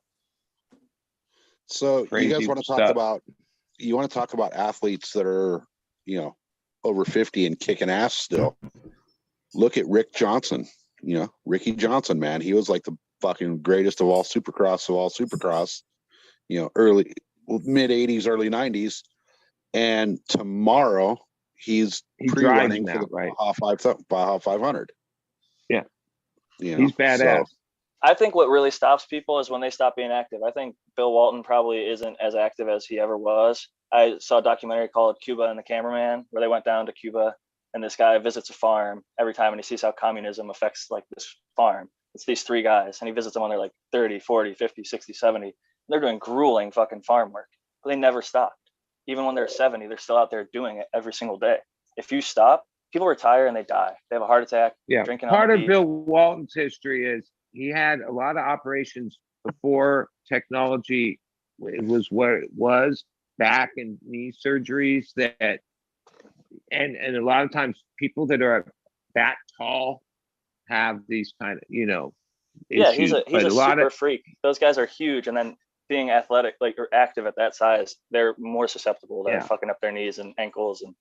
But for an average person, sports medicine has come so far in like 20, 30 years, so if you were a big athlete in the 80s and 90s, some of the surgeries were more detrimental than they were good, No, 100%. I mean, there's lawsuits over like hernia meshes and stuff, and hernias. A lot of athletes that lifted weights got hernias, and they got these meshes. So it's I think Eagle had one of them, but yeah, medicine has come a long way, but it doesn't mean it's perfect. I try to avoid it at all costs, kind of like Buddha was saying, unless I have to get something sewed back on or. I don't follow golf, but I saw that Tiger. I remember he crashed that car, and they were like, "Oh no, his legs are crushed forever." They said he's never going to walk again, and now he's back on top. Yeah, the human body's. But I'm sure they'll probably show some documentary that showed, unlike most humans, that guy had the will and discipline to rehab so hard. Like, as I've seen some sports documentaries that showed that like big athletes that have had their injuries or surgeries and come back, it's because they just work so hard at it. They won't accept no as an answer. Think about Bethany Hamilton, the woman who got her arm bitten off, the Soul Surfer. Most people would quit. If you got your fucking arm bit off by a shark, you would say, fuck no, I'm not going out surfing again. Fuck that. I'll find another hobby. There's a lot safer shit to do on land. I'm not going to get my other arm bit off or my leg bit off or die in the fucking water. And she's she goes down actually there at and the crushes it. higher level. Competes at the higher level. I really think it's between your ears. A lot of it is what I believe is like your natural talent, what you're born with. Like, I'm no LeBron James, so I'm not going to go to the NBA because I'm not 6'8" and I can't dunk from the free throw line. He put a lot of fucking work in too, but like I could put in the same amount of work every single day. I'm not going to be LeBron James. So you have to really pick your sport. But I do think your determination. I think it's Michael Jordan, Kobe, LeBron, or 6'6", Michael Jordan, 6'6". But even in other Kobe, sports, 6'8", whatever LeBron. you want to call it, the 10,000 hour rule. Yeah, these guys also like shot 10,000 shots a day or some ridiculous. Those were like that. two. Yeah, they're like the 0.00001%. Muggsy Bogues and Spud Webb. Those are two athletes. There's been thousands of athletes in the NBA over history, and most of them are not small. And even back then, people were shorter. I mean, so like, but there there's is not a lot kind of a Muggsy Bogues and Spud formula Webbs when you get to the greatest. Those people really work hard. It's they have given talent. But you look behind the scenes and you see that their regiment, whatever sport it is, whether it was Michael Phelps, man, that motherfucker was in the pool like more than he was outside of a pool over those It years. also depends on when you were born. Like it does depend on a little bit of luck, because like if you've read Outliers, the book by Malcolm Gladwell, he talks about how in Canada, 90% of the pros are born between like 2 or 3 months, because if you're 6 years old and the other kid is 7 years old, you're a full year older, but you're in the same grade. So based on when the kids were born in Canada, they could tell you who are going to become the pros, because basically from the youngest ages, the older kids got more attention from the coaches because they were a little bit better. So they got more playing time, more experience, more confidence. They grew up, and of that sample, when they all hit puberty, the ones who got most of the playing time that ended up having whatever natural talents as well as the training go on to be the best ones. So there's like logical stuff that doesn't necessarily have to do with the person's will. Like they might have been just a year younger their whole entire life, so they didn't have the same opportunities. Well, and in the tennis camps, they create tennis players that way. In the gymnastics, they create them that way. And they start them young, and those super coaches can pick the ones that they think are going to have a shot to have a run at it when they're 16, 17 years old, if everything goes right. Discovery Channel right now, I just saw a preview for it the other night, is launching a show all about it's called, I want to say it's called Baby Drivers, and it's all about these kids, I mean little kids that are racing these little shifter carts. Yeah. And they're basically being trained and groomed to become F1 drivers when they become of age. Yeah, that when I was shifter car racing and I was sponsored and all that, yeah, it was all about kids, adolescents. And even back then, it was a lot of girls because of Danica Patrick's influence, because parents like spend their equity in their house, like funding their kids racing when they're kids, 6, 7, 8, 9 years old, hoping that, yep, they'll fall into the thing. And when I was part of go-kart racing, that in this region, Alex Speed and Scott Speed, they were these brothers. And Scott Speed was the last American that drove in Formula One a few years ago. And he went straight from go-karting to Red Bull. He had like 1 or 2 seasons. He didn't perform well, and that was the end of him there. He probably still works somewhere in motorsports. But shifter carts, that's the farm system for most motorsports at this point.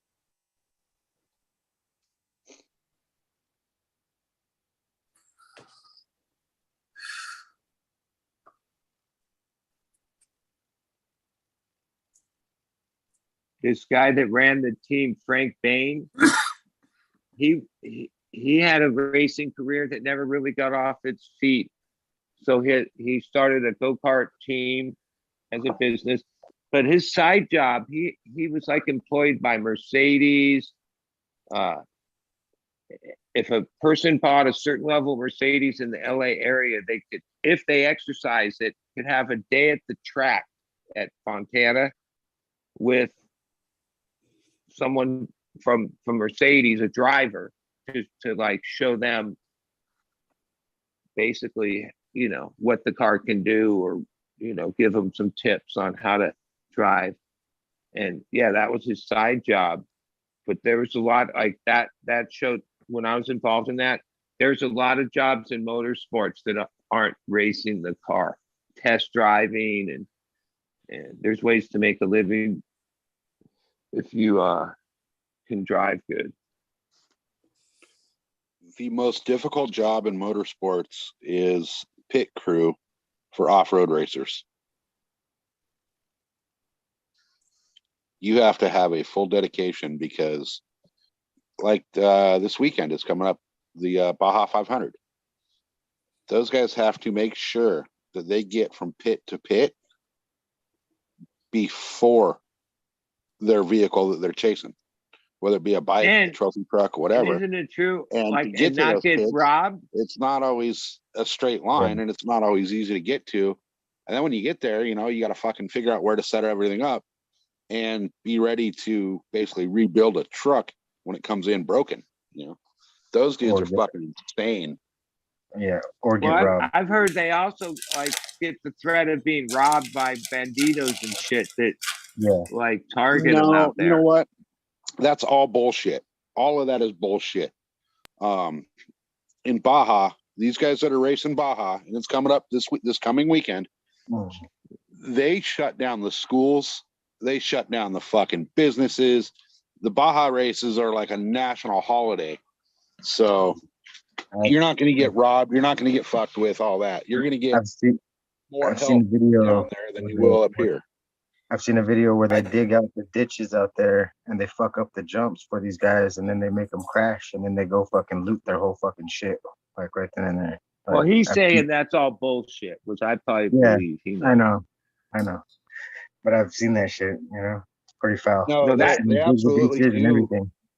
They absolutely do create booby traps on the road, the locals Yeah, and all that shit. And Yeah, the other guys but for the other teams too, and then they radio it in to their fucking guys and tell them which way not to go, and then they fucking.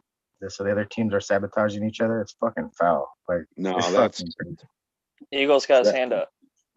I think we should have a fucking Weed Nerd cannonball run. Hell yeah. I'm down. Hell yeah. Cross country. I got a ride. I can't drive. I don't drive no more for reasons. So I'm in, I guess. I'm in. I'll drive. Well, you need navigators. Shit. Yeah. I drive. Cannonball but I Run, just wasn't choose that my always a vendors. pair of them? There was always two of them, right? A navigator and a driver. New York to LA, right? Yep. I'm gonna do the reverse cannonball. I'm gonna go LA to New York, and then I'll. Well, we should spice come it back. up, and everybody have to also take 1 pound, unseal a meal. Ooh, shit. Could we have a drone with us too to fly it up above when we do get Some fucked? skunky ass shit that stinks Fly up the weed the up. whole fucking Yeah, good luck way. finding it. Good luck finding it. Yeah, buddy's gonna take us through like Texas and Idaho. Yeah, don't get pulled over. Fuck that. We could drop off beans along the way. The teams could hide beans and like scavenger hunt in each town. Be like, we stopped here. There's Stash and beans grabs. here. Stash and grabs all the way down. We could fucking do all over the place. All the different fucking sites. What are they called? The monuments and shit along the way. Like the giant thermometer and shit. Here we are at the Hoover Dam. If you park over here behind this rock, there's a fucking pack of seeds for you and an eighth of weed. Some guys are gonna pick it up and throw them in the trash. Well, you could do it. Maybe like before the Cannonball Run, there was a movie with Buddy Hackett and a bunch of crazy actors. Maybe they made it in the 60s. I remember at the end, there was like these palm trees that were in the shape of a W that was part of this, like it was like a cornball movie. It wasn't like Cannonball Run. It was pretty serious. But yeah, Buddy Hackett and this VW. I don't remember the name of the movie, but yeah, that would be the good way to make it for us if we were to film it in that style of comedy. Yeah, because I don't think any of us has a Lamborghini Countach. Somebody probably show up with one. You can lease them these days. Somebody would let us use their shit. That'd fucking be modern. Modern would show up in something like that. Shit. Wouldn't see it coming. Some hot dogs and shit. Modern show up with like some prototype supercar. He'd like the land race, fucking that fastest land race rocket shit. He'd be like, "Here, guys, I'm ready." It's like, dude, how are we gonna turn? Can only go Best straight. I could do is like a body kit. So one of those like Toyotas. Or No, Jack, down in La Jolla, you can rent freaking supercars. You can rent a Lamborghini Countach if you want. Oh yeah. Yeah. Gonna cost you. They're not going to say, "Hey, go ahead, drive it across the country to New York." The whole way. You don't tell them that. You don't tell them where you're going. Well, I'll let you put down your card on the deposit. But you know what? When those cars there's a GPS or a program in their chips that know if you take them to a track, like tracks, all the tracks, local tracks have like a sensor there. And so it's part of the contracts when you rent one of those cars that you will not take it to a track like race day or drag day or whatever. Unless you rent it at a track. Yeah. There's a way they know, yeah, you take You're it right. to a track. You're a GPS. They fucking track it. They Yeah. know where you're going. Yeah. The Beyond raceways are beyond they very can- obvious. They're huge. On the GPS, you can Beyond see when it you from rent- miles. A car like that, when you bring it back, they not only look at the miles, they download the data that tells them like every time you stepped on it, every gear you were in, and every RPM you did. Every vehicle that enters the Baja 500, 250, 400, or 1000 all has to have a GPS tracking at all times. That thing has to be on, and that's down in Mexico, and you're bringing your own vehicle. So, you got rent How many years old is that event? That's like way over 50, right? It's Okay, 1967, and Malcolm Smith was the very first person to win that race. Yeah, it rings a bell. Actually, there's a great documentary about the whole series. It's called Dust to Glory, and it's actually done by Bruce Brown's son. So it's done in kind of a very similar fashion to the way Bruce Brown did, like Endless Summer and all those movies he did back in the day. Well, there were years where every year they captured it the best they could. It wasn't live, but it was on that show. Remember Wild World of Sports? They would give it like some, it's an annual event. It had some play at but it's a rugged event that takes a special type of people that race that one. Well, and the special type of car. Those things are not going on your typical track. I mean, the suspensions and the engines, those things are like, well, they have a bunch belief. of classes.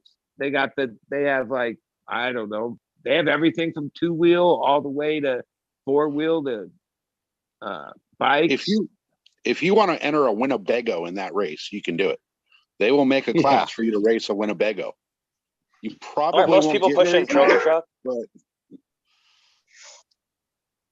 yeah, that Dust, you guys should go watch that. It's on YouTube for free. It's called Dust to Glory, and it's about the Baja 1000. It's a bad fucking ass documentary.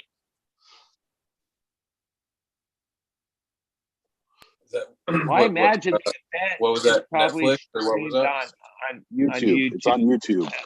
Oh, YouTube. Okay. Yeah. You could probably follow the race on YouTube.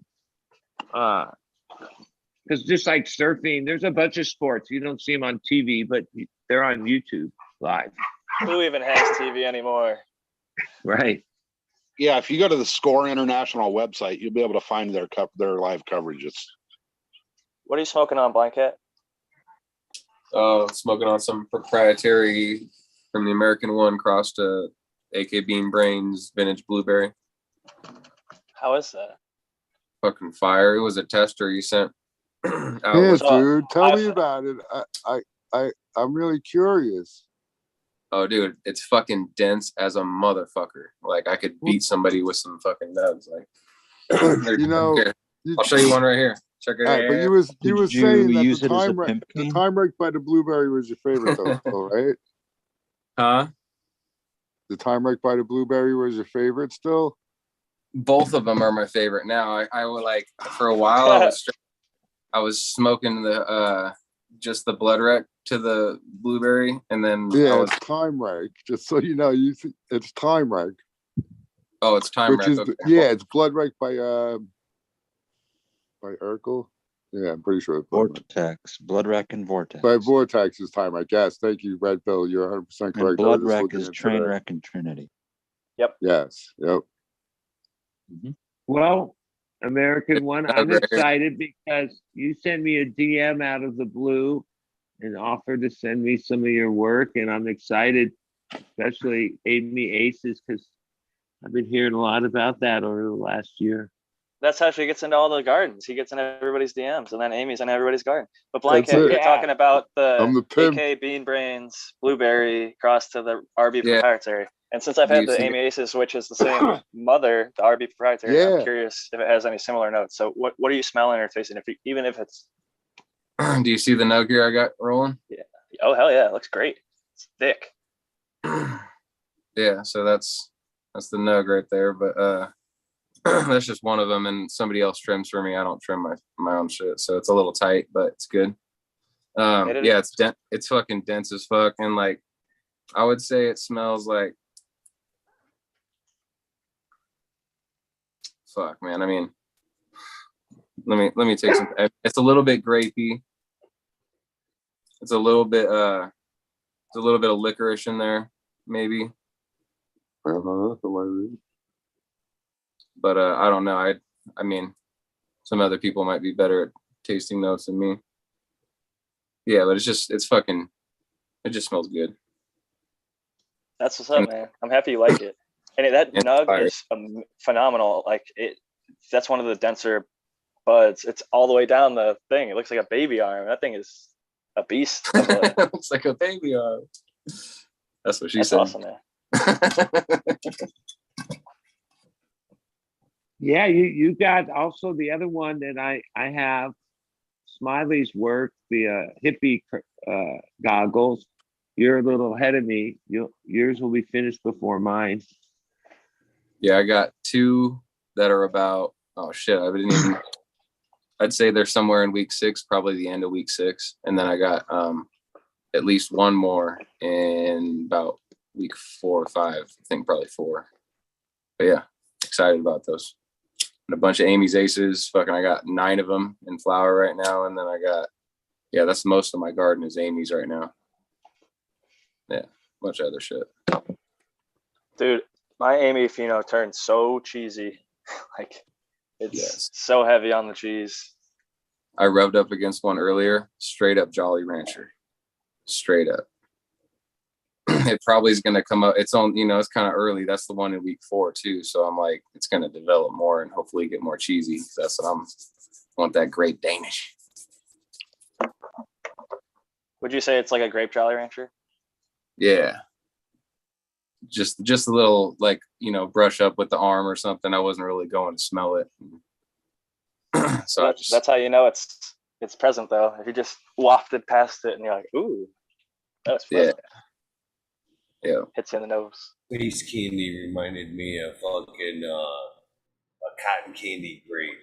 That's the best way I could honestly describe space candy. If you've ever had that. Yeah. Shit was one of my favorites. Yeah, I grew that. I think it was, I don't remember who was a tester when I got it, but yeah, I grew it one time. Cotton candy grapes are amazing. I've never gotten a chance to grow that one. Yeah, super strong. I love that candy. Mm-hmm. That sounds fire. Well, Bonnie Cat, I'm glad you're liking it because only one other person, and I forgot I even put seeds in it. It's just so random. Somebody, I was scrolling through IG and someone needed a couple of those hemp cards to complete his whole set. So I didn't even know where I found the guy or saw the thing, but I was like, yeah, I'll hook the guy up. So he's like, I'll give you $10. I'm like, all right. So I sent him the card and I put in a pack of them proprietary by Blueberry. And he ended up growing them out. And the picture that he has on it that I reposted it. Yeah, it's frosty everywhere. The whole thing is just frost. And I got a question, American one. Whatever happened to that weird plant you were showing like earlier in the year? Yeah, did it die? Demise. Yeah, it died. We didn't have a funeral, did we? Yeah. Good riddance. Poor baby. You were putting a lot of love into it. I remember when I first saw it, I just thought to myself, kill it. Everybody said kill it. People are like, what is this idiot doing? I just didn't have the heart. Yeah. It didn't bother me. But yeah, she's gone now. I don't even know. Yeah, it didn't have anything. It was bizarre. It was in it.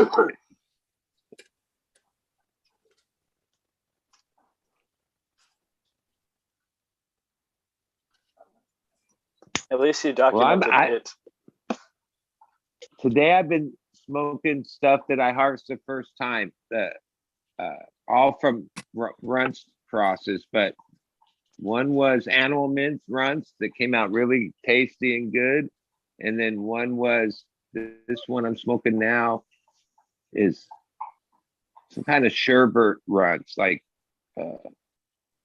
YUHU runts, all from Modern Epigenics, the line that she put out last year of runts crosses. I've grown a bunch of them. They're all good. They're all runts. I'm like, runts is cool and all, but I'm over it. But I still have some that I haven't finished coming in. But like I say, I'm kind of over the whole runts. Too much runts. It seems like yesterday's news at this point. I Yeah, guess they're good. there's like 7 different runts at this point. There's white runts, pink runts, gold runts, and who knows Well, I what guess runts at this is point. Banana crossed runts and Zelda runts. I had, I think 17 or 19 of her varieties she gave me. The year before, James Loud gave me like the same thing with Gelato 41 crosses. Fucking great fingers. And they were all great, other than at the end, I was sick of Gelato. And yeah, now I'm sick of runts. Yeah, I'll smoke them. I won't grow them though. Like I say, they're tasty. I see why they got popular. For sure. I'll smoke the shit out of them if somebody else wants to grow them, but I'm not gonna put them in my garden because I got good other stuff to do. There's other flavors. I'm with that. So I feel about most of the pure cookies and like direct lineage of that family. They don't yield particularly great, and I don't know. A bunch of other people already grow it, so I'd rather grow stuff that's not that. The Durban F2 crossed with the cherry pie, the original cookies. Everybody's got their own cookies, right? Nobody knows what it really came from. They sure don't. That's for sure. Do you see their marijuana mania? The aid there. They showed how they like supposedly ran part of their cookies operation and how every one of their clones came from fucking tissue culture and shit. They showed racks and racks. It was funny because they contradicted themselves. At first they showed like fucking all these clones coming from tissue culture. They're like, yes, we keep them all nice and healthy, all the same. And then fucking about 5 minutes into the video, it shows them fucking dunking clones. You know what I mean? And then hitting them in fucking Rockwool. And I'm like, that's not the same tissue cultured clone. That's not the same plant. That's a fucking clone. That's a straight up clone. That ain't no tissue culture right there. But yeah, it was a little interesting. The other thing too, I thought was a little funny too, was the weighing machine in the fucking triple checked for quality and weight, and it's like all being blown around and shit. And I'm like thinking to myself, well, how much is being lost in the floating, the puffs of air that shoot it from one side to another and shit, back and forth and all that good shit. I don't know. It was a neat system, that's for sure. Burner owned a store in Sacramento. It was one of his first dispensaries out there, and like I tried the fucking burner cookies or whatever just to see what the fucking hype was, and they weren't even that great. My first couple crops were way better than that shit. So I was just like, yeah, I don't know. I was just kind of turned off at that point, but of course my buddies wanted to grow everything that was fucking cookies related, so we still grew it, but because I wasn't in charge of all the shit that we were doing, so but yeah, and then I got tired of that real quick, all the cookies crosses. So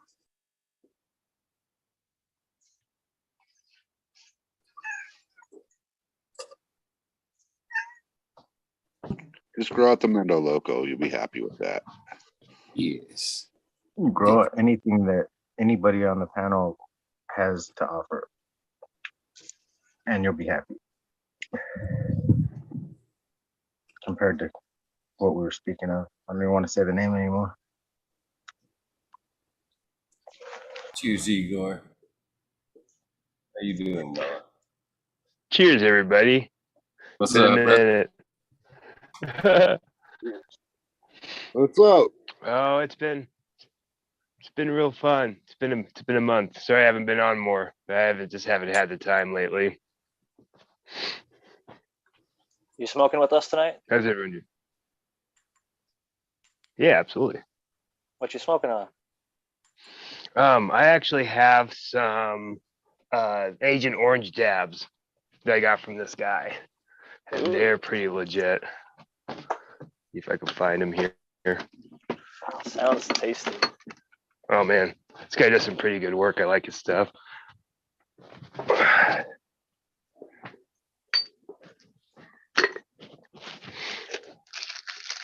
Sounds like they're a weed nerd. They're making Agent Orange dabs. Right. Got this right here. Oh yeah. See, that's where the perps come in to play right there for me. Is I gotta get an extract like that where I can dab them and just enjoy the taste, but still get the high. Flower doesn't just work for me. What I really like about it is you can low temp this and really cherish the flavor.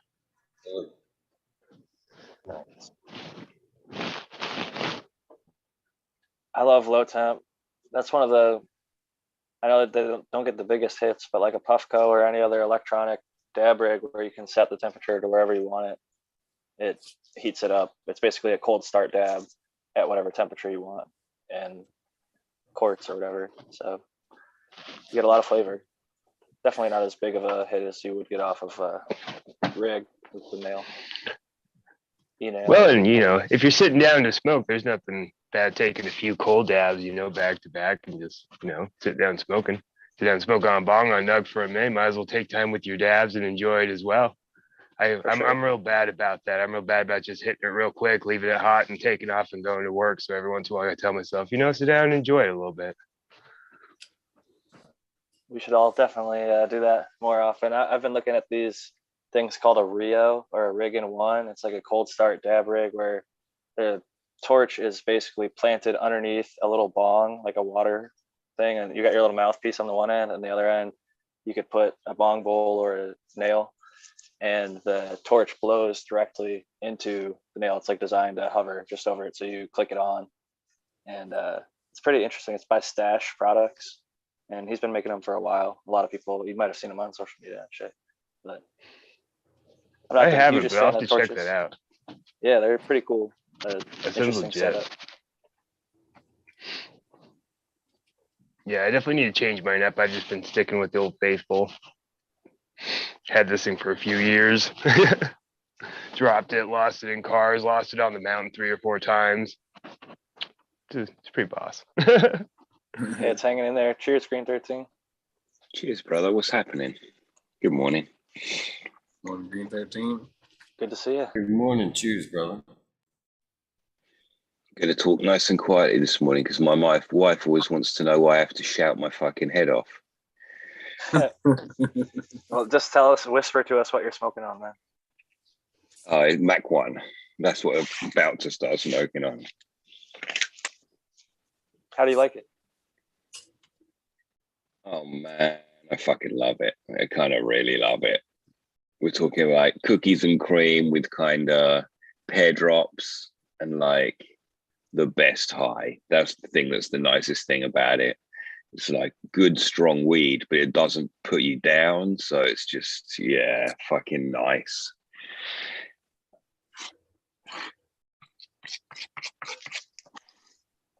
What do you think of it, Jack? You don't want to know what I think of it. Okay. Yeah. But I'm happy you enjoy it. I'll say that. That's the main thing. Honestly, if I tried it out of your garden, I'm sure I'd fucking love it. The 5 times I've had it, it has been absolute dog shit. Like a 7 out of 10 at its best, on its best day. And it's kind of like, I don't know. I haven't had a great example of it. And unfortunately, one of the examples was from the guy who bred it himself. My buddy has a connection to Capulator, got the sample from Cap, and I got to try some. And to be honest, holy shit, was not very impressed. And maybe I don't want to like throw him under the bus. He's very popular. He's a great marketer.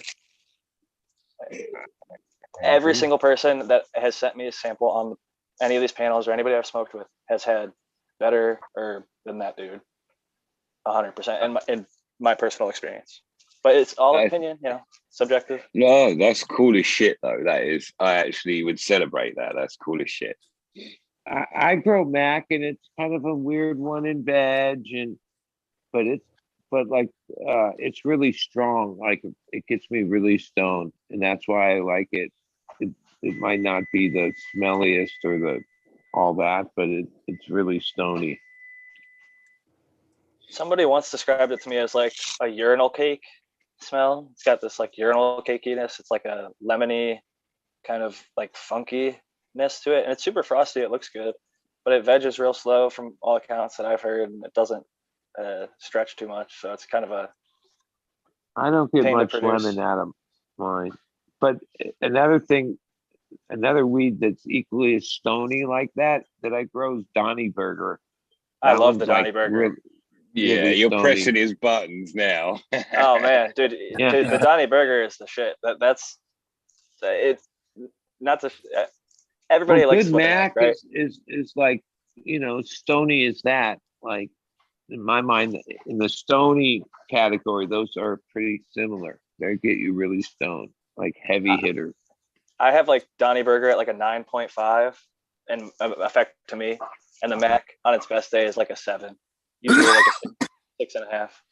But it's just, it really comes down to what everybody's used to smoking or how it affects their endocannabinoid system, because and who they got it from, like the Donny Burger Phenos and the Mac. It's supposed to all be the same Mac, but who really knows at the end of the day? But assuming that it is, even we've seen at the grow off, you give it to 50 different growers. Yeah, I was they all gonna send it in, 50 different terpene Well, tests, especially with 50 Mac, different because cannabinoid results. it grows weird. It veg is weird, and so that would create more weirdness for more people that grew it. It would come out different.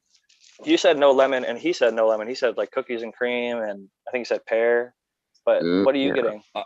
Not pear drops. So it's got that acidic, like the lemon bit you're talking about. So I don't know if you had pear drops as a kid. They were like a sour candy.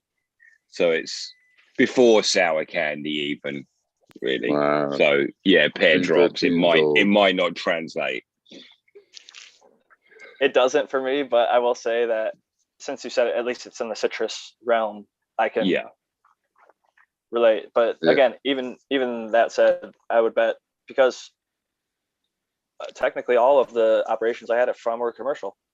None of them Even the was a home same grower. growers, it would be different each time a little bit, probably. Yeah, you're probably right about that, Tal. How it was cured, how it was kept on the shelves. Did it get a bunch of sunlight, a bunch of heat in the transportation? How long did you sit on it before you smoked it? Like if I throw it in my curador for a week before I smoke it versus getting it fresh from the dispensary, it's better when I put it in the curador and it sits at the proper temperature and humidity, because it gets a little bit more sponginess. Yeah. But I've had the Mac in an extract a couple of times in diamonds and things like that, and I can really attest to the flavor loss. I feel the same way Buddy kind of felt about it. Like it has a really good strong high, and it'll get you going, but there's not a lot of flavor to it, not a lot of body in it. What kind of flavors were you guys getting? Honestly, when I hit it out of like a diamond, I didn't get anything. I don't know. It was probably one of the worst extracts I had. That and a Gorilla Glue 4 in that kind of medium. Just there's no flavor to it, really. Well, if it's a pure diamond with no terps, then if it's just actually just THC, then it's not going to have a bunch of taste, or THCA.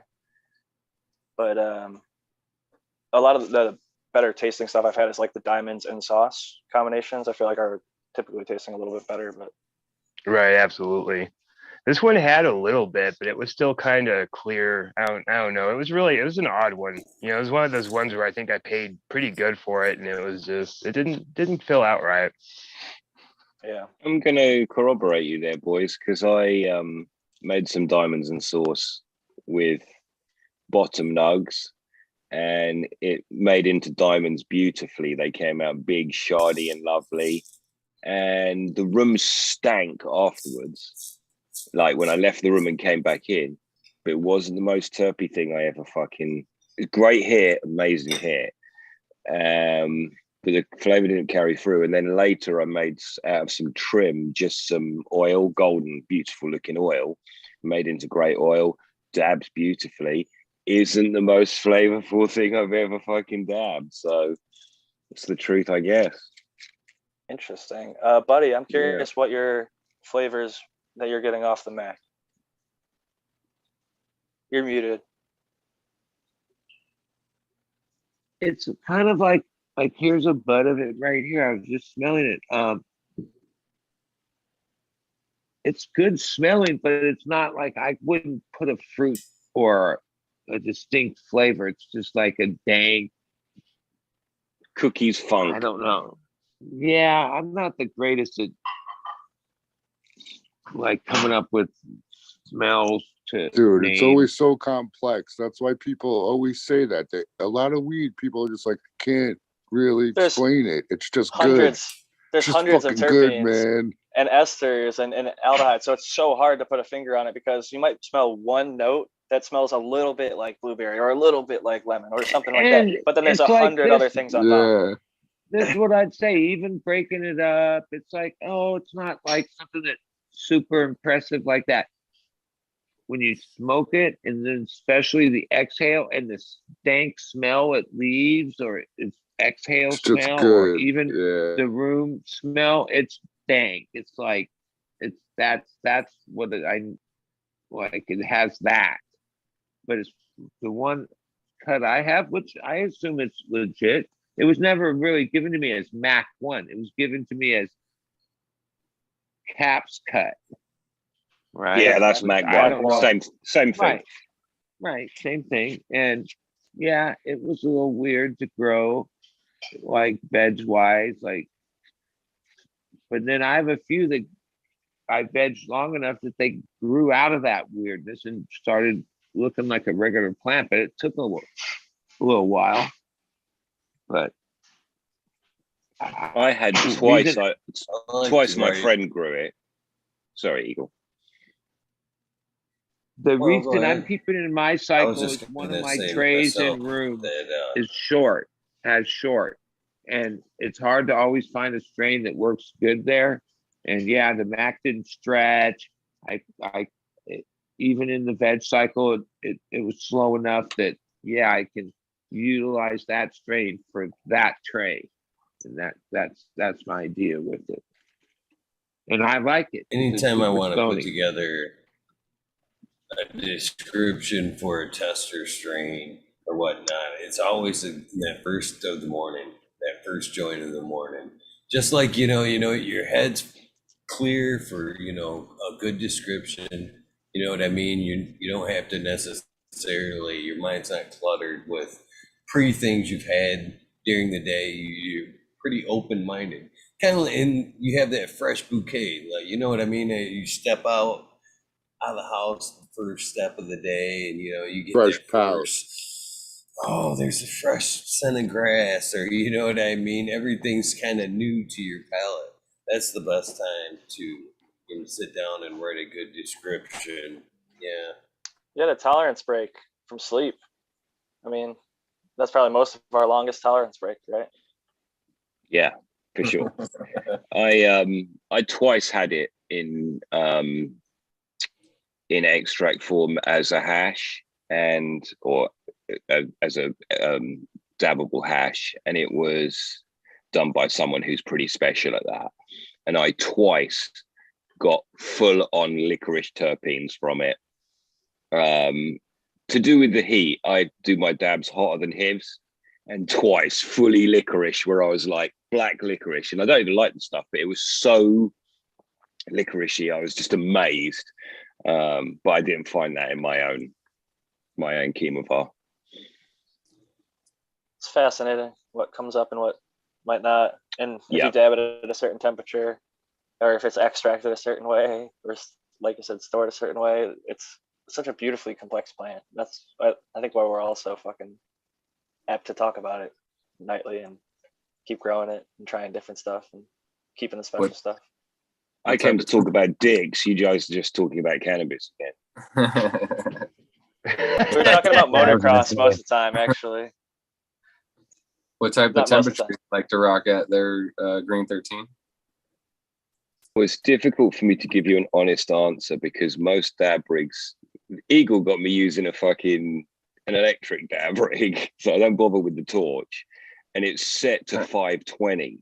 But 520 is only the coil temperature. It will not be the glass temperature. And it's impossible for that machine to give you the glass temperature.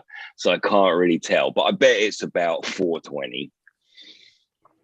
Yeah, last time I took a dab, that was the temperature I took a dab at. I used to dab a little bit like 100 degrees higher, but I've been cooling it down slowly. But I don't really dab anymore that much. Yeah, maybe one a day, maybe. If you take really hot dabs, it could be bad for you, man. I saw that report. I sent it to a couple people. Yeah. Right. Above like that's 800, 1,000. Yeah, that's like 700. Yeah, 700. Yeah, like over 700 for certain terpenes. I have a friend that runs a pretty legit rosin top, and he has a bunch of different flavors. So over the last year, the one that consistently hits the strongest and dabs for me is GMO cross, or even just straight GMO. Like that's like if I decide to pick a flavor, sometimes the flavors are more about the flavor, not always the strong high. But GMO's like a ripper when you take a dab of that. At least my experience. That's why the Yes, Donny Burger is so strong. It's got so much of the GMO. It's basically a GMO back cross. It's GMO across the GMO across the Larry OG F8. It's all good shit. And 50% I of UK. The GMO is definitely potent in all the crosses I've had it, or even by its. I will say actually I like the crosses better than by itself. By itself, it's pretty decent, but I think the crosses, like Purple Punch, for whatever reason, it tends to cross better than its actual the mother plant in my personal preference. GMO is the most prevalent dabbing in the UK. It's everywhere. Everyone will have a version of it. But my mate calls it doom weed because he's like, it's so heavy, it's kind of not an enjoyable buzz. It just puts you to sleep. It's strong as fuck. Is it garlicky, what you're getting over there, or like funky? What I've had, it tastes like I punched you in the mouth. It tastes like a bloody nose. So it's kind of garlicky, yeah, kind of.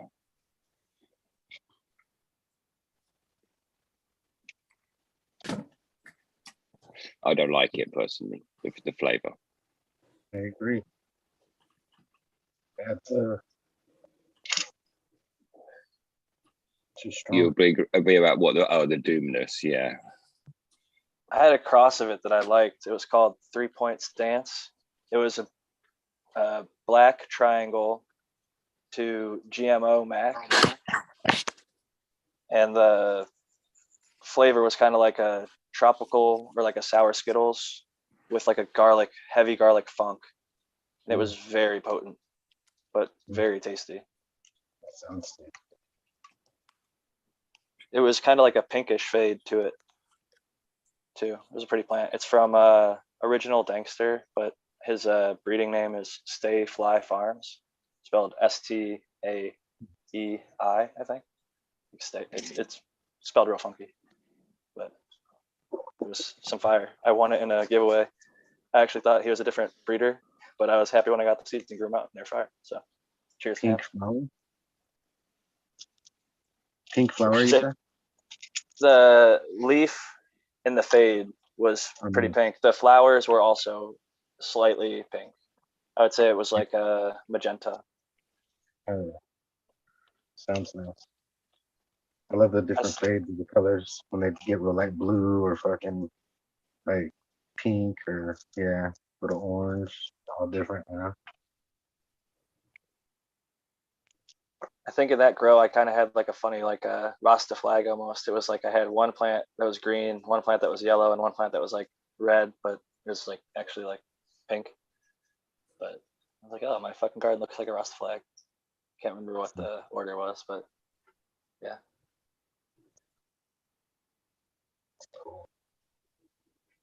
I love watching them fade. I almost like. Cheers, brother. Welcome back, man. Hey, what's up, man? Hey, what's up, Eagle?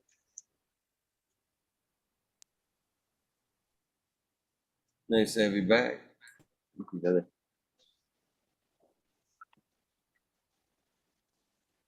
So what was going on last night? Some fucking catachronic. Wicked. Definitely checking out. Oh. Stoney on drums, fucking Larry OG on the fucking guitar. They're shredding. I loved it, man. Loved it. Memorial Weekend Bash. Yeah. You had some technical difficulties halfway through, did you? Just to keep it internet. You know, I think I'm gonna go back at some point. I've got some pretty good fucking editing software I bought way back when last year, and see if I can't cut out. I know I can. It's just a matter of time. Cut out the good part of it, and just air that. You know what I mean? On a rebroadcast. You know, cut out just the good part and rebroadcast that for them. That's Speaking good of ideas. Speaking of cut out, Eagle, is this one gonna go over 12 hours? Pink Floyd, all the good shit. Yeah, but Eagle, I just want to ask you a question because remember the 420 No, episode. we're good. We should reset here and Perfect timing. It's 11:11. yeah, we're not gonna let that happen. I plan to reset here at the 20. 7:10, dudes. All right, I'll sign off. Let it be easy. We'll see what happens later. It's been great. Rock and roll. Peace out, Peace and love, buddy. Good seeing Always you. good seeing you. Yeah, everybody. Yep. Cheers. Yep. Cheers, buddy.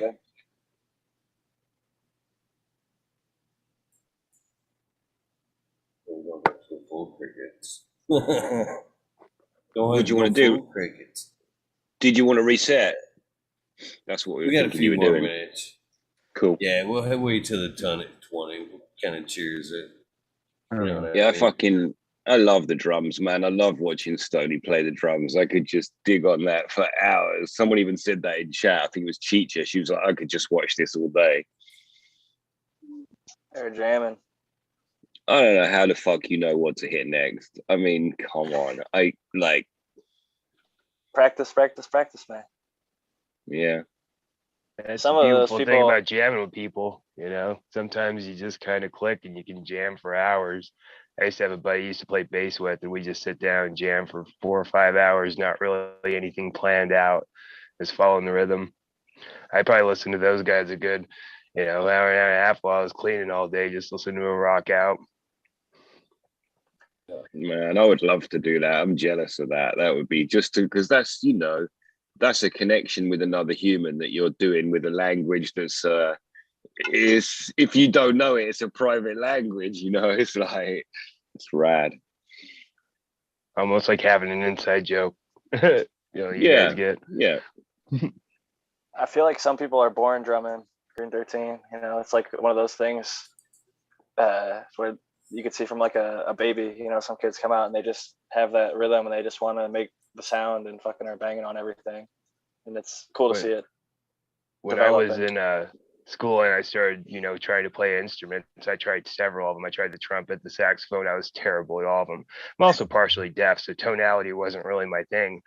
And my instructor at the time said, oh, well, the boy's a drummer. He can keep beat. And they put me on the drums, man. I did that for 8 years set. I played percussion. So it's definitely one of those things where, you know, if you're really good at it, it'll show, and you'll try to do almost anything else and you just can't hack it. You know, you're following the whole wrong rhythm. You're sitting there with the saxophone trying to play with the drums.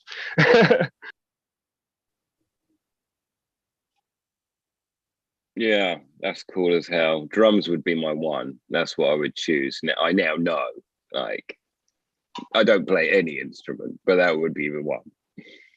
Mm-hmm. That's crazy. I forgot you played trumpet too, bro. That's good. How long did you play the trumpet and the sax? Oh man, just like a few months. I mean, I was honestly just terrible at it. I didn't wrap my head around any of those instruments. Oh yeah, it took me some time. It took me a couple of years. Yeah. I probably spent half a year on each before I landed on drums.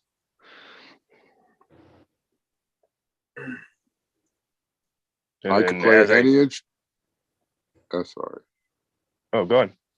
I was just gonna say I could play any instrument you hand me. You wouldn't want to listen to it, but I tell you what, I definitely could play it. I'll make some noise. I'll make noise, motherfucker. Play a mean rain stick. You should see me on the didgeridoo. I'll tell you, man, I was considering opening up a class for the triangle. I think I'd be an excellent instructor. You guys gotta go for the electric triangle. There you go.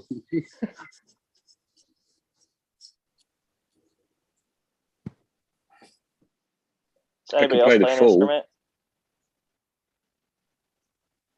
The what? The full. I can play the full. Are you saying fool? Like I pity the fool? Yeah, I'm saying fool. No, I can't play an instrument, unfortunately. I thought all Americans learn an instrument as children. It's part of your extracurricular. Oh yeah, that don't count. I'm afraid. I don't even know that they do that anymore. That was it. The I fucking know a recorder. The king of the memes, dude. That thing is killing it with the memes these days. The recorder's coming in hot, where they like play a song but really fuck it up on the recorder. It makes the funniest memes, at least in my opinion. Some of them. I always thought the recorder was a polite way to say your kid doesn't have any musical talent. Here you go. Yeah, it is. we wanted to impress this on you. Play this. Our like- whole it's like fucking school had to choir. play that shit. Like go through, they're like, yeah, you can carry a tune, you can carry a tune, you just don't waste your money. You should do math.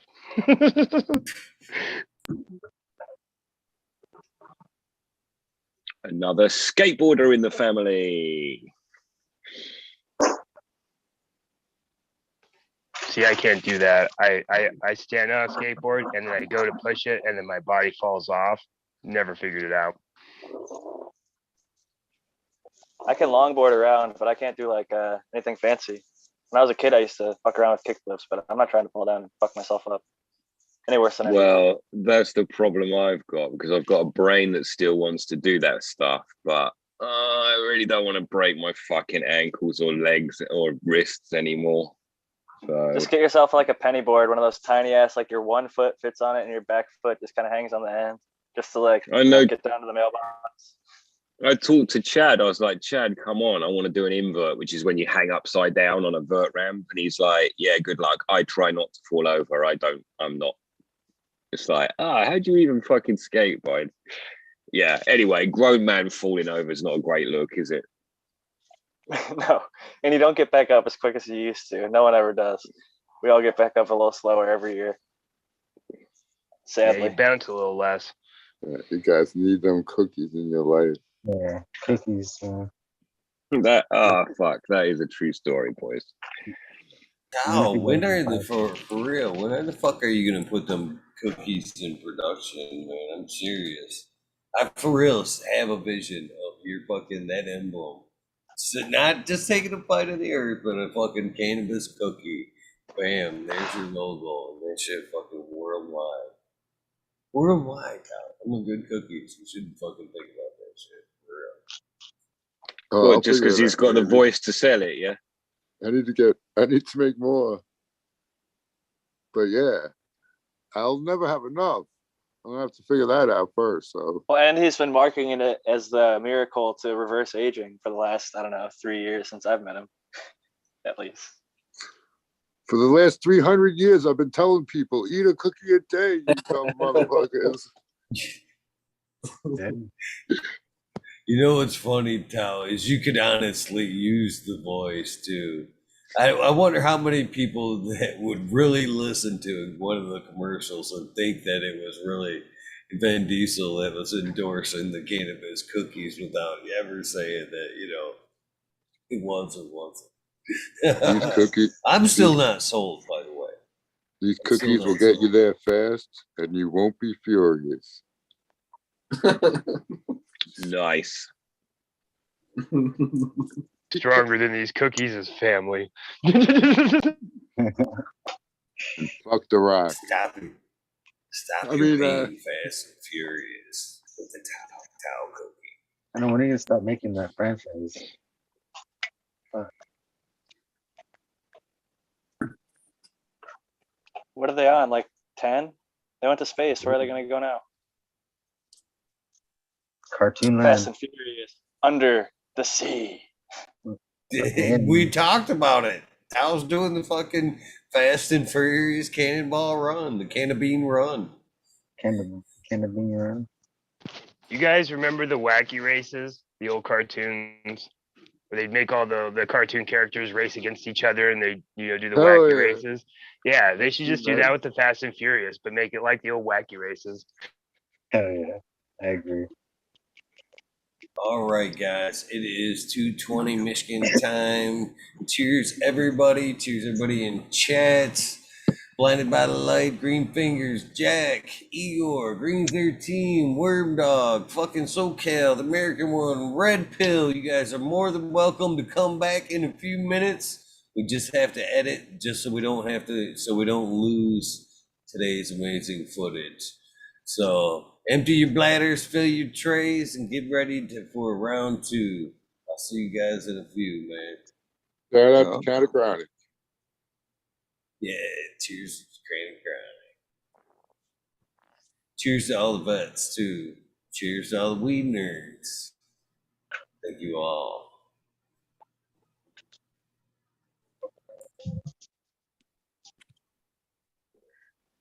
When you say vets, do you mean like people who look after animals? No, Veterans. the vets. That, well, I that's know what you yeah. mean. I know what you mean. It's not Veterans Day here. That's all. Good move. That was a good one. He's like, how high do you think I am? Come on, man.